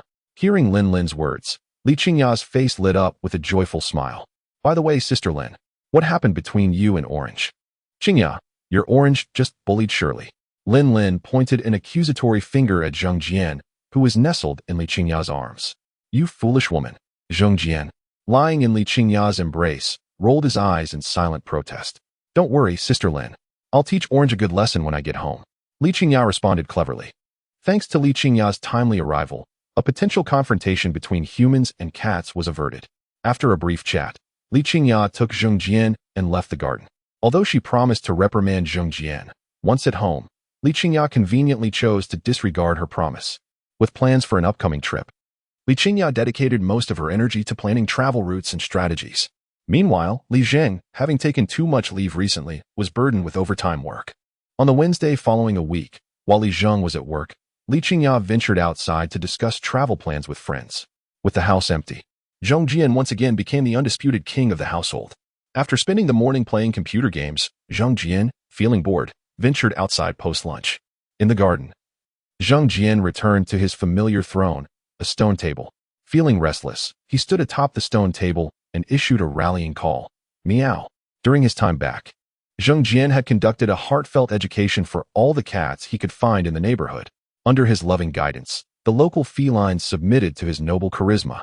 Soon, a gathering of over 10 cats, both wild and domestic, obediently assembled in response to Zhang Jian's call. Standing atop the stone table, Zhang Jian began to issue commands, requesting each cat to report in. Thanks to his recent training, the cats could follow simple commands, and upon hearing Zhang Jian's orders, they obediently began to count. Meow 1. Meow 2. Meow 3. Zhang Jian, perched like a king on the stone table, closed his eyes, basking in the warm sunlight while listening to the cat's report. Meow 10. Meow 11. Woof woof woof. Meow 13. Suddenly, an unusual sound interrupted the counting, causing Zheng Jian to open his eyes. Among the gathering of cats, a Siberian husky was excitedly wagging its tail, panting with its mouth agape. "Not this silly dog again," Zheng Jian muttered in exasperation, watching the husky with a mix of annoyance and disbelief, as its unyielding curiosity had thwarted his previous reprimands. Leaping down from the stone table, Zheng Jian found the cats parting to allow him passage to the husky. "Foolish dog, get away from me," he threatened, extending his paw to showcase his sharp claws. "Woof, woof woof, play come play." The animals, not known for their intelligence, nevertheless conveyed their desires, and Zheng Jian managed to grasp their intentions. "Play, play, you big-headed fool," Zheng Jian muttered under his breath, controlling his strength as he swatted at the husky. His blow was well measured, nearly causing the husky to yelp in pain before it scampered off to hide, eyeing Zheng Jian and his feline companions from a distance. "Excellent. Now let's patrol the territory together." After dismissing the bothersome husky, Zheng Jian commanded the assembled cats. "Meow." The cats respectfully responded, following his lead. Pleased, Zheng Jian nodded in satisfaction. As the feline king, he confidently took the lead, head held high and tail swaying, exuding an air of majesty. The cats followed him closely, resembling loyal subjects and guardians. Before his transformation into a cat, Zheng Jian had always excelled at entertaining himself, a skill that greatly aided his adaptation to his new life. In just a few days, he had established himself as the ruler of the garden and streets, reveling in his newfound pastimes. Woof woof. Just as Zheng Jian was joyfully surveying his dominion, the familiar sound of the silly dog echoed once more. The cats, now accustomed to the husky, paid it no mind. However, Zheng Jian could not ignore the creature as it persistently bounded towards him, drooling. Faced with the dog once again, Zheng Jian pondered how to deal with it. Noticing the husky's size, an idea sparked in his mind. "Ah, just what I need, a steed. You shall be my mount, foolish dog." With a newfound purpose, Zheng Jian stood upright, extended his paw towards the husky, and commanded it to lie down. After some effort, he finally managed to communicate his command to the not-so-bright husky. With the husky now lying down, Zheng Jian grinned broadly, happily climbing onto its back. Once seated, he grasped the fur around the husky's neck with his claws, indicating for it to rise and move forward. Thus, in the garden, an orange, plump cat rode atop a tall husky, trailed by a dozen obedient cats, creating a spectacle that captivated the attention of all who beheld it. Chapter 65. Daily life at home. In the living room, near the balcony, Zheng Jian lay peacefully on his small bed, deep in slumber. The morning sun cast a gentle warmth upon him. Li Qingya, who had risen early, sat cross-legged on the sofa, engrossed in her phone while clad in a pink nightgown. The delightful aroma of food wafted slowly from the kitchen. Zheng Jian's nose twitched slightly, and lured by the delectable scent, he began to awaken. With a soft smacking sound, he moved his mouth and gradually opened his eyes. Under the urging of his rumbling stomach, he groggily stood up and stretched luxuriously. Climbing down from his small bed, he navigated around the sofa, stealthily making his way past the television cabinet without drawing Li Qingya's attention, and approached the kitchen door. Inside, Li Zheng was frying chicken legs and wings, the rich scent tantalizing Zheng Jian's appetite. He stepped into the kitchen, sidling up to Li Zheng, and meowed insistently, "Father-in-law, I wish to partake in the chicken leg." Hearing the noise, Li Zheng glanced down and exclaimed, "Oranges, get out of here." Zheng Jian's gaze fixated on the fried chicken leg on the counter, nearly drooling. "Oranges, stop causing trouble and leave." Li Zheng glared, wielding a slotted spoon to shoo Zheng Jian away. When Li Zheng failed to grasp the gravity of the situation, Zheng Jian rolled his eyes and leapt onto the counter. "Hey, oranges, are you seeking a beating?" Li Zheng threatened, brandishing the slotted spoon. With disdain, Zheng Jian regarded his father-in-law and, in a flash, snatched a large chicken leg with his paw, clutching it in his mouth. "Oranges, put down that chicken leg." Li Zheng dropped the slotted spoon, attempting to catch the fleeing Zheng Jian. Agile and swift, Zheng Jian evaded Li Zheng's sluggish attempts and jumped down from the counter, escaping the kitchen. Li Qingya, control that cat." Li Zheng shouted towards the living room, unable to leave due to the frying wings. "What's wrong?" Li Qingya, who had been engrossed in her phone, looked up. Just then, she spotted Zheng Jian dashing into the living room. "Oranges, put that chicken leg down." Ignoring her command, Zheng Jian dashed behind the sofa, placing the chicken leg onto a food container. Li Qingya, sitting on the sofa, hurriedly slipped on her slippers and ran to the back of the sofa, her eyes wide in mock anger. "Oranges, if you don't listen, you'll be in trouble." Zheng Jian replied earnestly, "Meow meow meow meow." You can't overpower me. After declaring this, he hungrily began to gnaw on the chicken leg. Watching Zheng Jian devour the food, Li Qingyao pouted, crouching down to rub his back. Oranges, you've been naughty. After a satisfying feast, Zheng Jian let out a contented meow. Just then, Li Zheng emerged from the kitchen, striding angrily towards Zheng Jian. As he rolled up his sleeves, he threatened, "Fat cat, today you'll see what I'm capable of." "Dad, what are you doing?" Li Qingyao quickly stepped in front of Zheng Jian, her voice anxious. "Xiaoya, spoiling him is not right," Li Zheng retorted, his demeanor softening as he faced his daughter. By indulging Oranges, he'll only become more unruly. "Dad, Oranges is very clever and well-behaved," Li Qingyao defended Zheng Jian. Her eyes narrowed at Li Zheng. "He's just a bit greedy and lazy. It's not a serious issue." "Meow, meow, meow, exactly. It's not a big deal." Zheng Jian chimed in from behind Li Qingyao, echoing her sentiments. Under Li Qingyao's protection, Li Zheng cast an exasperated glare at Zheng Jian before reluctantly returning to the kitchen.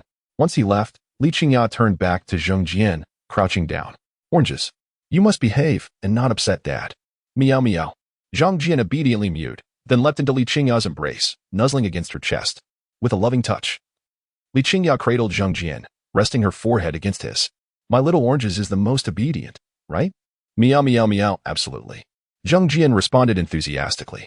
While cradling him, Li Qingyao returned to the sofa, where they frolicked together until they heard Li Zheng calling for lunch. Upon hearing the call, Li Qingyao placed Zheng Jian back on the sofa and dashed to the kitchen, eager to assist her father with the dishes. With only the three of them at home, Li Zheng had prepared a modest spread of 2 meat dishes, 1 vegetable, and a soup.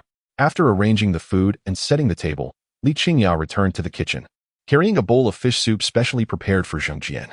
Setting the soup beside the table, she called out to Zheng Jian, "Oranges, come eat." "Humans can't compare to cats," Li Zheng remarked with a hint of envy as he watched Zheng Jian approach. "What did you say, Dad?" Li Qingyao asked, having missed his words. "Nothing, just sit down and eat." Li Zheng waved his hand, urging her to take her seat. "Oh," Li Qingyao replied, pulling out a chair and settling down. Zheng Jian, eyeing the fish soup, leaned in to sniff before extending his tongue to sample it. "Don't get poisoned." Li Zheng scoffed at Zheng Jian's cautious demeanor. "Hee hee." Li Qingyao beamed, her cheeks adorned with adorable dimples. "Oranges, take your time eating." In this warm atmosphere, time slipped away quickly, and lunch soon approached its conclusion. Having nearly finished, Li Zheng set down his chopsticks and turned to Li Qingyao. "Xiaoya, how are your travel plans coming along?" At his inquiry, Li Qingyao placed her bowl down. "I've discussed with my friends. We're planning a self-driving trip to Shilong Snow Mountain." "Shilong Snow Mountain?" Li Zheng pressed on. "Is there snow there during summer?" "Yes," Li Qingyao nodded, continuing. "They have a year-round ski resort, and we can enjoy skiing there." Note, this is a fictional narrative. Please do not delve too deeply. "You're driving yourself. Who will be the driver?" Li Zheng continued to inquire. "Zhang Xian's South sister will drive us," Li Qingyao replied. Then, with a sudden thought, she added, "Oh, Dad, I intend to bring Oranges along." Li Zheng frowned at her statement. "Maybe that's not a good idea. Your classmates might have objections." "Meow, meow," protested Zheng Jian, looking up at Li Zheng while munching on his food. "It's fine, Dad. I've already spoken to them, and they all adore Oranges," Li Qingyao explained. After a moment of hesitation, Li Zheng relented. "All right then. You're the best, Dad," Li Qingyao exclaimed joyfully upon receiving her father's approval. Turning to Zheng Jian, she gently patted his head. "Oranges, you must behave when the time comes." "Meow, meow, meow, no problem," Zheng Jian replied, excited at the prospect of joining a group of young ladies on an adventure. With their departure set for the next day, Li Qingyao took Zheng Jian and their luggage to her friend Zhang Xian's house that evening. The travel party consisted of Li Qingyao, Zhang Xian's sister Zhang Lin, and their mutual friend Wang Lan, along with one orange cat. Zhang Xian's family was well off, and their spacious home posed no issues for accommodation, especially since her parents were away on a business trip. After dinner, the girls donned their pajamas and gathered in the living room, filled with laughter and playful banter. Zhang Lin, the eldest among the four, has just turned 20, thus there exists no generational gap among them. Each of these young ladies possesses remarkable beauty, and as Zheng Jian finds himself surrounded by them, he occasionally indulges in their affectionate embraces, feeling as though he might float away in sheer delight. With a contented expression, Zheng Jian is embraced by the ladies, his eyes narrowing in joy, and his heart exclaims that his feline existence is indeed fulfilling. Among the four, Wang Lan boasts the most enviable figure. At just 18, her development is notably impressive, particularly her bosom, which captivates Zhang Jian's attention. Besides Wang Lan, Zhang Lin also possesses an attractive physique, especially her long, supple legs that draw the eye. At this moment, Zhang Jian reclines comfortably on Zhang Lin's legs, relishing the gentle massage from the ladies. "Qingya, your orange cat is adorable," remarks the almost underdeveloped legal lowly, Zhang Xian, as she feeds Zhang Jian snacks while expressing her envy. Sitting nearby, Li Qingya beams upon hearing Zhang Xian's compliments about Zhang Jian, exclaiming, "See, Xian, I wasn't lying. My orange is both cute and obedient. It feels like I'm raising a cat." Wang Lan, seated beside Li Qingya and close to Zhang Xian, expresses her envy. "LNLN, let us raise a cat together." Zhang Xian playfully nudges Wang Lan with her arm, laughing. "Ah, Xian, you naughty girl." Wang Lan blushes slightly at the unexpected contact and gently pushes Zhang Xian away. "Would that you could share some of that with me, LNLN." Zhang Xian replies enviously. "What are you saying, Xian? How rude." Wang Lan retorts, her tone tinged with shyness. "Ahem, let us keep it down. There's a little boy here." Zhang Lin interjects humorously after clearing her throat. Upon hearing Zhang Lin's words, the three young ladies look at her with confusion, especially the impetuous Zhang Xian, who asks, "Sister, what are you talking about? Where's the little boy? Isn't he right here?" Zhang Lin replies, lifting Zhang Jian high into the air. "Zhang Jian, MMP. Haha." The three girls erupt in laughter. "Meow, meow, you scoundrel, wicked woman. Do you believe I want to teach you a lesson?" Zhang Jian exclaims, breaking free from Zhang Lin's grasp and landing back on the sofa, glaring at her in indignation. Surprised by his reaction, Zhang Lin asks, "Qingya, is your orange cat this clever?" Li Qingya steps into the fray, scooping up Zhang Jian and soothingly says, "Be good, Orange. Don't be angry. Jia is just joking. Orange, sister was wrong.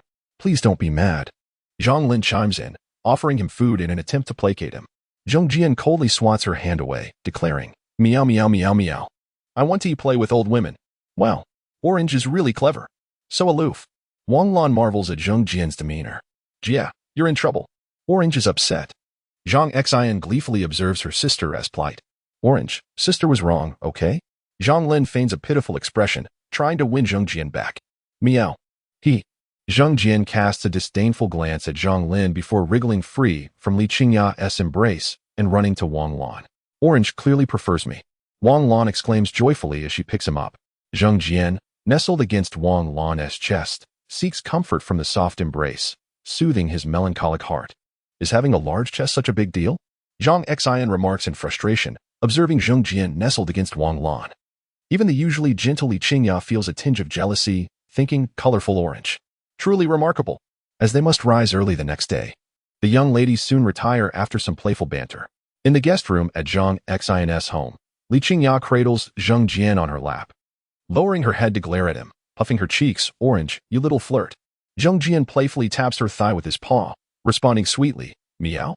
After earnestly scolding Zhang Jian, Li Qingya arises to turn off the lights and cuddles him as they drift off to sleep. The following morning, around 6 o'clock, Li Qingya is awakened by her phone alarm. After silencing it, she lingers in bed for a while before gradually sitting up. After a moment of daze, she forces herself to awaken, yawning as she gets out of bed to prepare for the day. The morning routine for girls is always lengthy, especially when four are together. As the clock approaches 7, Li Qingya, having finished her preparations, approaches the bed and gently shakes Zhang Jian, saying, "Orange, time to rise."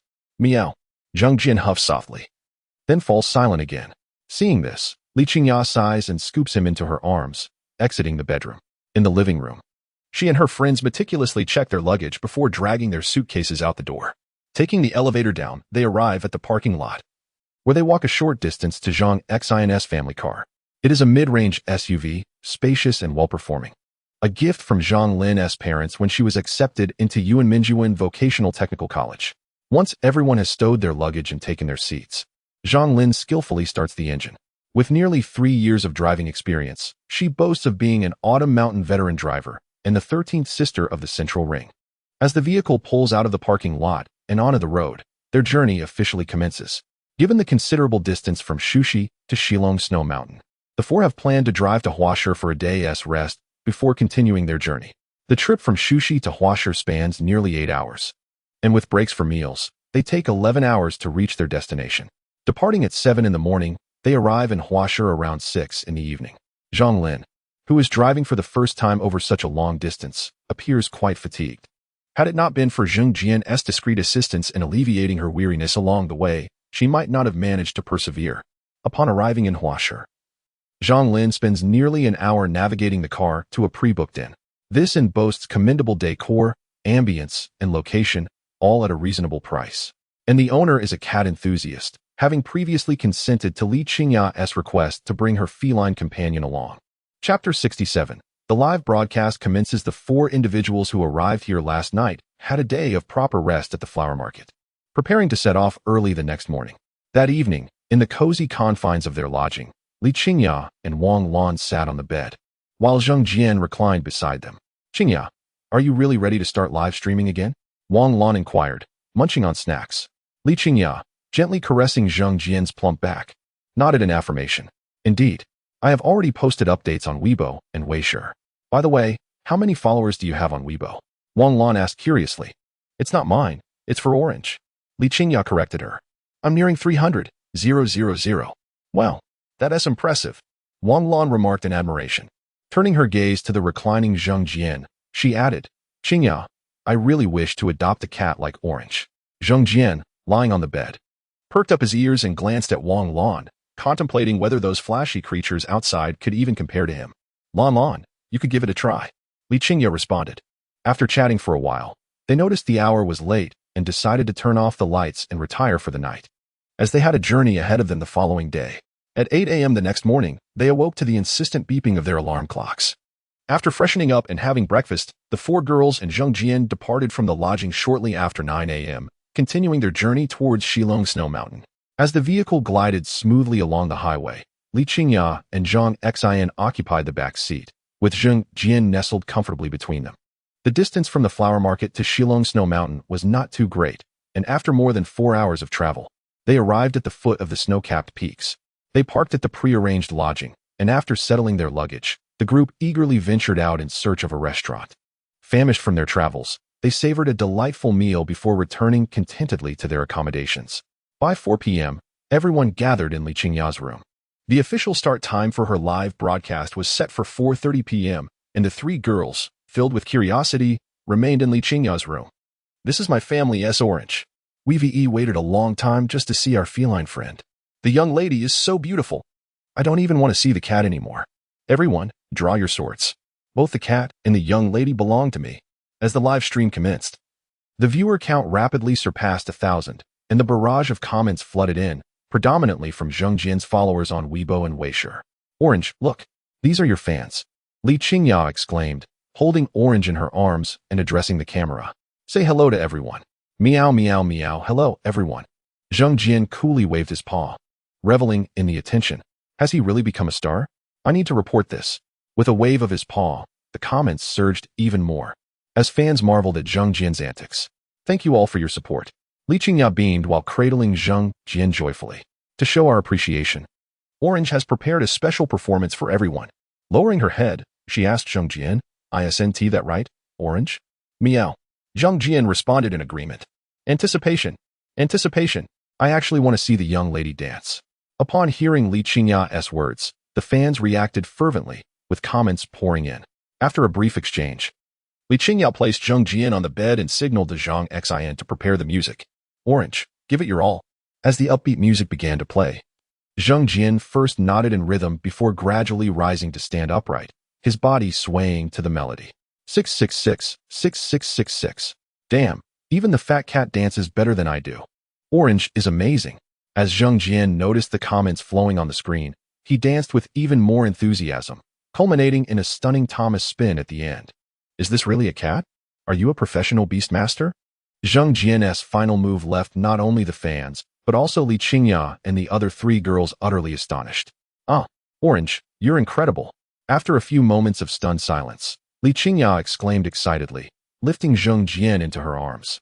Observing the astonished comments and admiring expressions from the girls, coupled with Li Qingya's thrilled smile, Zheng Jian felt a profound satisfaction within. Meow, meow, meow, meow, let it rain.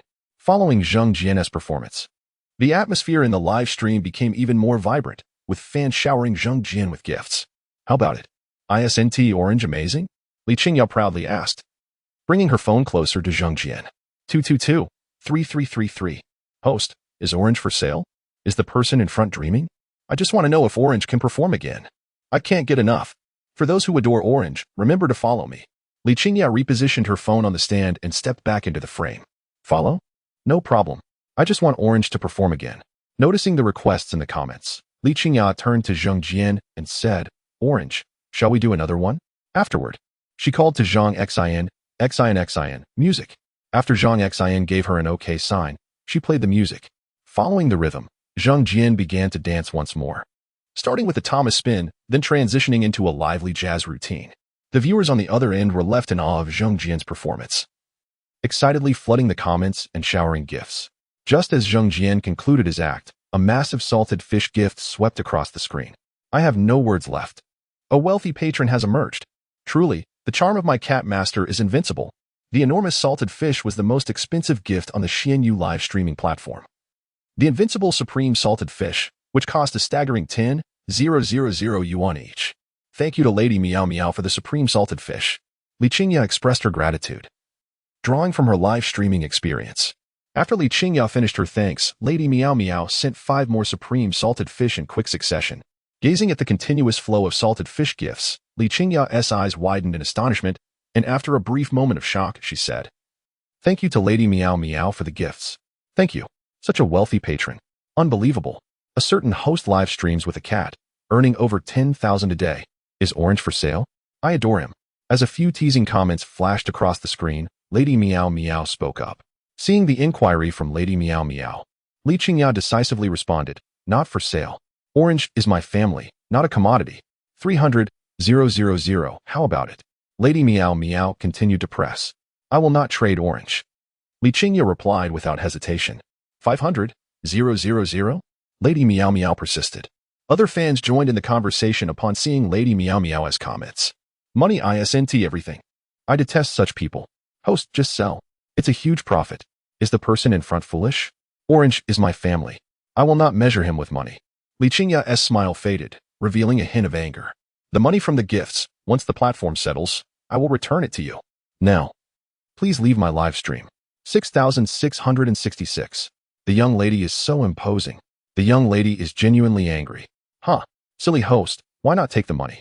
After Li Qingya finished speaking, the young lady, resembling a cat, fell into a prolonged silence before finally responding. I apologize. I simply adore oranges too much. The reward is my gift to the oranges. There is no need to repay me.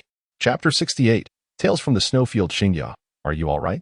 Zhang Xin was the first to inquire after Li Qingya ended her live stream. Li Qingya shook her head and donned a gentle smile once more. I'm fine. Mew. Zheng Jian, nestled in Li Qingya's embrace, propped himself up and gently nuzzled her cheek. Oranges. Li Qingya leaned her head against Zheng Jian, feeling a wave of warmth wash over her.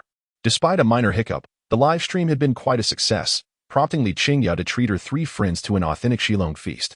The following day, Li Qingya and her friends indulged in a leisurely slumber, finally rousing themselves just before 10. After getting ready and having a light breakfast at their lodging, they boarded the shuttle to the mountainside. After about an hour's journey, they arrived at the mid-mountain station and took a cable car up to the ski resort. Clad in their ski gear, the 4 friends and 1 cat stepped out onto the snowy expanse. Zheng Jian walked alongside Li Qingya, donned in a custom-made outfit and shoes, with a tailored snowboard strapped to his back. Among the group, only Zhang Lin had any skiing experience, albeit basic, while the others were genuine novices. Naturally, Zhang Lin assumed the role of instructor, diligently explaining the fundamentals. Aware of everyone's eager anticipation, she kept her instructions brief before announcing the commencement of the much-awaited practical session. Zheng Jian observed the cautious antics of his companions, smirking to himself. It was time to showcase his true skills. Mew. Zheng Jian trotted over to Li Qingya, nudging her leg gently. Oranges, what's the matter? Li Qingya looked down at him. Zheng Jian wiggled his body, lightly tapping Li Qingya's leg with his snowboard. Understanding his intent, Li Qingya carefully crouched down and retrieved the snowboard from his back. Do you want to play? She inquired, placing the board before him. Zheng Jian eagerly pawed at the snowboard, clearly intrigued. Wait a moment, oranges. Li Qingya then turned to Zhang Lin. Could you come over and lend a hand? What's up? Zhang Lin approached, curious. Oranges wants to try the snowboard. Li Qingya replied, looking up from her position in the snow. That's simple, Zhang Lin said as she crouched down. With her assistance, Zheng Jian was soon strapped into the snowboard. Standing atop the board, Zheng Jian buzzed with excitement, extending his sole active front paw. Be careful, okay? Li Qingya called out, watching him glide forward with concern. You all practice. I'll keep an eye on oranges. Zhang Lin assured the others before following closely behind Zheng Jian. After a brief session on level ground, Zheng Jian, having acclimated, set his sights on a long, steep slope ahead. With a determined push from his right paw, he surged forward. Slow down, Zhang Lin shouted, noticing the sudden burst of speed. Disregarding her warning, Zheng Jian approached the slope, glanced back, and, amidst the gasps of onlookers, launched himself down. No, oranges. Ah, oranges. The four girls cried out in alarm. Zhang Lin, reaching the slope, wasted no time and sped down after him. On the slope, Zheng Jian continued to push with his front paw, eager to increase his pace. The frigid wind whipped against his plump face, and without goggles, he squinted against the chill. He reveled in the exhilarating rush, effortlessly overtaking other skiers, enjoying their astonished exclamations. Milo, an avid skiing enthusiast, had set his sights on conquering renowned snowy peaks around the globe. This time, he found himself at the famed Shilong Snow Mountain in southwestern Daxia, eager to showcase his prowess. As he skillfully navigated the slope, Milo basked in the envious gazes of those he surpassed, feeling a swell of pride. Ah, what is that? Incredible. Its technique is superb. Hearing the gasps behind him, Milo's grin widened. He knew the admiration was directed at him. But suddenly, he was taken aback by a startling sight, a chubby cat effortlessly gliding down the slope. My God, is that really a cat? Milo gaped, unable to process the astonishing scene. Zheng Jian's remarkable performance captivated all present, leaving some dazed and tumbling into the snow, while others halted to record the spectacle. And some quickened their pace, hoping to catch up to the miraculous feline. Whoosh! Zheng Jian screamed with delight as he raced to the bottom of the slope, executing a graceful skid to a stylish stop. Nice, he murmured to himself. As he came to a halt, a crowd of onlookers quickly surrounded him, capturing the moment on their phones. What kind of cat is this? It's so cool. I wish I could take him home. Amidst the excitement, Zhang Lin finally squeezed through the throng. Oranges, move aside, please. Once at the center of the crowd, she glared at Zheng Jian, reprimanding him. Oranges, were you trying to scare us to death? Just wait until Qingya hears about this. Mew. Zheng Jian, aware of his misstep, adorably played innocent. Humph. Useless. Zhang Lin scoffed. Kneeling before him, she unfastened his bindings, lifted him off the snowboard, and secured the board back onto his back. With Zheng Jian in her arms, she maneuvered through the dispersing crowd. As Zhang Lin made her way out, a middle-aged man's voice called out from behind. Excuse me, miss? Could you wait a moment? Turning around, Zhang Lin asked, What is it? The man, clad in a deep blue ski outfit, his skin glistening, smiled at her. Is this cat for sale? Not for sale, Zhang Lin promptly responded. After witnessing Zheng Jian's astounding display, the man was eager to acquire him, sensing a lucrative opportunity. I'll offer 20,000. He confidently proposed. Not for sale, Zhang Lin reiterated, turning to leave. Wait, how about 50,000? He persisted, trailing after her. I said no, I won't sell him. So stop following me, or I'll call the resort staff. She warned sharply before continuing on her way. He spat in contempt, watching Zhang Lin's departing figure. The middle-aged man displayed a look of unwillingness, forcefully expelling a gob of phlegm onto the ground before unlocking his phone to surreptitiously capture several photographs of Zhang Lin. Clearly unwilling to concede easily. Damn that wretched woman. He viciously cursed, his eyes fixed malevolently on Zhang Lin's retreating silhouette, while Zhang Lin remained oblivious to the man's actions. Zheng Jian, whose head rested upon Zhang Lin's shoulder, bore witness to the scene. Embodying the great spirit of prosperity, democracy, civilization, harmony, freedom, equality, justice, rule of law, patriotism, dedication, integrity, and kindness, Zheng Jian, after waiting for Zhang Lin to distance himself considerably, expelled a mouthful of irritable phlegm from his mouth, fueled by his anger. The phlegm swiftly hurtled towards the middle-aged man, resulting in an explosive conclusion.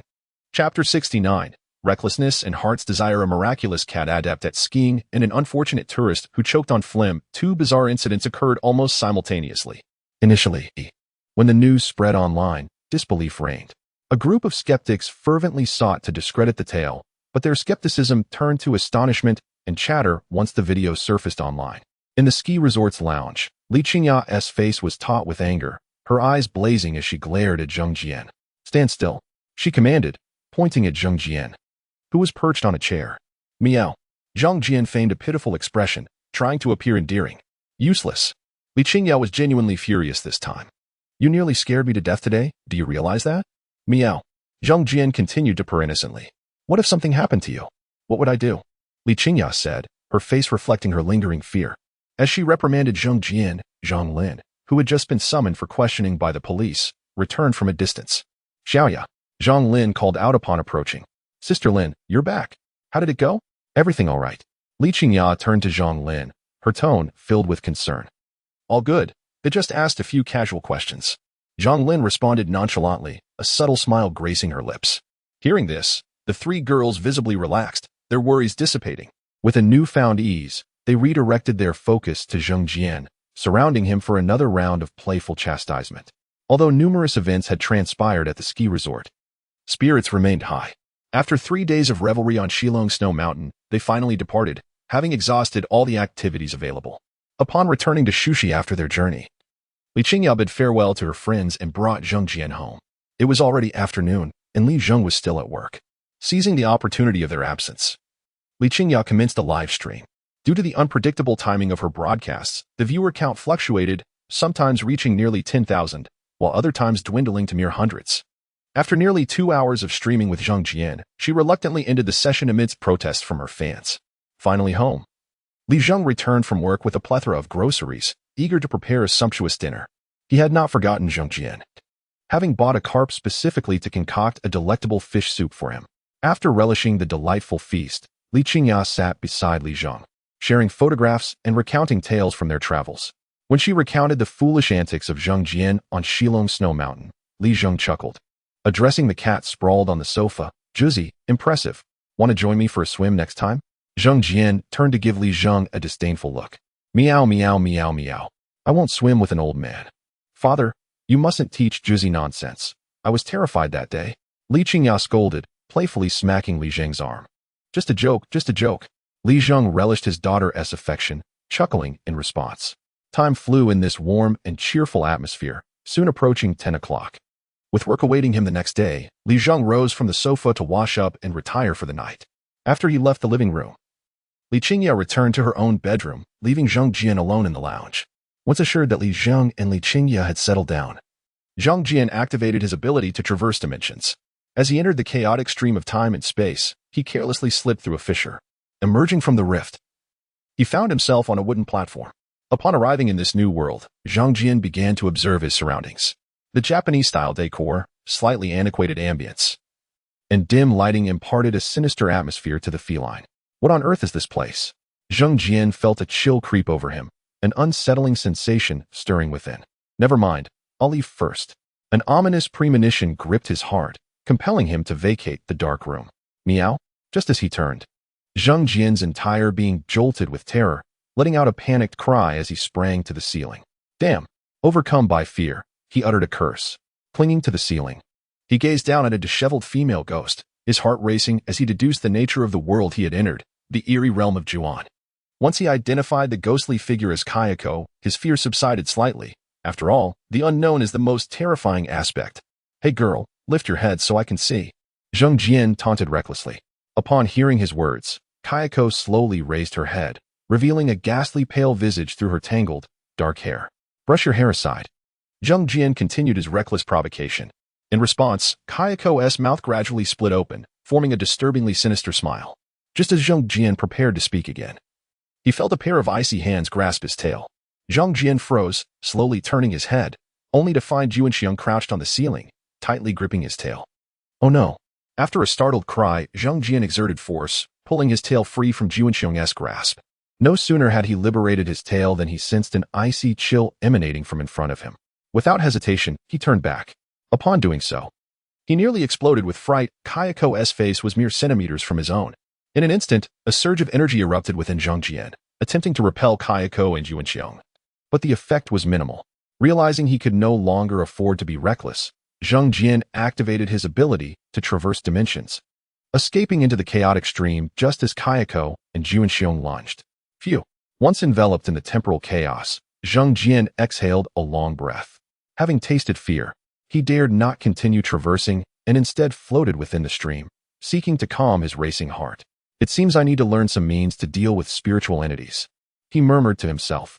After resting in the temporal chaos for a considerable time, Zhang Jian resolved to seek another fissure to escape. After much deliberation, he finally selected a rift and slipped through. Having learned from his previous ordeal, Zhang Jian approached the new world with heightened vigilance. This time, he arrived on a desolate island surrounded by the sea. Standing at a distance from the water, Zhang Jian remained cautious, wary of any spectral beings that might emerge from the depths. What is this bizarre world? He lamented while surveying his surroundings. Suddenly, hey, he exclaimed, rushing toward his right. Beneath a coconut tree lay an oddly shaped fruit on the sandy beach. Is that a devil fruit? Zhang Jian speculated, eyeing the familiar shape with uncertainty. Chapter 70. The Scoundrel and the Scoundrel Cat. Gazing at the fruit before him, Zhang Jian resolved to ascertain whether it was indeed a devil fruit. If it were, he also wished to confirm whether its flaws existed in other realms. With this thought, Zhang Jian's eyes sparkled as he conceived an excellent experimental subject. He rose to his feet, tightly embraced the peculiar fruit, and activated his transdimensional ability. Upon entering the turbulent flow of time and space, the chaotic energies nearly caused him to lose his grip on the fruit. Clenching it even more firmly, Zhang Jian navigated to the rift before the love apartment, slipping through. It was already evening, and the apartment was devoid of occupants. Stealthily entering, Zhang Jian busied himself in the kitchen. He sliced the fruit into chunks and placed them all into a juicer, adding a splash of water. After plugging it in and pressing the button, the fruit transformed into juice under the juicer's influence. Pouring the juice into 2 prepared cups, he tidied the kitchen before carrying the cups into Zhang Shaoxian's bedroom. After waiting in the bedroom for over an hour, the sound of a door opening from the direction of the living room reached him, followed by a familiar, cheeky laughter. They were back. Zhang Jian's eyes lit up, a flicker of excitement coursing through him. The show was about to begin. As footsteps approached, Zhang Shaoxian entered his bedroom. Shaoxian, Zhang Jian called out, perched on the bed, his voice dripping with sweetness. Ah, Cat Master, Zhang Shaoxian exclaimed, startled. You're back. Why? Are you unhappy to see me? Zhang Jian raised an eyebrow, adopting a mock-threatening tone. Of course not. How could I be unhappy that Cat Master has returned? Zhang Shaoxian hurriedly denied. Very well. Zhang Jian feigned a look of satisfaction, nodding before continuing. Come here, Shaoxian. Cat Master has brought you a gift. Upon hearing Zhang Jian's words, Zhang Shaoxian eagerly approached him, rubbing his hands together, curiosity etched on his face. What is it, Cat Master? Look. Zhang Jian pointed his paw towards the juice on the nearby table. Juice. Zhang Shaoxian frowned, disappointment creeping into his voice. This is no ordinary juice. It is the divine water I crafted from the essence of nature and the quintessence of the sun and moon, Zhang Jian exaggeratedly proclaimed, eager for Zhang Shaoxian to drink it. Divine water? Really? Zhang Shaoxian looked at Zhang Jian again, skepticism evident. Do you not believe me? Zhang Jian feigned irritation, jumping onto the table and lifting the juice. If you don't believe me, then don't drink it. I'm leaving. Wait. Cat Master, how could I not trust you? Zhang Shaoxian quickly interjected, stopping Zhang Jian. Then drink it. Zhang Jian pushed the cup towards Zhang Shaoxian. I'll drink. After a moment's hesitation, Zhang Shaoxian resolved to trust Zhang Jian's words. He lifted the cup and took a large gulp of the divine water. The moment the juice entered Zhang Shaoxian's mouth, an indescribable nauseating flavor contorted his expression grotesquely. Don't spit it out, Zhang Jian urged upon seeing Zhang Shaoxian's reaction, quickly confirming that the fruit was indeed a devil fruit. Struggling against his overwhelming discomfort, Zhang Shaoxian forced the juice down. Ugh. After swallowing, he pallidly set the cup back on the table, retching softly. How do you feel? Any changes? Zhang Jian inquired curiously from atop the table. Zhang Shaoxian, gripping his throat, weakly replied, I feel like vomiting. Of course. I meant any other changes. Zhang Jian retorted, irritation evident. Zhang Shaoxian glanced at his body and shook his head. It seems nothing has changed. Impossible. Zhang Jian furrowed his brow, murmuring. What? Zhang Shaoxian did not catch what Zhang Jian said and asked. Come with me. Zhang Jian tapped Zhang Shaoxian with his paw and leapt off the table. Puzzled, Zhang Shaoxian followed Zhang Jian to the bathroom. Take off your clothes. Zhang Jian commanded under the shower head. Cat Master, what are you trying to do? Zhang Shaoxian clutched his chest, alarmed. I'm not doing anything inappropriate. Zhang Jian rolled his eyes, stepping to the bathroom door. Just rinse off quickly. I'll wait outside. Though unaware of Zheng Jian's intentions, Zhang Xiaoxian nodded obediently. Zheng Jian shut the bathroom door and stood waiting. Zhang Xiaoxian finished quickly, emerging in under 5 minutes. Well, any changes? Zheng Jian asked eagerly. Nothing has changed. Zhang Xiaoxian shook his head. Do you feel any discomfort, like weakness? Zhang Jian pressed further. Zhang Xiaoxian continued to shake his head. No, I feel nothing. Hearing Zhang Xiaoxian's responses, Zheng Jian ceased his inquiries, scrutinizing Zhang Xiaoxian intently, even releasing a breath to examine him thoroughly. After finding no anomalies, he sighed. Could it be that it wasn't a devil fruit? What did you really give me to eat, Cat Master? Zhang Xiaoxian's keen perception caught the keyword, prompting him to ask anxiously. Rest assured, it is undoubtedly a good thing. Zhang Jian reassured him. Really? Zhang Xiaoxian inquired skeptically. Indeed, Zhang Jian emphasized. With that, Zhang Jian turned and walked back to Zhang Xiaoxian's bedroom. Come, let's return to the bedroom. Oh, Zhang Xiaoxian replied, following closely behind. Once back in the room, Zhang Jian shut the door and leapt onto Zhang Xiaoxian's bed, lost in thought. Having watched One Piece, Zhang Jian knew that some special fruits were indeed difficult to discern, such as Brooks Yomi Yomi no Mi. Ah, Cat Master, what is happening? Suddenly, Zhang Xiaoxian exclaimed, pulling Zhang Jian from his reverie. Turning in surprise, Zhang Jian was astonished to see a sausage appear in Zhang Xiaoxian's hand. Did you conjure that? Zhang Jian asked, excitement bubbling within him. Zhang Xiaoxian nodded, bewildered. It just suddenly appeared in my palm. Sausage fruit. Zhang Jian remarked with an odd expression. Unable to contain himself, Zhang Jian burst into laughter. Sausage fruit. Impressive, Xiaoxian. Ha! What sausage fruit? Zhang Xiaoxian questioned in confusion. Xiaoxian, try thinking of other foods. See if you can conjure them. After calming down, Zhang Jian inquired. I'll give it a try. Zhang Xiaoxian responded, focusing intently on his palm. He stared for a full minute, but nothing changed. What about thinking of the sausage again? Zhang Jian suggested. No sooner had Zhang Jian spoken than another sausage materialized in Zhang Xiaoxian's palm. Cat Master, what is happening? Zhang Xiaoxian looked at Zhang Jian with confusion. Xiaoxian, have you heard of devil fruits? Zhang Jian asked. Zhang Xiaoxian nodded. I know. They're from One Piece. The drink you consumed was juice pressed from a devil fruit. Zhang Jian said with a sly grin. What? Zhang Xiaoxian exclaimed, astonished. Devil fruits are fictional, aren't they? Just a creation of manga. Who told you they were fake? Zhang Jian teased. Devil fruits truly exist. They are the genuine treasures of the sea, exceedingly rare. This. Zhang Xiaoxian was so astonished that he found himself at a loss for words. After stammering for quite some time, he finally managed to articulate his thoughts and inquired, so, the story of One Piece is real? Zhang Jian looked at Zhang Xiaoxian as if he were a fool, responding, of course it's false. What era are we living in? Pirates? Do you wish to be harmonized by the state? Zhang Xiaoxian quickly shook his head, insisting, no, I don't. By the way, Xiaoxian, for safety's sake, you must keep this matter confidential. Zhang Jian warned, casting a stern glance at Zhang Xiaoxian. You wouldn't want to end up in the research institute as a lab rat, would you? I will definitely keep it a secret. Zhang Xiaoxian hurriedly assured him. By the way, Lord Cat, if I consume the fruit, will I also be afraid of seawater? Zhang Xiaoxian, recalling the flaw of the devil fruit from One Piece, asked anxiously. It should be fine. Didn't you just take a shower without any adverse effects? Zhang Jian replied uncertainly. How about we test it at the beach tomorrow? Upon hearing Zhang Jian's suggestion, Zhang Xiaoxian obediently nodded. Then let us leave it at that for tonight. Zhang Jian said, stretching lazily and relaxing. He then jumped back onto the bed, sprawling comfortably as he prepared for a good rest. Meanwhile, Zhang Xiaoxian, unable to rest, curiously played with the sausages, much like a child with a new toy. After a while, feeling fatigued, Zhang Xiaoxian gathered the sausages on the table and placed them into the drawer. Once he tidied up the sausages, Zhang Xiaoxian noticed the leftover juice on the table and, struck by a thought, his eyes brightened. Lord Cat, Lord Cat. Zhang Xiaoxian leaned closer to Zhang Jian and called out. Zhang Jian opened his eyes, impatiently asking, what is it now? These leftover juices. Would it cause any problems if I let someone else drink them?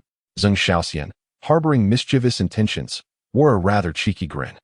Upon hearing Zhang Xiaoxian's question and seeing his smirk, Zhang Jian immediately understood.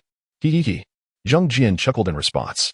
Xiaoxian, how can you not share such a splendid treasure as the devil fruit with your friends? Zhang Jian laughed lewdly, raising his eyebrows playfully. You're absolutely right, Lord Cat. Zhang Xiaoxian imitated Zhang Jian, moving his eyebrows in a similar fashion. Ha. Chapter 71. Without shaking the lotus upon arriving at the entrance of the bar, Zhang Xiaoxian suddenly had a thought and halted his steps. Due to the presence of others nearby, Zhang Jian found it inconvenient to speak, so he raised his paw and tapped Zhang Xiaoxian's calf, meowing, "What is going on?" Zhang Xiaoxian remained silent and led Zhang Jian to a secluded corner next to the bar. After surveying the surroundings, Zhang Xiaoxian crouched down and whispered, "Cat Master, if someone tries to hit me later, you must protect me." Piece of cake. Zhang Jian confidently patted his chest. "With Cat Master here, no one dares to lay a finger on you. You're not deceiving me this time, are you?" Zhang Xiaoxian, still haunted by previous experiences, questioned with a hint of unease. "Do you take me for someone who would lie?" "When Cat Master speaks, it's as solid as a rock," Zhang Jian replied, clearly displeased. Why does that sound so familiar? Zhang Xiaoxian thought to himself, feeling a slight twitch in his mouth. Although he didn't fully trust Zhang Jian, he nonetheless raised his thumb and declared, "Cat Master, I believe in you." With that, Zhang Xiaoxian stood up, leading Zhang Jian towards the bar's entrance. Inside the bar, Hui Fei and the others were seated on the sofas, sipping drinks and chatting merrily. "Ladies and gentlemen, today, your esteemed Zheng Guo, have brought you something delightful," Zhang Xiaoxian announced with pride as he approached. "What have you brought us, Teacher Zheng?" Zhang Wei, ever enthusiastic about anything free, was the first to inquire. Zhang Xiaoxian raised the thermos in his hand, exclaiming, "This is a special beverage my colleague brought back from abroad." "Ha ha," Hui Fei mocked. "Your colleague brought it back in a thermos?" The others joined in the laughter at Zhang Xiaoxian's expense, unfazed by the ridicule. Zhang Xiaoxian requested several small shot glasses from the waiter and carefully poured the juice into them. After filling each cup, he distributed them to everyone. "Let us raise our glasses together," Zhang Xiaoxian proclaimed, holding up his own glass. Meanwhile, Zhang Jian lingered at the corner of the bar, not approaching, ready to make a swift exit at any moment. Later that night, in Zhang Xiaoxian's bedroom, the poor fellow lay on his bed, staring blankly at the ceiling, muttering, "I was wrong. I was truly wrong. I should never have believed your words. If I hadn't trusted you, I wouldn't have entered that bar. If I hadn't gone into the bar, I wouldn't have served them juice. And if I hadn't served them juice, I wouldn't have ended up in such a predicament. My life is so miserable." Zhang Xiaoxian, enough already. Zhang Jian, who was treating Zhang Xiaoxian's injuries, exclaimed, clearly exasperated. "You." Zhang Xiaoxian turned to Zhang Jian in indignation. "Didn't I advise you against playing pranks recklessly?" Zhang Jian said, "This is what happens when you ignore wise counsel." Upon hearing Zhang Jian's words, Zhang Xiaoxian nearly spat out blood in disbelief. "You. Do you have any shame? All right, don't be angry. Anger is harmful to your health." Zhang Jian replied apologetically. "They didn't really do much to you, did they? Just a bit of swelling around the eyes, a little redness in the nose, and some bruises here and there." Tears welled in Zhang Xiaoxian's eyes as he could no longer articulate his grievances. Although he had sustained quite a few superficial injuries, he felt significantly better by morning thanks to Zhang Jian's treatment. In the bathroom, Zhang Xiaoxian, who had finished washing up, looked at his now less puffy eyes and nose in the mirror, letting out a quiet sigh of relief. After checking his injuries, he exited the bathroom. "Let us get going." "Xiaoxian," Zhang Jian, seated on the sofa, called out. Despite the night that had passed, Zhang Xiaoxian still gave Zhang Jian the cold shoulder. "Humph," with a disdainful snort. Zhang Xiaoxian checked his belongings and headed toward the door. Taking the elevator down to the underground parking lot, Zhang Xiaoxian and Zhang Jian climbed into the car. With a roar, the engine came to life as Zhang Xiaoxian drove towards the seaside. "Xiaoxian! Xiaoxian!" Zhang Jian, sitting in the passenger seat, tried to gain Zhang Xiaoxian's attention, calling out amiably. After numerous attempts, when Zhang Xiaoxian still did not respond, Zhang Jian raised his voice. His shout startled Zhang Xiaoxian, almost causing him to lose grip of the steering wheel. "Cat Master, what are you trying to do? Are you deaf?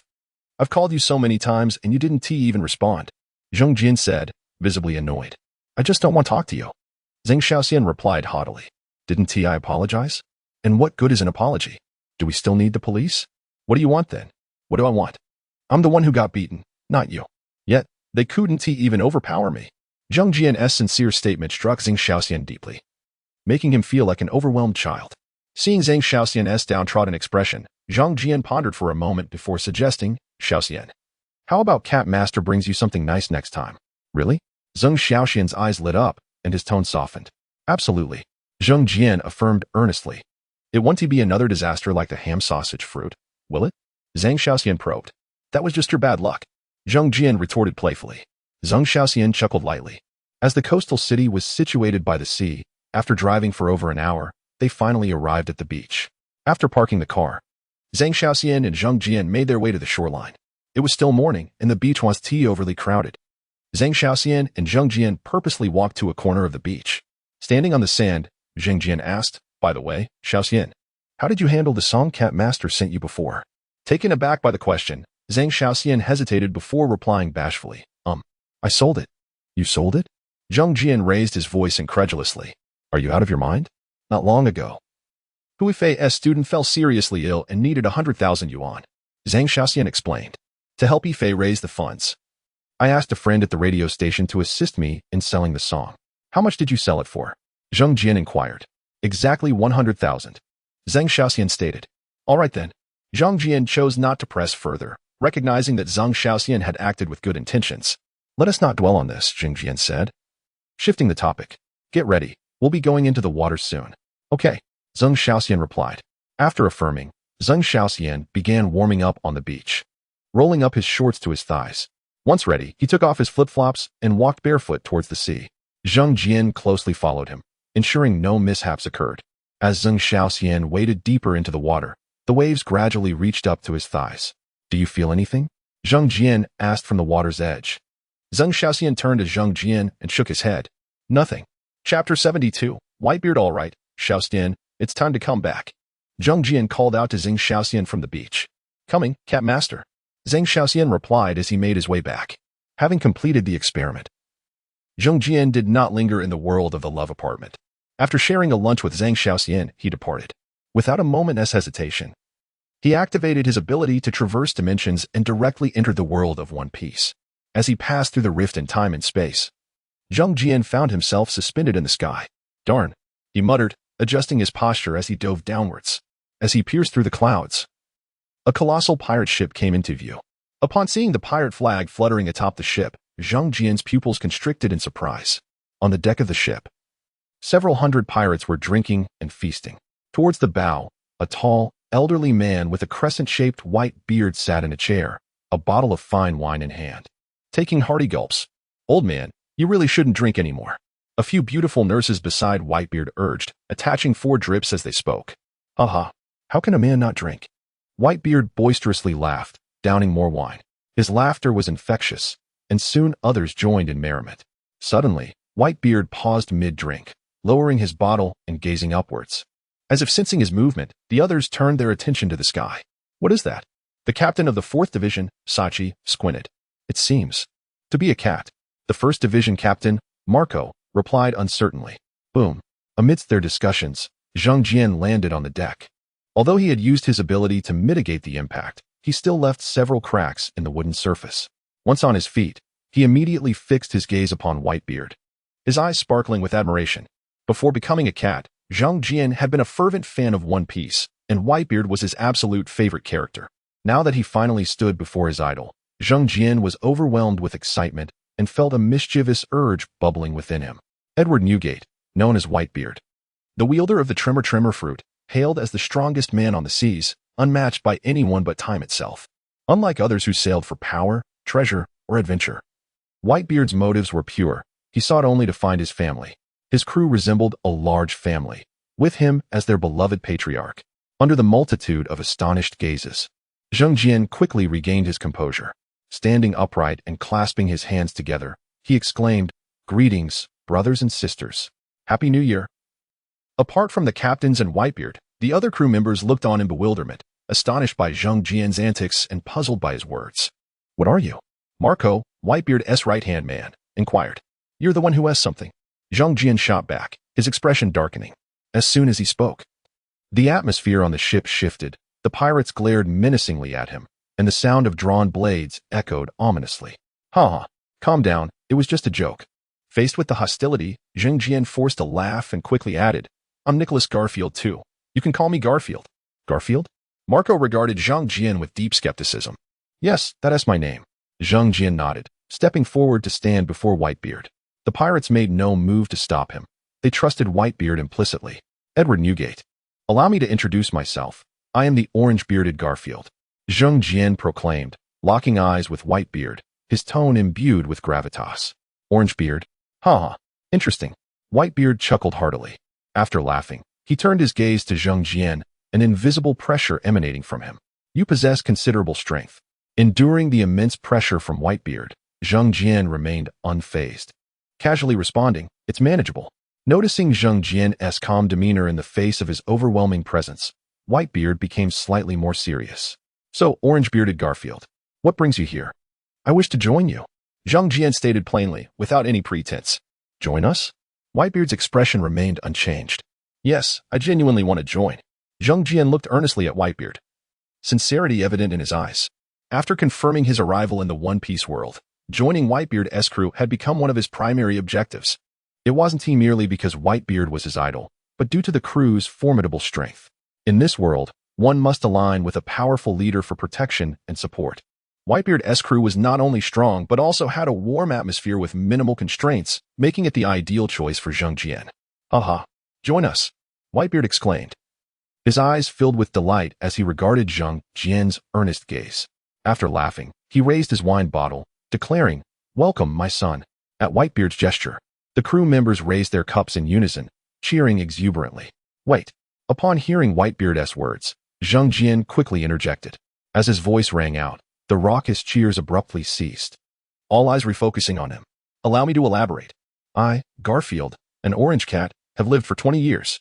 Indeed, 20 years. Zhang Jian emphasized in cat years. That is equivalent to over a century in human terms. Then welcome my family. The magnanimous Whitebeard did not dwell on the details and lifted his wine bottle once more. Garfield, Garfield, Orange Beard, Orange Beard. The crew joyously toasted to Zhang Jian's name and nickname, reigniting the festive atmosphere. Zhang Jian was swept up in the jubilant spirit aboard the ship.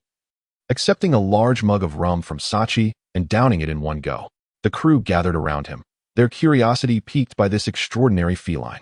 As the revelry continued, Zhang Jian eagerly accepted drinks from others, engaging in hearty conversation, feasting, and merriment.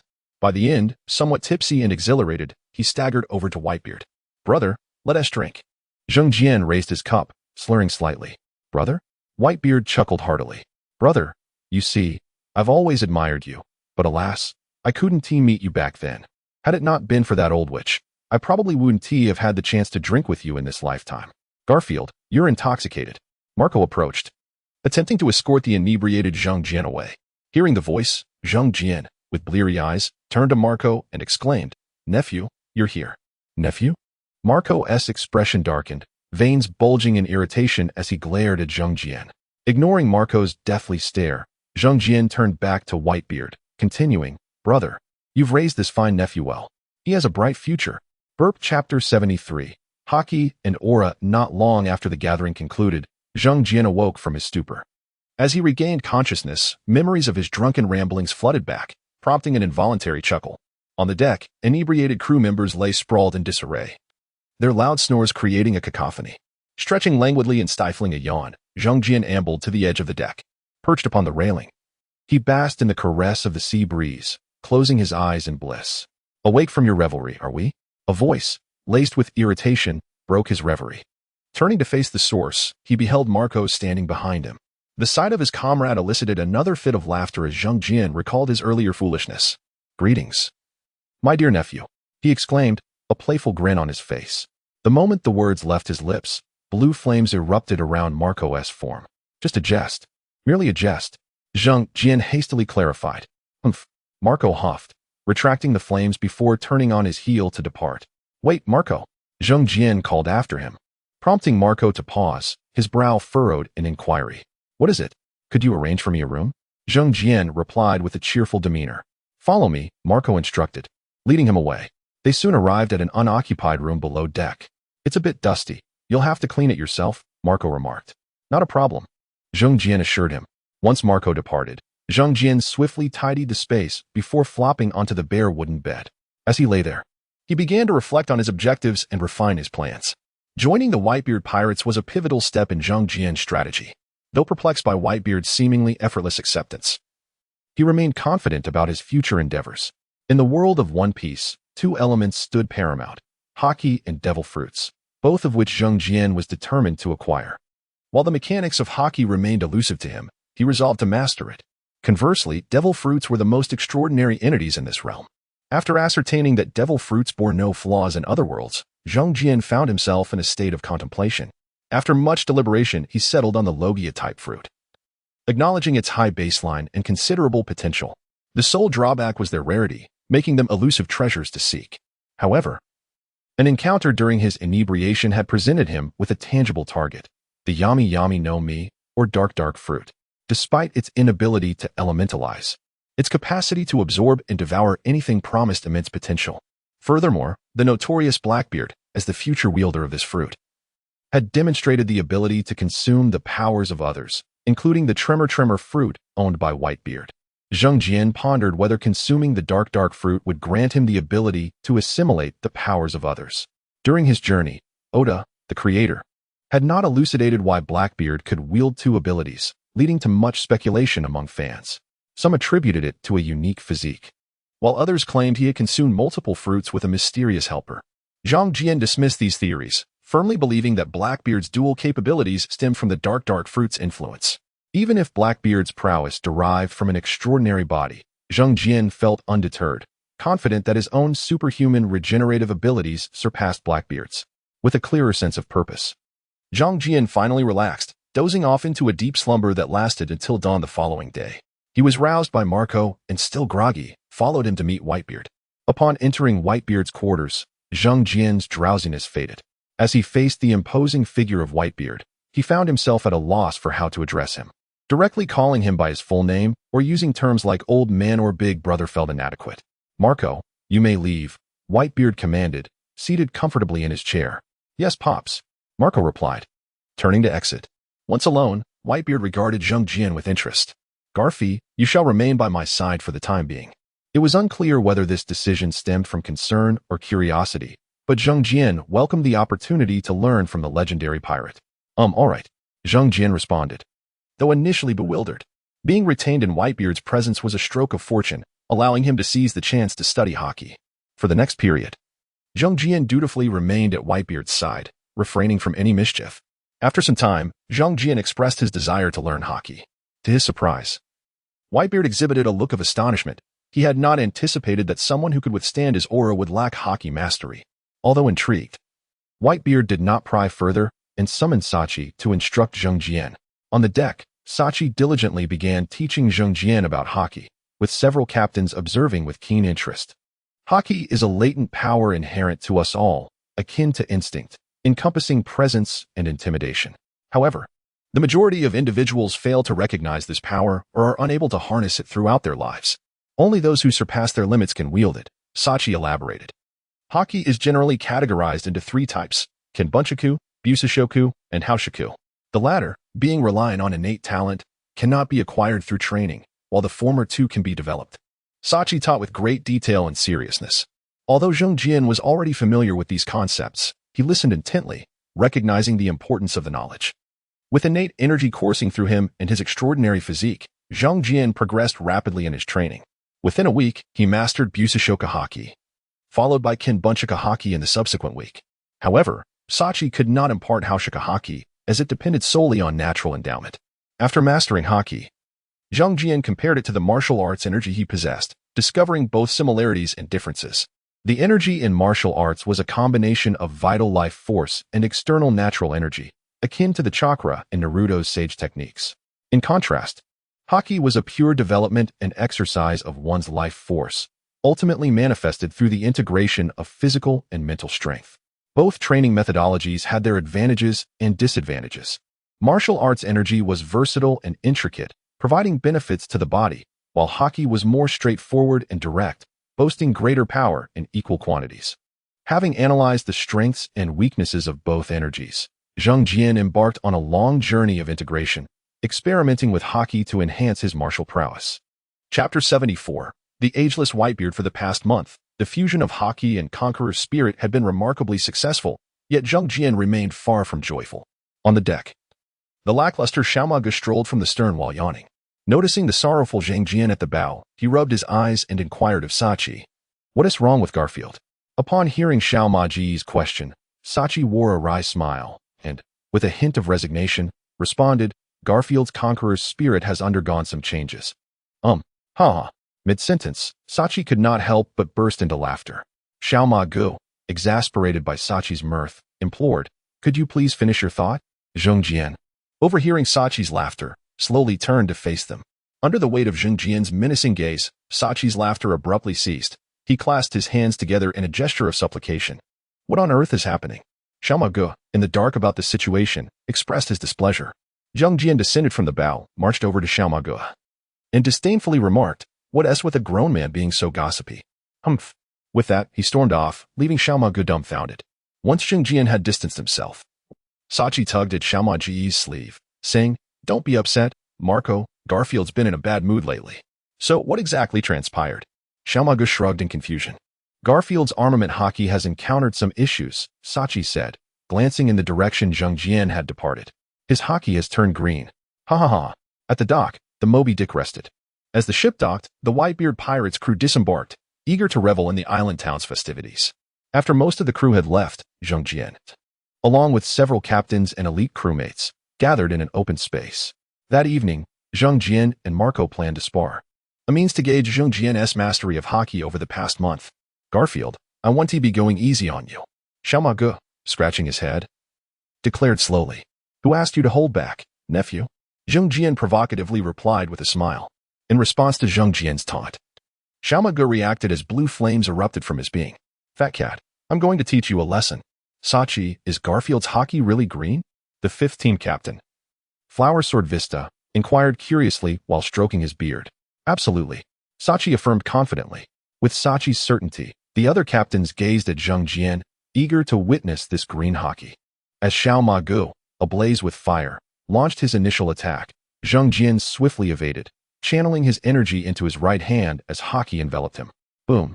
The sudden explosion caught Xiao Ma Gu off guard, sending him hurtling through the air. "It truly is green. How cool. What is the principle behind this?" The surrounding crew members voiced their curiosity and awe. A bunch of busybodies. Zheng Jian muttered disdainfully at the onlookers. "That hurts." Xiao Ma Gu, having just been sent flying, patted his chest, his expression turning serious. Fully focused, Marco transformed into flames, his arms morphing into wings as he soared into the sky. "Garfield, I'm going to get serious." After warning Zheng Jian, Marco flapped his wings, unleashing blue flames toward him. Zheng Jian, enveloped in energy, propelled himself skyward, creating a massive crater beneath him. Useless. Marco deftly dodged Zheng Jian's assault in midair. As Zheng Jian began to descend, he spotted Marco ahead and unleashed the lion's roar, exclaiming, "Nephew." The powerful sonic attack caught the unsuspecting Xiao Ma Gu off guard, nearly causing him to plummet. "What technique is that?" Xiao Ma Gu, regaining his footing, inquired with intrigue. "Big voice." Zheng Jian replied candidly. Upon hearing this, the expressions of both Xiao Ma Gu and the nearby crew darkened with frustration. "You bastard." Xiao Ma Gu gritted his teeth and charged at Zheng Jian. In a fit of rage, Xiao Ma Gu unleashed his full strength, aligning perfectly with Zheng Jian's intentions as they battled for 300 rounds without a victor. "Let us call it a day?" Zheng Jian exclaimed after their exhilarating bout. Touching down once more, Xiao Ma Gu nodded in agreement, extinguishing his flames. "Garfield, I didn't expect you to be this powerful," Sachi remarked in astonishment as he emerged from the crowd. "No big deal, no big deal," Zheng Jian modestly replied. After their skirmish, the group opted not to venture into town, choosing instead to return to the Moby Dick. Once aboard, Marco, unnoticed by anyone, made his way to Whitebeard's quarters. Within the room, Whitebeard was sipping alcohol while receiving intravenous fluids. "Old man." Xiao Ma Gu approached him. "It's over." Whitebeard set down his drink. "Garfield is quite strong, and I sense he held back." Xiao Ma Gu recounted their earlier confrontation. "You're la la la." Whitebeard chuckled heartily upon hearing Xiao Ma Ji's account. "Old man, is that why you invited Garfield aboard?" Xiao Ma Gu asked, observing Whitebeard's jovial demeanor. Whitebeard shook his head. "Marco, that little rascal genuinely wishes to join us." "Old man." Marco's tone was laced with skepticism. "You're la la la." Whitebeard laughed again before addressing Xiao Ma Gu. "I trust my judgment." As he spoke, an air of unwavering confidence enveloped Whitebeard, emanating an undeniable aura of authority. Recognizing this, Xiao Ma Gu refrained from questioning further, for Whitebeard's decisions were beyond reproach. "You're la la. Marco, you may leave now. I need to rest." Whitebeard raised his cup once more. Nodding in acknowledgement, Marco exited the room. After downing his drink, Whitebeard gazed expressionlessly in the direction Marco had departed. He would not disclose to Marco that from the very first moment he laid eyes on Garfield, he felt an inexplicable premonition that Garfield would stir monumental waves in this world. I hope I am correct, Marco. Whitebeard silently mused, aware of his own aging. He had never allowed this frailty to surface outwardly. He was the emblem and spirit of the Whitebeard pirates, forever the revered and beloved father figure at sea, eternally the strongest man upon the waves. For the sake of the Whitebeard pirates and for his sons, Whitebeard yearned to wager one final gamble against fate. If Zheng Jian were to comprehend Whitebeard's intentions, he would surely admonish him. Old man, you're all in. Update notification currently being typed. Please wait a moment. Once the content is updated, refresh the page to receive the latest updates. The time-traveling orange cat, for Zheng Jian. The most pressing matter at hand was to secure the dark fruit. Having remained in the Whitebeard pirates for over half a year, he had spent his days drinking, boasting, and engaging in battles. Old man, there's an incredible newcomer in the new world. A crew member approached Whitebeard, holding a bounty poster. Standing beside Whitebeard, Zheng Jian recognized the familiar face depicted on the bounty. Ace, Zheng Jian silently whispered to himself. Whitebeard took the bounty notice from his hands, exclaiming with enthusiasm, "Ah, how amusing. The Fire Fist, Ace, this supernova, has truly made a name for himself in the Grand Line, garnering significant acclaim in the new world. Armed with the powers of the Mera Mera no Mi, Ace has vanquished countless formidable foes and marines, leading to an ever-increasing bounty on his head. After defeating numerous skilled adversaries, a confident Ace boldly issued a challenge to the strongest of the seas, Whitebeard himself. Having once received Whitebeard's protection and benefiting from his grace, one of the 7 warlords, Jinbei, sought out Ace to thwart his challenge against Whitebeard. The two engaged in a fierce battle on a remote island for 5 days and nights, until Jinbei, utterly exhausted, collapsed to the ground, and Ace, equally drained, fell as well. At that moment, Whitebeard and his crew descended upon the scene. "Who dares to seek my head?" Whitebeard proclaimed, wielding his massive blade with an air of authority. "Very well, I shall indulge you." Ace, struggling to rise from the ground, expended every ounce of his remaining strength to shield his crew from Whitebeard's wrath. Alas, all of Ace's efforts were in vain against the might of Whitebeard. Both he and his crew were defeated and taken aboard the ship. On the Moby Dick, Ace gradually awoke, staring blankly at the ceiling before sitting up. "You're awake." A voice called from beside him. "Who?" Ace replied, his muscles tensing in caution. "Look down, you fool." Jinbei, seated nearby, reminded him. You're a cat?" Ace exclaimed in surprise, gazing at Jinbei. "How rude." "Address me as uncle," Jinbei chastised with a stern gaze.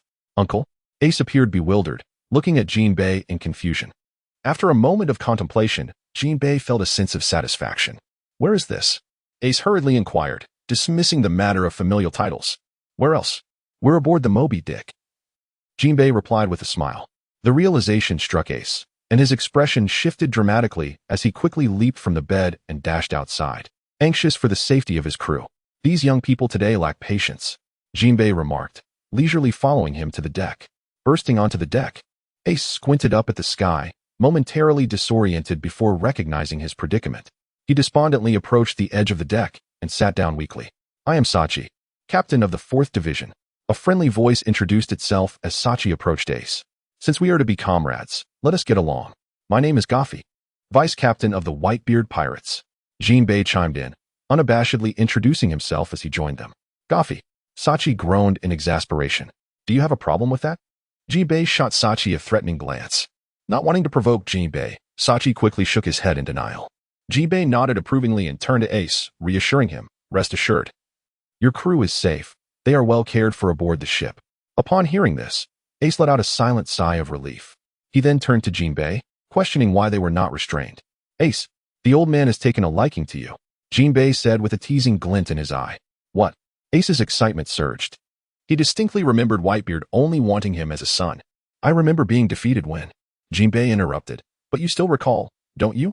Now, choose. Will you be a son or a friend?"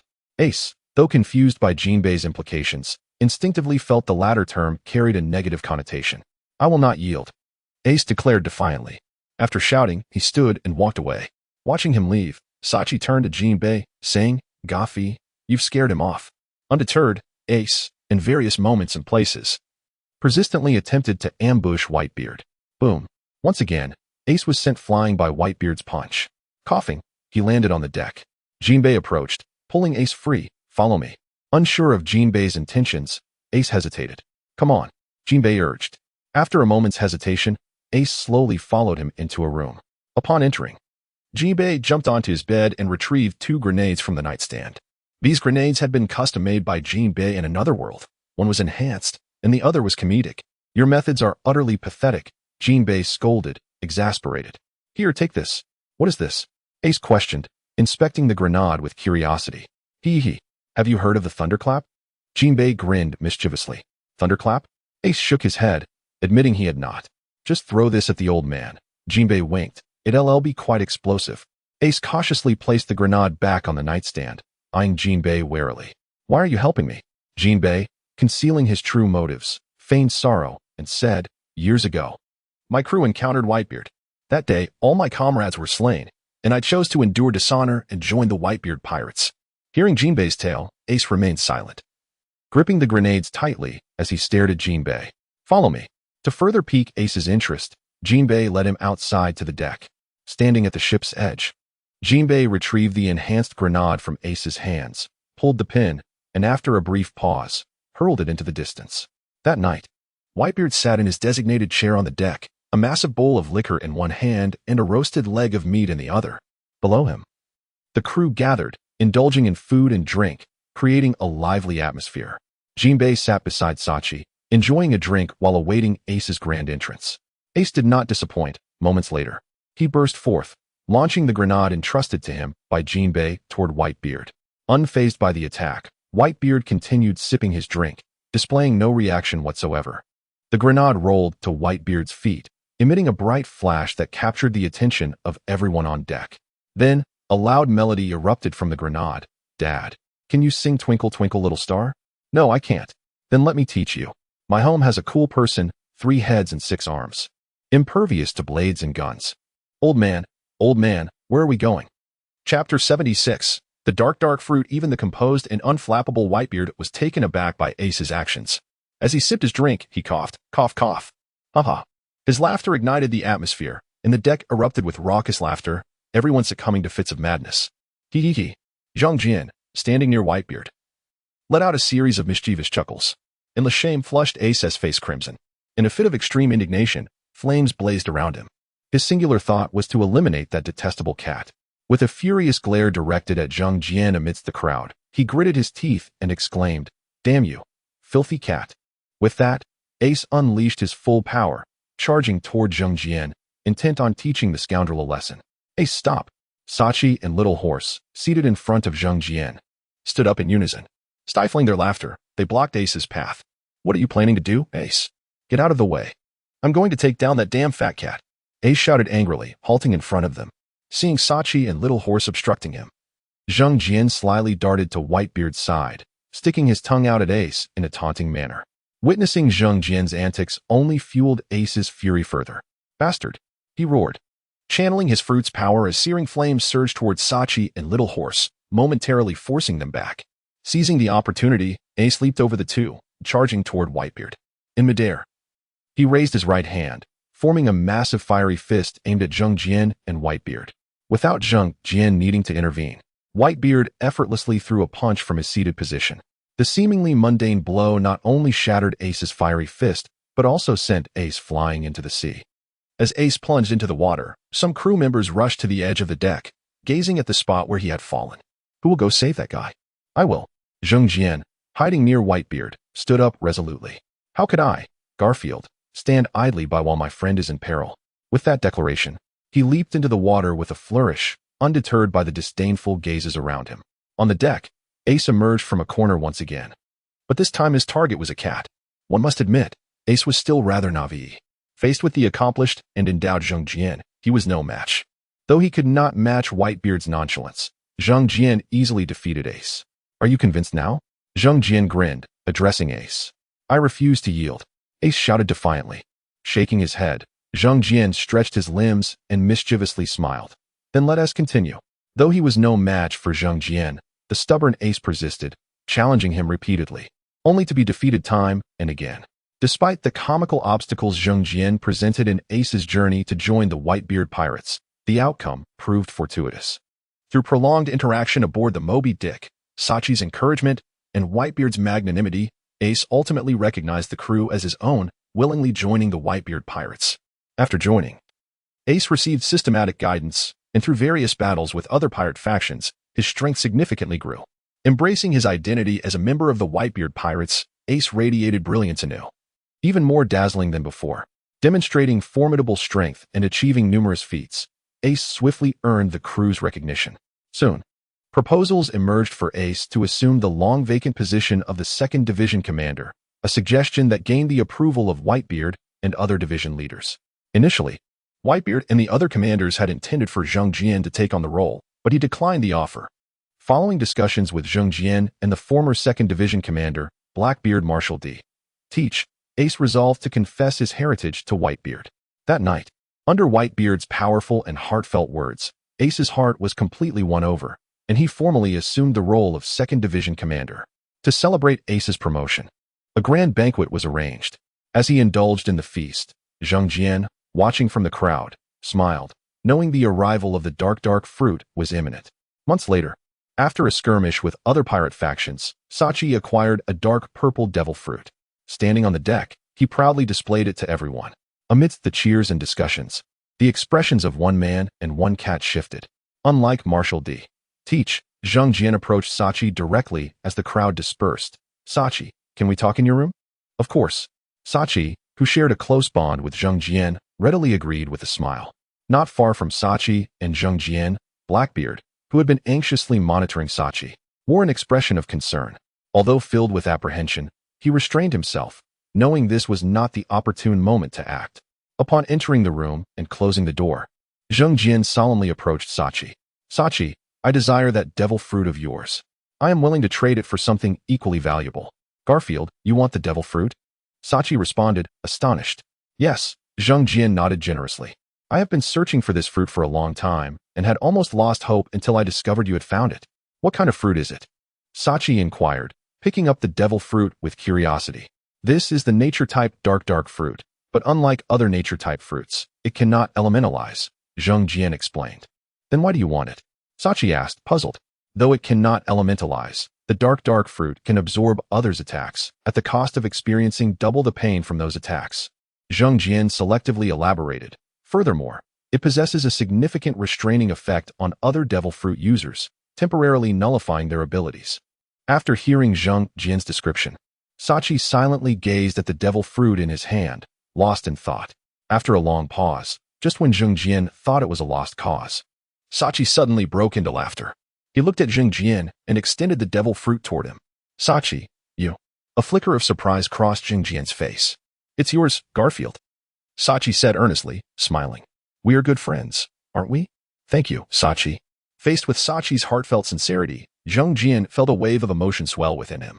Chapter 77. The deceived Blackbeard emerging from his quarters, Zheng Jian ostentatiously brandished the dark fruit upon the deck for an extended period, solely to convey to Blackbeard that the coveted fruit had now come into his possession. Blackbeard, who had been quietly observing Sachi and Zheng Jian, naturally took note of Zheng Jian's actions. Faced with the fruit he had long desired, Blackbeard's caution began to wane. As Zheng Jian turned to return to his chamber, Blackbeard approached him with a bottle of wine in hand, exclaiming, "Guffy, I hear Sachi gifted you the devil fruit." "Indeed, Sachi is quite the loyal friend," Zheng Jian replied with a grin. "Ha! Yes, Sachi certainly is." Blackbeard laughed heartily, holding the wine bottle with exuberance. "This is a fine vintage I've been saving. Let us share a toast in your quarters to celebrate your acquisition of the devil fruit." "Absolutely." Zheng Jian nodded in agreement. Upon receiving Zheng Jian's consent, a flicker of excitement danced in Blackbeard's eyes as he felt the dark fruit inching closer to him. "Then let us proceed, Guffy," Blackbeard said, moving closer to Zheng Jian with a smile. "Let us go," Zheng Jian declared, striding forward, navigating through the deck and descending the staircase. Zheng Jian arrived at the threshold of his room. He opened the door and stepped inside, while Blackbeard cautiously turned to secure the door behind him.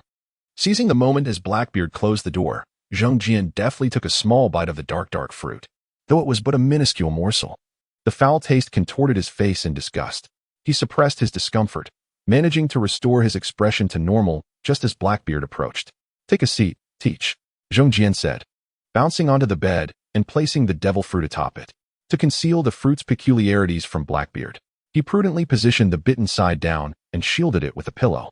Standing nearby, Blackbeard's gaze burned with intensity as he fixated on the dark fruit, his grip on the wine bottle tightening. "Guffy, allow me to admire that devil fruit." Blackbeard feigned envy as he addressed Zheng Jian. "But you've already seen it on deck," Zheng Jian replied, pretending to be eager as he approached the bed. "Come now, let us drink. I can hardly contain myself." "Haha, no problem." Blackbeard laughed heartily before uncorking the wine bottle. Seated in the chair, Zheng Jian and Blackbeard engaged in jovial conversation, both Oscar-worthy actors exchanging their performances.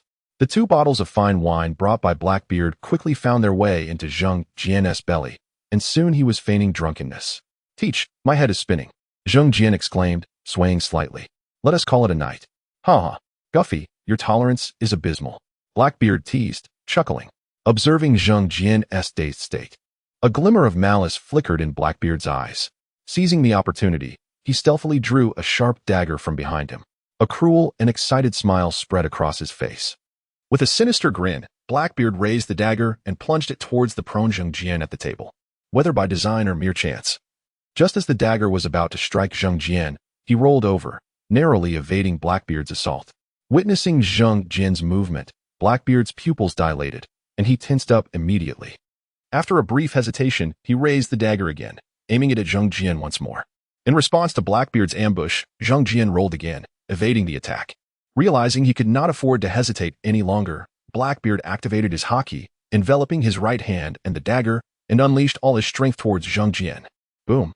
Under Blackbeard's fierce onslaught, the table shattered, sending Zheng Jian rolling onto the bed. "Damn it!" Blackbeard cursed, his focus shifting between Zheng Jian and the devil fruit. He reached out for the coveted fruit. Zheng Jian did not intervene. Instead, he quietly chuckled to himself, squinting as he watched Blackbeard seize the bitten dark fruit and flee the room.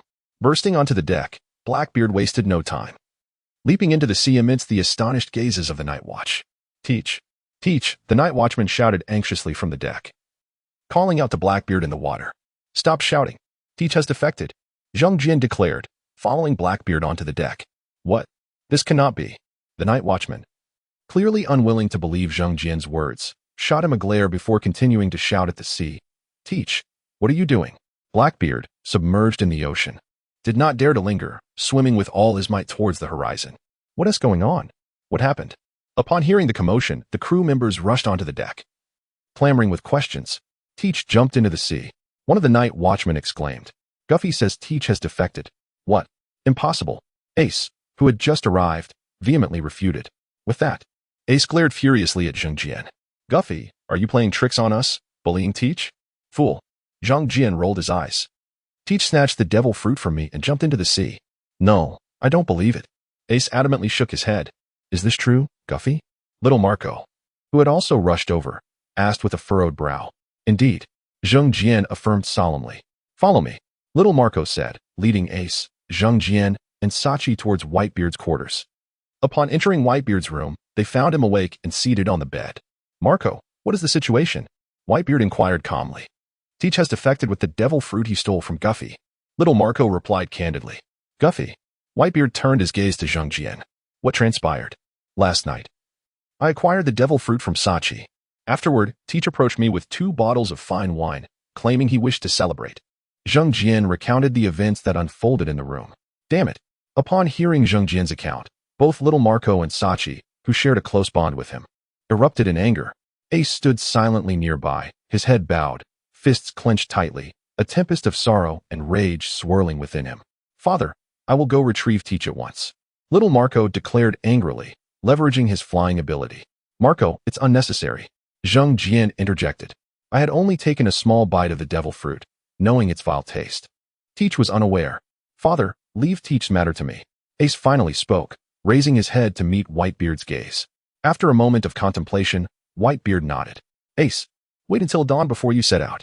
Hearing Whitebeard's words, Zheng Jian grew anxious. Although Blackbeard no longer possessed the dark fruit, should Ace encounter unforeseen complications while pursuing him, the situation could escalate. "Ace, I will accompany you," Zhang Jian proposed, prioritizing Ace's safety. Chapter 78. Solitary action. A rather disheveled figure was struggling to move his arms across the surface of the sea, with a small, desolate island in his sights. After escaping from the Moby Dick, Blackbeard dared not pause for a moment, swimming relentlessly in one direction. Finally reaching the shore of the island, he gasped for breath, appearing utterly exhausted. Upon stepping onto the beach, he triumphantly raised the dark fruit in his hand, exclaiming, "At last, I have waited for this. Damn it. That cursed fat cat." The excitement that had once filled him dissipated as he glared at the small bite taken out of the devil fruit. A torrent of negative emotions surging within him. In a fit of rage, he hurled the bitten fruit onto the sand and stomped on it furiously. Damn it. Damn it. That wretched fat cat. After venting his fury, Blackbeard slumped helplessly onto the beach. 20 years of waiting had been rendered void in an instant. And in that moment, he felt a flicker of despair. Yet, true to his nature, Blackbeard soon rose again, his expression resolute as he gazed out at the sea. "No, I have not yet failed. As long as I eliminate that fat cat, there remains a chance for me to attain the dark fruit." With that, a manic grin spread across his face. "Garfield, I, Marshal D. Teach, shall never give up." As the sun crested the horizon, Ace, unable to contain his anticipation, made his way to the deck with Zhang Jian, a pack slung over his shoulder. "Ace, listen closely to Garfield on your journey, all right?" Whitebeard cautioned from his chair. Concern etched on his face. "Don't worry, old man. I'll keep an eye on this little brat." Zhang Jian replied with a nonchalant air beside Ace. "You idiot." Ace shot a glare at Zhang Jian after hearing his words. "Garfield, I'm counting on you to look after Ace." Whitebeard instructed Garfield with utmost seriousness. After bidding farewell to everyone, Zhang Jian and Ace leaped into Ace's specially crafted small boat. To be honest, the relationship between Zhang Jian and Ace aboard the Moby Dick was far from amicable. Their frequent bickering, often stemming from the grenade incident, led to intermittent fights. "Fat cat, I can bring back Teach all by myself. What are you doing here?" Ace scoffed. "I'm just worried that some fool will get himself killed by someone with a low IQ." Zhang Jian retorted with a dismissive glance at Ace, mocking him. "You." Ace's eyes widened in indignation. "Shut up and focus on steering the boat." Zhang Jian interrupted, disregarding Ace's furious protests as he laid down at the bow, closing his eyes to rest. Having departed from the Moby Dick, the duo began their pursuit of Blackbeard, initially searching through the New World. When their efforts yielded no results, they traversed Fishman Island and ventured into the first half of the Grand Line. In a modest inn within an ordinary town on the Grand Line, Zhang Jian awoke, blinking his eyes open and climbing out of bed. "Huh," he yawned, squinting before turning to call out, "Ace." The sight of the empty bed beside him jolted Zhang Jian fully awake. Utilizing his observation hockey, he quickly spread his senses across the entire island. "Damn it." He cursed the air upon realizing Ace was nowhere to be found. After venting his frustration, he began to scan the surroundings in hopes of finding a message from Ace. Upon jumping onto Ace's bed, Zhang Jian discovered a note resting on the pillow. Ace had written that they should split up to enhance their search efficiency. Fearing that Zhang Jian would object, so he had slipped away quietly. After reading the note, Zhang Jian cursed again. Go ahead. I won't bother with it anymore." Truth be told, without the dark fruit, Blackbeard was not a match for Ace. However, Zhang Jian had worried that the brash Ace might fall victim to Blackbeard's schemes, which was why he initially chose to accompany him. Now that Ace had sneaked off to pursue his own path, Zhang Jian felt no obligation to follow. If Ace were defeated by Blackbeard, who lacked the dark fruit, Zhang Jian would have no words left to say. With that thought, Zhang Jian relaxed again, leaping back onto his bed and lazily declaring, "I shall take a nap." This nap extended well into the afternoon. Upon fully awakening, Zhang Jian did not rush to leave. Instead, he meticulously planned his next course of action. Acquiring the dark fruit meant that his subsequent endeavors would involve selecting suitable targets for hunting. During his time pursuing Blackbeard alongside Ace, Zhang Jian had given it considerable thought, acknowledging his current lack of mobility and absence of flight capabilities. He prioritized his targets as Kizaru and Enel. Both possessed powers that could significantly enhance Zhang Jian's agility. Moreover, he harbored an audacious idea to utilize the dark fruit's abilities to simultaneously absorb Enel's rumble fruit and Kid's magnet fruit. By merging these powers, he could gain control over electromagnetic force, resulting in a remarkable enhancement to his strength. Thus, in Zhang Jian's mind, Enel's rumble fruit took precedence over Kizaru's light fruit. However, locating Enel was no easy feat. He remained stubbornly on Skypiea, and Zhang Jian could not recall the exact route to reach the Sky Island.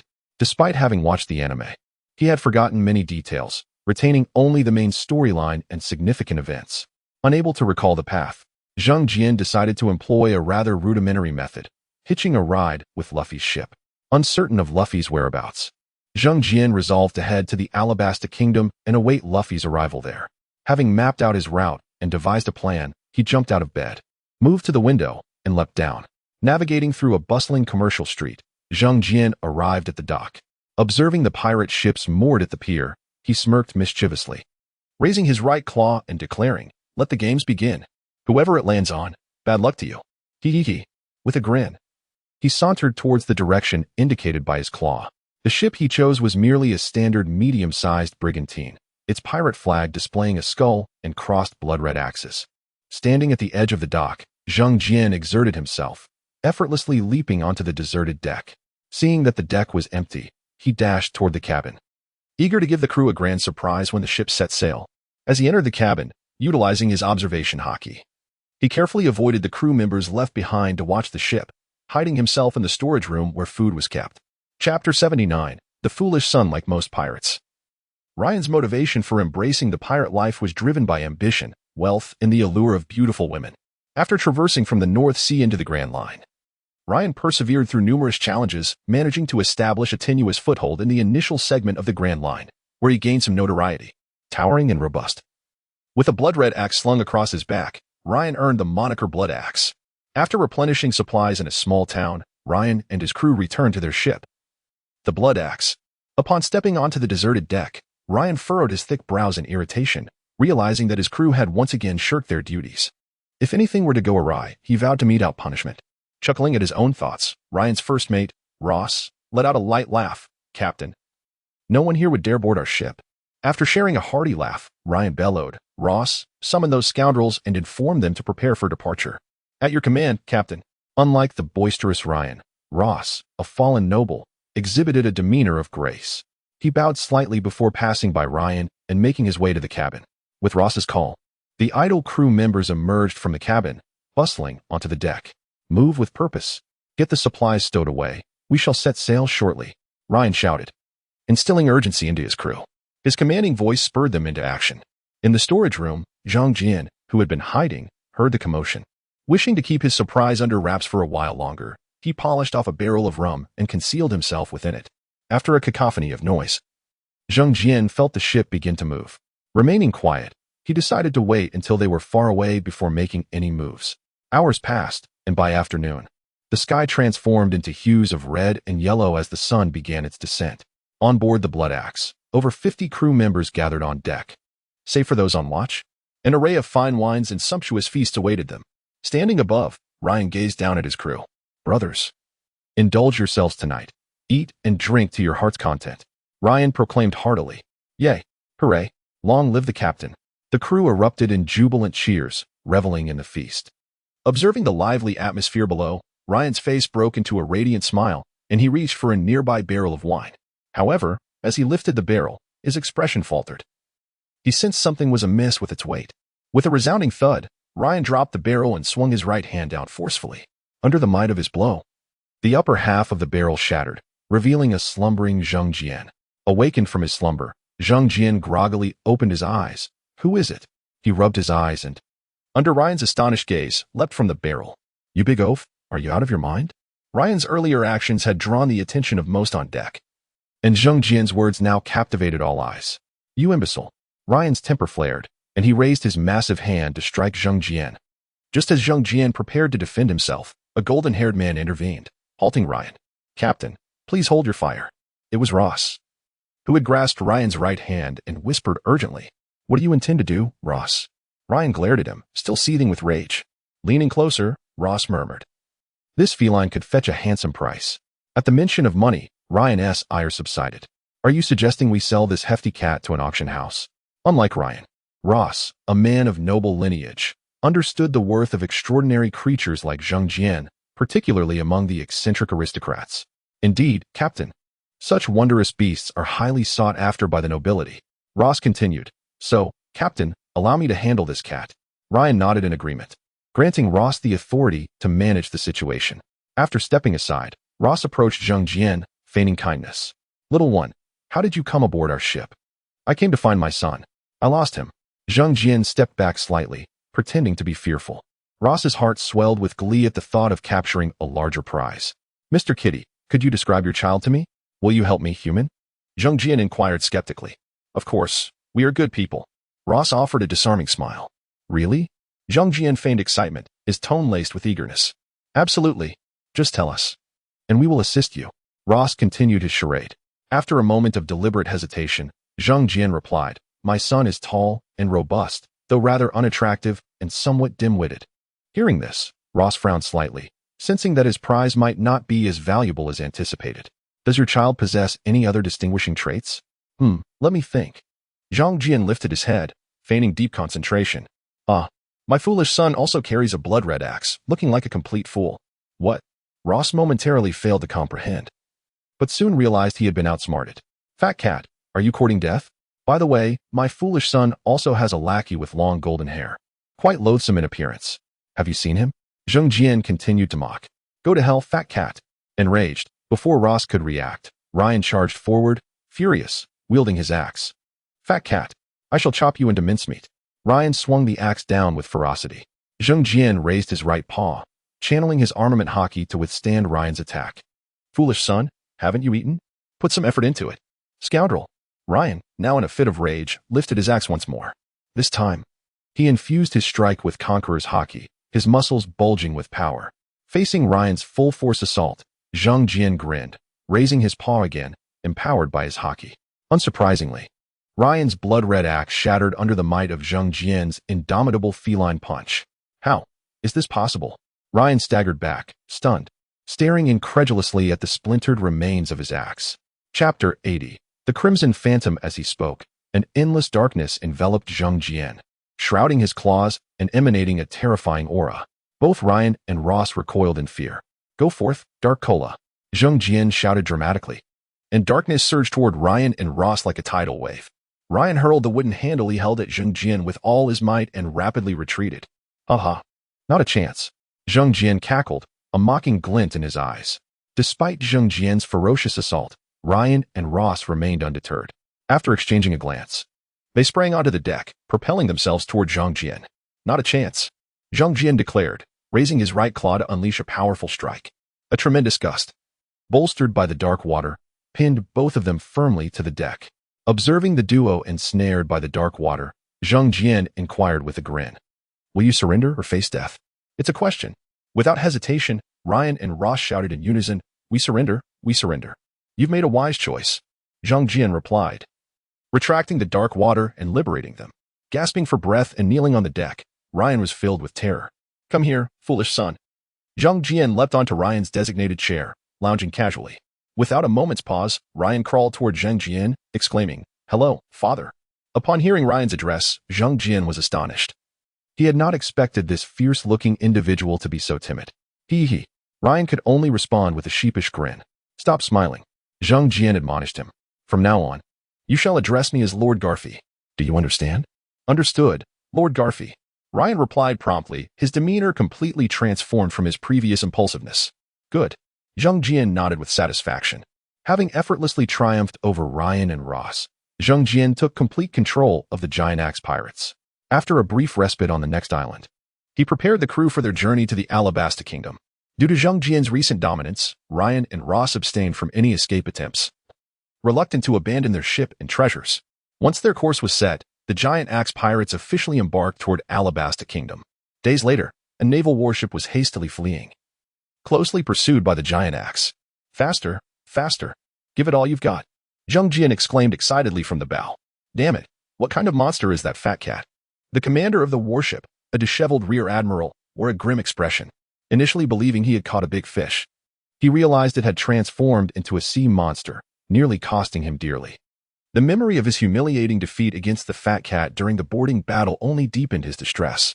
Losing to a mere feline filled the rear admiral with shame and anger.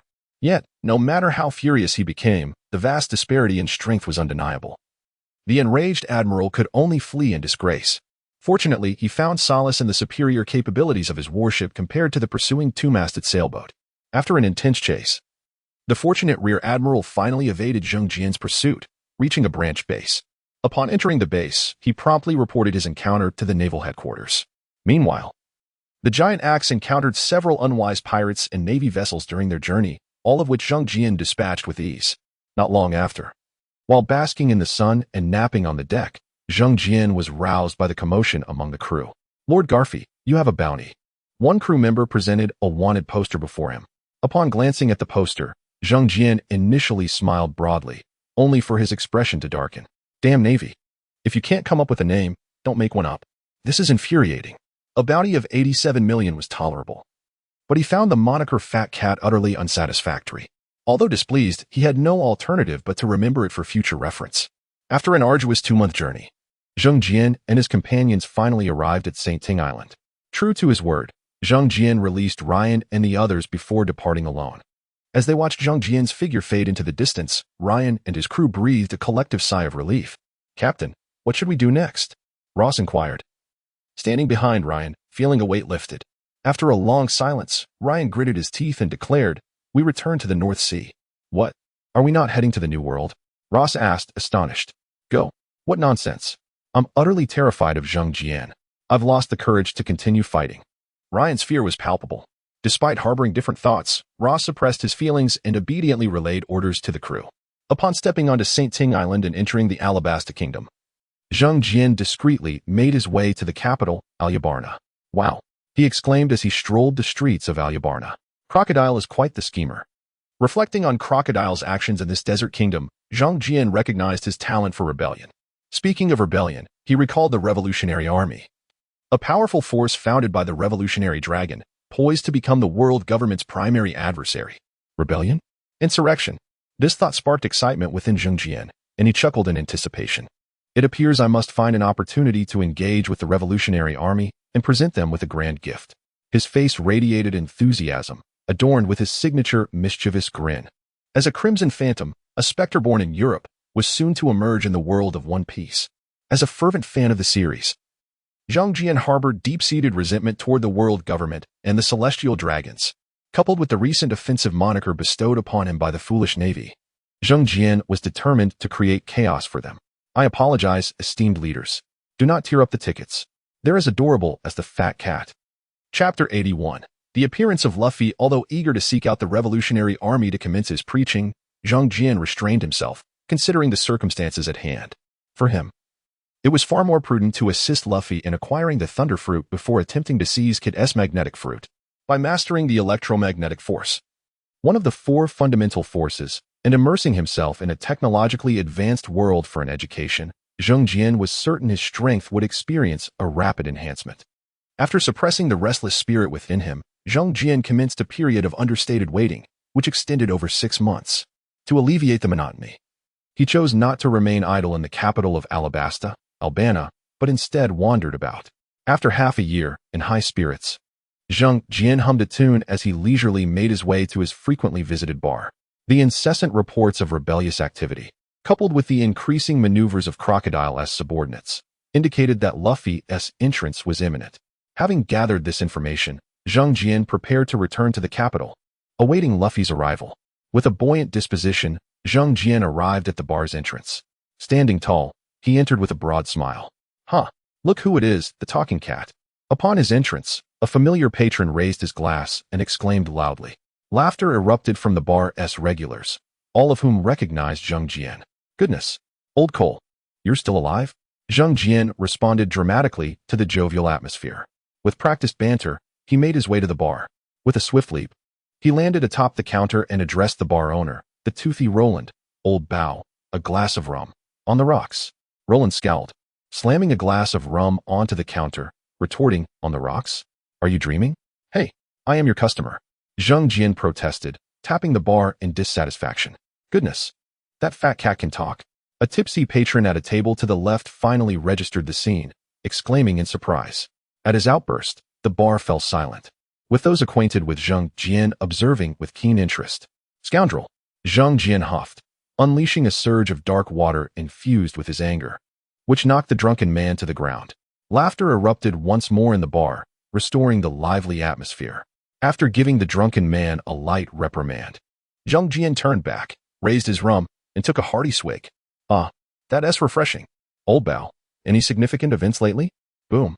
Just as Zheng Jian finished speaking, two figures crashed through the entrance, hurtling towards the bar. Damn, Zheng Jian shouted, leaping aside to evade the incoming figures. Observing the duo that smashed through the wall and continued on, he squinted. Oh, what a twist of fate. Cursed be. Who are these ruffians? Roland, the bar owner, shouted in fury, eyeing the gaping hole behind him. Zheng Jian stood up, stretching his arms and neck. Old Bao, let me assist you in avenging this breach. As he spoke, the two figures that had fallen to the ground rose from the rubble. One of them, bare-chested, was none other than Ace, who had once departed clandestinely. The other, a pale-haired smoker, appeared weary. Scoundrel!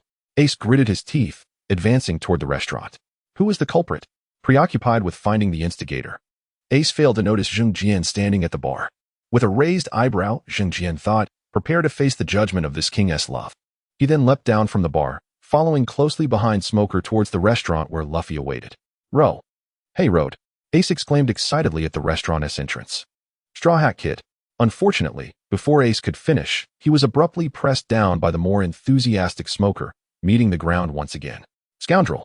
Get your head up, Ace. Bang. Zheng Jian descended. Just as Ace lifted his head, his words were abruptly cut off as Zheng Jian landed on him, forcing him back to a close communion with the earth. Standing upon Ace's head, Zheng Jian lingered for a few seconds before finally leaping back down and moving forward. Damn. Who was that? Garfield? Ace exclaimed in astonishment as he finally stood.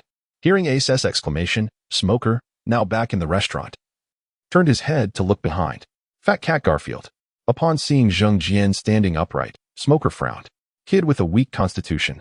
Upon hearing Smoker's derogatory remark, Zheng Jian's expression darkened, and he retorted loudly, you bunch of aesthetically challenged, artistically devoid marine scum. Can't you come up with better nicknames? At Zheng Jian's outburst, Smoker's demeanor turned icy. Today, I shall apprehend both you and the Straw Hat Kid. As he spoke, a white mist began to emanate from his body, akin to a martial arts master from the 90s. Oh, is that so? Huh. Zheng Jian scoffed, his limbs enveloped in a green hue of armed hockey. Without waiting for Smoker to make a move, Zheng Jian charged forward, his deceptive green aura catching Smoker off guard. With a powerful strike to Smoker's abdomen, Zheng Jian's assault left him doubled over, nearly losing consciousness. Following through, he unleashed dark water from his hands, ensnaring Smoker entirely. What is this? Smoker gasped, realizing his devil fruit powers were rendered useless. Dear, your fruit balance is insufficient. Please recharge promptly. Zheng Jian quipped as he secured Smoker, speaking in an incomprehensible manner. Scoundrel. Smoker struggled against the bindings. You shall remain here, Zheng Jian declared, leaping behind Smoker and delivering a blow to his back, rendering him unconscious. Having dealt with Smoker, Zheng Jian advanced towards the astonished Luffy. Luffy. Upon reaching Luffy, Zheng Jian was about to speak when Ace's voice rang out behind him. Ace. Luffy exclaimed joyfully upon seeing Ace, completely ignoring Zheng Jian and rushing to embrace his brother. Ha! Ace. Zheng Jian stood to the side, awaiting the moment when the two brothers would finish their joyous reunion before speaking again. Chapter 82. The first encounter with the Straw Hat Pirates. Hey, I ask, have you two had enough of your intimacy? After waiting for a while, Zheng Jian, feeling a bit impatient, called out loudly. His voice drew the attention of the two. Sorry about that. Goffy. Ace scratched his head, feeling a bit embarrassed. After all, he was the one who had abandoned Zheng Jian and sneaked away. Wow. Ace. This cat is amazing. It can talk. Luffy, just noticing Zheng Jian, exclaimed with exaggerated surprise. After shouting, Luffy rushed in front of Zheng Jian, extending his hands as if to grab him. Seeing Luffy's action, Ace quickly called out, Luffy, stop. Unfortunately, Ace's warning came a moment too late. In response to Luffy's curious hand reaching out, Zheng Jian pushed off the ground, his green right paw clenched into a fist aimed at Luffy's head. Despite Zheng Jian holding back his strength, Luffy still ended up with a swollen bump on his forehead. Ouch. That hurts. It hurts so much. Luffy cried out, clutching his head. Alas. Ace sighed, covering his forehead with his hand in resignation.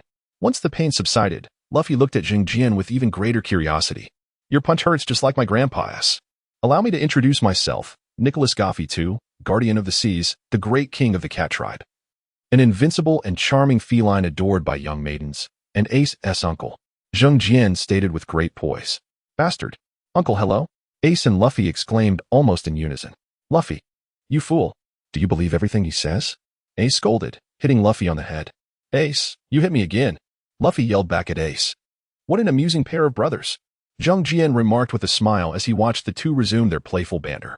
Thanks to Ace's presence, Zhang Jian's first meeting with Luffy was quite successful, establishing a preliminary friendly relationship. By the way, Luffy, how did you end up here? After reprimanding Luffy, Ace turned to Zhang Jian and asked, I have no idea where that Blackbeard guy ran off to, so I've just been wandering around. Zhang Jian casually responded, not revealing the truth. Ace nodded, not probing further. That scoundrel Blackbeard, I must capture him. Do you have any leads? Zhang Jian inquired. I received intel that Blackbeard has recently been spotted in Yuba, Ace said with a serious expression. On the street, Zhang Jian walked upright, his right hand gripping Smoker's collar, dragging the already unconscious Smoker along. Where's that glasses girl? Zhang Jian murmured, looking around for Tashiji's figure. After temporarily bidding farewell to Luffy and Ace, Zhang Jian, with a kind heart, felt responsible for dragging Smoker, intending to hand him over to Tashiji. After walking for a while without spotting Tashiji, Zhang Jian paused, turning to the still unconscious Smoker. Where in the world can you find a pirate as kind-hearted and handsome as me? Brother Whitehead, you are truly fortunate. Just then, a concerned female voice called out from behind him, Colonel Smoker. Hearing the voice, Zhang Jian quickly turned around. Not far from him, Tashiji was rushing over. Colonel, Tashiji. Worried about Smoker, dashed to Zhang Jian but didn't recognize his identity. Ignoring Zhang Jian, Tashiji knelt before Smoker, examining his condition. Don't worry, miss. This guy just got knocked out for eating for free. Zhang Jian crossed his paws over his chest, teasingly remarked. That's impossible. Colonel Smoker would never, Tashiji instinctively retorted. Before realizing, you are the fat cat Luffy. Finally recognizing Zhang Jian, Tashiji quickly stood up, drawing her sword. What have you done to Colonel Smoker? Can't you Navy folks speak properly? Zhang Jian said with a darkened expression, clearly displeased. I won't allow you to insult the Navy. Tashiji replied earnestly. With that, she swung her sword and charged at Zhang Jian. Not wanting to harm this kind-hearted yet weak glasses girl, Zhang Jian effortlessly evaded Tashiji's attacks. That fellow behind you. Quickly deal with Smoker. Not wishing to continue the engagement, Zhang Jian feigned excitement, calling out behind Tashiji. Colonel. Tashiji, worried about Smoker, hurriedly glanced back. Damn it. Realizing there was no one else behind her except Smoker, Tashiji understood she had been tricked. By the time Tashiji turned back, Zhang Jian had already vanished. What a gullible fellow. Zhang Jian, having escaped, said triumphantly as he headed towards the dock. Having promised to meet Luffy and Ace at the dock, Zhang Jian quickly arrived after completing the handover of Smoker. Standing at the dock, Zhang Jian gazed wistfully at the Going Merry, the ship that countless dreamers had longed to board. After a moment of reflection, he jumped directly onto the deck of the Going Merry, waiting for Luffy and the others to arrive. As soon as he stepped onto the deck, Zhang Jian vaguely heard a distant sound, as if it were a warning. Who was there? Zhang Jian scanned his surroundings cautiously. After surveying the area, he found nothing unusual. Could it be my imagination? As he spoke, Zhang Jian walked to the sunny side of the deck and comfortably lay down. Wait a minute. Just as he settled down, Zhang Jian jumped up excitedly, as if struck by a thought. Going Merry, is that you? He called towards the bow of the ship. Unfortunately, the ethereal voice did not respond again. Rest assured, I harbor no ill intentions. I am friends with Luffy. Zhang Jian explained to ease the ship's spirit. After his explanation, Zhang Jian lay back down, awaiting the return of Luffy and his crew. Thanks to Zhang Jian's intervention, Smoker was now unconscious, and thus the Navy could not capture Luffy and the others. Without the Navy's pursuit, the other members of the Straw Hat Pirates spent a considerable time wandering the city before eventually reuniting with Luffy and Ace to return to the ship. The impulsive Luffy was the first to leap onto the deck, followed by the others who climbed aboard. Wait, what's that? Among the Straw Hat Pirates, the most reliable Zoro was the first to notice Zhang Jian lounging in the corner. Zoro's exclamation drew everyone's attention, and they turned to Zhang Jian's position. Luffy, Ace and Luffy shouted simultaneously. Hearing their voices, Zhang Jian opened his eyes, muttering, Damn it, I actually fell asleep.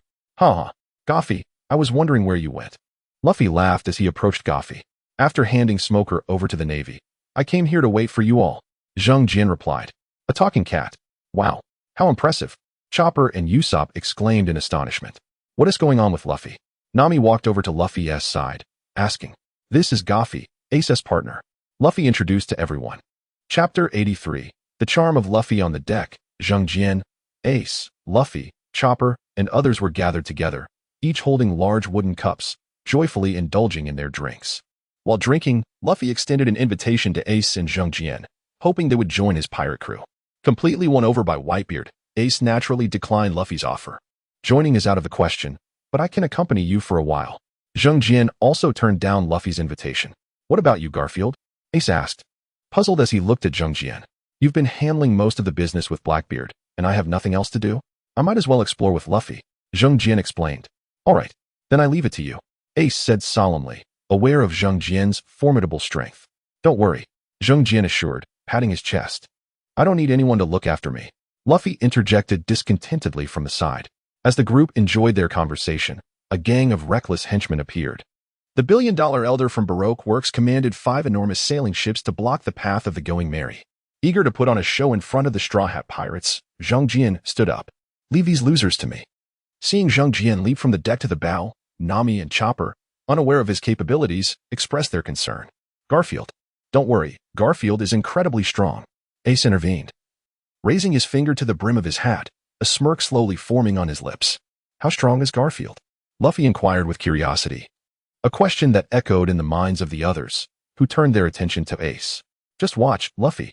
Witness the pinnacle of power in this world. Ace said earnestly to Luffy. The pinnacle of power. The others were taken aback by Ace's words. Even the typically calm Zoro showed a change in expression. His right hand instinctively resting on the hilt of his sword. The ultimate power, huh? I wonder how it compares to that man. Zhang Jian, standing at the bow, overheard the murmurs behind him, his round face adorned with a smug grin. It's time to showcase my true abilities. As Zhang Jian spoke, an endless darkness flowed behind him, enveloping his claws in dark water. How terrifying. Chopper and Usopp were frightened by Zhang Jian's display, clinging tightly to one another.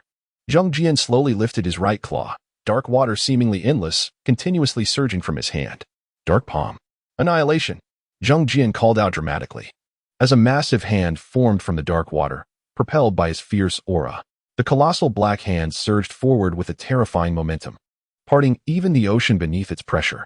This new technique, a fusion of the Buddha's palm and the dark fruit, was unveiled for the first time. In the blink of an eye, the enormous dark palm had reached the 5 ships. Faced with such a cataclysmic attack, the henchmen aboard the ships were left petrified, unsure of how to react. Boom. With a tremendous surge of water, the sea became tumultuous. Under such a formidable assault, the 5 sailing ships were obliterated, leaving only remnants floating on the surface. Witnessing this scene, the expressions of those on the deck froze, their faces filled with shock. All done, Zhang Jian said contentedly, clapping his hands as he walked back to the deck. Did you see that, Luffy? Ace leaned against the railing, chuckling. Luffy nodded seriously. Ace, I will definitely become stronger than Garfield. Then give it your all, Luffy. Ace replied, his happiness growing at Luffy's words. Because they shared a common destination, Ace and Zhang Jian remained on the ship, traveling upstream toward Yuba. Inside the cabin, Zhang Jian lay in a hammock, resting with his eyes closed. At the staircase, Vivi stood anxiously, watching the sleeping Zhang Jian. After witnessing his immense strength, the spark of hope in her heart burned even brighter. Despite receiving help from Luffy and the others, Vivi was still filled with worry, fearing failure and the potential harm to her friends. Thus, after seeing Zhang Jian's power, she set her sights on him for assistance. Without hesitation, Vivi approached Zhang Jian. Garfield, is there something you need? He asked, opening his eyes as if awakening from a light sleep. Hearing his inquiry, Vivi spoke hesitantly. Garfield, I implore you to help my country and people. Her eyes were filled with hope and trepidation. She wasn't sure if Zhang Jian would agree, but for the sake of her citizens and father, she had to try. Are you asking me to help you against Crocodile? Zhang Jian asked calmly as he sat up. Yes. Vivi nodded earnestly. My country and people truly need your help. Please. All right. I was already prepared to assist Luffy and you, Zhang Jian replied readily. Thank you, Garfield. Vivi was taken aback by a swift agreement, her excitement evident as she expressed her gratitude. Upon reaching the beach due to Vivi's request, the group temporarily halted after sailing for a while and stepped onto the shore. To inform her father, Vivi handed a letter to Karoo, hoping it would reach her father, Cobra. Wait. Just as Karoo was about to set off, Zhang Jian spoke up. Garfield? Vivi turned to him, surprised. Zhang Jian smiled and said, I've been itching for a challenge. Let me accompany Karoo to the capital and wait for you all. Hearing Zhang Jian's words, Vivi's face lit up with joy, not expecting him to be ready so soon. Thank you, Garfield. she said excitedly, bowing in gratitude. Meanwhile, Luffy and the others were unaware of what had transpired in the cabin, looking somewhat perplexed. Vivi, what is going on? Nami stepped forward to ask. Vivi felt uneasy at Nami's question, as her request to Zhang Jian seemed to imply a lack of faith in Luffy and the others' abilities. Everyone, I sincerely apologize, Vivi said earnestly before continuing. Worried that Crocodile might be too powerful, I sought Garfield's help for my country. After speaking, she looked at everyone with guilt. Her eyes slightly reddened. Haha, isn't that a good thing? Upon hearing Vivi's explanation and apology, Luffy and the others were not upset at all. Instead, they felt happy for her. Vivi, with Garfield as help, you should be glad, Luffy said, beaming as he stepped closer to her. Don't worry. You will always be our comrade. Ruffy. At Luffy's words, Vivi could no longer hold back her tears, a mixture of joy and gratitude streaming down her face. Chapter 84. Ambition. Upon arriving in Albana, Zhang Jian conferred with Karoo before departing alone, intent on seeking out the Sand Crocodile. The Rainy City. The ancestral home of the Sand Crocodile serves as the heart of the Baroque works. At the center of this city lies the grand and opulent Rain Banquet, a casino constructed upon the vast lake. This place is the lair of the Sand Crocodile and Zhang Jian's ultimate destination. Within the core area of the Rain Banquet, the Sand Crocodile reclined in a lavish office. Lighting a cigar, he sat restlessly in an armchair, his long and powerful legs casually draped over the table. Having not felt such a tumult of emotions for many years, the Sand Crocodile appeared particularly agitated. After taking several deep puffs from his cigar, he rose abruptly and approached the floor-to-ceiling window, slowly drawing back the heavy curtains with the golden hook of his left hand. It was an utterly vexing sensation. Removing the cigar from his right hand, the Sand Crocodile spoke coldly, his demeanor indifferent. Outside the Rain Banquet, Zhang Jian stood by the lakeside, his gaze fixed intently on the establishment. Confident in his overwhelming strength, he felt no need for cunning schemes. He was prepared for a bold confrontation. With a powerful leap, he soared into the air, landing at the entrance of the Rain Banquet amid astonished onlookers. Crocodile, come out here, he bellowed, employing his lion's roar technique. The tremendous sound wave obliterated the foyer, sending numerous guards and staff flying. The commotion caused by Zhang Jian drew the irritated attention of the Sand Crocodile. Tossing his cigar to the ground and stamping it out with his boot, the furious Sand Crocodile growled, "Who dares? That damn bastard! Report! We have an intruder, a cat." Robin, the vice president of Baroque Works, entered, relaying the intelligence that the intruder was none other than the infamous Garfy, a bounty cat worth 87 million. Garfy. The Sand Crocodile muttered coldly, a palpable aura of murderous intent emanating from him. That damn fat cat is mine. With a sense of urgency and a desire to avoid complications, he resolved to handle the situation personally and swiftly, transforming into a swirling sand. He passed through the window and into the hall of the Rain Banquet. There, Zhang Jian stood atop a gambling table, awaiting the Sand Crocodile's arrival. The Sand Crocodile did not disappoint. As the sand swirled, his figure gradually materialized. Fat Cat Garfy. The Sand Crocodile coldly regarded Zhang Jian, his voice laced with suppressed fury. I am not Garfy, you fool. I am Zhuang. Do you understand? Zhang Jian retorted angrily. The very notion of being likened to a cat was infuriating. A slight smirk crept upon the Sand Crocodile's lips, a mocking smile gracing his features. Fear not, fat cat. I shall help you shed some weight. Scoundrel. Enraged, Zhang Jian charged at the Sand Crocodile. Despite his unwavering confidence in his own abilities, the Sand Crocodile remained cautiously alert, preparing to counter Zhang Jian's assault. Aware of the Sand Crocodile's natural fruit powers, Zhang Jian initiated his first strike with Haki, transforming his claws into a fierce green, aiming to claw at the Sand Crocodile. Sensing the deceptive green of Zhang Jian's attack, the Sand Crocodile deftly evaded, shifting into sand and relocating to a safer position. The force of Zhang Jian's claws created a shockwave that reduced the spot where the Sand Crocodile had just stood to ruins. Die. Following his evasion, the Sand Crocodile swung his golden hook, unleashing a flurry of blade-like sand toward Zhang Jian. Drawing upon the immense energy within him, Zhang Jian formed a resilient protective shield, successfully fending off the Sand Crocodile's assault. Without resorting to his dark fruit or martial techniques, he matched the Sand Crocodile blow for blow with sheer energy. Curse it! Roared the Sand Crocodile in frustration, having failed to gain an advantage throughout the exchanges. He then fully unleashed the powers of his sand fruit. A massive sandstorm swirling around him. Die, fat cat. With a fierce roar, the Sand Crocodile unleashed the terrifying storm upon Zhang Jian. An overwhelming darkness enveloped Zhongjian. Dark waters surging forth to form gigantic waves. These waves consumed the sandstorm, crashing toward the sand crocodile with unstoppable force. For the first time, the sand crocodile's expression shifted as he realized Zhongjian was also a power user. You too possess abilities? I possess many things. Zhongjian replied with a smirk, manipulating the dark waters with pride. Though he was not a direct match for Zhongjian, the agility granted by the sand fruit allowed the sand crocodile to adeptly evade his attacks. Observing the sand crocodile slipping away like an eel, Zhongjian raised his right claw, fully unleashing the capabilities of his dark fruit for the first time. The darkness enveloping his claw deepened, exuding an immense gravitational pull that drew the airborne sand crocodile toward him. The tremendous suction and the mysterious, formidable darkness caused the sand crocodile's expression to turn grim.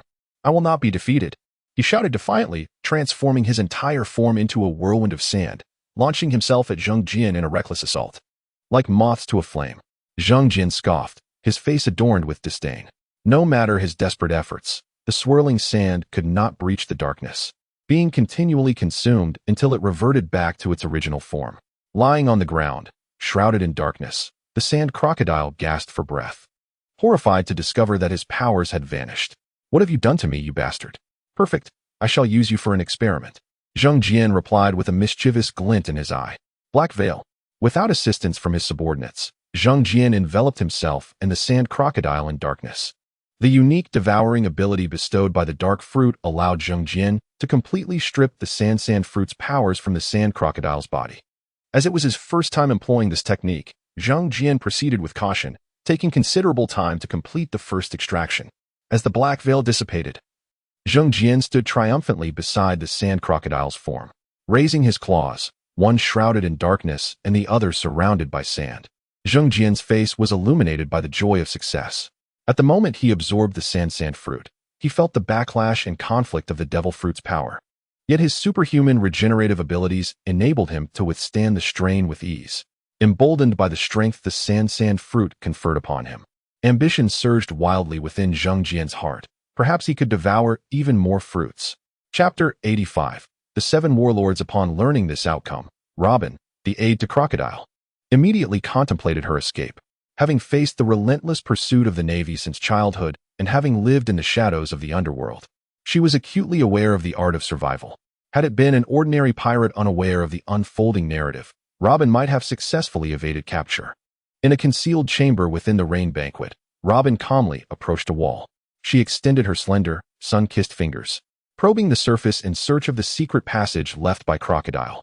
Just as she was feeling her way, Zhongjian arrived. Upon hearing the noise, Robin turned around with a hint of alarm, cautiously eyeing Zhongjian. Years of evading danger allowed her to quickly regain her composure, and a graceful, intelligent smile graced her refined features. Greetings, Mr. Cat. Nicole Robin, the daughter of the devil, hailing from O'Hara in the West Blue, was an archaeologist. As Zhongjian spoke, Robin's expression shifted. She feigned calm as she approached him, asserting, Mr. Cat, you seem to have mistaken me for someone else. Perhaps, Zhongjian replied with a playful tone. But you need not worry. I harbor no ill intentions. I am merely here to eliminate Crocodile. Robin was not swayed by his words. Her tumultuous childhood had instilled in her a deep-seated skepticism and wariness. I know you won't believe me. Zhongjian shrugged. So, let us strike a bargain. A bargain? A faint smile appeared on Robin's face. Indeed, a bargain. Zhongjian nodded. You will disclose Crocodile's deeds to the public, thereby absolving Cobra of his wrongdoings. This is quite simple, Robin stated. Rest assured, should you fulfill this, I shall set you free. Zhongjian continued. Let us hope you're an honest cat, Mr. Garfield. Robin regarded him with a penetrating gaze. Regardless of whether it was a mere pretense or genuine trust, Robin agreed to Zhongjian's proposal. Together, the two of them made their way to the royal palace, where they found King Cobra. With the support of Vivi's letter and Karu's endorsement, Zhongjian easily gained Cobra's trust. After relaying the general situation to King Cobra, he introduced Robin as Crocodile's assistant and the vice president of Baroque Works. With Crocodile's demise and Robin's betrayal, Baroque Works was left in disarray, resolving a significant portion of the issue. The remaining aftermath was lazily left to Cobra and Robin to handle. Soon, rumors of Crocodile's conspiracy began to circulate throughout the kingdom. Thanks to the royal families, especially King Cobra's former good reputation, the common folk began to accept the king's explanation. Meanwhile, at Marine headquarters in Marineford, Fleet Admiral Sengoku stared at the report in his hand, his expression filled with frustration. Crocodile is dead, he lamented. Despite his lack of fondness for the seven warlords, Sengoku was reluctant to receive such news for the sake of stability. Sengoku, the most pressing matter now is to find a candidate to fill the void left by the seven warlords. The calm voice of Admiral Tsuru interjected. A candidate? Sengoku furrowed his brow, troubled by the selection of a new warlord. Tsuru, do you have any recommendations? That little creature who killed Crocodile, Tsuru said with a smile. I think he would be quite suitable. Garfield, Sengoku murmured, recalling the intelligence he had on Zhang Jian. Indeed, he seems promising. After a careful recollection, Sengoku's eyes lit up in agreement. A solitary individual, immensely powerful, with minimal conflict with the Navy, and even spared Smoker's life. Considering these attributes and actions, Sengoku felt Zhang Jian was an excellent candidate. After discussing some details with Tsuru, Sengoku approached the Den Den Mushi to issue orders, dispatching Rear Admiral Tontada to make contact with Garfield. Unbeknownst to Zhang Jian, who was rejoicing in the opulent dining hall of the Royal Palace in Alabasta alongside the arriving Luffy and others, the Navy had made their decision. As a benefactor to the Alabasta Kingdom and its royal family, Zhang Jian was accorded the highest honors. Cobra and Vivi not only accompanied him throughout the festivities but also prepared a generous gift for him, accepting the father's and daughter's offerings without hesitation. Zhang Jian later passed it on to Nami under the guise of shipping fees, successfully earning her favor. What? Why would headquarters make such a foolish decision? Smoker questioned Rear Admiral Tontada aboard the anchored warship near the capital, Alyabarna, a displeased expression etched on his face. Mind your tone, Smoker. Tontada reprimanded sternly in response to Smoker's insolence. Those fools. Smoker, known for his rebellious nature within the Navy, stood up in anger, cursing before turning to leave the room. Watching Smoker's retreating figure, Tontada shook his head, sighing in distress. Even a mere colonel of the Navy should not be so irate. He is just a minor player in the grand scheme of things. After notifying Smoker, Tontada chose to act independently, departing from the warship that afternoon to head for the capital, Alyabarna. Garfield, a Marine admiral, has arrived at the palace. Vivi rushed to inform Zhang Jian. Still reclining in the palace garden, basking in the warm sunlight while receiving a massage from a lovely lady, Zhang Jian didn't even bother to open his eyes. Fear not, Vivi. Even if a Marine admiral were to arrive, I would remain unperturbed, Zhang Jian asserted with confidence. Very well. Vivi, filled with faith in him, nodded. I shall go to my father and gather more information for you. After Vivi hurried off, Cobra and Rear Admiral Tontada entered the garden. Tontada, this is Mr. Garfield. Cobra introduced warmly. Mr. Garfield, this is Rear Admiral Tontada of the Navy. Upon hearing the familiar name, Zhang Jian finally opened his eyes, scrutinizing Rear Admiral Tontada. Garfield, on behalf of the Navy and the world government, I formally extend an invitation for you to become the new Seven Warlord, Tontada stated directly. Zhang Jian did not rush to respond, instead weighing the pros and cons in his mind. I need some time to think, Rear Admiral, he replied calmly. I shall remain in Alyabarna for the next 3 days, awaiting your response, Tontada said, fixing his gaze on Zhang Jian. Chapter 86. Arrival at the White Sea. After a night of deep contemplation, Zhang Jian made a decision. He was prepared to accept the invitation of the world government. Zhang Jian's acceptance of the title of Warlord of the Sea was motivated by 2 factors: the convenience it would afford him in accessing the Holy Land, Mariehua, and the opportunity to draw closer to Bartholomew Kuma. His intent to visit Mariehua stemmed from his desire to present a grand gift to the world government and the Celestial Dragons. The proximity to Kuma was to leverage his connections with the Revolutionary Army. In a royal palace lounge, Zhang Jian sat with an air of authority, his leg crossed casually. Entering the lounge under the guidance of the palace guards was Vice Admiral Mongoose, who approached Zhang Jian with an impassive expression. Sit. Zhang Jian gestured to the chair beside him, a smile gracing his face. Without hesitation, Mongoose pulled out the chair and took a seat. Garfield, what is your answer? Mongoose inquired after settling down. I accept your invitation, Zhang Jian replied with a grin. However, I have 2 requests that must be met. Mongoose furrowed his brow. Speak your demands. First, upon your return, ensure that those fools in the Navy promptly change my moniker, Zhang Jian said, clearly incensed. Fat cat. Who came up with such a ridiculous name? Can't they possess a shred of aesthetic sense or depth? Mongoose was taken aback by Zhang Jian's first demand, having anticipated something far more serious. Garfield, mind your tone. The Navy will not tolerate such insults. Mongoose emphasized, attempting to assert dominance in the ensuing discussion. Calm down. Vice Admiral. Zheng Jian teased. I was referring to those fools in the Navy, not you. Mongoose slammed his hand on the armrest, glaring at Zheng Jian. Are you provoking the Navy? No, I am merely expressing my discontent. Zheng Jian shook his head defiantly. Fat cat. An utterly grotesque nickname unworthy of me, Garfield. Without allowing Mongoose to interject, Zheng Jian continued. Upon your return, have the Navy headquarters issue a new bounty for me, stating, let me think. Write this. The great pirate Nicholas Garfield II, conqueror of the seas, the dream lover of countless maidens, and king of cats ruling over the world. As Zheng Jian spoke, the veins on Mongoose's forehead began to throb. Were it not for his mission, he would have drawn his sword and dealt with the shameless cat. Regrettably, Garfield, after you become a warlord, the Navy will no longer issue bounties for you. Mongoose paused before adding, however, I can assist in contacting the press to help you with a promotional campaign. Upon hearing Mongoose's words, Zheng Jian nodded with satisfaction. My dear, I am growing increasingly fond of you. Damn it. Mongoose clenched his fists, cursing silently.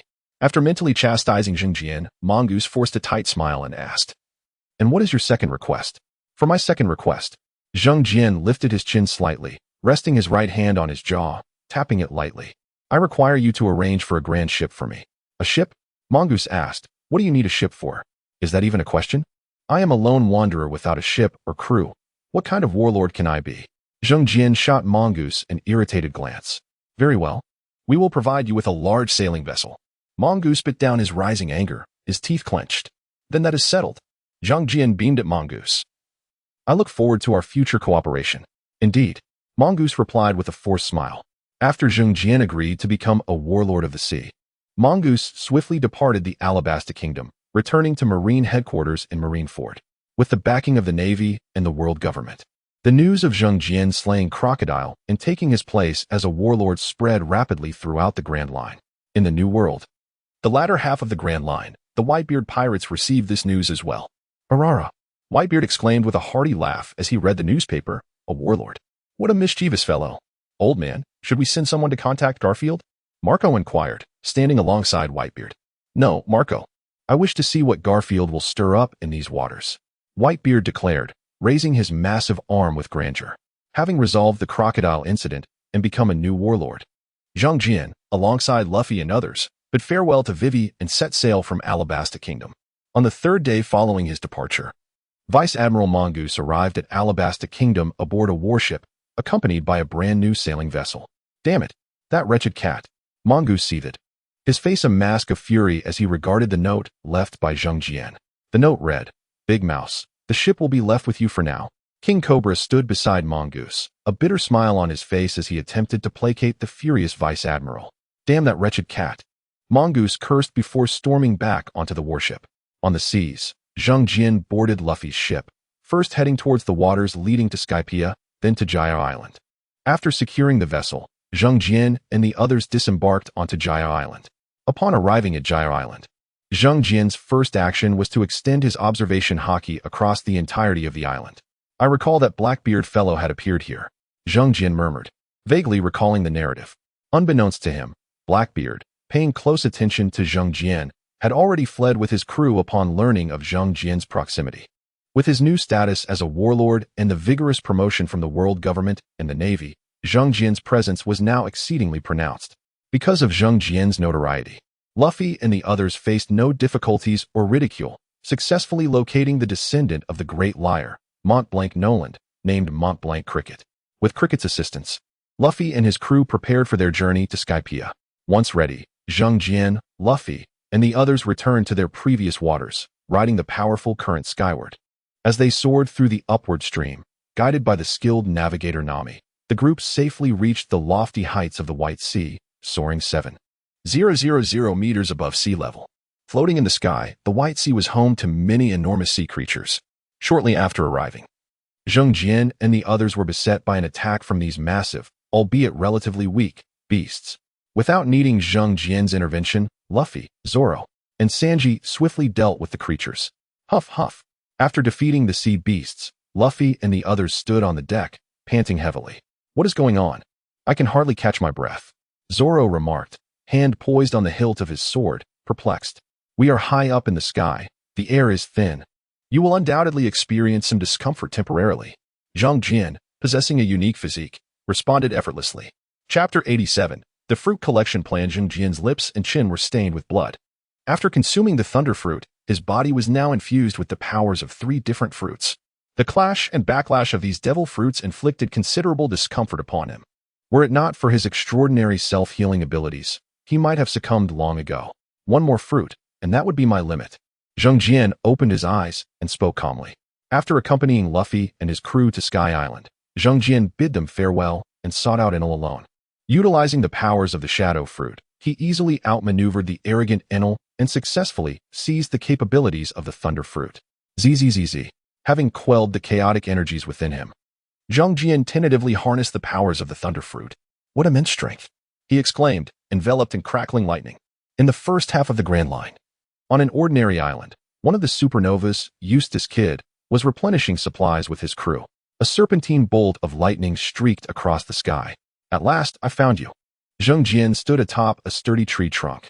After departing from Sky Island, he had spent a fortune gathering intelligence from the underground world to trace Kid's whereabouts.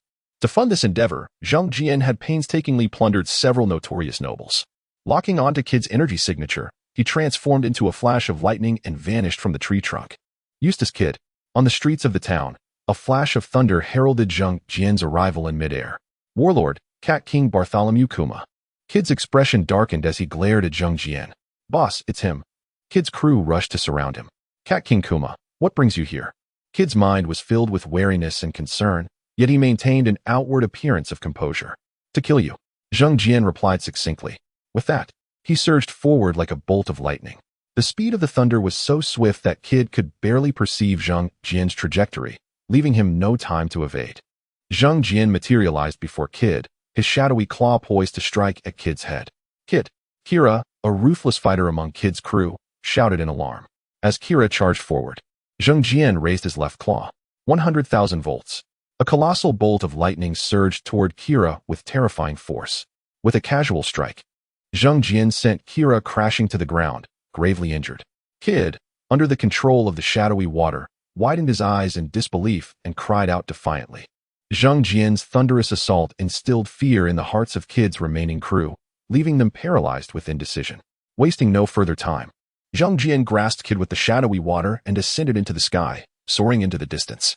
Crossing the town, Zhang Jian descended into a dense forest. What do you want from me? Kid shouted angrily, struggling against his restraints. After confirming that no one was nearby, Zhang Jian released a shroud of darkness, enveloping himself and Kid in shadows. More than 10 minutes later, the darkness dissipated, revealing Zhang Jian sprawled weakly on the ground. The internal conflict of various devil fruit powers had inflicted tremendous damage on his body. Puffed, Zhang Jian coughed up a mouthful of blood, his complexion growing increasingly pallid. Blood seeped from his body, and had it not been for the combined effects of his abilities, the shadow fruit, the dark fruit, and his super healing, Zhang Jian would have perished on the spot. This time, Zhang Jian spent a full 2 hours to tame the chaotic energies of the devil fruits. Although the cost was steep, the rewards were substantial. Mastering the powers of electricity and magnetism promised a rapid increase in his strength if he continued to develop these abilities. After completing his plan to hunt Kid, Zhang Jian did not linger on the ordinary island and soon departed. After leaving the island, Zhang Jian set off toward his next target, Warlord Bartholomew Kuma, the former king of Drum Island and the possessor of the pawpaw fruit. However, before formally hunting Kuma, Zhang Jian needed to relinquish the powers of the sand fruit.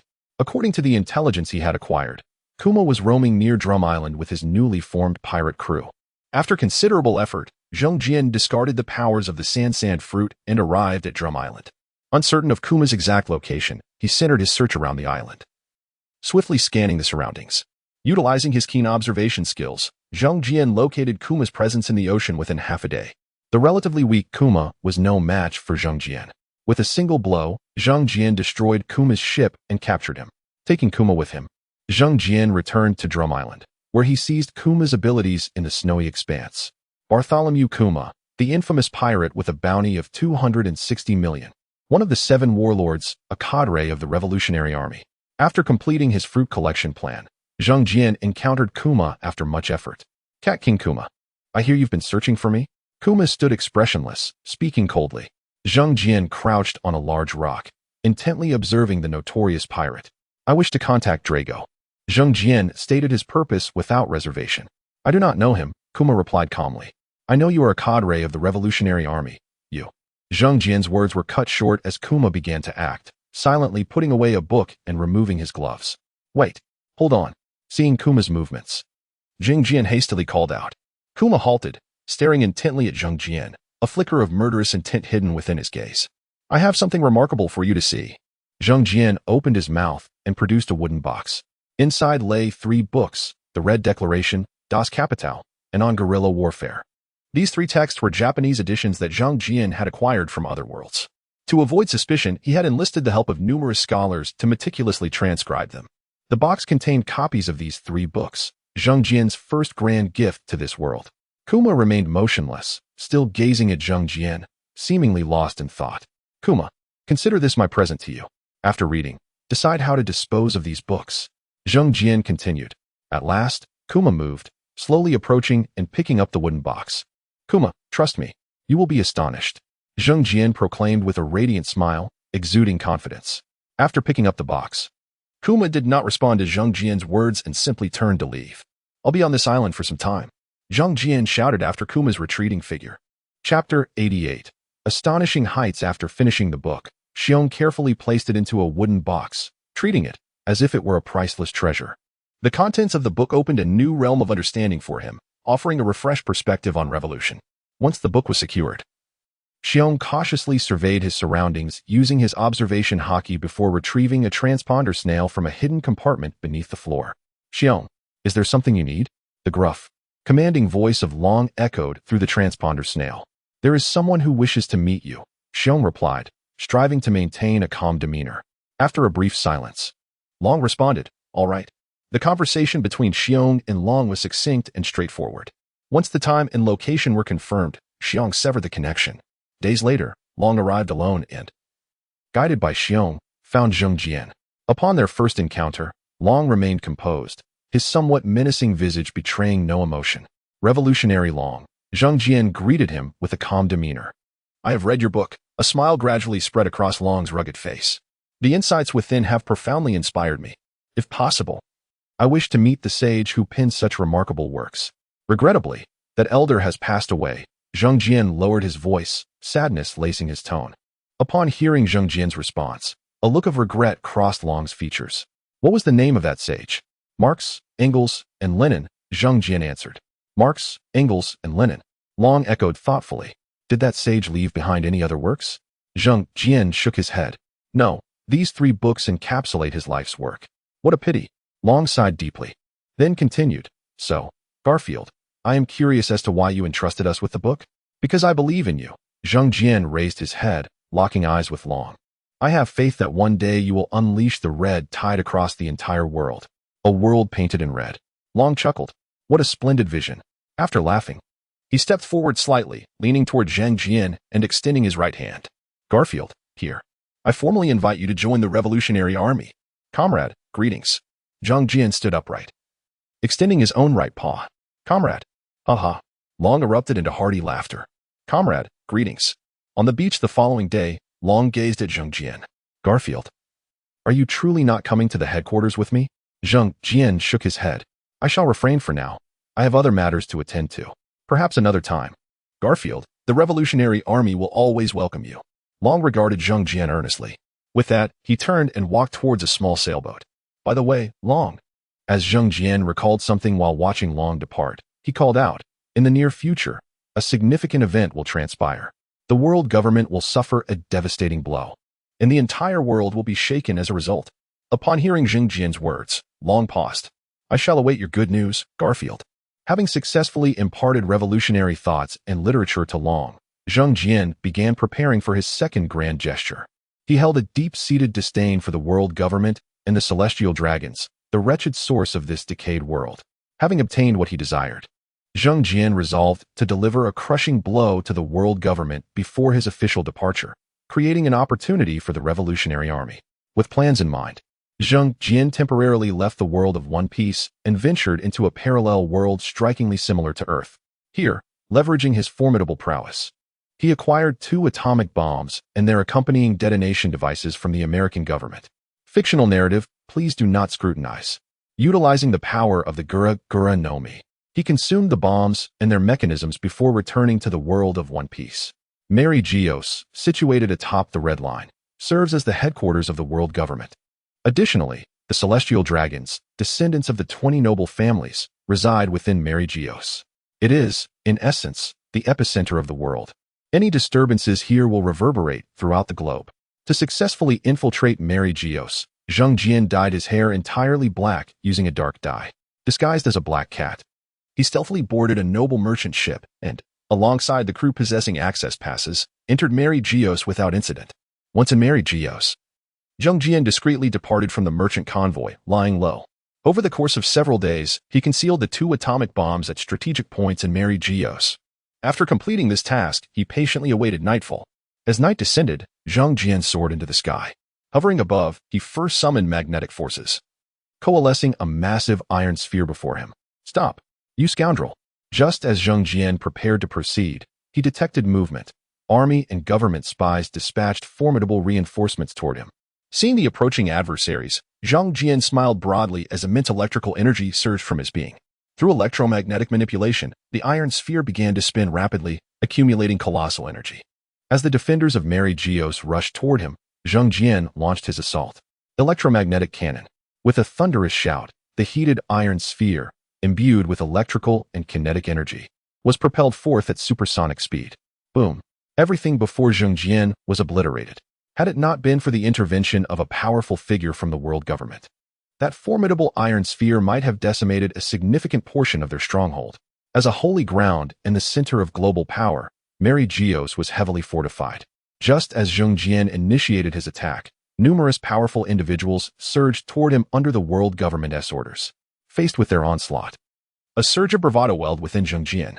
Channeling his lion's roar technique, he bellowed with authority, "I am the ruler of the seas, master of the celestial dragons, and a champion of the free revolution, Nicholas Garfield too." Zhang Jian's declaration served only to inflame the ire of those present. "Fat cat, you're finished." The first to charge was an army lieutenant general. "A mere lieutenant general?" Zhang Jian retorted, transforming into a streak of lightning. He dashed before the lieutenant general and unleashed the Buddha's palm, reducing him to a mist of blood. Witnessing this spectacle, the others hesitated, wary of Zhang Jian's might. Soaring through the air, Zhang Jian resembled a sovereign, casting a disdainful gaze upon all present. An invisible aura radiated from him. "Look at this collection of weaklings." Zhang Jian scoffed. With that, he spat out a remote control. Clutching it, he pressed his paw against the activation button. "Farewell." He smirked mischievously at the crowd before pressing the button.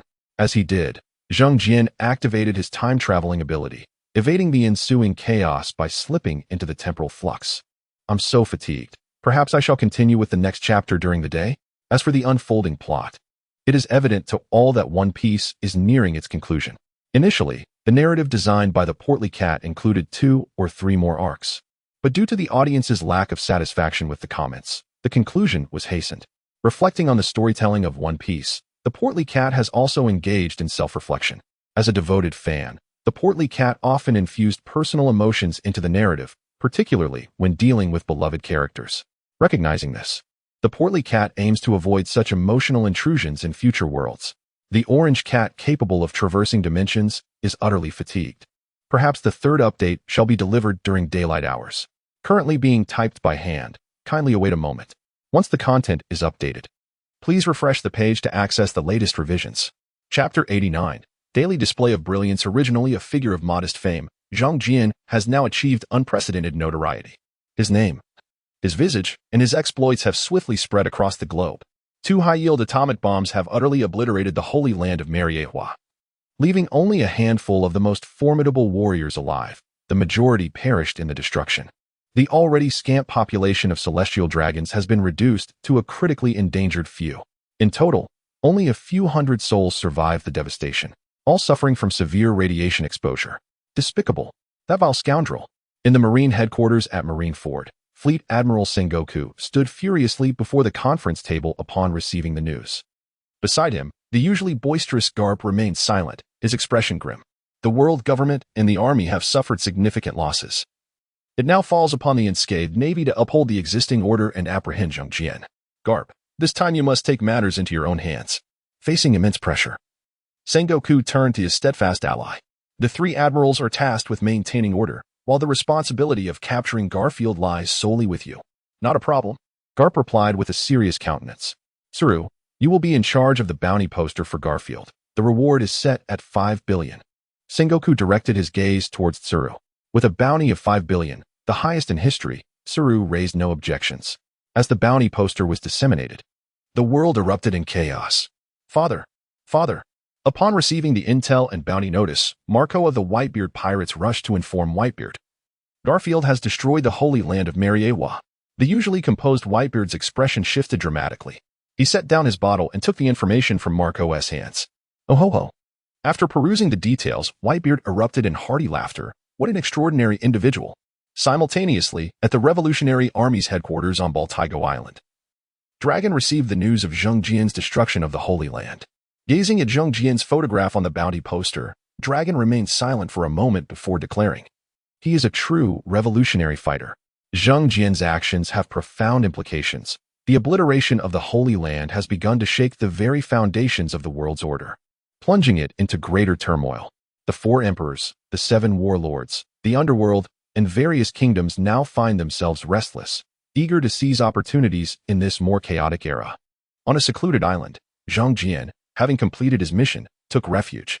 Initially, after detonating the atomic bombs, he intended to flee. However, due to an unforeseen circumstance, he chose to remain. That night in the Holy Land, he awakened the Conqueror's Haki, a power reserved for those of royal lineage. In its nascent stage, the Conqueror's Haki is uncontrollable, unleashed only in moments of extreme emotion and resulting in indiscriminate area attacks. This compelled Zhang Jian to stay temporarily, preparing to master the Conqueror's Haki before departing. It is said that only those of royal blood can awaken this power. Contemplating this, a characteristic smirk crept across Zhang Jian's face. Indeed, I am a born king. In Lobetown, the birthplace and resting place of the pirate king, Roger, Zhang Jian, now proficient in the Conqueror's Haki, arrived. Softly I depart. Just as softly I arrived, I opened my mouth and unleashed 2 atomic bombs. With a mere press of my finger, I ushered in a new era. Standing before the execution platform, Zhang Jian recited his whimsical poetry, vanishing into thin air.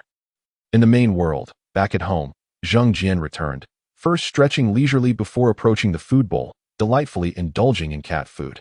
After finishing his meal, he sauntered over to his cozy bed and languidly lay down. In the world of One Piece, Zhang Jian reaped immense rewards. The 3 forms of Haki and the powers of 4 devil fruits significantly enhanced his capabilities. With a good mood, he slept soundly until noon. Positioned near the balcony, the warm sun made it difficult for him to rise. Orange, are you awake? Li Qingya, barefoot, approached Zhang Jian's bed. Mew. Zhang Jian turned over, lying on his back, his mouth moving slightly. Get up, Orange. Li Qingya crouched down, nudging Zhang Jian. Time for lunch. After a prolonged attempt to rouse him, Li Qingya, with no choice, stood up and went to the kitchen, fetching more cat food.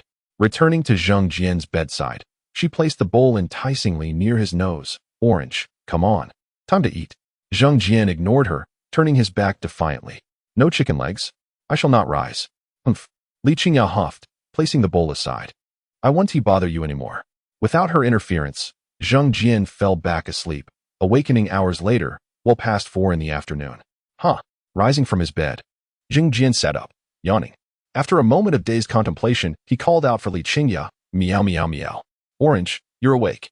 Hearing his call, Li Qingya emerged from the bedroom. Meow. Zhang Jian approached her, rubbing against her leg. Understanding his cue, Li Qingya picked him up. Orange. With Oli away, let us start a live stream. As she spoke, Li Qingya carried Zhang Jian back to her room, shutting the door behind them. Arriving at her computer desk, she asked Orange, shall we live stream a game today? Meow. Zhang Jian looked at her in confusion. Without answering, Li Qingya held her phone in front of him. A video played, featuring a blue cat playing with black and white blocks. Meow. What a bore. Zhang Jian protested. Let us give it a try, Li Qingya said, turning off the video and launching the newly downloaded game. Entering the game interface, she placed the phone before Zhang Jian. Get ready, Orange. Li Qingya set the game to normal mode, where the difficulty increased over time. 1, 2, 3, go. As she spoke, she pressed the start button. For a cat of Zhang Jian's caliber, the game was child's play. His paws glided over the screen, the black and white blocks appearing as if frozen in time. 1 minute, 2 minutes, 5 minutes. Li Qingya's expression transformed into one of astonishment. Orange, you can't possibly be becoming sentient. Her words jolted Zhang Jian back to reality. After playing for over 10 minutes, he deliberately tapped a white block, ending the game. 14 minutes. Orange, are you going to achieve godlike status? Li Qingya exclaimed, astonished by the game's timer, lifting Zhang Jian in excitement. Meow, meow. Sit down. Basic operation. Zhang Jian proudly declared, basking in his moment of triumph. Chapter 90. Learning and Daily Life due to the unpredictable timing of the live broadcast. The number of viewers was relatively sparse, with only a few scattered comments flashing by. Miss, could you please fix a schedule? Exactly. Don't talk. I want to watch Orange. Li Qingya said with a beaming smile. Today, Orange has prepared an extraordinary performance for everyone. Really? What is it? Please don't tell me it's another dance. Li Qingya responded to the comments. Of course not. Today, Orange is going to live stream a gaming session. Gaming? What game? Has it really become a sensation? As she spoke, Li Qingya took out her tablet. After placing Zhang Jian from her lap onto the table, she set the tablet in front of him. We are going to play black and white fast. I wonder if anyone has played it before. Li Qingya continued her interaction. I have. I've heard of it, and I'm looking forward to it. Friends and viewers, prepare for the game interface. Li Qingya raised her voice. Open your eyes wide. It's time to witness a miracle. With that, she pressed the start button for Zhang Jian. Zhang Jian placed his paws on the screen, effortlessly tapping away, appearing quite relaxed. This is impressive. Is this really a cat? Orange is amazing. So envious of the miss, I want an orange cat like that. 3 minutes in, and no failures yet. Orange is magnificent. As time passed, the barrage of comments grew, with viewers transitioning from astonishment to a sense of numbness. Nothing left to say. I've called the police. What more can I say? Incredible! Incredible! Having learned from previous experiences, Zhang Jian remained vigilant about the time. When it reached 7.5 minutes, he deliberately failed. 7 minutes. I can't believe it. I'm feeling inferior. I can't even compare to a cat. The number of comments surged, and occasional gifts were sent, instantly enlivening the room's atmosphere. After estimating the time and having live-streamed for over an hour, Li Qingya, amid the audience's pleas and threats, concluded the broadcast. After shutting it down, she cradled Zhang Jian in her arms. Orange, you were amazing. On the third day back in the main world, Zhang Jian finally enjoyed some personal time. Li Zheng was at work, and Li Qingya was attending a friend's gathering, leaving Zhang Jian alone at home. Shortly after they departed, he could hardly contain his excitement and dashed to Li Qingya's bedroom. Rushing into the room and arriving at the computer desk, he powered on the computer. He hopped onto the desk and, waiting for it to boot up, maneuvered the mouse to open a web page. He clicked into the search page. Preparing to delve into his inquiries, if one were to master electromagnetic force, how might it be developed? Electromagnetic force is the total force experienced by charges and currents in an electromagnetic field. It is the second strongest of the 4 fundamental forces. How many times must I say it? Electromagnetic cannon. There's nothing that can't be resolved with one shot.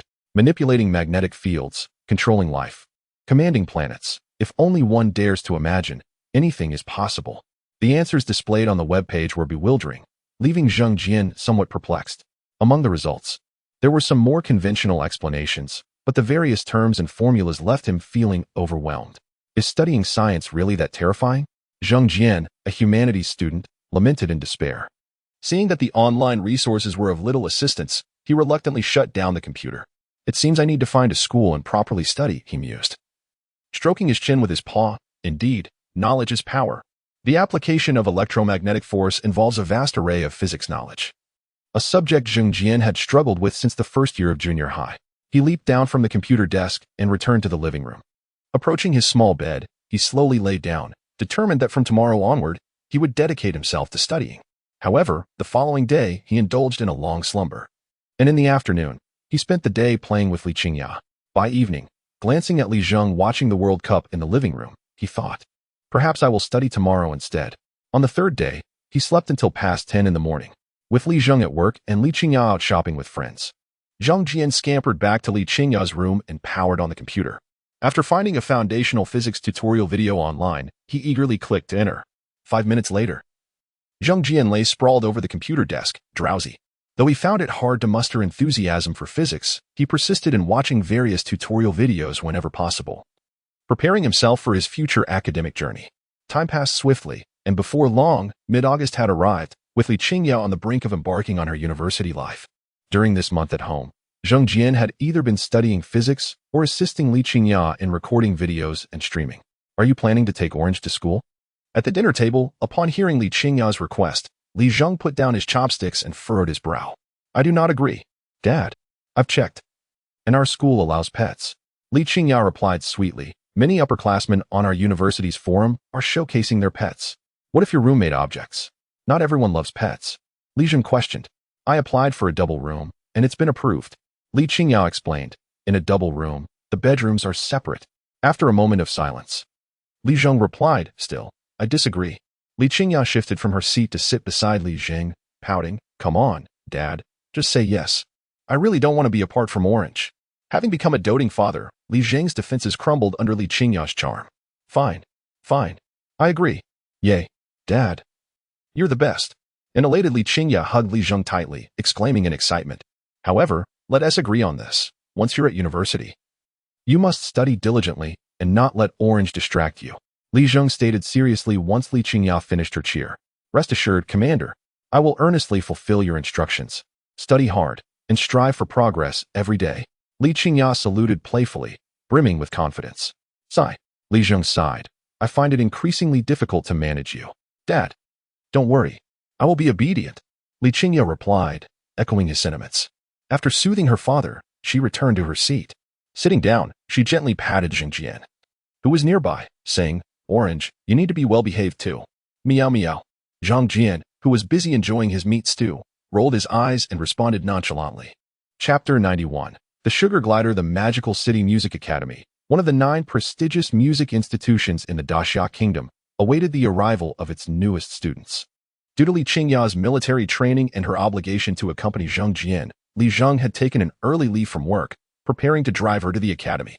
After a journey lasting over 3 days, they finally reached the vibrant city.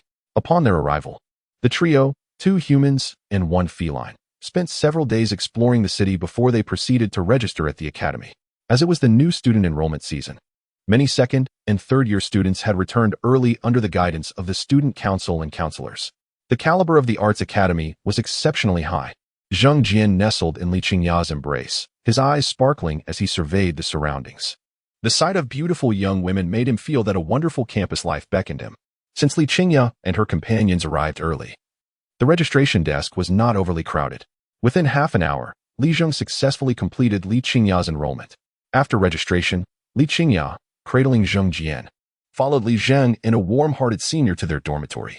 Li Qingya's dormitory was a 7-story building, and she was assigned to room 305 on the 3rd floor. The spacious double room offered a pleasant environment. After entering room 305 and setting down her luggage, Li Qingya politely thanked the senior before bidding him farewell. Once the senior departed, she and her father began to unpack their belongings. Li Qingya had quite a number of items, and it took over an hour for the father-daughter duo to organize everything. After helping her settle in, Li Zheng, who needed to drive back to Shu by noon, took a brief rest before saying his goodbyes. Dad, please drive safely on your way back. Li Qingya expressed her concern. Rest assured, I've been a seasoned driver for over 10 years. I won't encounter any issues.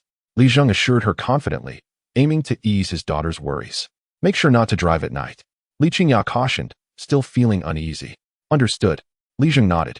You must also behave at school, listen to your teachers, and avoid conflicts with your classmates. If anything arises, call your father. Don't worry, Dad. Li Qingya replied with a smile. After their heartfelt farewells, Li Zheng halted Li Qingya, who attempted to walk him to the school gate before departing alone. Now, it's just the 2 of us, Orange. You must behave in the dormitory and not cause any trouble. After Li Zheng left, Li Qingya returned to her room, cradling Zheng Jian. Meow? Zheng Jian purred, comfortably settling down on the bed. By noon, Li Qingya took Zheng Jian with her and ventured outside the dormitory, grabbing a quick bite at the school gate before returning. In the afternoon, her roommate finally arrived. Her roommate, Zhu Wenwen, was strikingly beautiful, with fair skin and long black hair, albeit with a modest bust. Hearing noise outside, Li Qingya left Zheng Jian in her room and stepped out alone. Hello, I'm Li Qingya. She greeted politely. Hi, I'm Zhu Wenwen. The newcomer smiled back, nodding her head. Did you come alone? Do you need any help? Li Qingya kindly inquired, noticing Zhu Wenwen was by herself. Zhu Wenwen shook her head. Thank you. I'm fine on my own. All right. Then feel free to organize your things. Li Qingya replied with a smile. Zhu Wenwen nodded in acknowledgement and carried her suitcase into her own room. Once Zhu Wenwen was settled in, Li Qingya returned to her room. Orange. I think my new roommate seems quite nice. I believe you'll get along well, she remarked, sitting at the edge of her bed. Waiting to discuss matters with Zhu Wenwen once she finished organizing. Zhu Wenwen was quick in her unpacking, completing it in less than an hour. After finishing, she sat on her bed and retrieved a small cage from her bag. Inside the cage was a small, adorable sugar glider. Are you feeling cramped, Chi-Chi? Zhu Wenwen gently asked, lifting the cage closer to her. Chirp. The sugar glider remained calm despite the new surroundings. Zhu Wenwen affectionately stroked Chi-Chi through the bars and joked. You're being so well behaved. Are you turning into a spirit? After her playful banter, Zhu Wenwen took out a bag of cut fruits from her backpack. She unwrapped it and extracted a small piece of pineapple. Carefully, she opened the cage and gently lifted Chi-Chi out with one hand, while offering the pineapple with the other. Upon seeing the food, Chi-Chi eagerly extended its head and began nibbling on the pineapple piece. The morsel was small, and it quickly finished, remaining calm and still in Zhu Wenwen's hand. After stroking Chi-Chi once more, Zhu Wenwen placed it on the bed saying, Stay here quietly, Chi-Chi, while I step out for a moment. With that, Zhu Wenwen stood up and walked towards Li Qingya's room. Knock, knock. Standing before Li Qingya's door, Zhu Wenwen knocked gently. Hearing the sound, Li Qingya opened the door. Zhu Wenwen, what's up? Li Qingya, I'd like to discuss something with you, Zhu Wenwen began. But her words halted as she noticed the cat lounging on Li Qingya's bed. Is that cat yours? Yes, Li Qingya confirmed with a nod. This is Orange. He is very well behaved. Seeing the plump orange cat on the bed, Zhu Wenwen's expression shifted to one of concern. Is Orange fierce? Not at all. Wenwen, don't worry. He won't scratch her bite. Li Qingya reassured her. Noticing Zhu Wenwen's unease, Li Qingya asked, Wenwen, do you not like cats? No. Zhu Wenwen shook her head. Then added, I actually like cats. I just worry because I have a sugar glider, and I'm concerned that Orange might attack it. A sugar glider? Li Qingya inquired curiously. What does it look like? It's small, quite similar to a flying squirrel. Zhu Wenwen gestured with her hands. Is Orange aggressive? Zhu Wenwen asked, still worried after describing her pet. Rest assured, Orange is both lazy and smart. I guarantee he wouldn't harm your sugar glider, Li Qingya said confidently about Zhang Jian. Well, all right. Zhu Wenwen hesitated. Wenwen, may I come see your sugar glider now? I'm quite curious about what it looks like. Li Qingya asked eagerly. Of course. Zhu Wenwen nodded. Follow me. With that, Zhu Wenwen led Li Qingya towards her room.